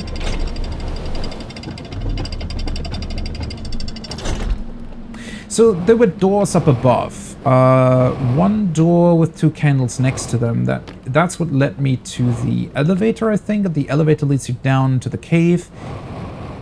I think once I'm taking the elevator, I'm kind of fine and safe from the antler guys, but I don't know if that's actually going to be the case.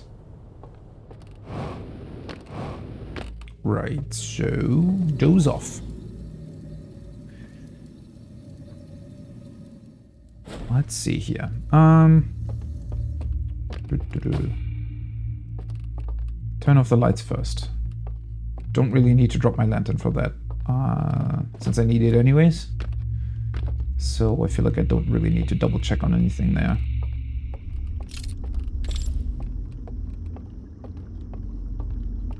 But yeah, this might be different.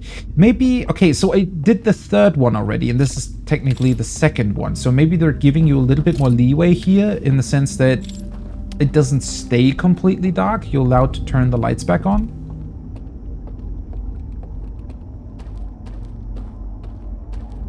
To an extent.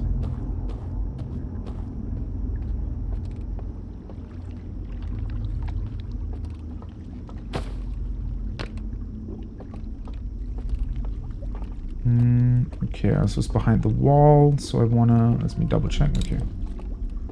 Pretty much just walk forward. At least they're giving you the sky to kind of determine when you're past the alarm. That's pretty cool. Right, and then all that I really need to do... Although, now that I'm here, before I'm doing this... am I going to be able to do it? Right, I need the lantern to activate the boat.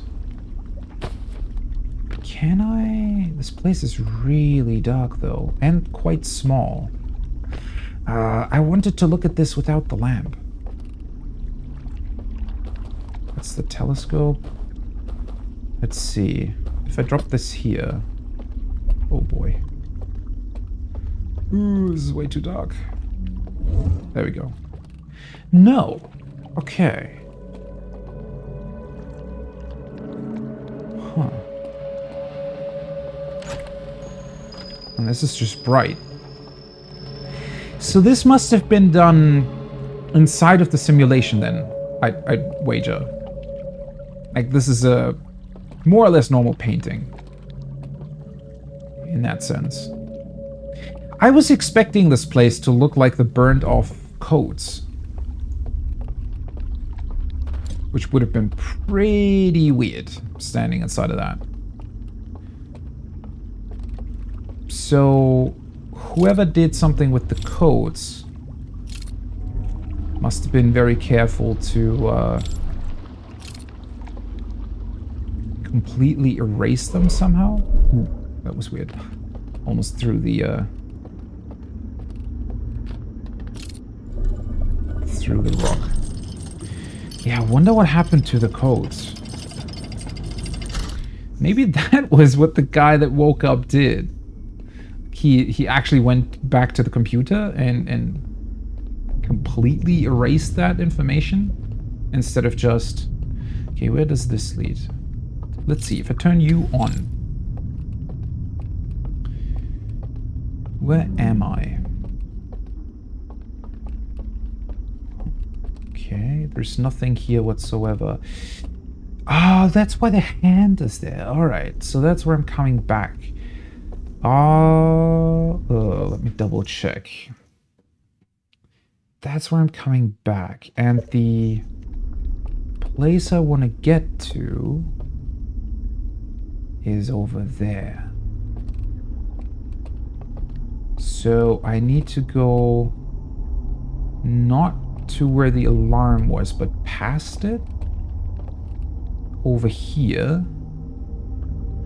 And then there was the door with the 2 candles. And I think I need to take the elevator down and then had to walk around the cave, if I remember that right. Okay. Okay. Let's put out the light.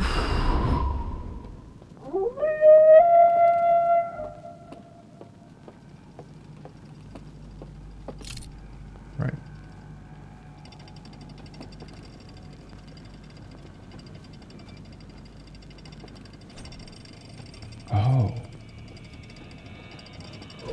Oh, whoopsie.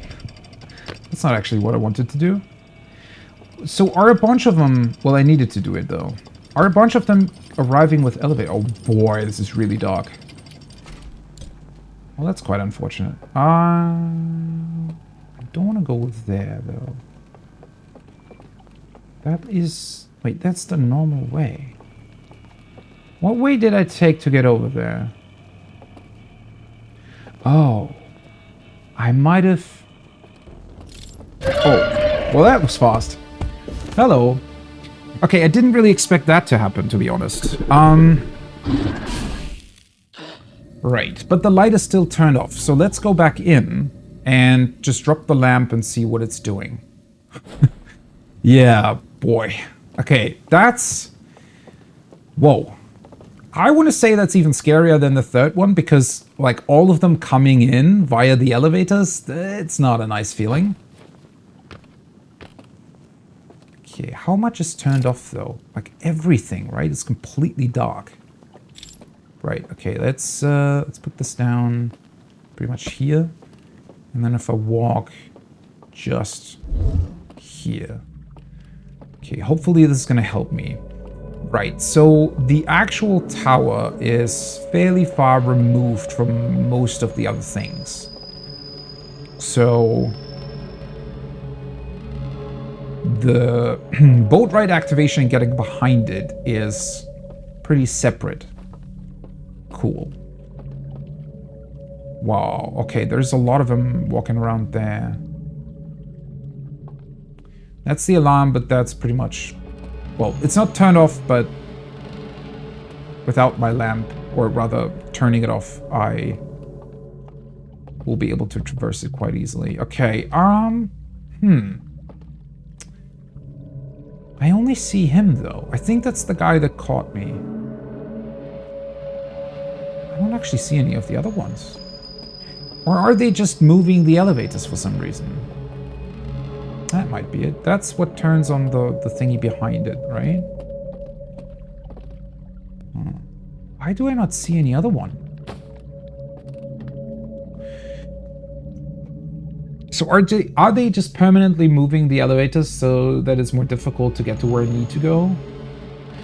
But wait, so walking this way, I don't even see any one of them here.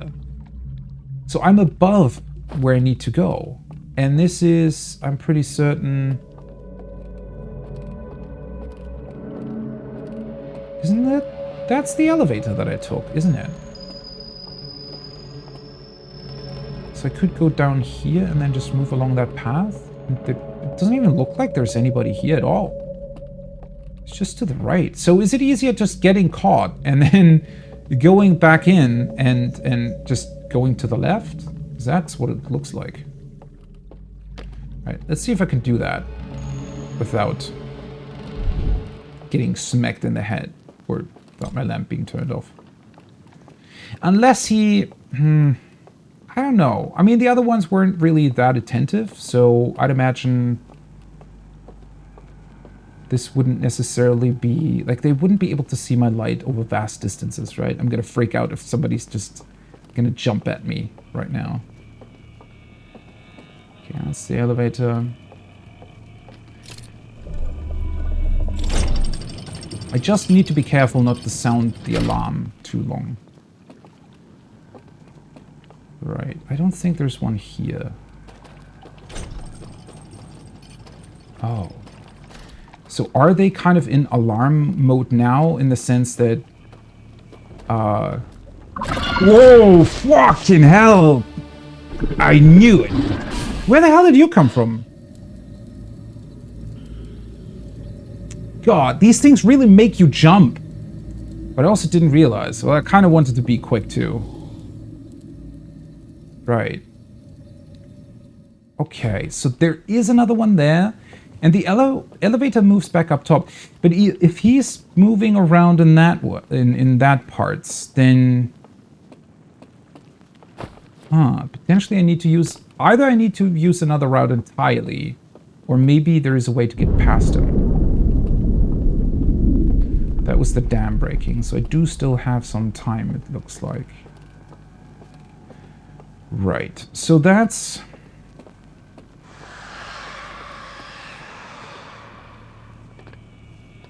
No, that's another elevator, right?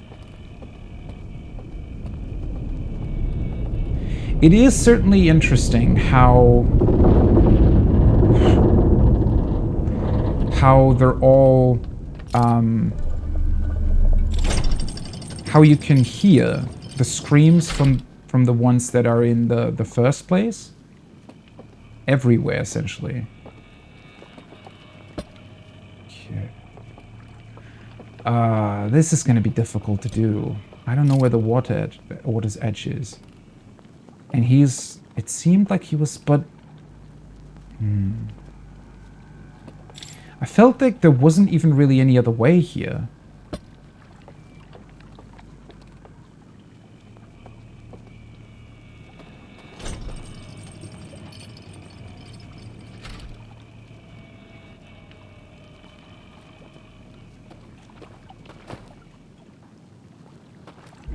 Oh, there we go. Okay. Whew. I was afraid to just fall into the water here. Oh, that's going to be incredibly hard to get back to, though. Right. Okay, you are just standing in front of the door. That's not great. It's not nice at all. Okay. There are two pathways here. So, I have to... Are you going to notice me? Yes. Very much so. Bam! Smack! Waking up. Okay. So I have to lure him to the right or left and then run past, is what I'm reading here. Great! And then I'm gonna run pretty much right into the alarm, which will probably tell him where I am. Oh boy. Okay. How the hell do they keep making this work? It's almost... Now it almost seems unfair that they're giving you the ability to see everything, yet when you actually need to do it, you still need to take the the freaking lamp with you, so you're always going to be... Oh, maybe they're actually quite nice in order... Like, the reason why they move the elevators again, I'd imagine, is because otherwise, you know, if you do it once and forget to move the elevator back up, you're just screwed. Right. Okay. It is good to know, though, so he seems to be moving, pretty much moving back to his position every single time. He doesn't actually really move anywhere else. Right. So I do need to be careful. Let's see. Oh, I'm already in the cave. Right away. Okay, can he, like... How do I trigger him to move anywhere?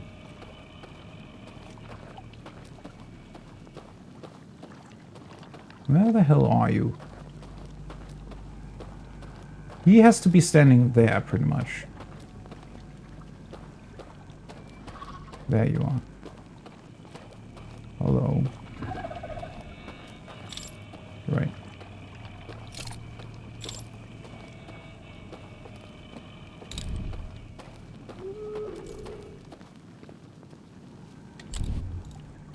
Yeah, that was a great idea.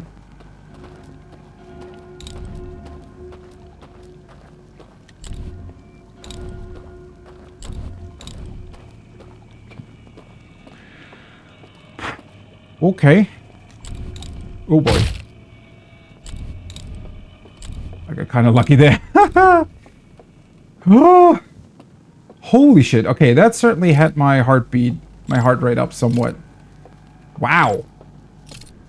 I did not expect there to be what I would consider the scariest encounter in the second one. Okay, okay. Oh, are you kidding me? Really? There's more down here? I don't even know where I need to go.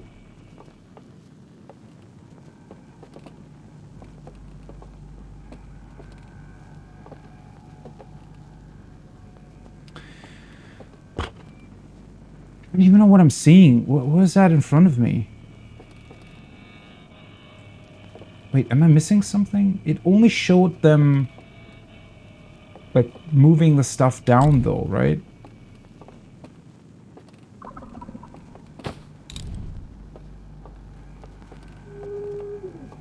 Wait, this is difficult without actually being able to see anything. Okay. Well, I'm still alive, somehow. I have no idea where I am. Are they expecting you to look at this place beforehand without the things? Without the... I think he's up top, though. Where the hell? Is this like a maze? What the fuck's going on? I'm probably just gonna run into them.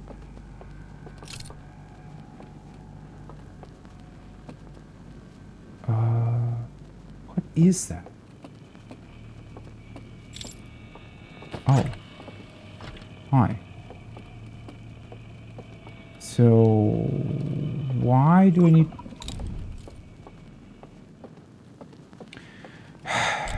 Do you have to be down here, really?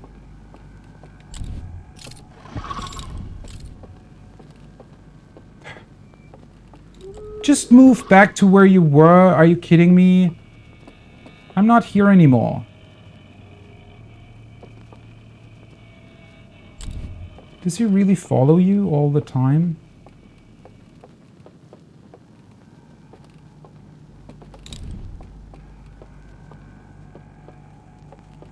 I have no idea what the hell I'm looking at here.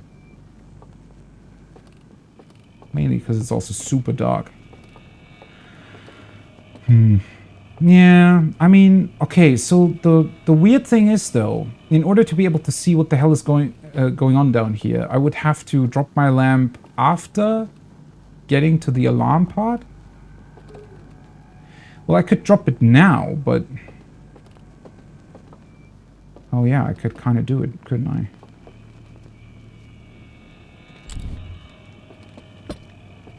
I would need to pick it up again, though. There we go. Hello, buddy. Oh, really? There's multiple of you here?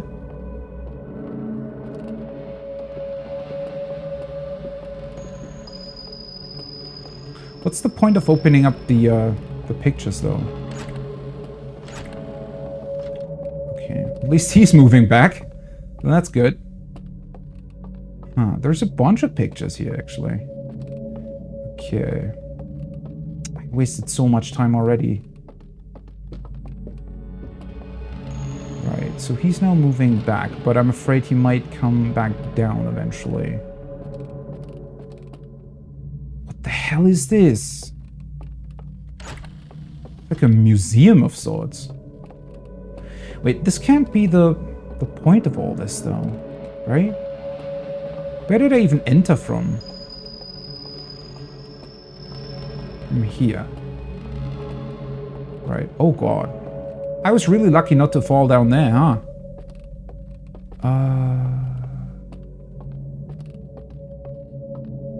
This is an actual maze.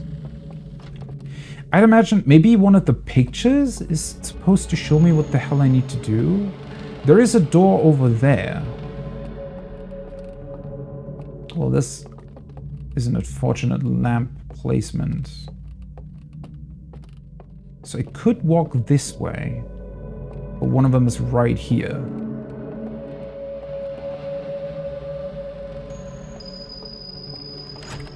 Oh. What's the point of opening these? Can I feel like I need to walk that way, right? That seems to be where I need to move to. But wasn't there another one here somewhere? Or is that the only guy?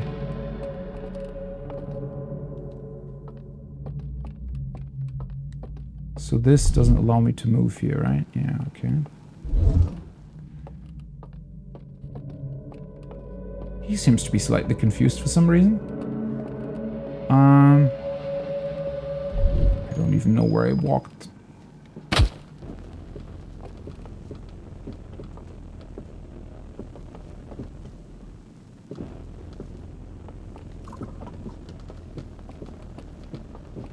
Is he already coming back down again? Really?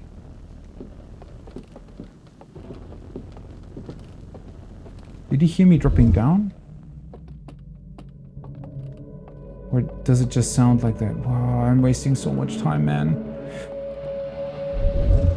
I don't even... In order to get back up, I need to go this way. See? And like, I would pretty much run into his arms even if I turned off the light completely. How the hell is this supposed to work? So you pretty much don't want to fall down at all. Oh, yeah. Now something else is falling.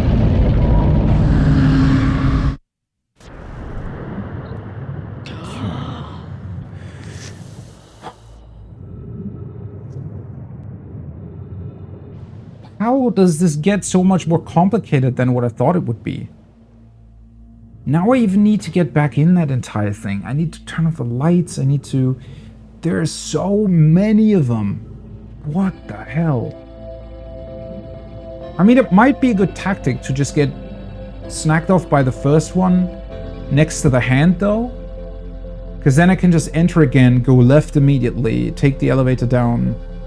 Then I need to trigger the one, and then I somehow need to drop into the lamp thing. And I guess at that point, I could try leaving my artifact on the staircase, move down, and then just...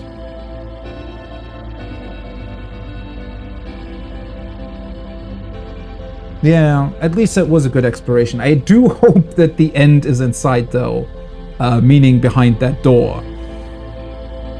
I can't believe that they put... I mean, it was only one of them, right? He just moved in a very weird way. I should have just moved whenever he was downstairs, right? I feel like that would have been my best call. But... I might want to... It's going to be really, really difficult to navigate that place. When he's still up top, right? And I am pretty much walking towards the door, I need to know when I'm approaching the place where it can fall down. Unless, no, he's always gonna walk, like if you fall down and he's somewhere around in that vicinity, I would have to turn off my light, but then you still need to turn it back on. Although, I guess once he's downstairs, and if I'm just beelining it to run back up, then I could use my light, because I'm fairly certain he wouldn't really be able to grab me without running back up as well. Wow, that is honestly quite difficult to achieve, though.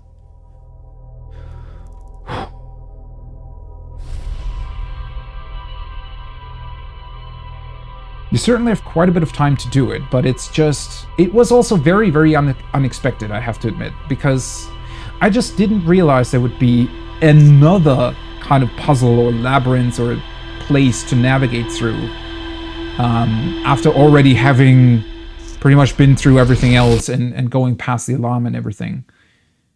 I just didn't expect that at all.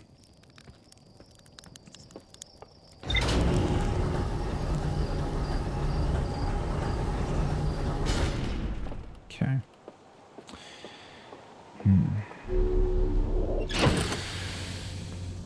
Yeah, I might want to go with the tactic of pretty much being seen right away. Because it doesn't really... It just resets your position, which in this particular case seems like it might be useful.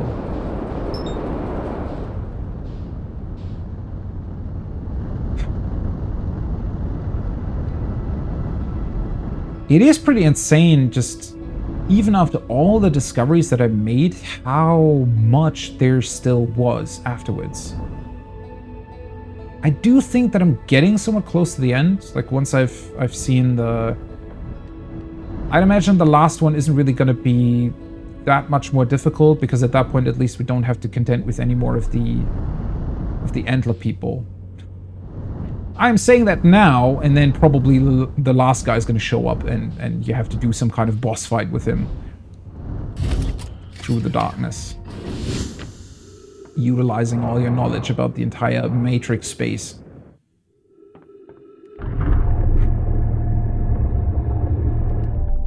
Ooh.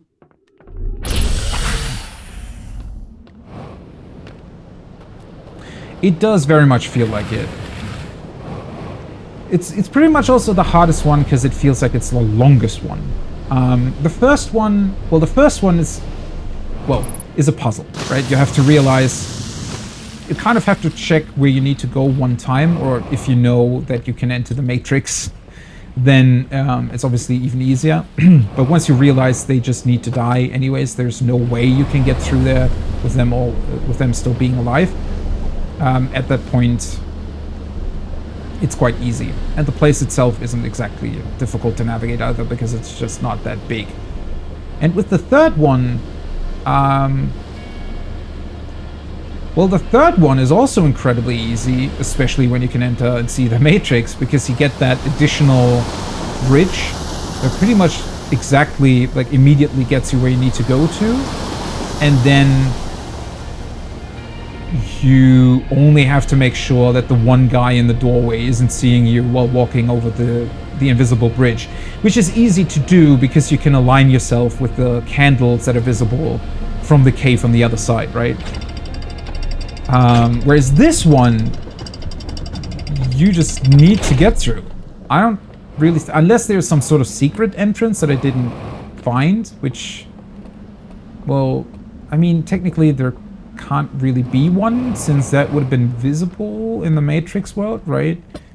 At least in terms of getting to the middle artifact.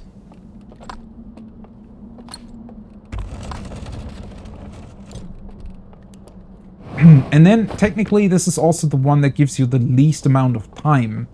I mean, it's close, obviously, but the tower falling over is earlier than the time loop ending, so... right. First point is deactivating the lights.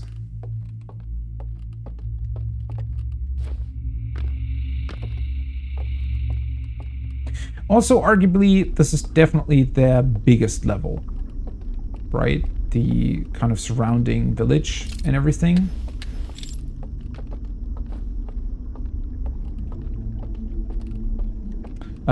Wait, wrong way. That's where I need to get where I need to go later. First, we need to actually extinguish the lights.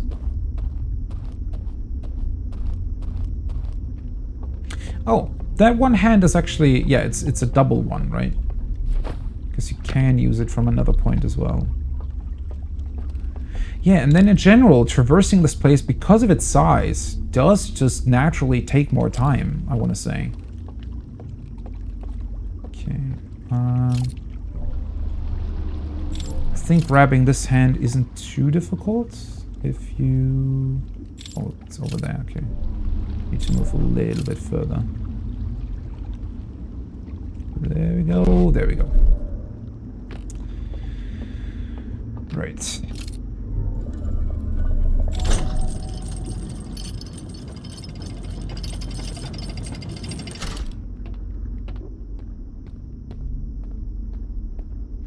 In most stealth games, I mean, in kind of a funny twist of fate, this is definitely one of the stealthiest stealth games that I've ever played, because they actually require you to stealth. And it's, well, dark. It's not just, okay, hey buddy, you were right in front of me, correct?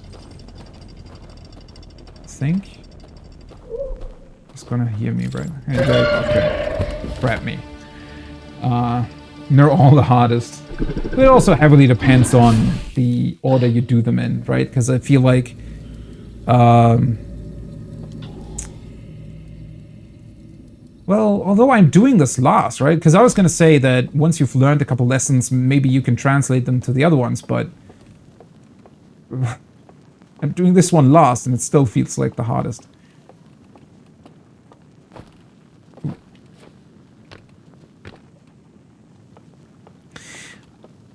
I can see that everybody would get stuck, like in different places. That's definitely a thing, because there's just a billion different things that you can, you know, just get wrong in your mind. Maybe you make a slight misassumption or something that you just think works slightly differently, and then suddenly you can get stuck.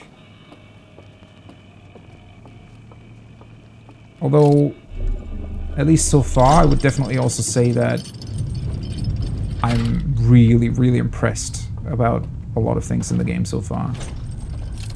Okay, let me get this. I think you basically want to lure him towards the right every time, right? Because I think this is sort of the longer way that he needs to take.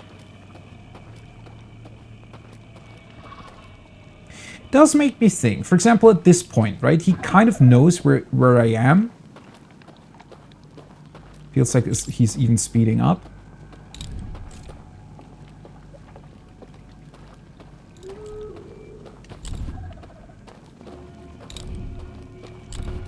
So at that point, do they eventually just get really, really fast, or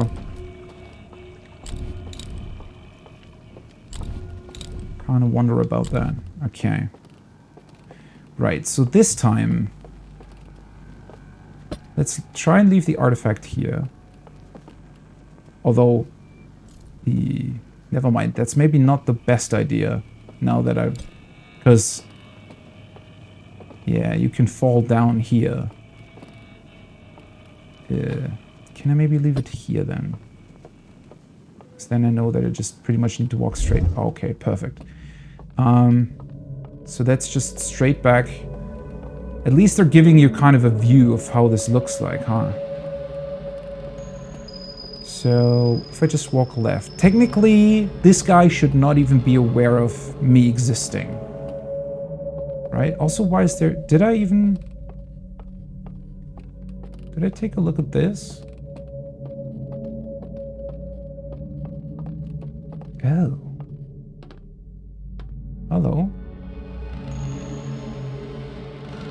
Alright, I guess there is a secret path then. Path. That's good to know. Wonder if I should learn where that leads. But, okay, yeah, that's...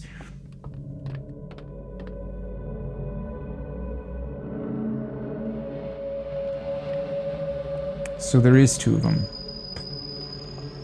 And they're on either side? Really? And you can still fall down at the edge too? What the hell? So maybe there's an elevator that leads all... Should I... Well, can I even go past them like this? Wait, if I open up one of the... Like, what is the point of opening them up? Did you hear that, buddy? Okay, not really. Hi. Can I somehow influence where they're going? Oh, it might have been how they entered? But now the elevators are there, right? So shouldn't they be accessible for me too? At least the one off here to the right feels like it's possibly a secret way to enter this. So, but the problem is, if I walk straight ahead, right? What I pretty much did last time, because I didn't know what this place even looked like. They're gonna realize I'm there, but once I fall down, so my idea was initially, I'm just gonna walk straight ahead, they're gonna see me, and they're gonna try to follow me, right? Especially once I'm down in the hole. But what they will be doing is they will leave their position and they will come down the normal staircase, pretty much cutting off my path entirely. I actually don't know where the second one went last time. Was he still like stuck beneath my... Was he... Oh, he might have been confused then. Maybe the other one was still in my lamp bubble? And that's why I didn't see him? Oh, no. Never mind. I mean, yes, but not the way I was thinking. He was still exactly where he is now. They're both patrolling those upper walkways. Okay. Right. I feel like I'm missing something with the pictures here, but are they some sort of teleportation device, maybe? Can you move between the pictures if you point the light at them?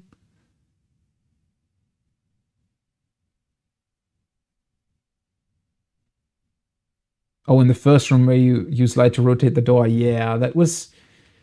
I don't even know why I used light eventually.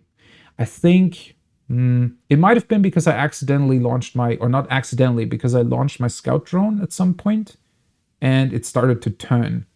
I think that's how I got past that.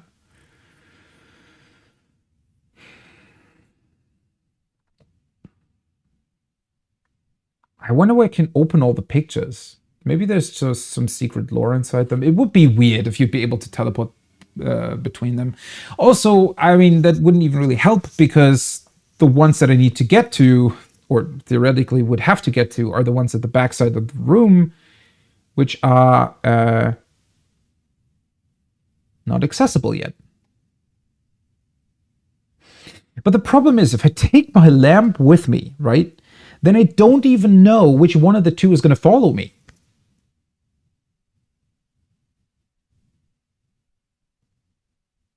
Although, wait a second, I might be overcomplicating this.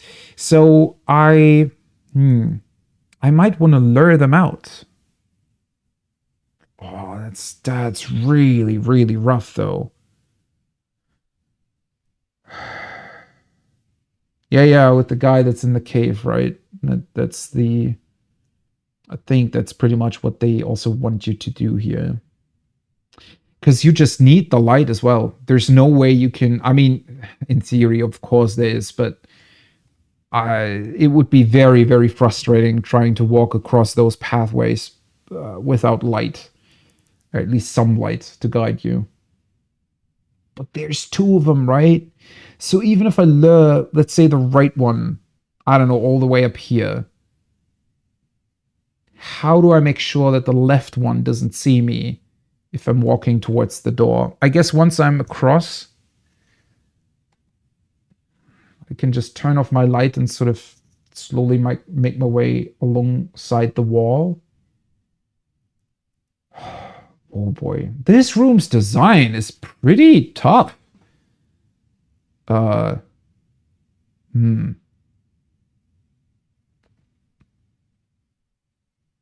Especially since they're always forcing you to kind of have the middle staircases be a choke point, right? Where they will use those stairs to come to you, but also you also have to use them to get away from them.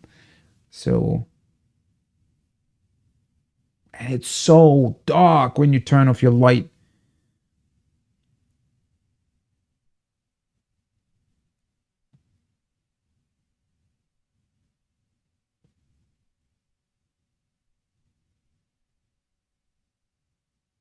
I mean, the issue isn't really that it could jump or not. It's more so that it's just incredibly difficult to traverse when you are completely blind. Hmm.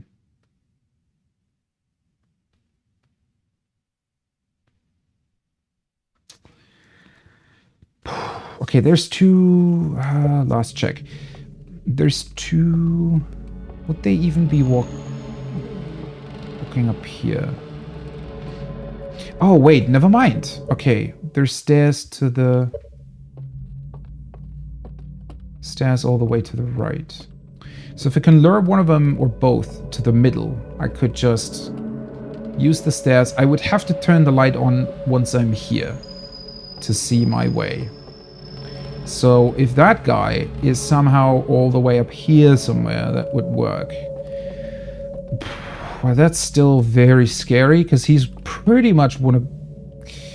I need him to walk pretty much straight at me. And then, like, as long as I can facilitate that. And it's going to be incredibly difficult to walk down the stairs even.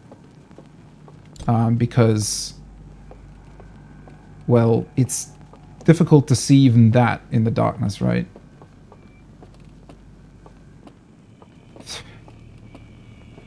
Well, at least it does kind of help knowing that there's two of them. Hey, buddy. Thanks. Okay, I think the left one saw me too. Oh. Come over here, you... There we go. Please don't tell me they're gonna...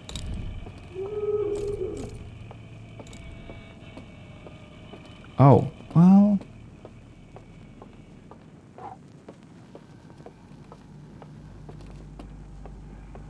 Okay.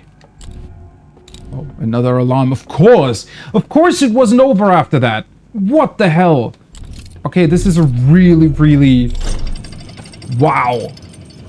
I did not expect there to be even another alarm at the very end. Whoa. What the hell? Okay, so one thing that I wasn't really aware of, or rather didn't properly think about, or that I'd realized in the moment, is when you come down the stairs, thankfully, I think that's why the lights are in the back, you see the pillar, right? There is like a pillar where the pictures are on the lower floor, like on the lowest floor, and you see the pillar move in relation to the light. So that indicates where the bridge is. Without that, I would have had to turn my light back on, and I'm not really sure how quickly they would have caught up to me.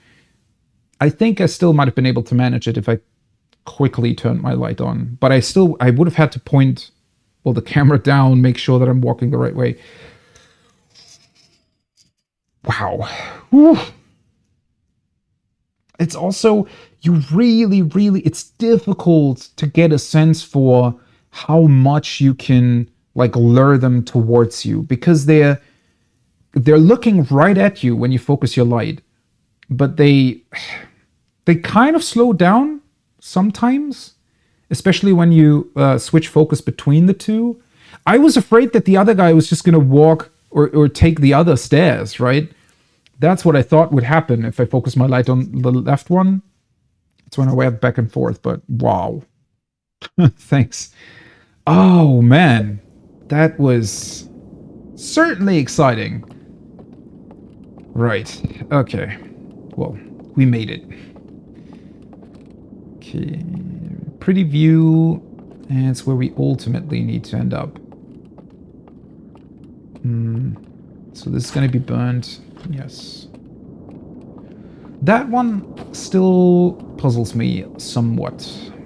I'm not really certain how you ultimately need to arrive at the very last location. But maybe it helped. Maybe it's just going to give you the solution or something. I don't think so, though.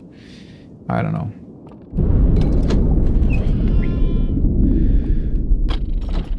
Okay. Game still scares me with that every single time. Especially after doing this, right? Okay, let's look at this one first. That's going to be the most interesting one.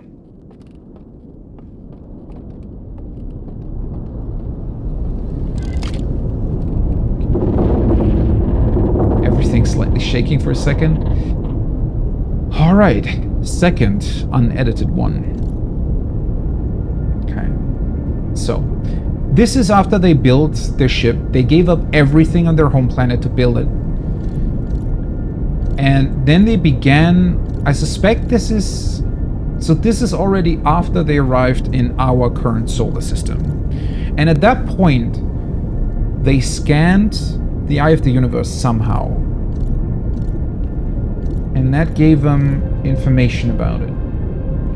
So, okay, I just want to pause because I want to make sure that I'm doing this in this loop. I don't want to have to come back here. So, I guess they were able to determine more from scanning it than the Nomai were? Possibly?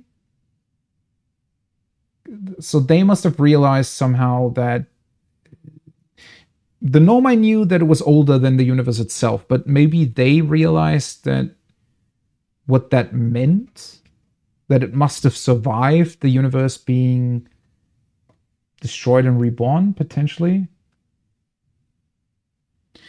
I was thinking that as well, that time is already paused. I don't know if I just didn't turn that on in the options, because there are a couple options that... There's one option that I didn't turn on, rather, or that was off by default. I just thought that it didn't, because I definitely viewed some slides and it was playing the end of loop music over the music of the slides. I do remember that. It might have just been because I entered the slide when the music started, though. Yeah, right. You're correct. I had one loop finish while I was watching it, so I'm pretty sure that time doesn't stop. But there might be an option to do that is off by default, because I didn't change any of the default options.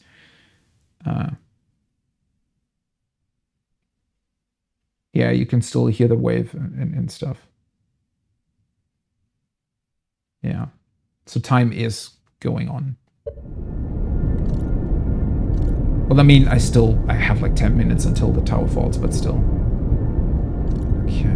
So that's when they realized somehow the eye of the universe was going to be the death of everything.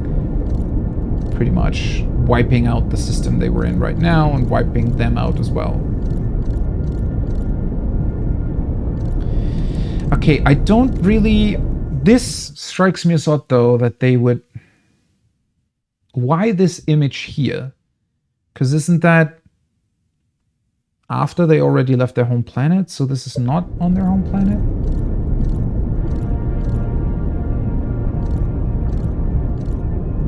So they realized they gave up everything in order to come here. And then they kind of went... sinister? Or what is this? I guess angry? Burnt down everything. Burnt down their faith. What the hell is... Oh, that's them building the probe.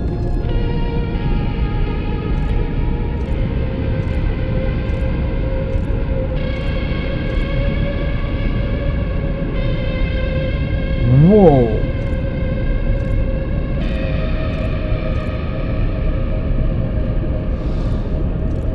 Oh. And that's why the Nomai weren't able to hear it anymore. Wow. What an awesome way to explain that. I would have never guessed that, I don't think. That's the reason why why it stopped sending out the signal. Although it definitely brings the question back of why it did that in the first place. Why would the Eye of the Universe send out a signal that multiple different species would hear? As if it wanted the universe to end? Because that's eventually what happens. But I mean, it feels like at the point where we're entering it, that's already kind of towards the end of the universe. Or did it send out the signal for some other reason? I don't know. When I saw the probe, what did I originally assume? I think when I saw the probe, I thought that that was before they burned everything down. Well, did I think that? I don't know. I think I might have assumed that was still, at that time, they still wanted to find it, and that's why they send it out. But that's crazy, right? Because that means, for some reason, they were just able to know where it was. They knew where it was. That's also how they were able to properly scan it or whatever they did in order to get more information on it. They didn't have to go through 9 million loops to find it. What the hell? Or I guess, maybe it's not that they knew its precise location so much as that they maybe calculated kind of a radius around the signal or something where it trapped it, right?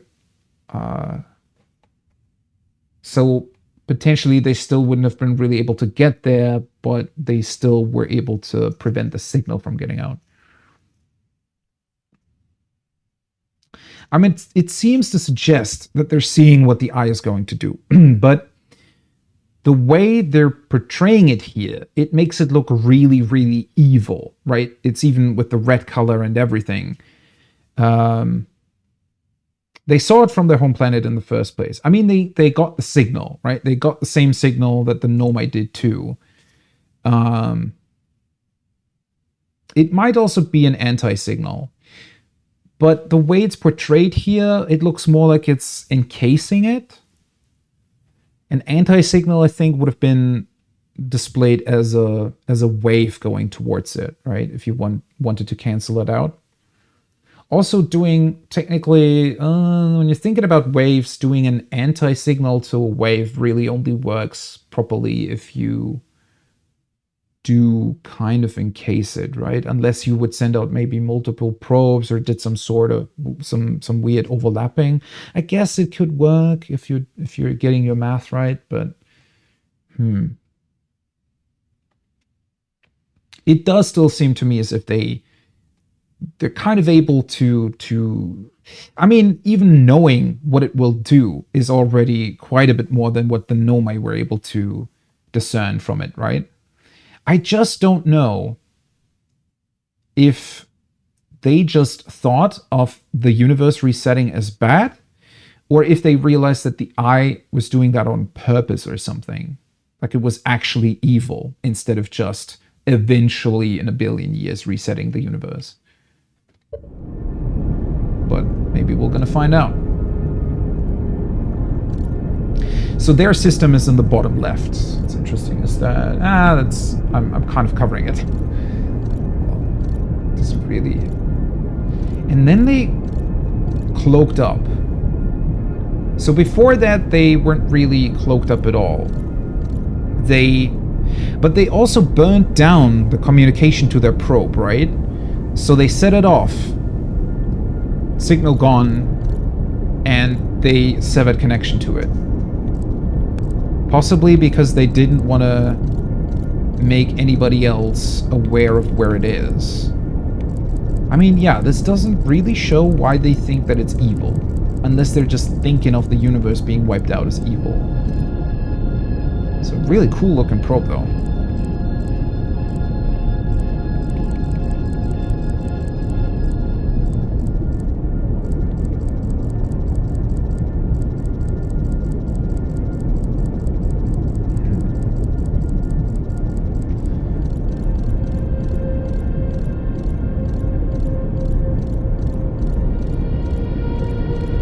turning everything to ash. I don't get this part though.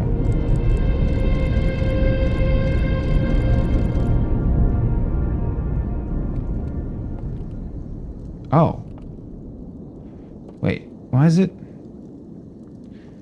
Was that delayed, or is time actually stopped? That's weird. I don't know if time stops, but I don't want to find out either.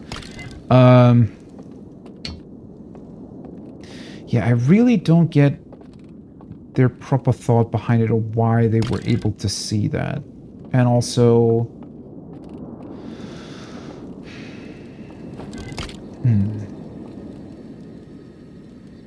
Ooh, is this going to explain how they're converting brain energy or brain waves into fire?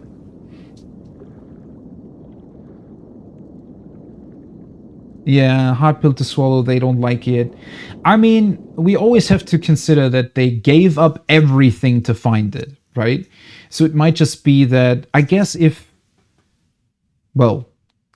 you think about it in terms of the eye of the universe, if it really is, let's presume it is a neutral force that just eventually resets the universe, then it would logically follow that you cannot really do anything against it, or rather, it doesn't seem like anybody can do anything against it.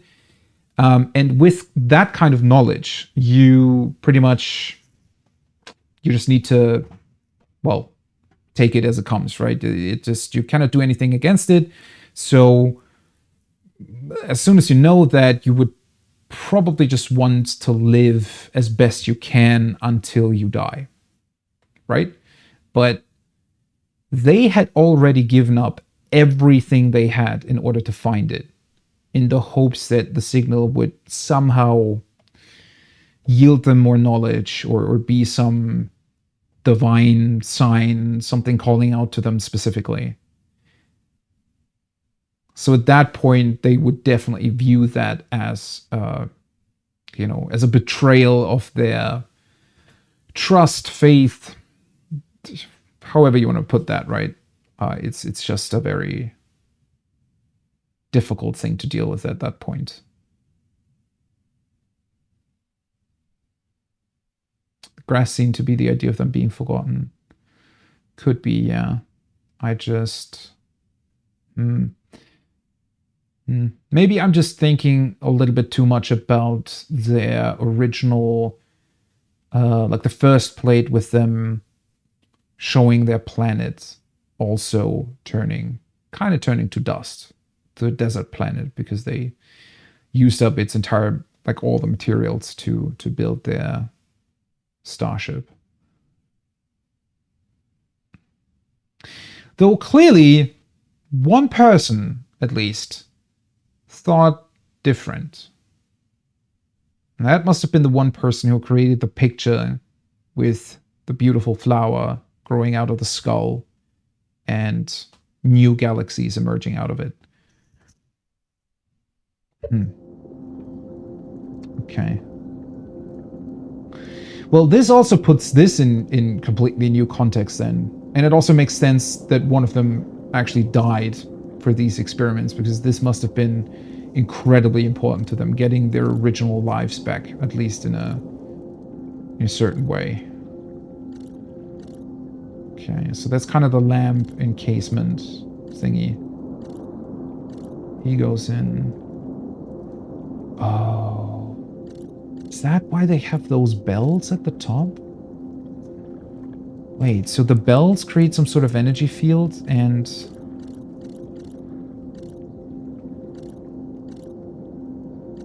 the lantern needs to enter that specific field, I guess. I like the way their skull is portrayed here. And then it's kind of taking their brain waves and translating it into fire. Transporting them into the simulated world. Once it was successful anyways.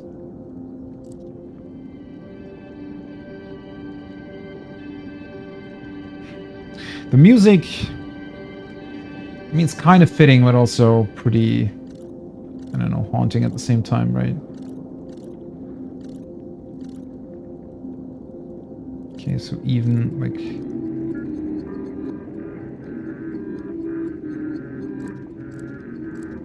So that's what, like an elderly person?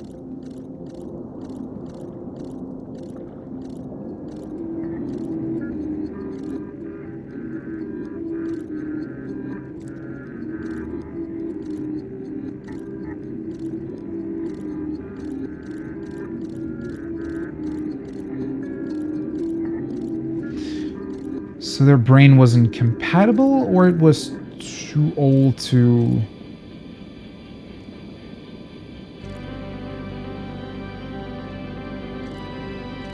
Oh. No. So they discovered that on accident? Wow. So I think what this is telling us, right, is that person kind of died. I don't know if it was because of the waves or because it was like their time to go. But they realized that the lamps would still work.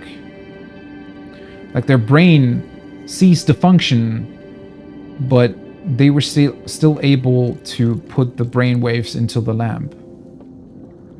Wow. That was an accidental discovery. Holy shit. Wow. Okay, last one. So at that point they knew that they could even die and still live in their simulated reality. Okay, and this is going to give us another bug then that we might be able to exploit.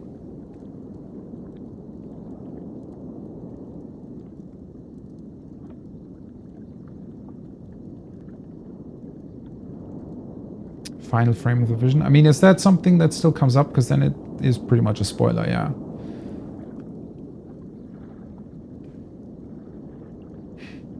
Yeah, that is kind of tragically lucky, though, that he would die right there.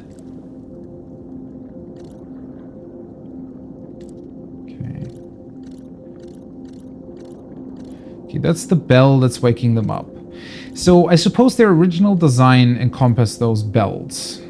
So if a bell wakes you up, the waves get transported back to your brain. Wait, do they? Kinda. Or it transmits... Oh, wait, it's showing the... It's basically showing the sound waves hitting your brain. Activates something in your brain, and that wave gets transmitted to the lamp, which recalls you from the simulation, and you wake up. Right. But if you're already dead, you don't. Which is what I saw when I woke up through the alarm. Because, well, obviously nobody else did.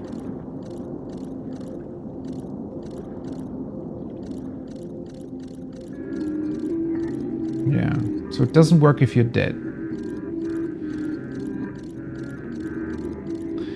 So if you're dead, you can never be woken up again. I mean, that makes sense, but it's also pretty cool that you still remain inside of the simulation.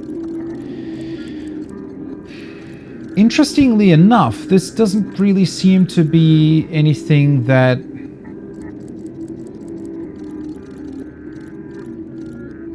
I would be able to utilize.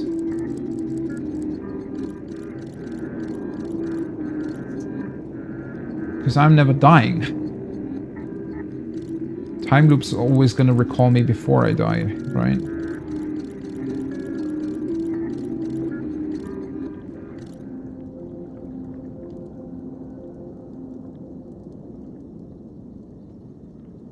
Oh, it's like the science fair thing? Okay.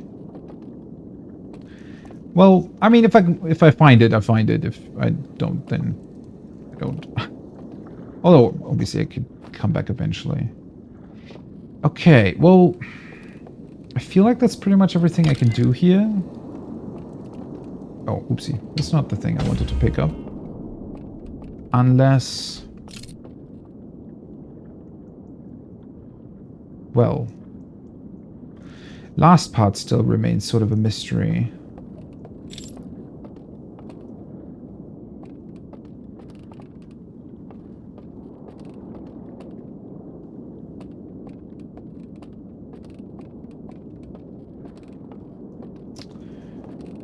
Where was the... I actually need to remember that. So in order to get to where the vault is, I entered from... Well, that's pretty much where I want to enter from the bell thing that's submerged.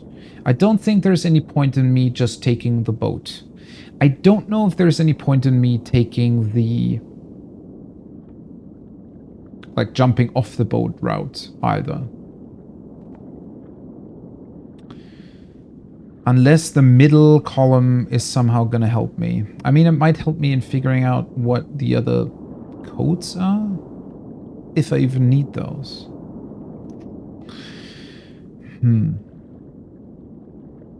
Unless I'm misinterpreting the death thing.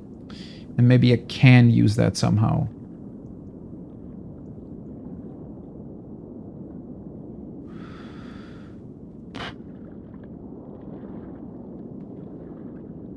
Right.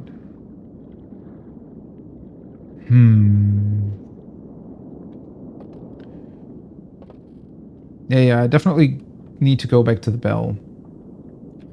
I'm wondering whether or not it's just going to show me some sort of solution when I go back there and just leave my lamp behind. I wonder what the whole boat part is, especially since... Okay, so the... Right, I need to think about the proper alignment there. The first thing that you're technically getting to know if you go by location. The first location tells you about the boat jumping off, which I think it's more intended, but maybe I shouldn't really think about intent or something behind it, because it doesn't necessarily translate into not being part of a puzzle or something, but I think it's mainly there to show you that these below worlds exist and how they work. Although, in order to receive that information, you had to have been to the first one anyways, right? Huh. Weird. But then again, the second one really doesn't tell us much. I mean, I cannot be dead outside of the simulation. And there also, I don't want to be stuck in here either. So, and it cannot really be used. I cannot really die unless I were to somehow be able to enter this and die. But that doesn't work either, because it would mean that if there was a point where, I don't know, like if the tower falls, right, and it would fall down, I don't know, a vast distance, and you would die outside of the simulation while being in it, maybe then it would like do something weird. But since that's not the case, is there any way in me getting back anywhere? I feel like I'm probably fairly far into the loop. I could technically go back up, just be caught by them, and wake up. Although might as well just jump into the water. It's the same thing, right? Although, you know what? Let me put down the artifact real quick. It's quite a small space, right?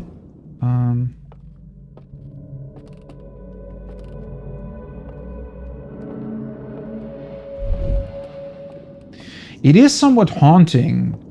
Like their, I don't know, sad theme song that plays while you're viewing the sad parts of the slide reels that plays whenever you're entering the simulation. Like a weird feeling that it has to it now. Right. I don't know. Somehow I never want to miss anything here, but wow, this also looks pretty cool. Very, very slightly reminds me of the ending of Interstellar, but only very slightly. Very cool aesthetic nonetheless. Let's just wake up. It's already pretty tilted, right? Probably would have fallen over anyways.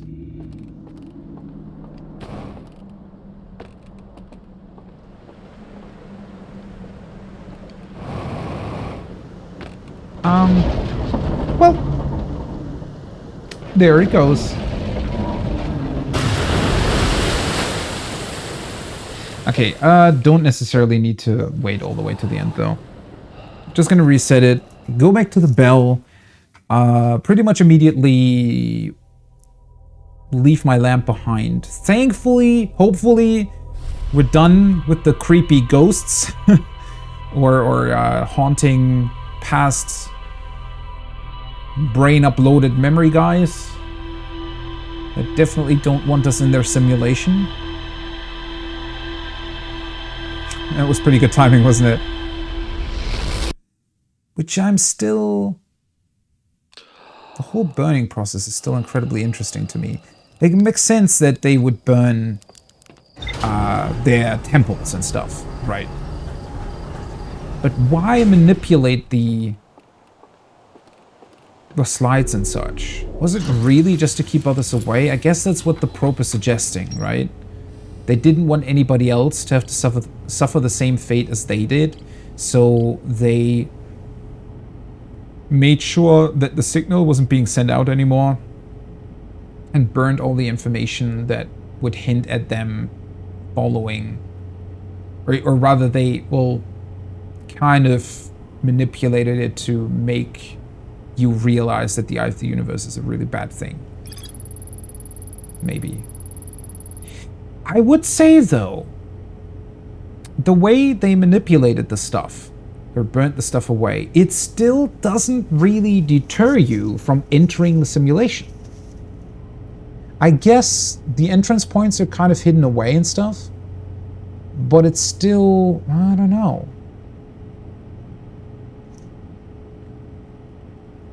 Still think that somehow they would maybe, or why, I wonder why they didn't hide it better. And maybe they just didn't want to, or they felt like it wasn't really needed. I mean, their entire ship is cloaked, right? So it's I guess it is somewhat unlikely that anybody was going to find it. A library full of intact slide reels hidden deep in the ground. There is a container marked with one of the vault seals, but its contents have been destroyed. I found a slide reel that shows the stranger's inhabitants analyzing the eye of the universe. Intact slides reveal the construction and launch of a spacecraft designed to block the eye's signal. I found a slide reel that shows 2 artifacts being lit near green fire. The first artifact lights after its bearer falls asleep, and the second artifact lights after its bearer dies. I found a slide reel that appears to be some sort of error report. It shows an alarm bell failing to wake up one of the stranger's inhabitants. Because they're dead. Okay. Well. Kind of feels the same as if I only had, when I only had the question mark in the very middle here with the Ash Twin project left. Funnily enough, a small one this time. Well. Let's do it.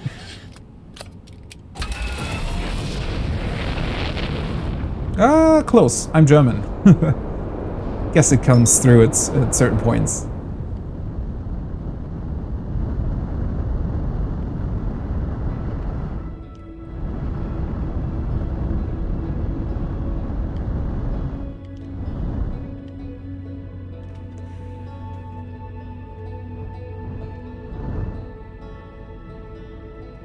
Okay.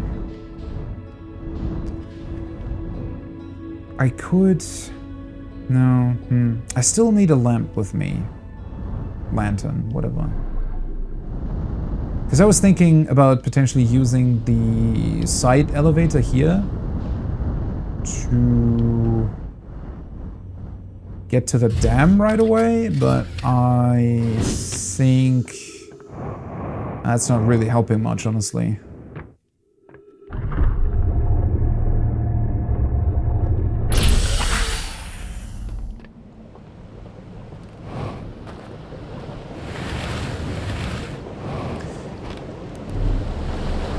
Guess I have learned to hide it quite well. To be fair, I had a very, very good English teacher in school. Thankfully. Yeah, I'm just gonna... Oh, wait. Should have taken a lamp, huh? Well, I can just take the one from the Tower Theater. Wait, no, that was...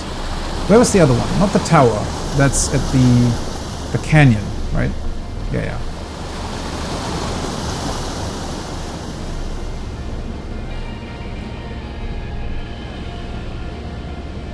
Don't remember if I found any near the bell. Would be strange considering that they probably don't want you to enter that at all. And again,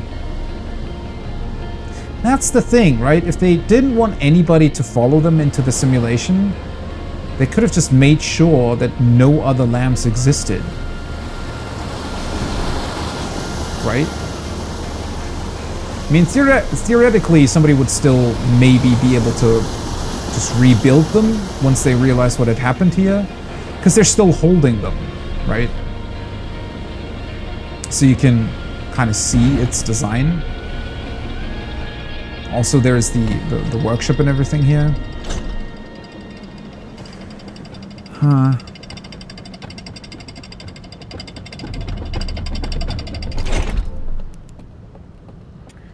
Still constantly bringing it back to the question behind why they deleted so much stuff. Is it really, is it,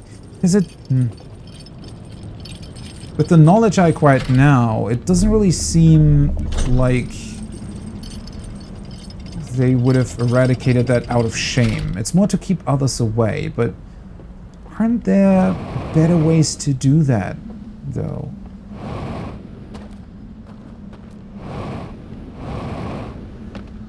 Well, obviously their ship still needed to stay around, because that's what allows the simulation to happen. But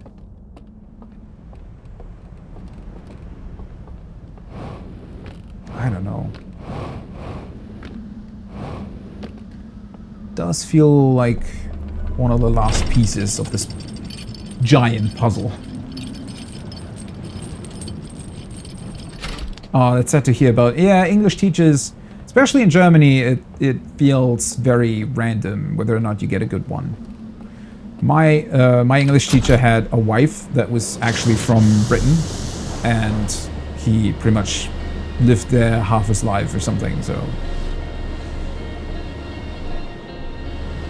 And he would just accidentally start talking in English, like about how he watched the last week's Premier League games, and kind of forgot that he had a class full of like 8th graders in front of him that probably didn't understand everything that he was saying. But somehow that helped a lot in kind of getting to know proper sort of the way people would talk, right? And just talking to an actual English-speaking person.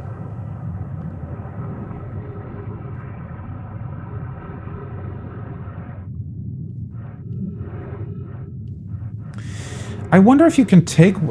I don't think you, as the player, are able to take one from the dead, right? Which also probably would... Well, would it sever their connection? That's actually another interesting question. If that would be bad. I don't think you're allowed to, though, right? Oh, well, my first Elden Ring playthrough took me almost 300 hours, so yeah. It's, took me some time. Okay, yeah, as a player you cannot, but in theory you could. Which does make me wonder what that would do, because the flames are already... The flames already are in the lantern, so would it work somewhat similar to how it works once you're inside of the simulation, in that the lantern still seems to be connected to you? But maybe something can go wrong if you walk too far away? I don't know. Okay, let's turn on some lights first to make it a little more cozy than just being complete darkness. Because that would kind of be great. Okay, now I just need to find a proper place to put it, though. Because, honestly, most of the stuff is quite close. Oh, wait, those guys just have a lot. So that middle one I can get to. I don't think I would be able to get to the other two. So maybe getting to the middle one reveals something. Some information. Let's see. Let's put it here. It's really surprising how dark a lot of these areas are without light. Oh, what is that? Okay, so the thing itself, I don't know. Don't know if I was expecting that. Right, so these things still don't really show you their actual combination. That, I also didn't really expect that, because that would have been weird. So maybe this wasn't really the correct entry point? What happens if I do this?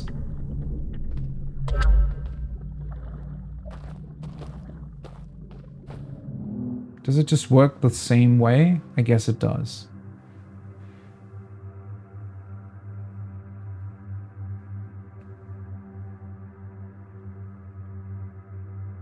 Yeah, that just shows you the secret room, right? This was the information that I needed in order to access what's behind it.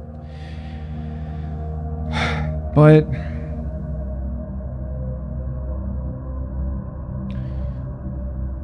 that just revealed, I think, where everything supposedly was, right?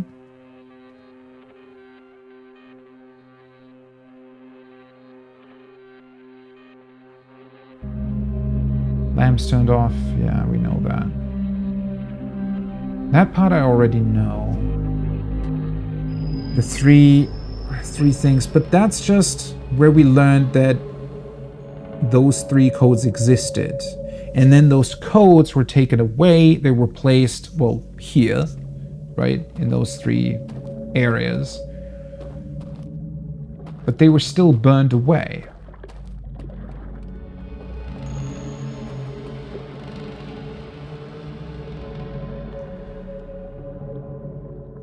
Can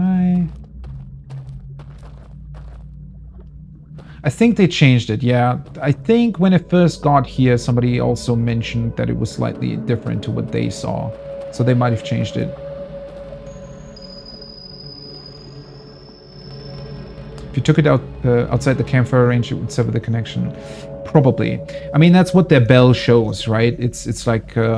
that's connecting them, because they do need the brain waves to connect to the vault, so yeah, that would probably happen. Which again, that's so strange to me that they didn't really take any sort of measurement against somebody just taking those lamps. I guess they thought that hiding them behind the pictures was enough, maybe. Or maybe they really just didn't think anybody would enter that, or alternatively didn't really realize that it would. I don't know. It's in terms of safety measures, it seems really hit and miss, right? Some are really, really good, and some aren't that good at all. 150 with you. Well, to be fair, with my first Elden Ring playthrough, I also tried to pretty much do everything. Pretty sure that I missed some stuff too, but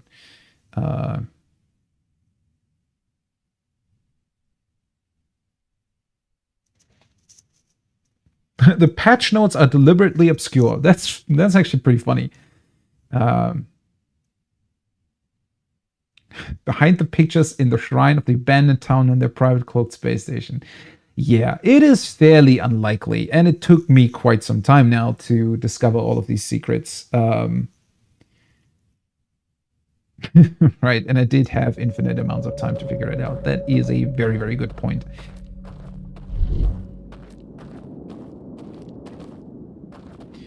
Okay, so from this point, though, it really seems like I'm not able to do much here, then.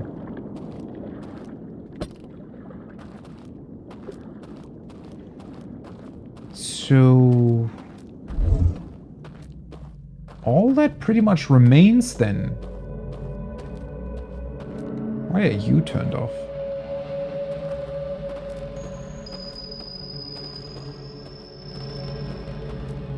All that remains is to take the boat and jump off. Unless whatever the hell that is would help me. Unless it's just some additional alarm. Because that's what it looks like.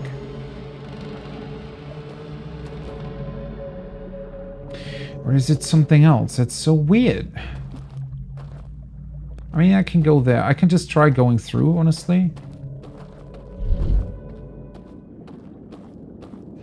Or is there a way, once you see those platforms, to jump onto them?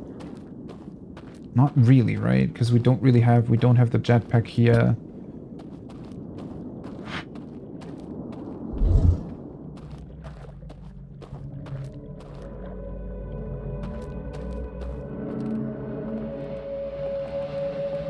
No clue what that light is.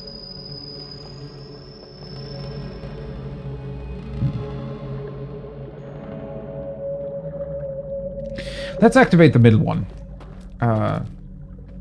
That I should definitely be able to do. I guess I just need to wake up.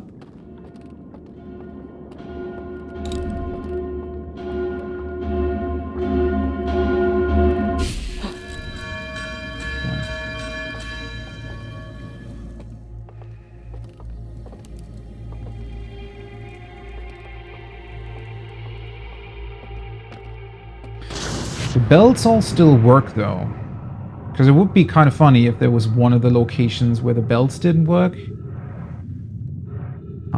That way I could just get past it. Unless maybe the hint about...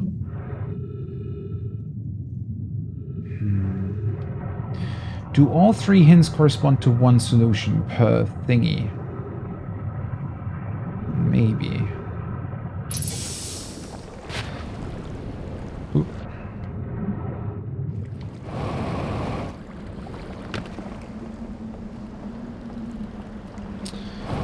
So...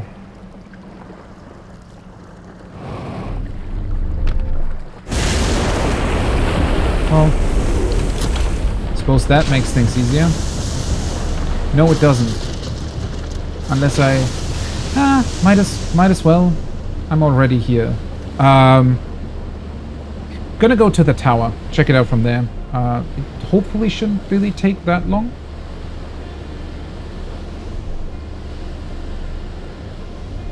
To get to the middle one and activate it. Oh, oops.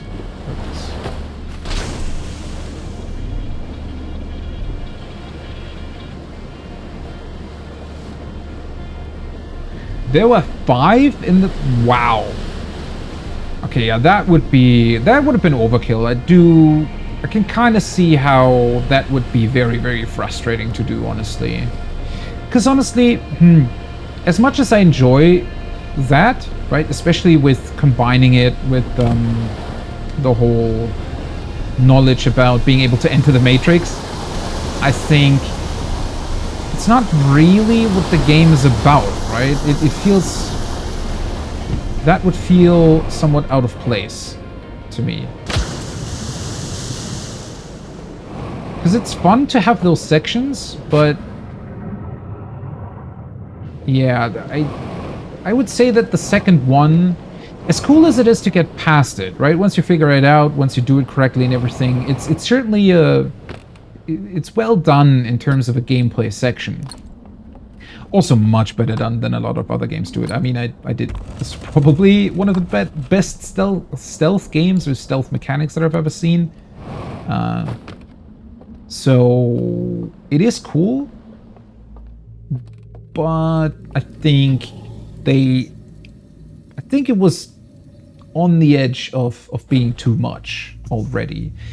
Not specifically for me, more so, I guess, when you're trying to think about the way the game's built and what it has been up until this point. I think it would have felt out of place to be longer or more intense.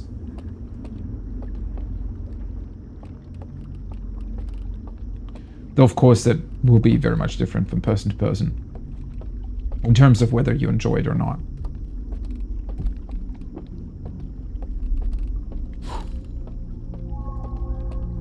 Okay, let's see how quickly I can do it.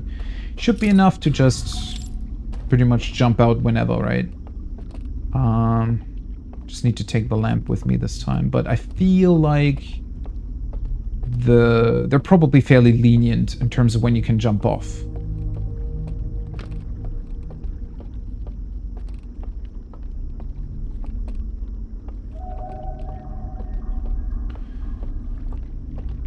Yeah, that's also the main thing. At some point, not being able to get past that, because what made the game so great up until this point is really this sense of discovery, constantly having something new to do. The time loop also facilitates that just so well, that you constantly get to some new thing that you can discover. Also, even if you're stuck at some point, it felt like I always had the chance to just do something else instead, right? And come back to that at a later point in time.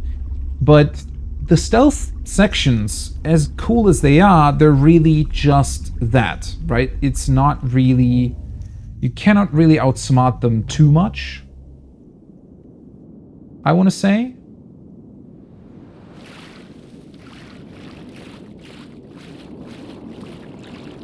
Because for that, the basic gameplay is also more on the simpler side, right? It's not like you have a ton of gadgets or anything to play around with. So, yeah, that can definitely lead to frustration. Oh, wait, extinguish? Oh, as in the seal. Okay. Huh. So maybe I don't really need the lamp to get here anyways. Let's see. Maybe I'm able to open it up more now, and it's going to give me another hint as to what I can do.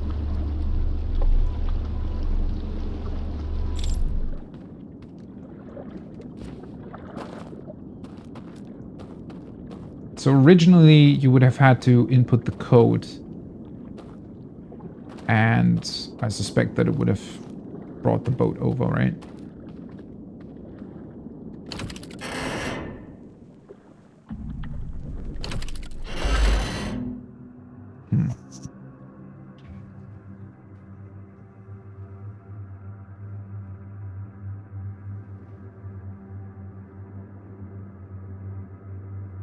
Does it make trade-off? Well,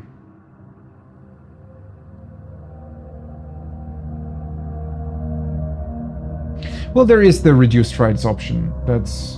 I mean, it's good that they included that, I think. It's not even so much about possibly reducing frights per se, as just... It does give you a little bit of an out if you're just not really enjoying the stealth sections as much, and then you can just, you know, make them easier, essentially. And it's definitely true that 0% of players getting stuck makes a bad game, yeah. That's kind of what AAA games tend to do, right? Or try to do anyways. They try to make everybody happy, and by doing that, they just create a completely average and mediocre game that nobody really wants to play. Which is obviously the most difficult part about game design. And one thing that this game, I feel like up until this point, at least from my perspective, has done expertly is really, really knowing how to navigate that and allowing a bunch of outs and a bunch of different ideas or concepts to come together in a way where it's still, even if you don't get something immediately, you always have something else to do, and then you can do this or that or here or there. It's just... Shots fired. Well, I'm just... I guess I've just been burned through too many AAA games that try to be something that they're not in the end. Because I do very much think that there is a place for really cool AAA games that, you know, just have a wide audience. There's nothing wrong with that per se. But you have to at least make sure to, you know, like push it in a certain direction. I feel like the biggest failure of most of those games is just that they they not only are they wanting to catch everybody and create a giant audience, but instead of thinking about a cool concept and then about how to make that wide as possible, they're instead kind of beginning with the, oh, we want to grab everybody, and then create a game based on that, which kind of fails outright. I don't know. It doesn't always happen, but it has happened way too many times. And it's just, to me, it's always really, really sad to just see.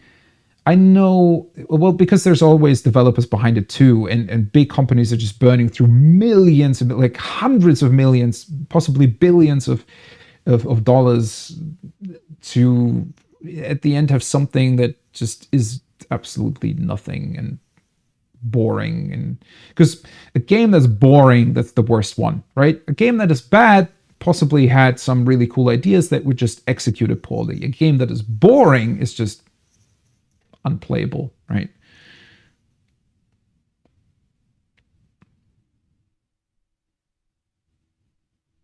I would like to check out what the patch notes are and what the game was like without the patches, though. That kind of interested, not necessarily playing through it, but just seeing what they changed and why. That's pretty cool. If you feel like you've overexplored and still stuck, yeah, that's a pretty bad feeling. You definitely don't want that in this game.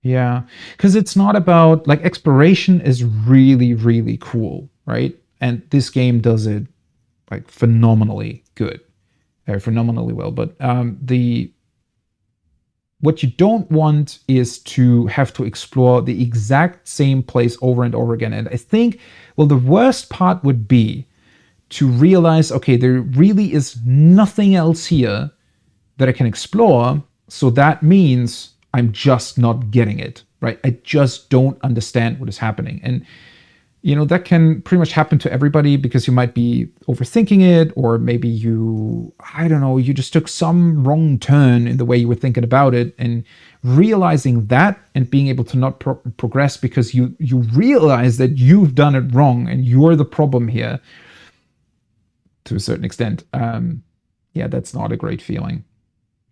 And yeah, that can probably lead to players just giving up. But that's why the base game is so brilliant. And the DLC, I feel, at least for the most part, very much continues that, where it does give you multiple routes. And whenever you're stuck on something, just go somewhere else, and it might just give you a solution to the same to the problem you were stuck in earlier, even though that's not even what you were looking at. That was pretty great, honestly.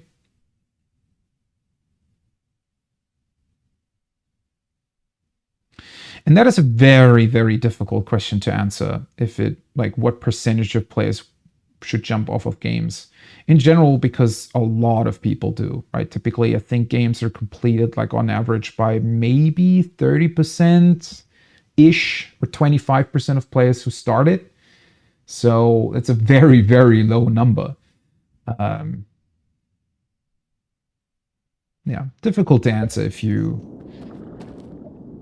And then there also goes into, if you can make enough money, even if if people just buy your game but never complete it or never actually play through it, what are you going to do then? Right? Because that might also be pretty frustrating, even if you're making a lot of money, because essentially you've still created, I don't know, half of the game for what feels like nothing, or for a very small percentage of players. But then you cannot really delete, or you cannot really release a game that only contains half of its content, because people are going to tear it apart, right? And we've seen that happen a number of times, and it's going to give you a bad reputation, and people are not going to buy the next one. So, yeah, that's all. Those are weird sort of calculations that sometimes happen, whether you think about it financially or from a development perspective. Yeah, and then that's a very, very good point. And I feel that a lot as somebody who likes to do the high-end stuff in Final Fantasy XIV in terms of rating, right? For the longest time when I started out with the game, I wasn't doing that, but I knew that it existed. And at least for me, that made it incredible. Like knowing that there was some super high level, difficult content that I didn't do, but that existed within the game and within the game world, and other players were doing it, and they were running around next to me with the cool weapons that you could get from it. Not only did that give me a goal for something that I could strive for later on, but it also, at least for me, vastly enhanced the game world. I mean, even though I don't play it anymore, because EVE Online takes, well, it's basically work. In a way, or even more than that. But it's an incredible game precisely because you're never going to be the best person in anything in EVE Online. There's going to be people who have like mathed out the ever-living shit out of it and are like, they're making trillions and trillions while you're stuck with your small little factory or whatever you're doing.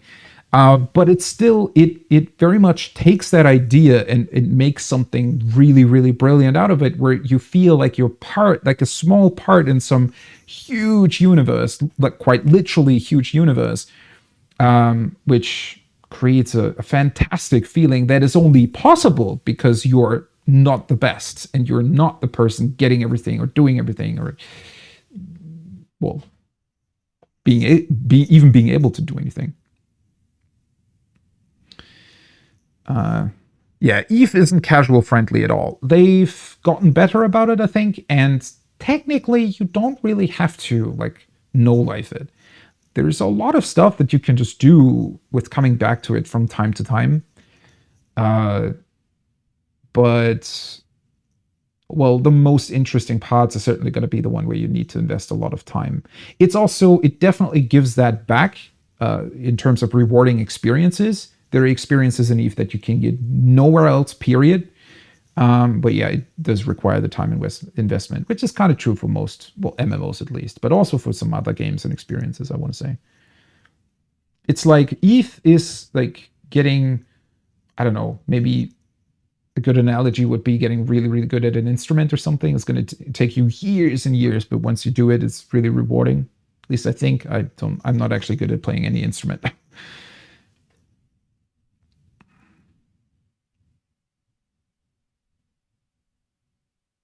Yeah, factory games are also a good example of that.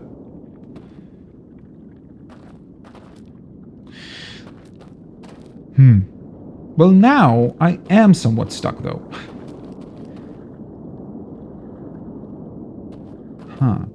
Also, if the loop resets now, that's probably going to mean that the seal comes back, right? I mean, that's not going to stay away.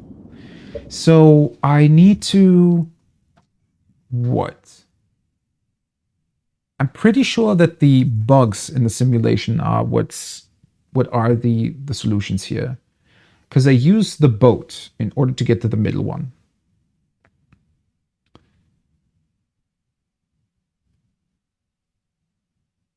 I know the lamp one. Technically, I think the lamp one would be for the first, like the one to the left, because it makes it able to see you're able to see the bridges. The problem is they're all over the place, right?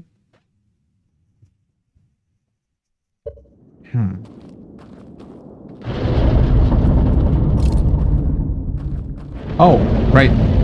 I entered through the tower, I forgot. Okay, let's reset the loop.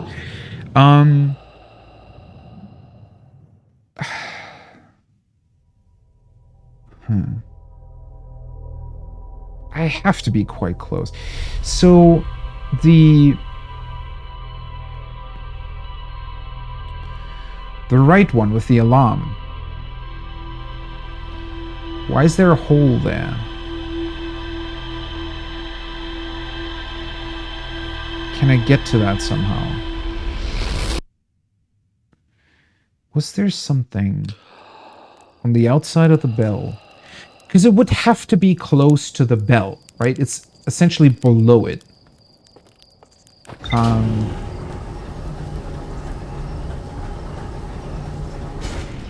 Oh, hole, yeah, a hole.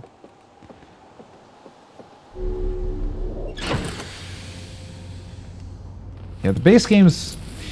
I do have to say, I did think about that a little bit. It is...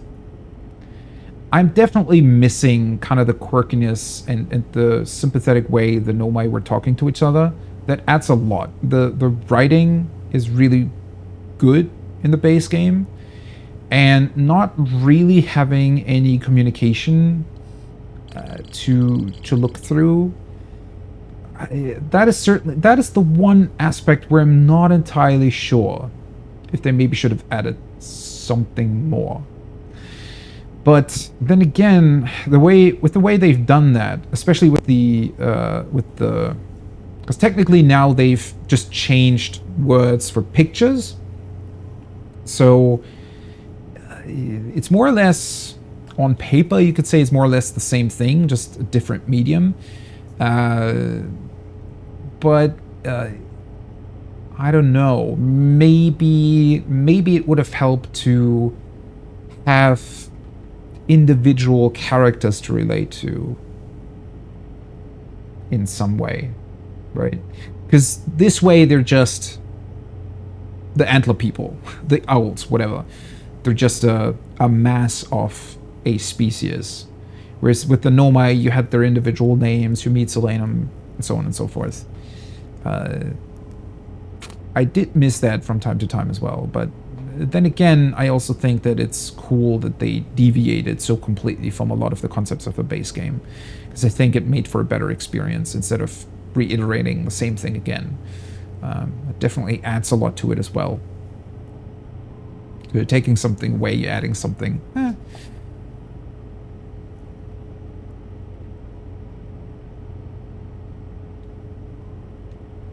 They're obsessed with writing. Yeah, it definitely also fits their personality, right? You would have had to change quite a bit. Hey, my headset battery is low.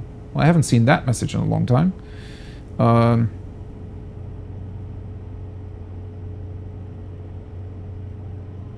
Aliens that are even more alien. That's a good way of putting it.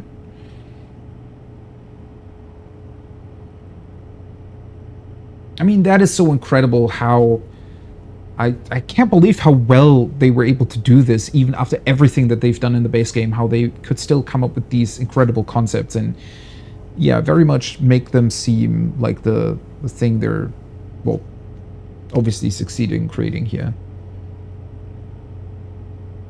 And the light stuff is incredible.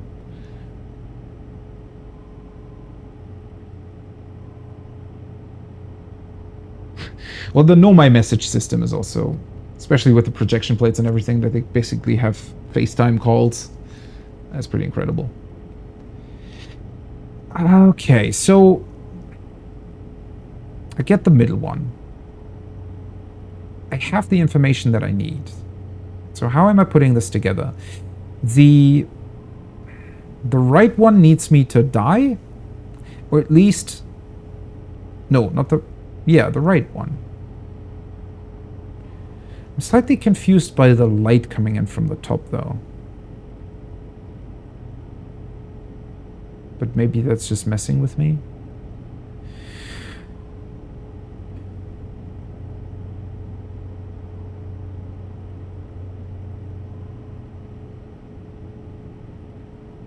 Can I turn off the lights somehow?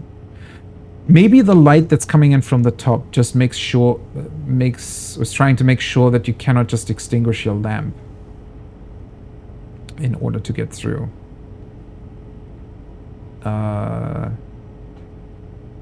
So, but that, and then what's the left one?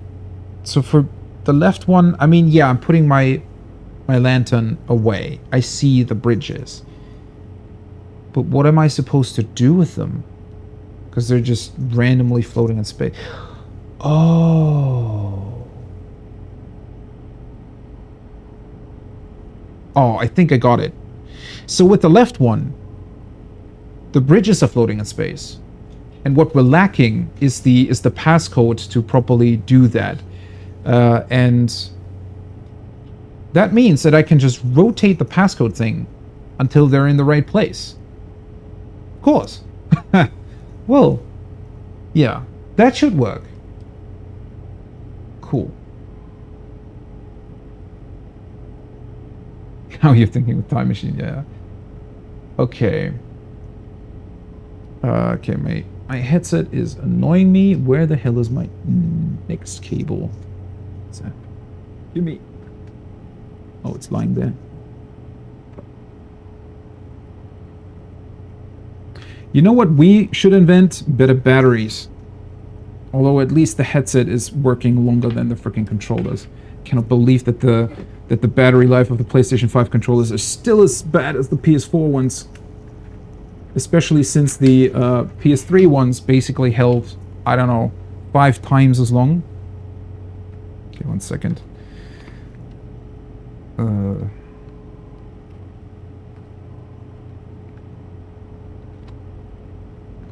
There we go. So the headset lasts for 13 hours-ish. Well, pretty much as long as the stream has been on. The controllers only last for 10, I want to say. I think they lasted for 12 when I bought the PlayStation 5, which is not that long ago. And they're already down to 10 something. But they annoy you with being low on battery after like 7 hours. For some reason they last for another 2 or 3 after they tell you. So that's very, very weird. Okay. So, I cannot influence the alarm with putting in the code, though. It does not work. They're built-in batteries. They're non-replaceable, which I always thought was pretty good to a degree, because I hate replacing batteries or buying replacement batteries, but, well, I just don't know why they're not just putting in larger ones, especially with the prices they now have for these things. But, oh well. I've learned to live with it.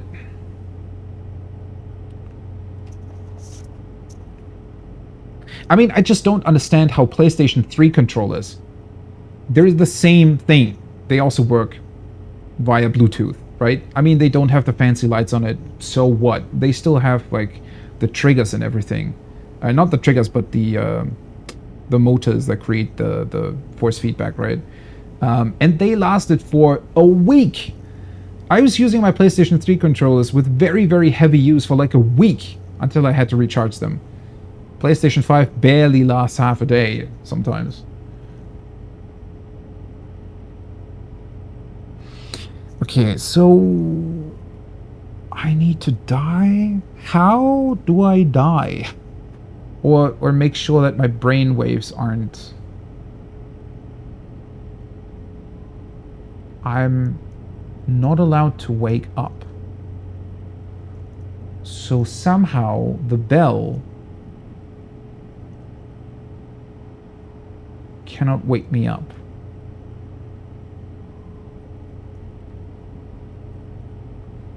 How do I do that?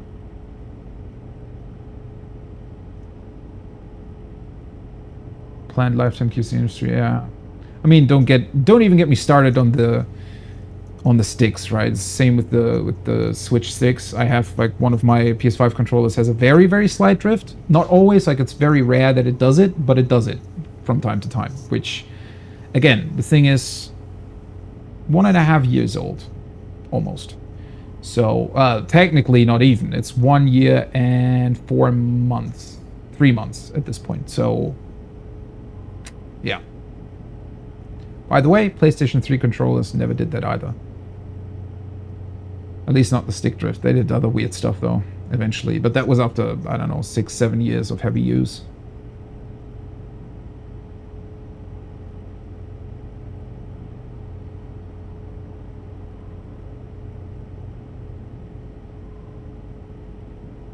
Yeah.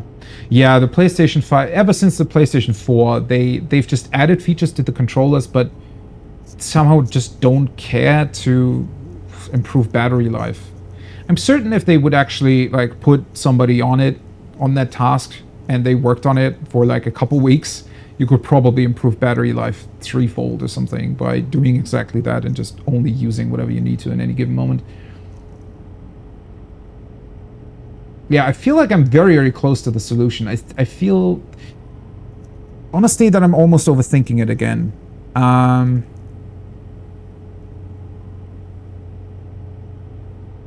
It's not the lantern, though.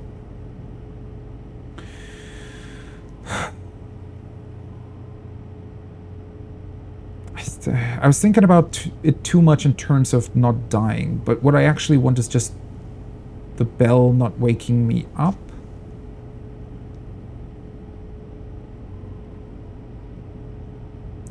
But once the fire is extinguished, I cannot enter again. So the solution cannot be to...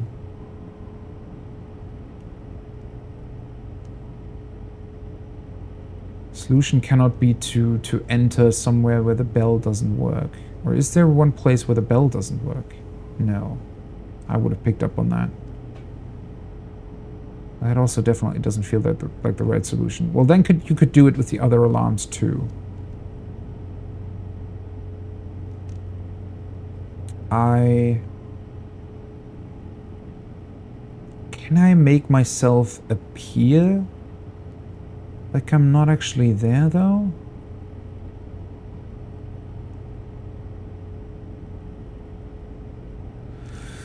Maybe I would have to go back to test that again.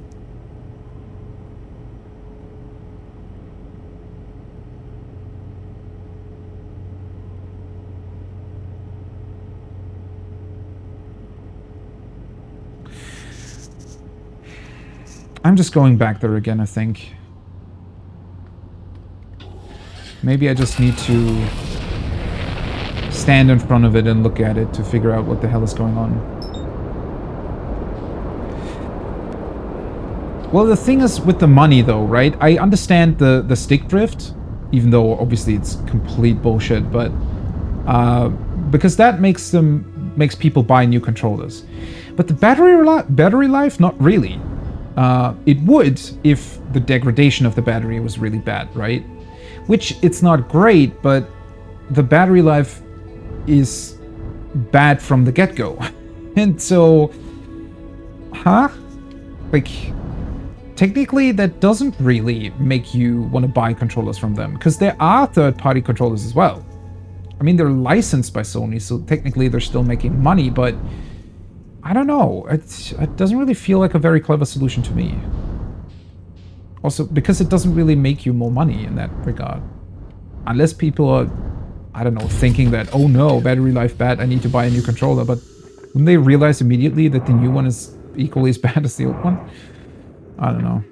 Well, I'm also still annoyed that for some reason, their Pro controller is like $100 more expensive than the Microsoft alternative, and the Microsoft one is better.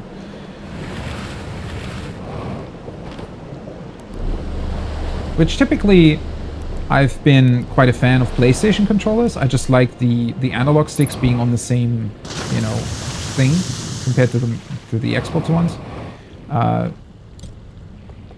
Like mirroring each other and not being like set apart from one another. But yeah. Definitely no Pro controller for me. Well, also, I'm not really playing any game anymore that would really need it. Although I could use it for Final Fantasy XIV if it actually had 4 back buttons, which it just doesn't have them.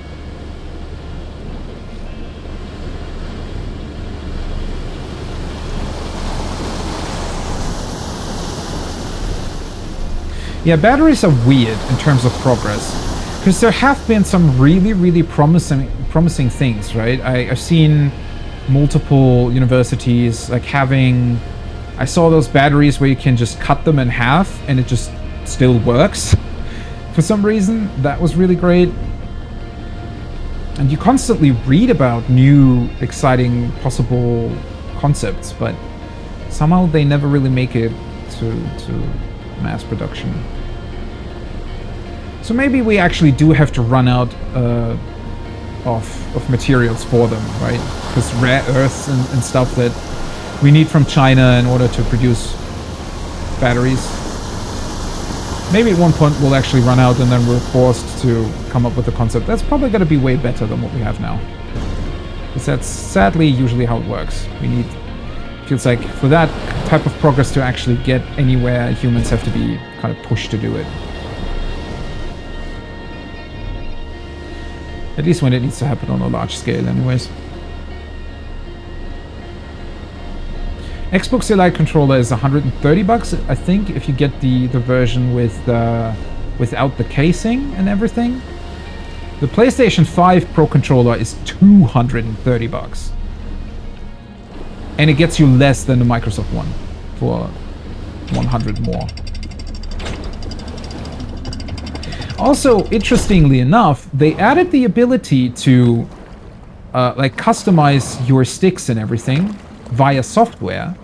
So nothing that would be exclusive to the controller hardware for the Pro controller, but that's only for the Pro controller. You cannot access those software features with the normal ones. Because technically those could fix stick drift, but of course they wouldn't release that for the normal ones, because why would they, right? Even the Switch has that. I guess Nintendo had to add that at some point. Because people were complaining too much. Oh well. And Sony likes to somehow do premium prices, yeah. I don't know why, but they do. In terms of chemicals, it seems like the kind of the newer solutions of batteries seem to lean towards not even really being that chemically based at all. I mean, sure, chemicals still play a role in it in the research, but I think there's some, like, was it graphite-based batteries that might be pretty good? Which could be, at least in terms of material usage, be pretty good.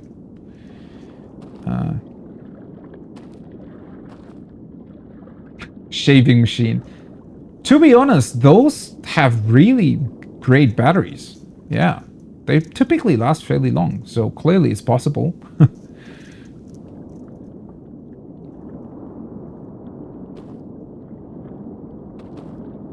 Electrical toothbrushes. Well, those are certainly the ones that...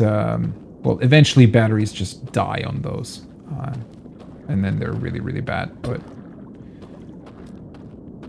at least I bought a new electric toothbrush recently, and that lasts for like 2 weeks until I have to recharge it, which I thought was pretty impressive. What is that light, though? Is that purely so that they...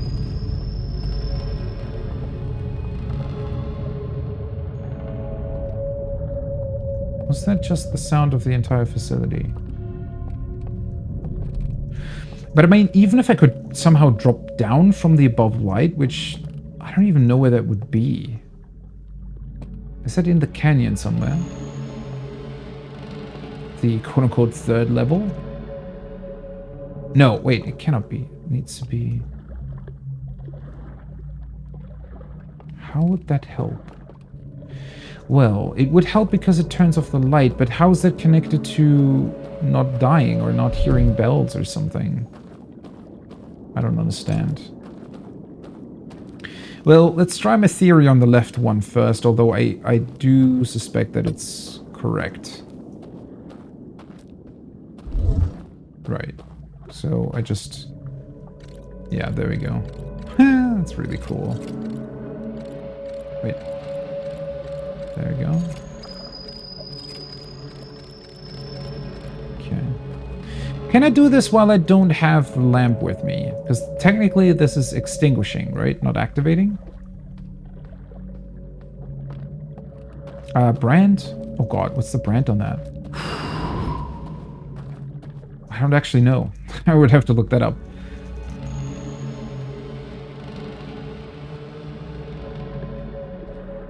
The replacements are what's ridiculous as well. For electric toothbrushes too. Like, buying 10 replacements is almost as expensive as buying the toothbrush itself, even though they're just made out of plastic.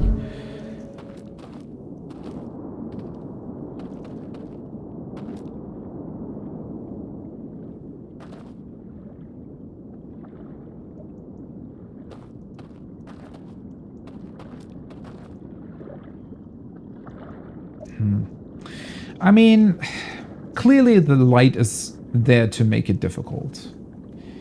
Because otherwise, you'd just be able to turn off my own light and get through.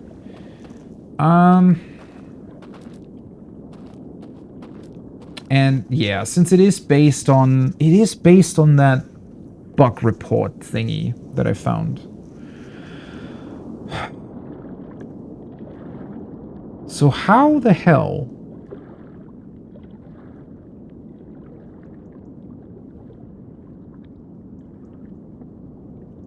would I not hear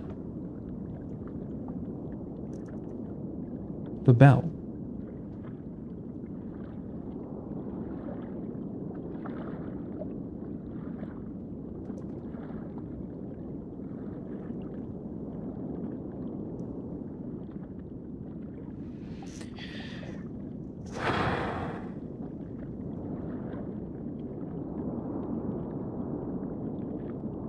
Man, I have to be so cool. Why the hell am I not getting this? If I'm dead, bells cannot affect me. Yeah, I know that. I mean, I said that multiple times already. But I'm not dead. I'm alive. I cannot really be dead unless there's some way to...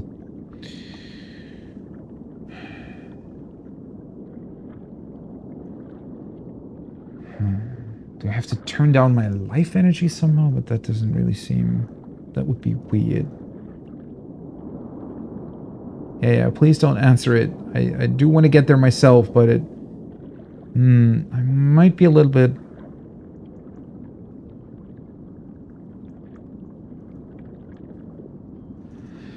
I have to be so close, though.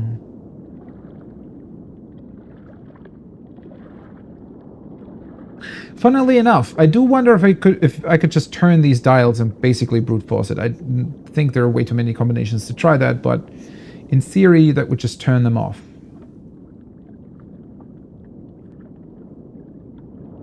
Which would probably be shown. But that's not the solution they want you to get to. Why is this so weird? Because the other two are also... The other two feel more obvious. Wait, where did I put down my lamp? There we go.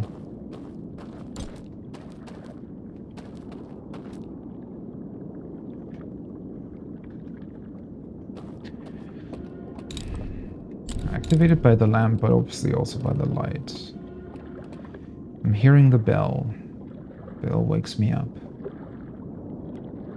How do I not wake up? Poor anglerfish. Always get a bad reputation, huh?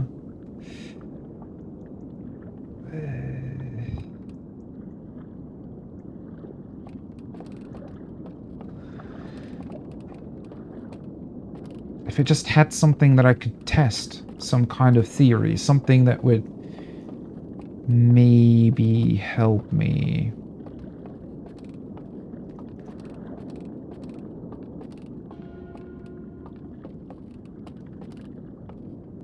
Wait, let me quickly wake up again. I wanna...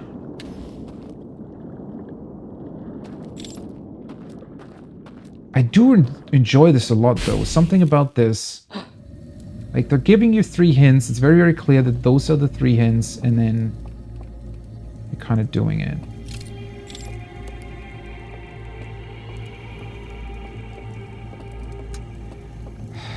But I'm also pretty sure that it's not about the bells themselves. Because for a second I was thinking that I could maybe go into one of the test chambers and somehow try to start and light a fire there.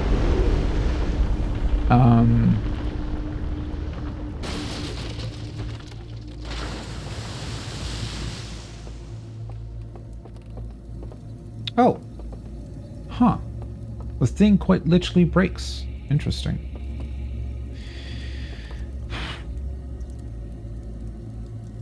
It's the only thing left to do, yeah.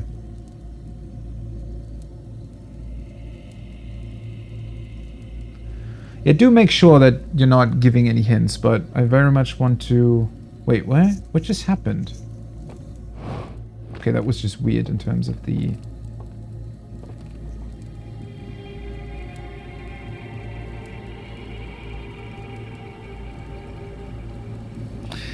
Don't worry about it too much. It was very much towing on the edge, but it's okay. I will get there myself. I have to be so close. How the hell am I not getting this? Why is this so different to the other two hints?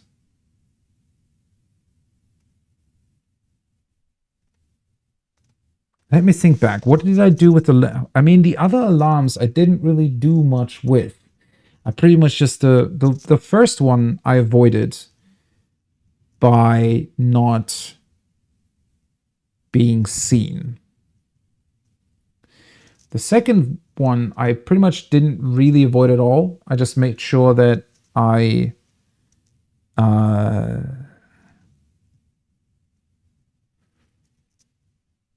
that I wasn't being seen for too long.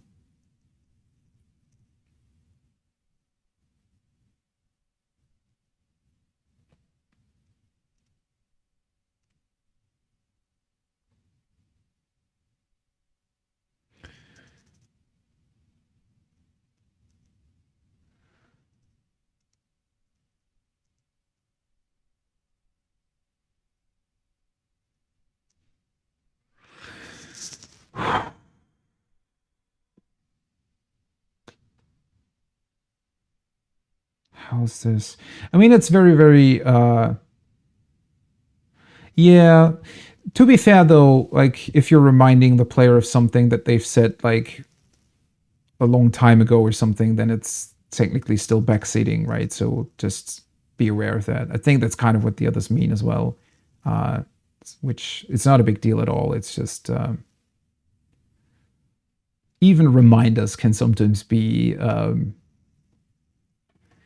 well, they're definitely influencing how you think, which typically those are fine. It's just that, especially with this game, it's very much...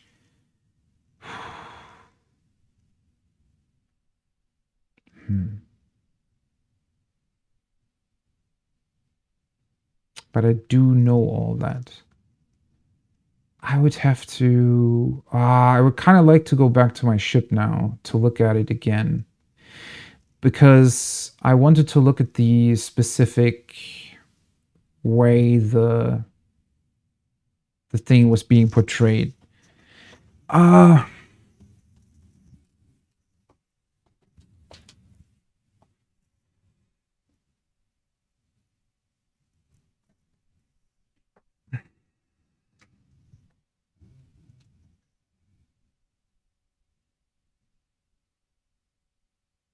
Yeah.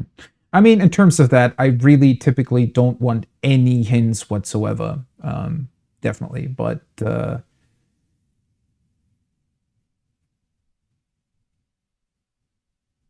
I mean, I also know what it's like to sit on the other side. Don't get me wrong. Man, this cannot be this difficult. It's not even difficult. It gives you one hint, and the other two are really simple. Shows you drop off the boat while being in the loading thing.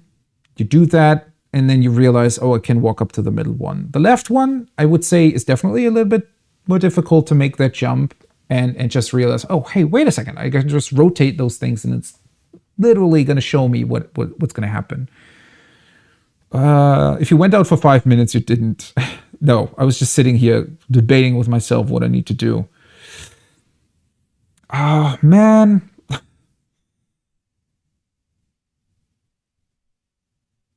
Certainly doesn't help that I've been at it for so long now.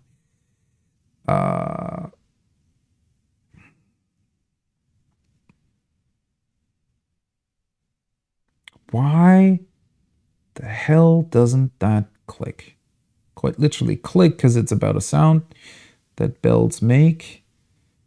It's waking me up. If there was any sort of way... I don't really want to go back to the test chambers. I don't really think that's the solution either. Although I technically have the freedom. Well, I do need to get there anyways from some other point.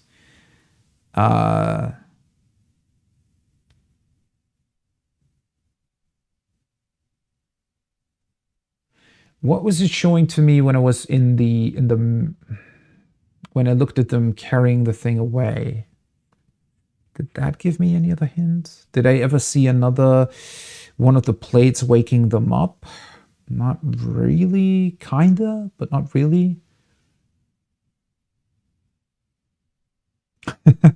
Well, I definitely appreciate that. Part of me always wins. Yay. Well, I mean, if one part really wins, that is.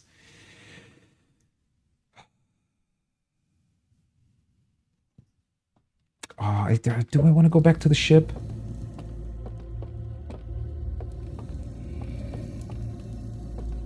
Do I need to drown out the sound somehow? But I cannot. The problem is the water is going to extinguish the fire too. So it wouldn't work that I could go to one of the submerged places.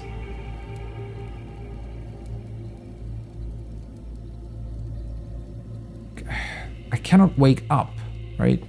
Cannot be anything that wakes me up otherwise than the bell itself.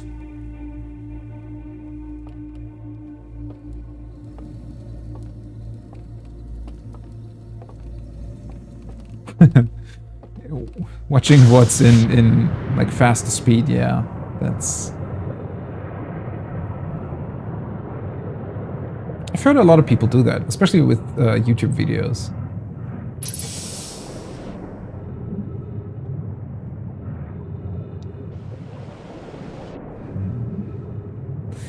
It cannot really... I'm very, very certain that all possible places where you can enter the thing have functioning bells, though. That feels like a very... That would be a very, very strange solution. Honestly, let me just reset the loop real quick, because that's the fastest way of getting back to the log. I mean, it's not like exactly like it would be hard getting back here.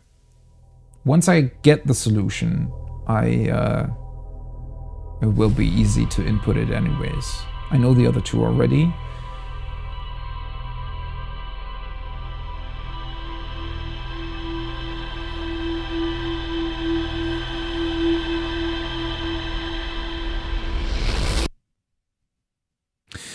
Going inside of the... Or not inside, but rather outside of the bell. At the fourth location.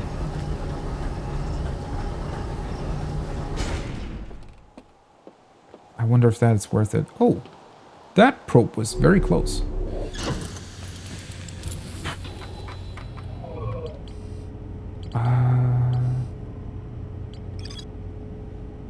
Rotated the man from the cause industry. Okay, let me rewatch the one.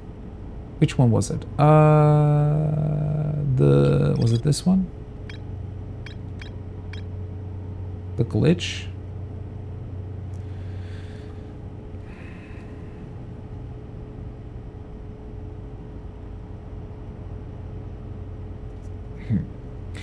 Sound waves are entering your brain and you wake up.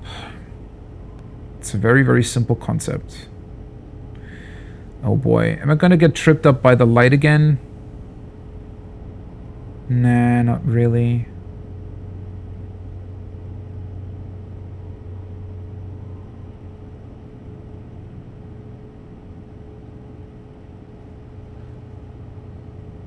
But that's...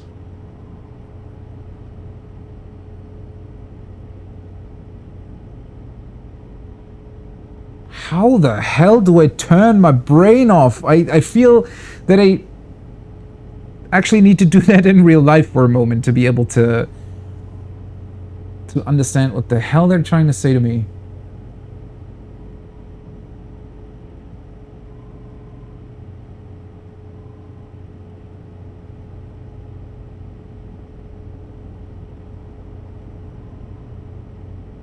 Yeah, the Campfire Bro re-explains the targeting to you when you enter the DLC for the first time. Which I found weird, because obviously I knew about it having just played through the base game, so I thought that they added it mainly for people who had played through the base game and then entered the DLC. I found a slide reel that shows two artifacts being lit near a green fire. The first artifact lights after its bearer falls asleep, and the second artifact lights after its bearer dies. I found a slide reel that appears to be some sort of error report. It shows an alarm bell failing to wake up one of the stranger's inhabitants.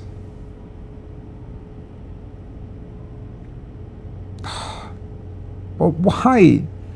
I mean, I know why, but how the hell can I take advantage of that? Because the bells seemingly all work.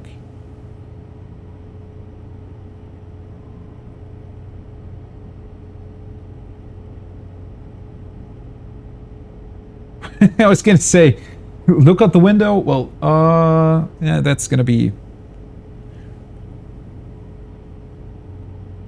Is it really 50% that never realized that targeting thing? Or okay, they patched it in. Yeah.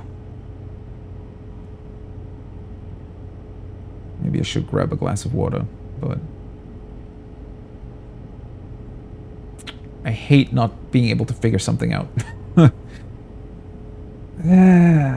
Feels like you're looking for a semicolon in code. Or a missing one either way.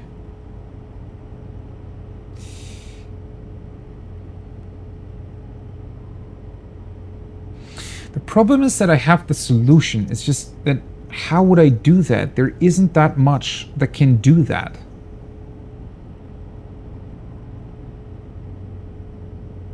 Because once I'm in the simulation, how would I influence it? I can't really, beyond the points of entry that they're giving me. I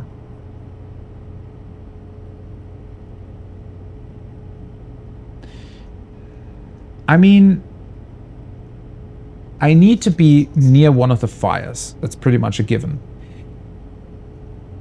There's 4 fires where it can enter the realm from. Neither of those differ in how they're built, technically. What is different between them is that they all, at least the first 2, eventually go out. But that's the fire. And I'm not dying when that happens.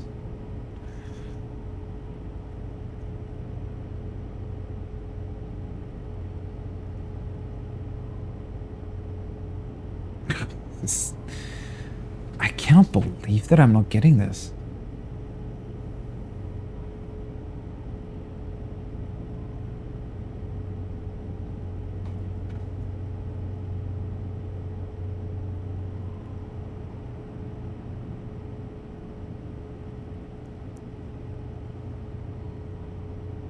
It is interesting about those prompts when you don't really feel the need for them, right? Then you're not using them, you're forgetting that they exist. Which might be bad if it then turns out that you do need them for a very specific thing. You don't know it anymore. Which was me with the photo mode of the probe, for example. Not that I really needed it, but it's kind of a quality of life thing to just be able to take photos of ghost matter right in front of you without having to shoot out the probe constantly. And I don't know, I just never looked at the prompt at the top right of the screen, and so I kind of forgot about it.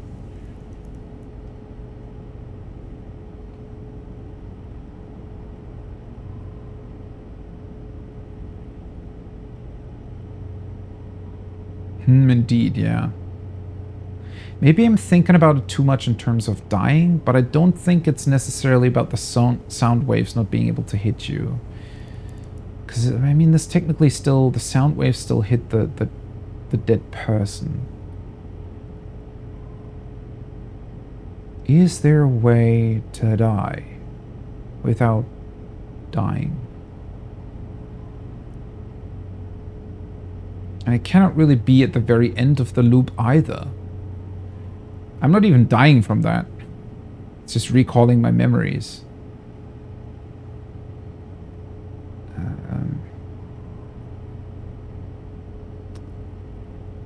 The tower falling over wouldn't work because I'm not dying there either.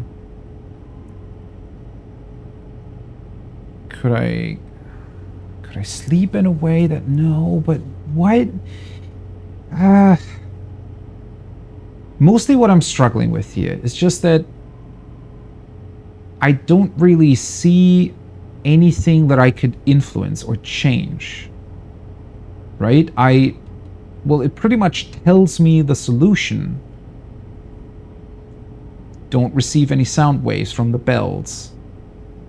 But I seemingly have no way to influence any of that.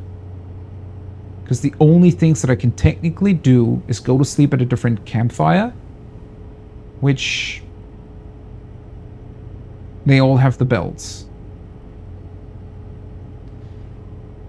The ones in the test chambers are extinguished, I'm pretty sure.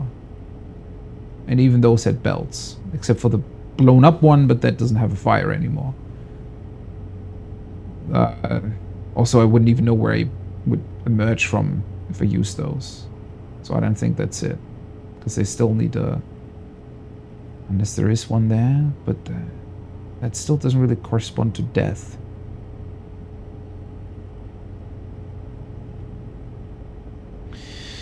I can use my probe signal scanner, but those don't really help me die.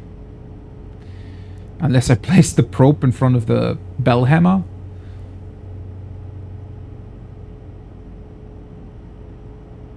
That seems very far-fetched.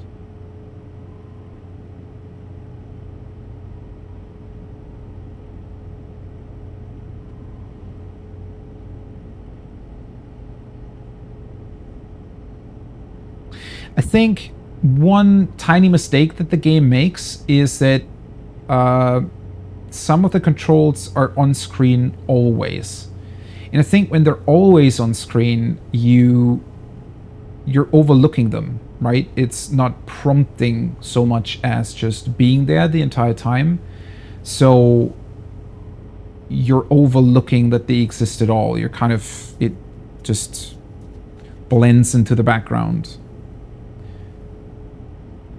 So I think they maybe should just remove the controls being there and instead just making context-sensitive prompts that appear whenever they're needed, so that they're actually drawing your view up there. Oh, hey, there's something new that I could do.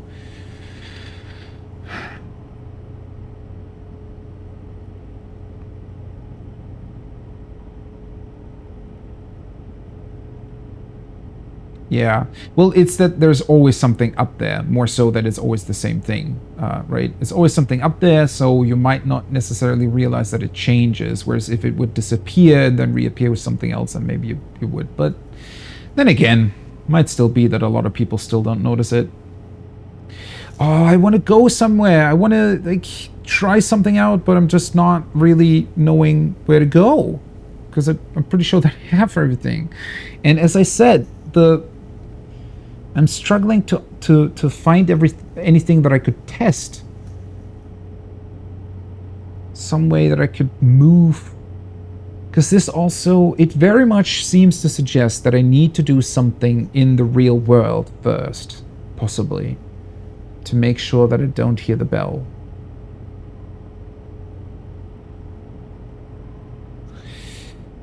Do I want to... Where the heck was the lab of theirs? Although, to be fair, I could also just... Not displayed here somewhere? A damaged laboratory there.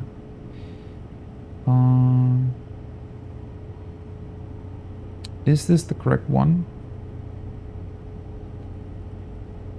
But I'm equally sure those belts still work too. I don't think that the fire's burning there anymore.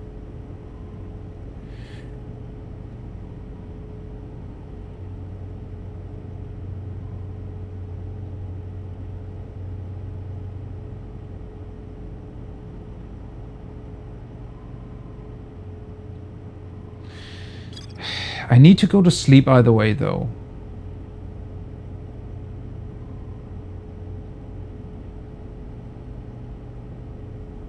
Unless meditating instead of going to sleep is different, but that doesn't seem right. That's the same thing.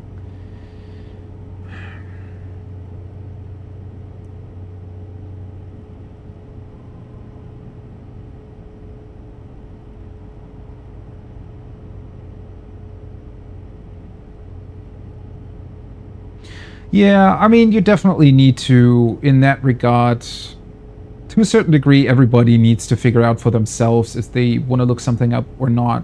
I've definitely been there with games where just at some point said, okay, now I need to look it up, otherwise I'm just not gonna enjoy it anymore, right? When you feel your own enjoyment slipping, well, you can come back maybe another time, and maybe that's gonna help, but if it doesn't, then look it up and continue, right?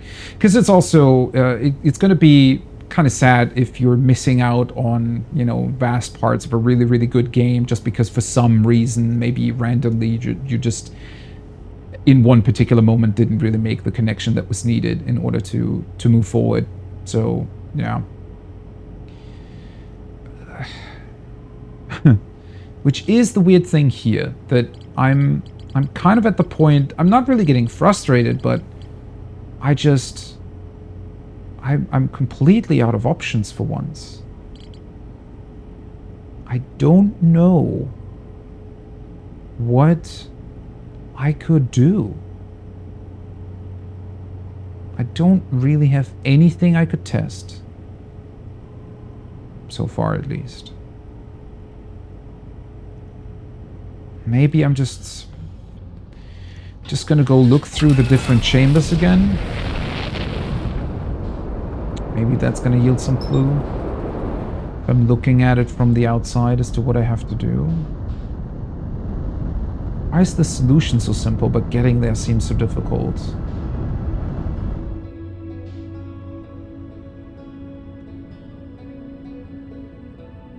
With grindy things, it's also something that is just sometimes games just don't really know their own kind of, or the best way to enjoy them.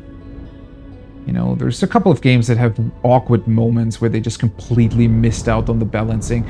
Especially, sometimes you can notice that, right? When a game just flows like really, really well, and suddenly there's like one specific point that seems completely out of place in terms of pacing. How did that damage the ship so much? And when you kind of get to that point and you realize what's going on, and that they just missed out on the balancing, and it's, yeah, that's another one of those cases where it might just be good to say, okay, let's just look that up. I wonder if I could time it so that I'm like going through there while the dam explodes. I wonder if that would drone out the bells for some weird reason. I don't think it does really, but it's all in a high.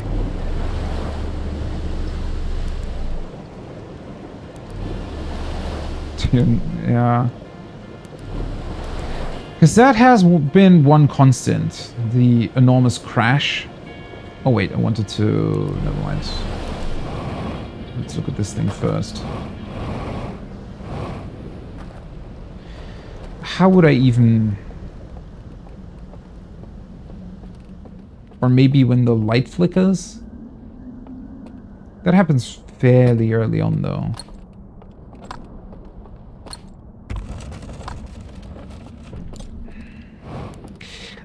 The thing is, if I utilize another sound to drone them out, that's not really what they're telling me, though.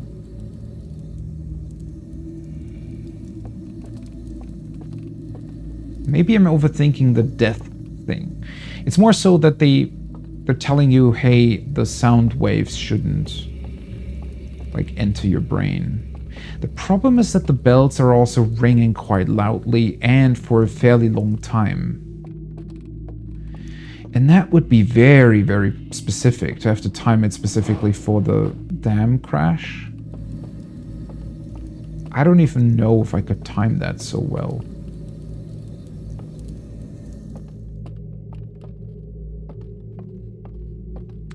Trip was treating me very, very well up until now. Because I am kind of stuck on the very, very last puzzle, it seems.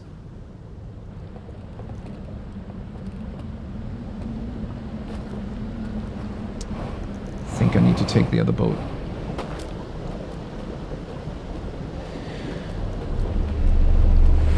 How am I brown bear? Oh, that's kind of a nickname that I got. Actually in a skiing trip once. I don't know. I think it's mostly my sort of physical appearance, because I'm quite a large person overall. And that combined with, I don't know, skiing, some such. And I like bears, so it seemed like an adequate nickname.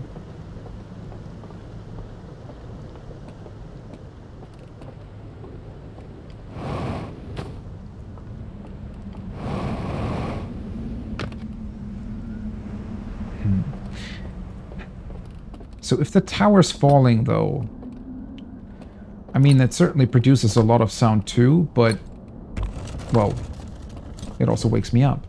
I don't want to be woken up, right? That's the issue. So if it would happen through some other means, that wouldn't be good. I honestly don't even fully remember how I entered the test chamber now. Oh, wait, never mind. That's from the outside. Yeah. That's through the breach in the hull. Okay.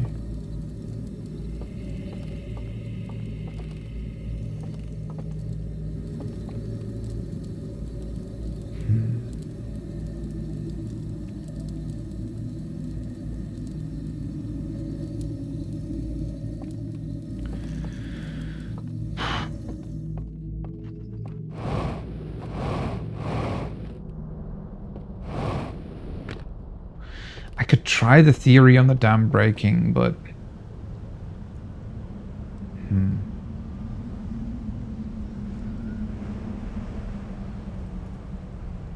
I don't think that's it.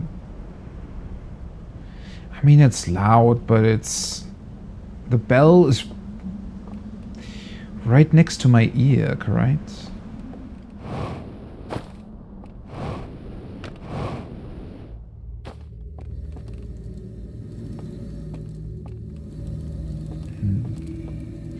Need to be very, very close to the fire.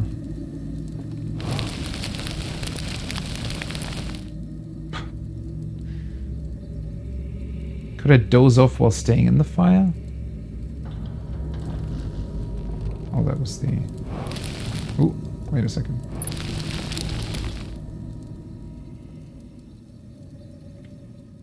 So, am I dead now?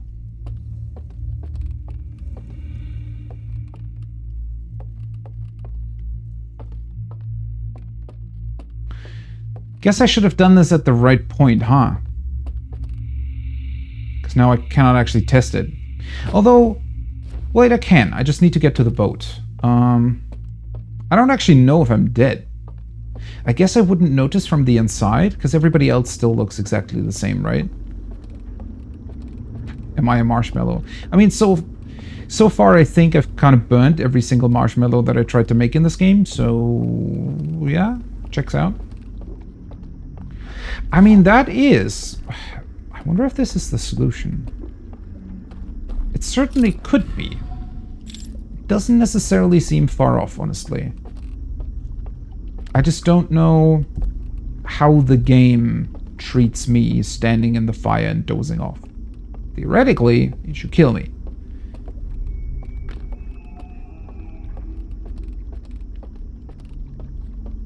Don't know how that's counted, though. Wait a second, I'm in the middle of this. I could test it on the other bell, huh? Ooh, wait a second. I don't even have to move to the one... I mean, I could still move there, because if it's correct, I could solve it right now, but maybe it's not. So, where is the...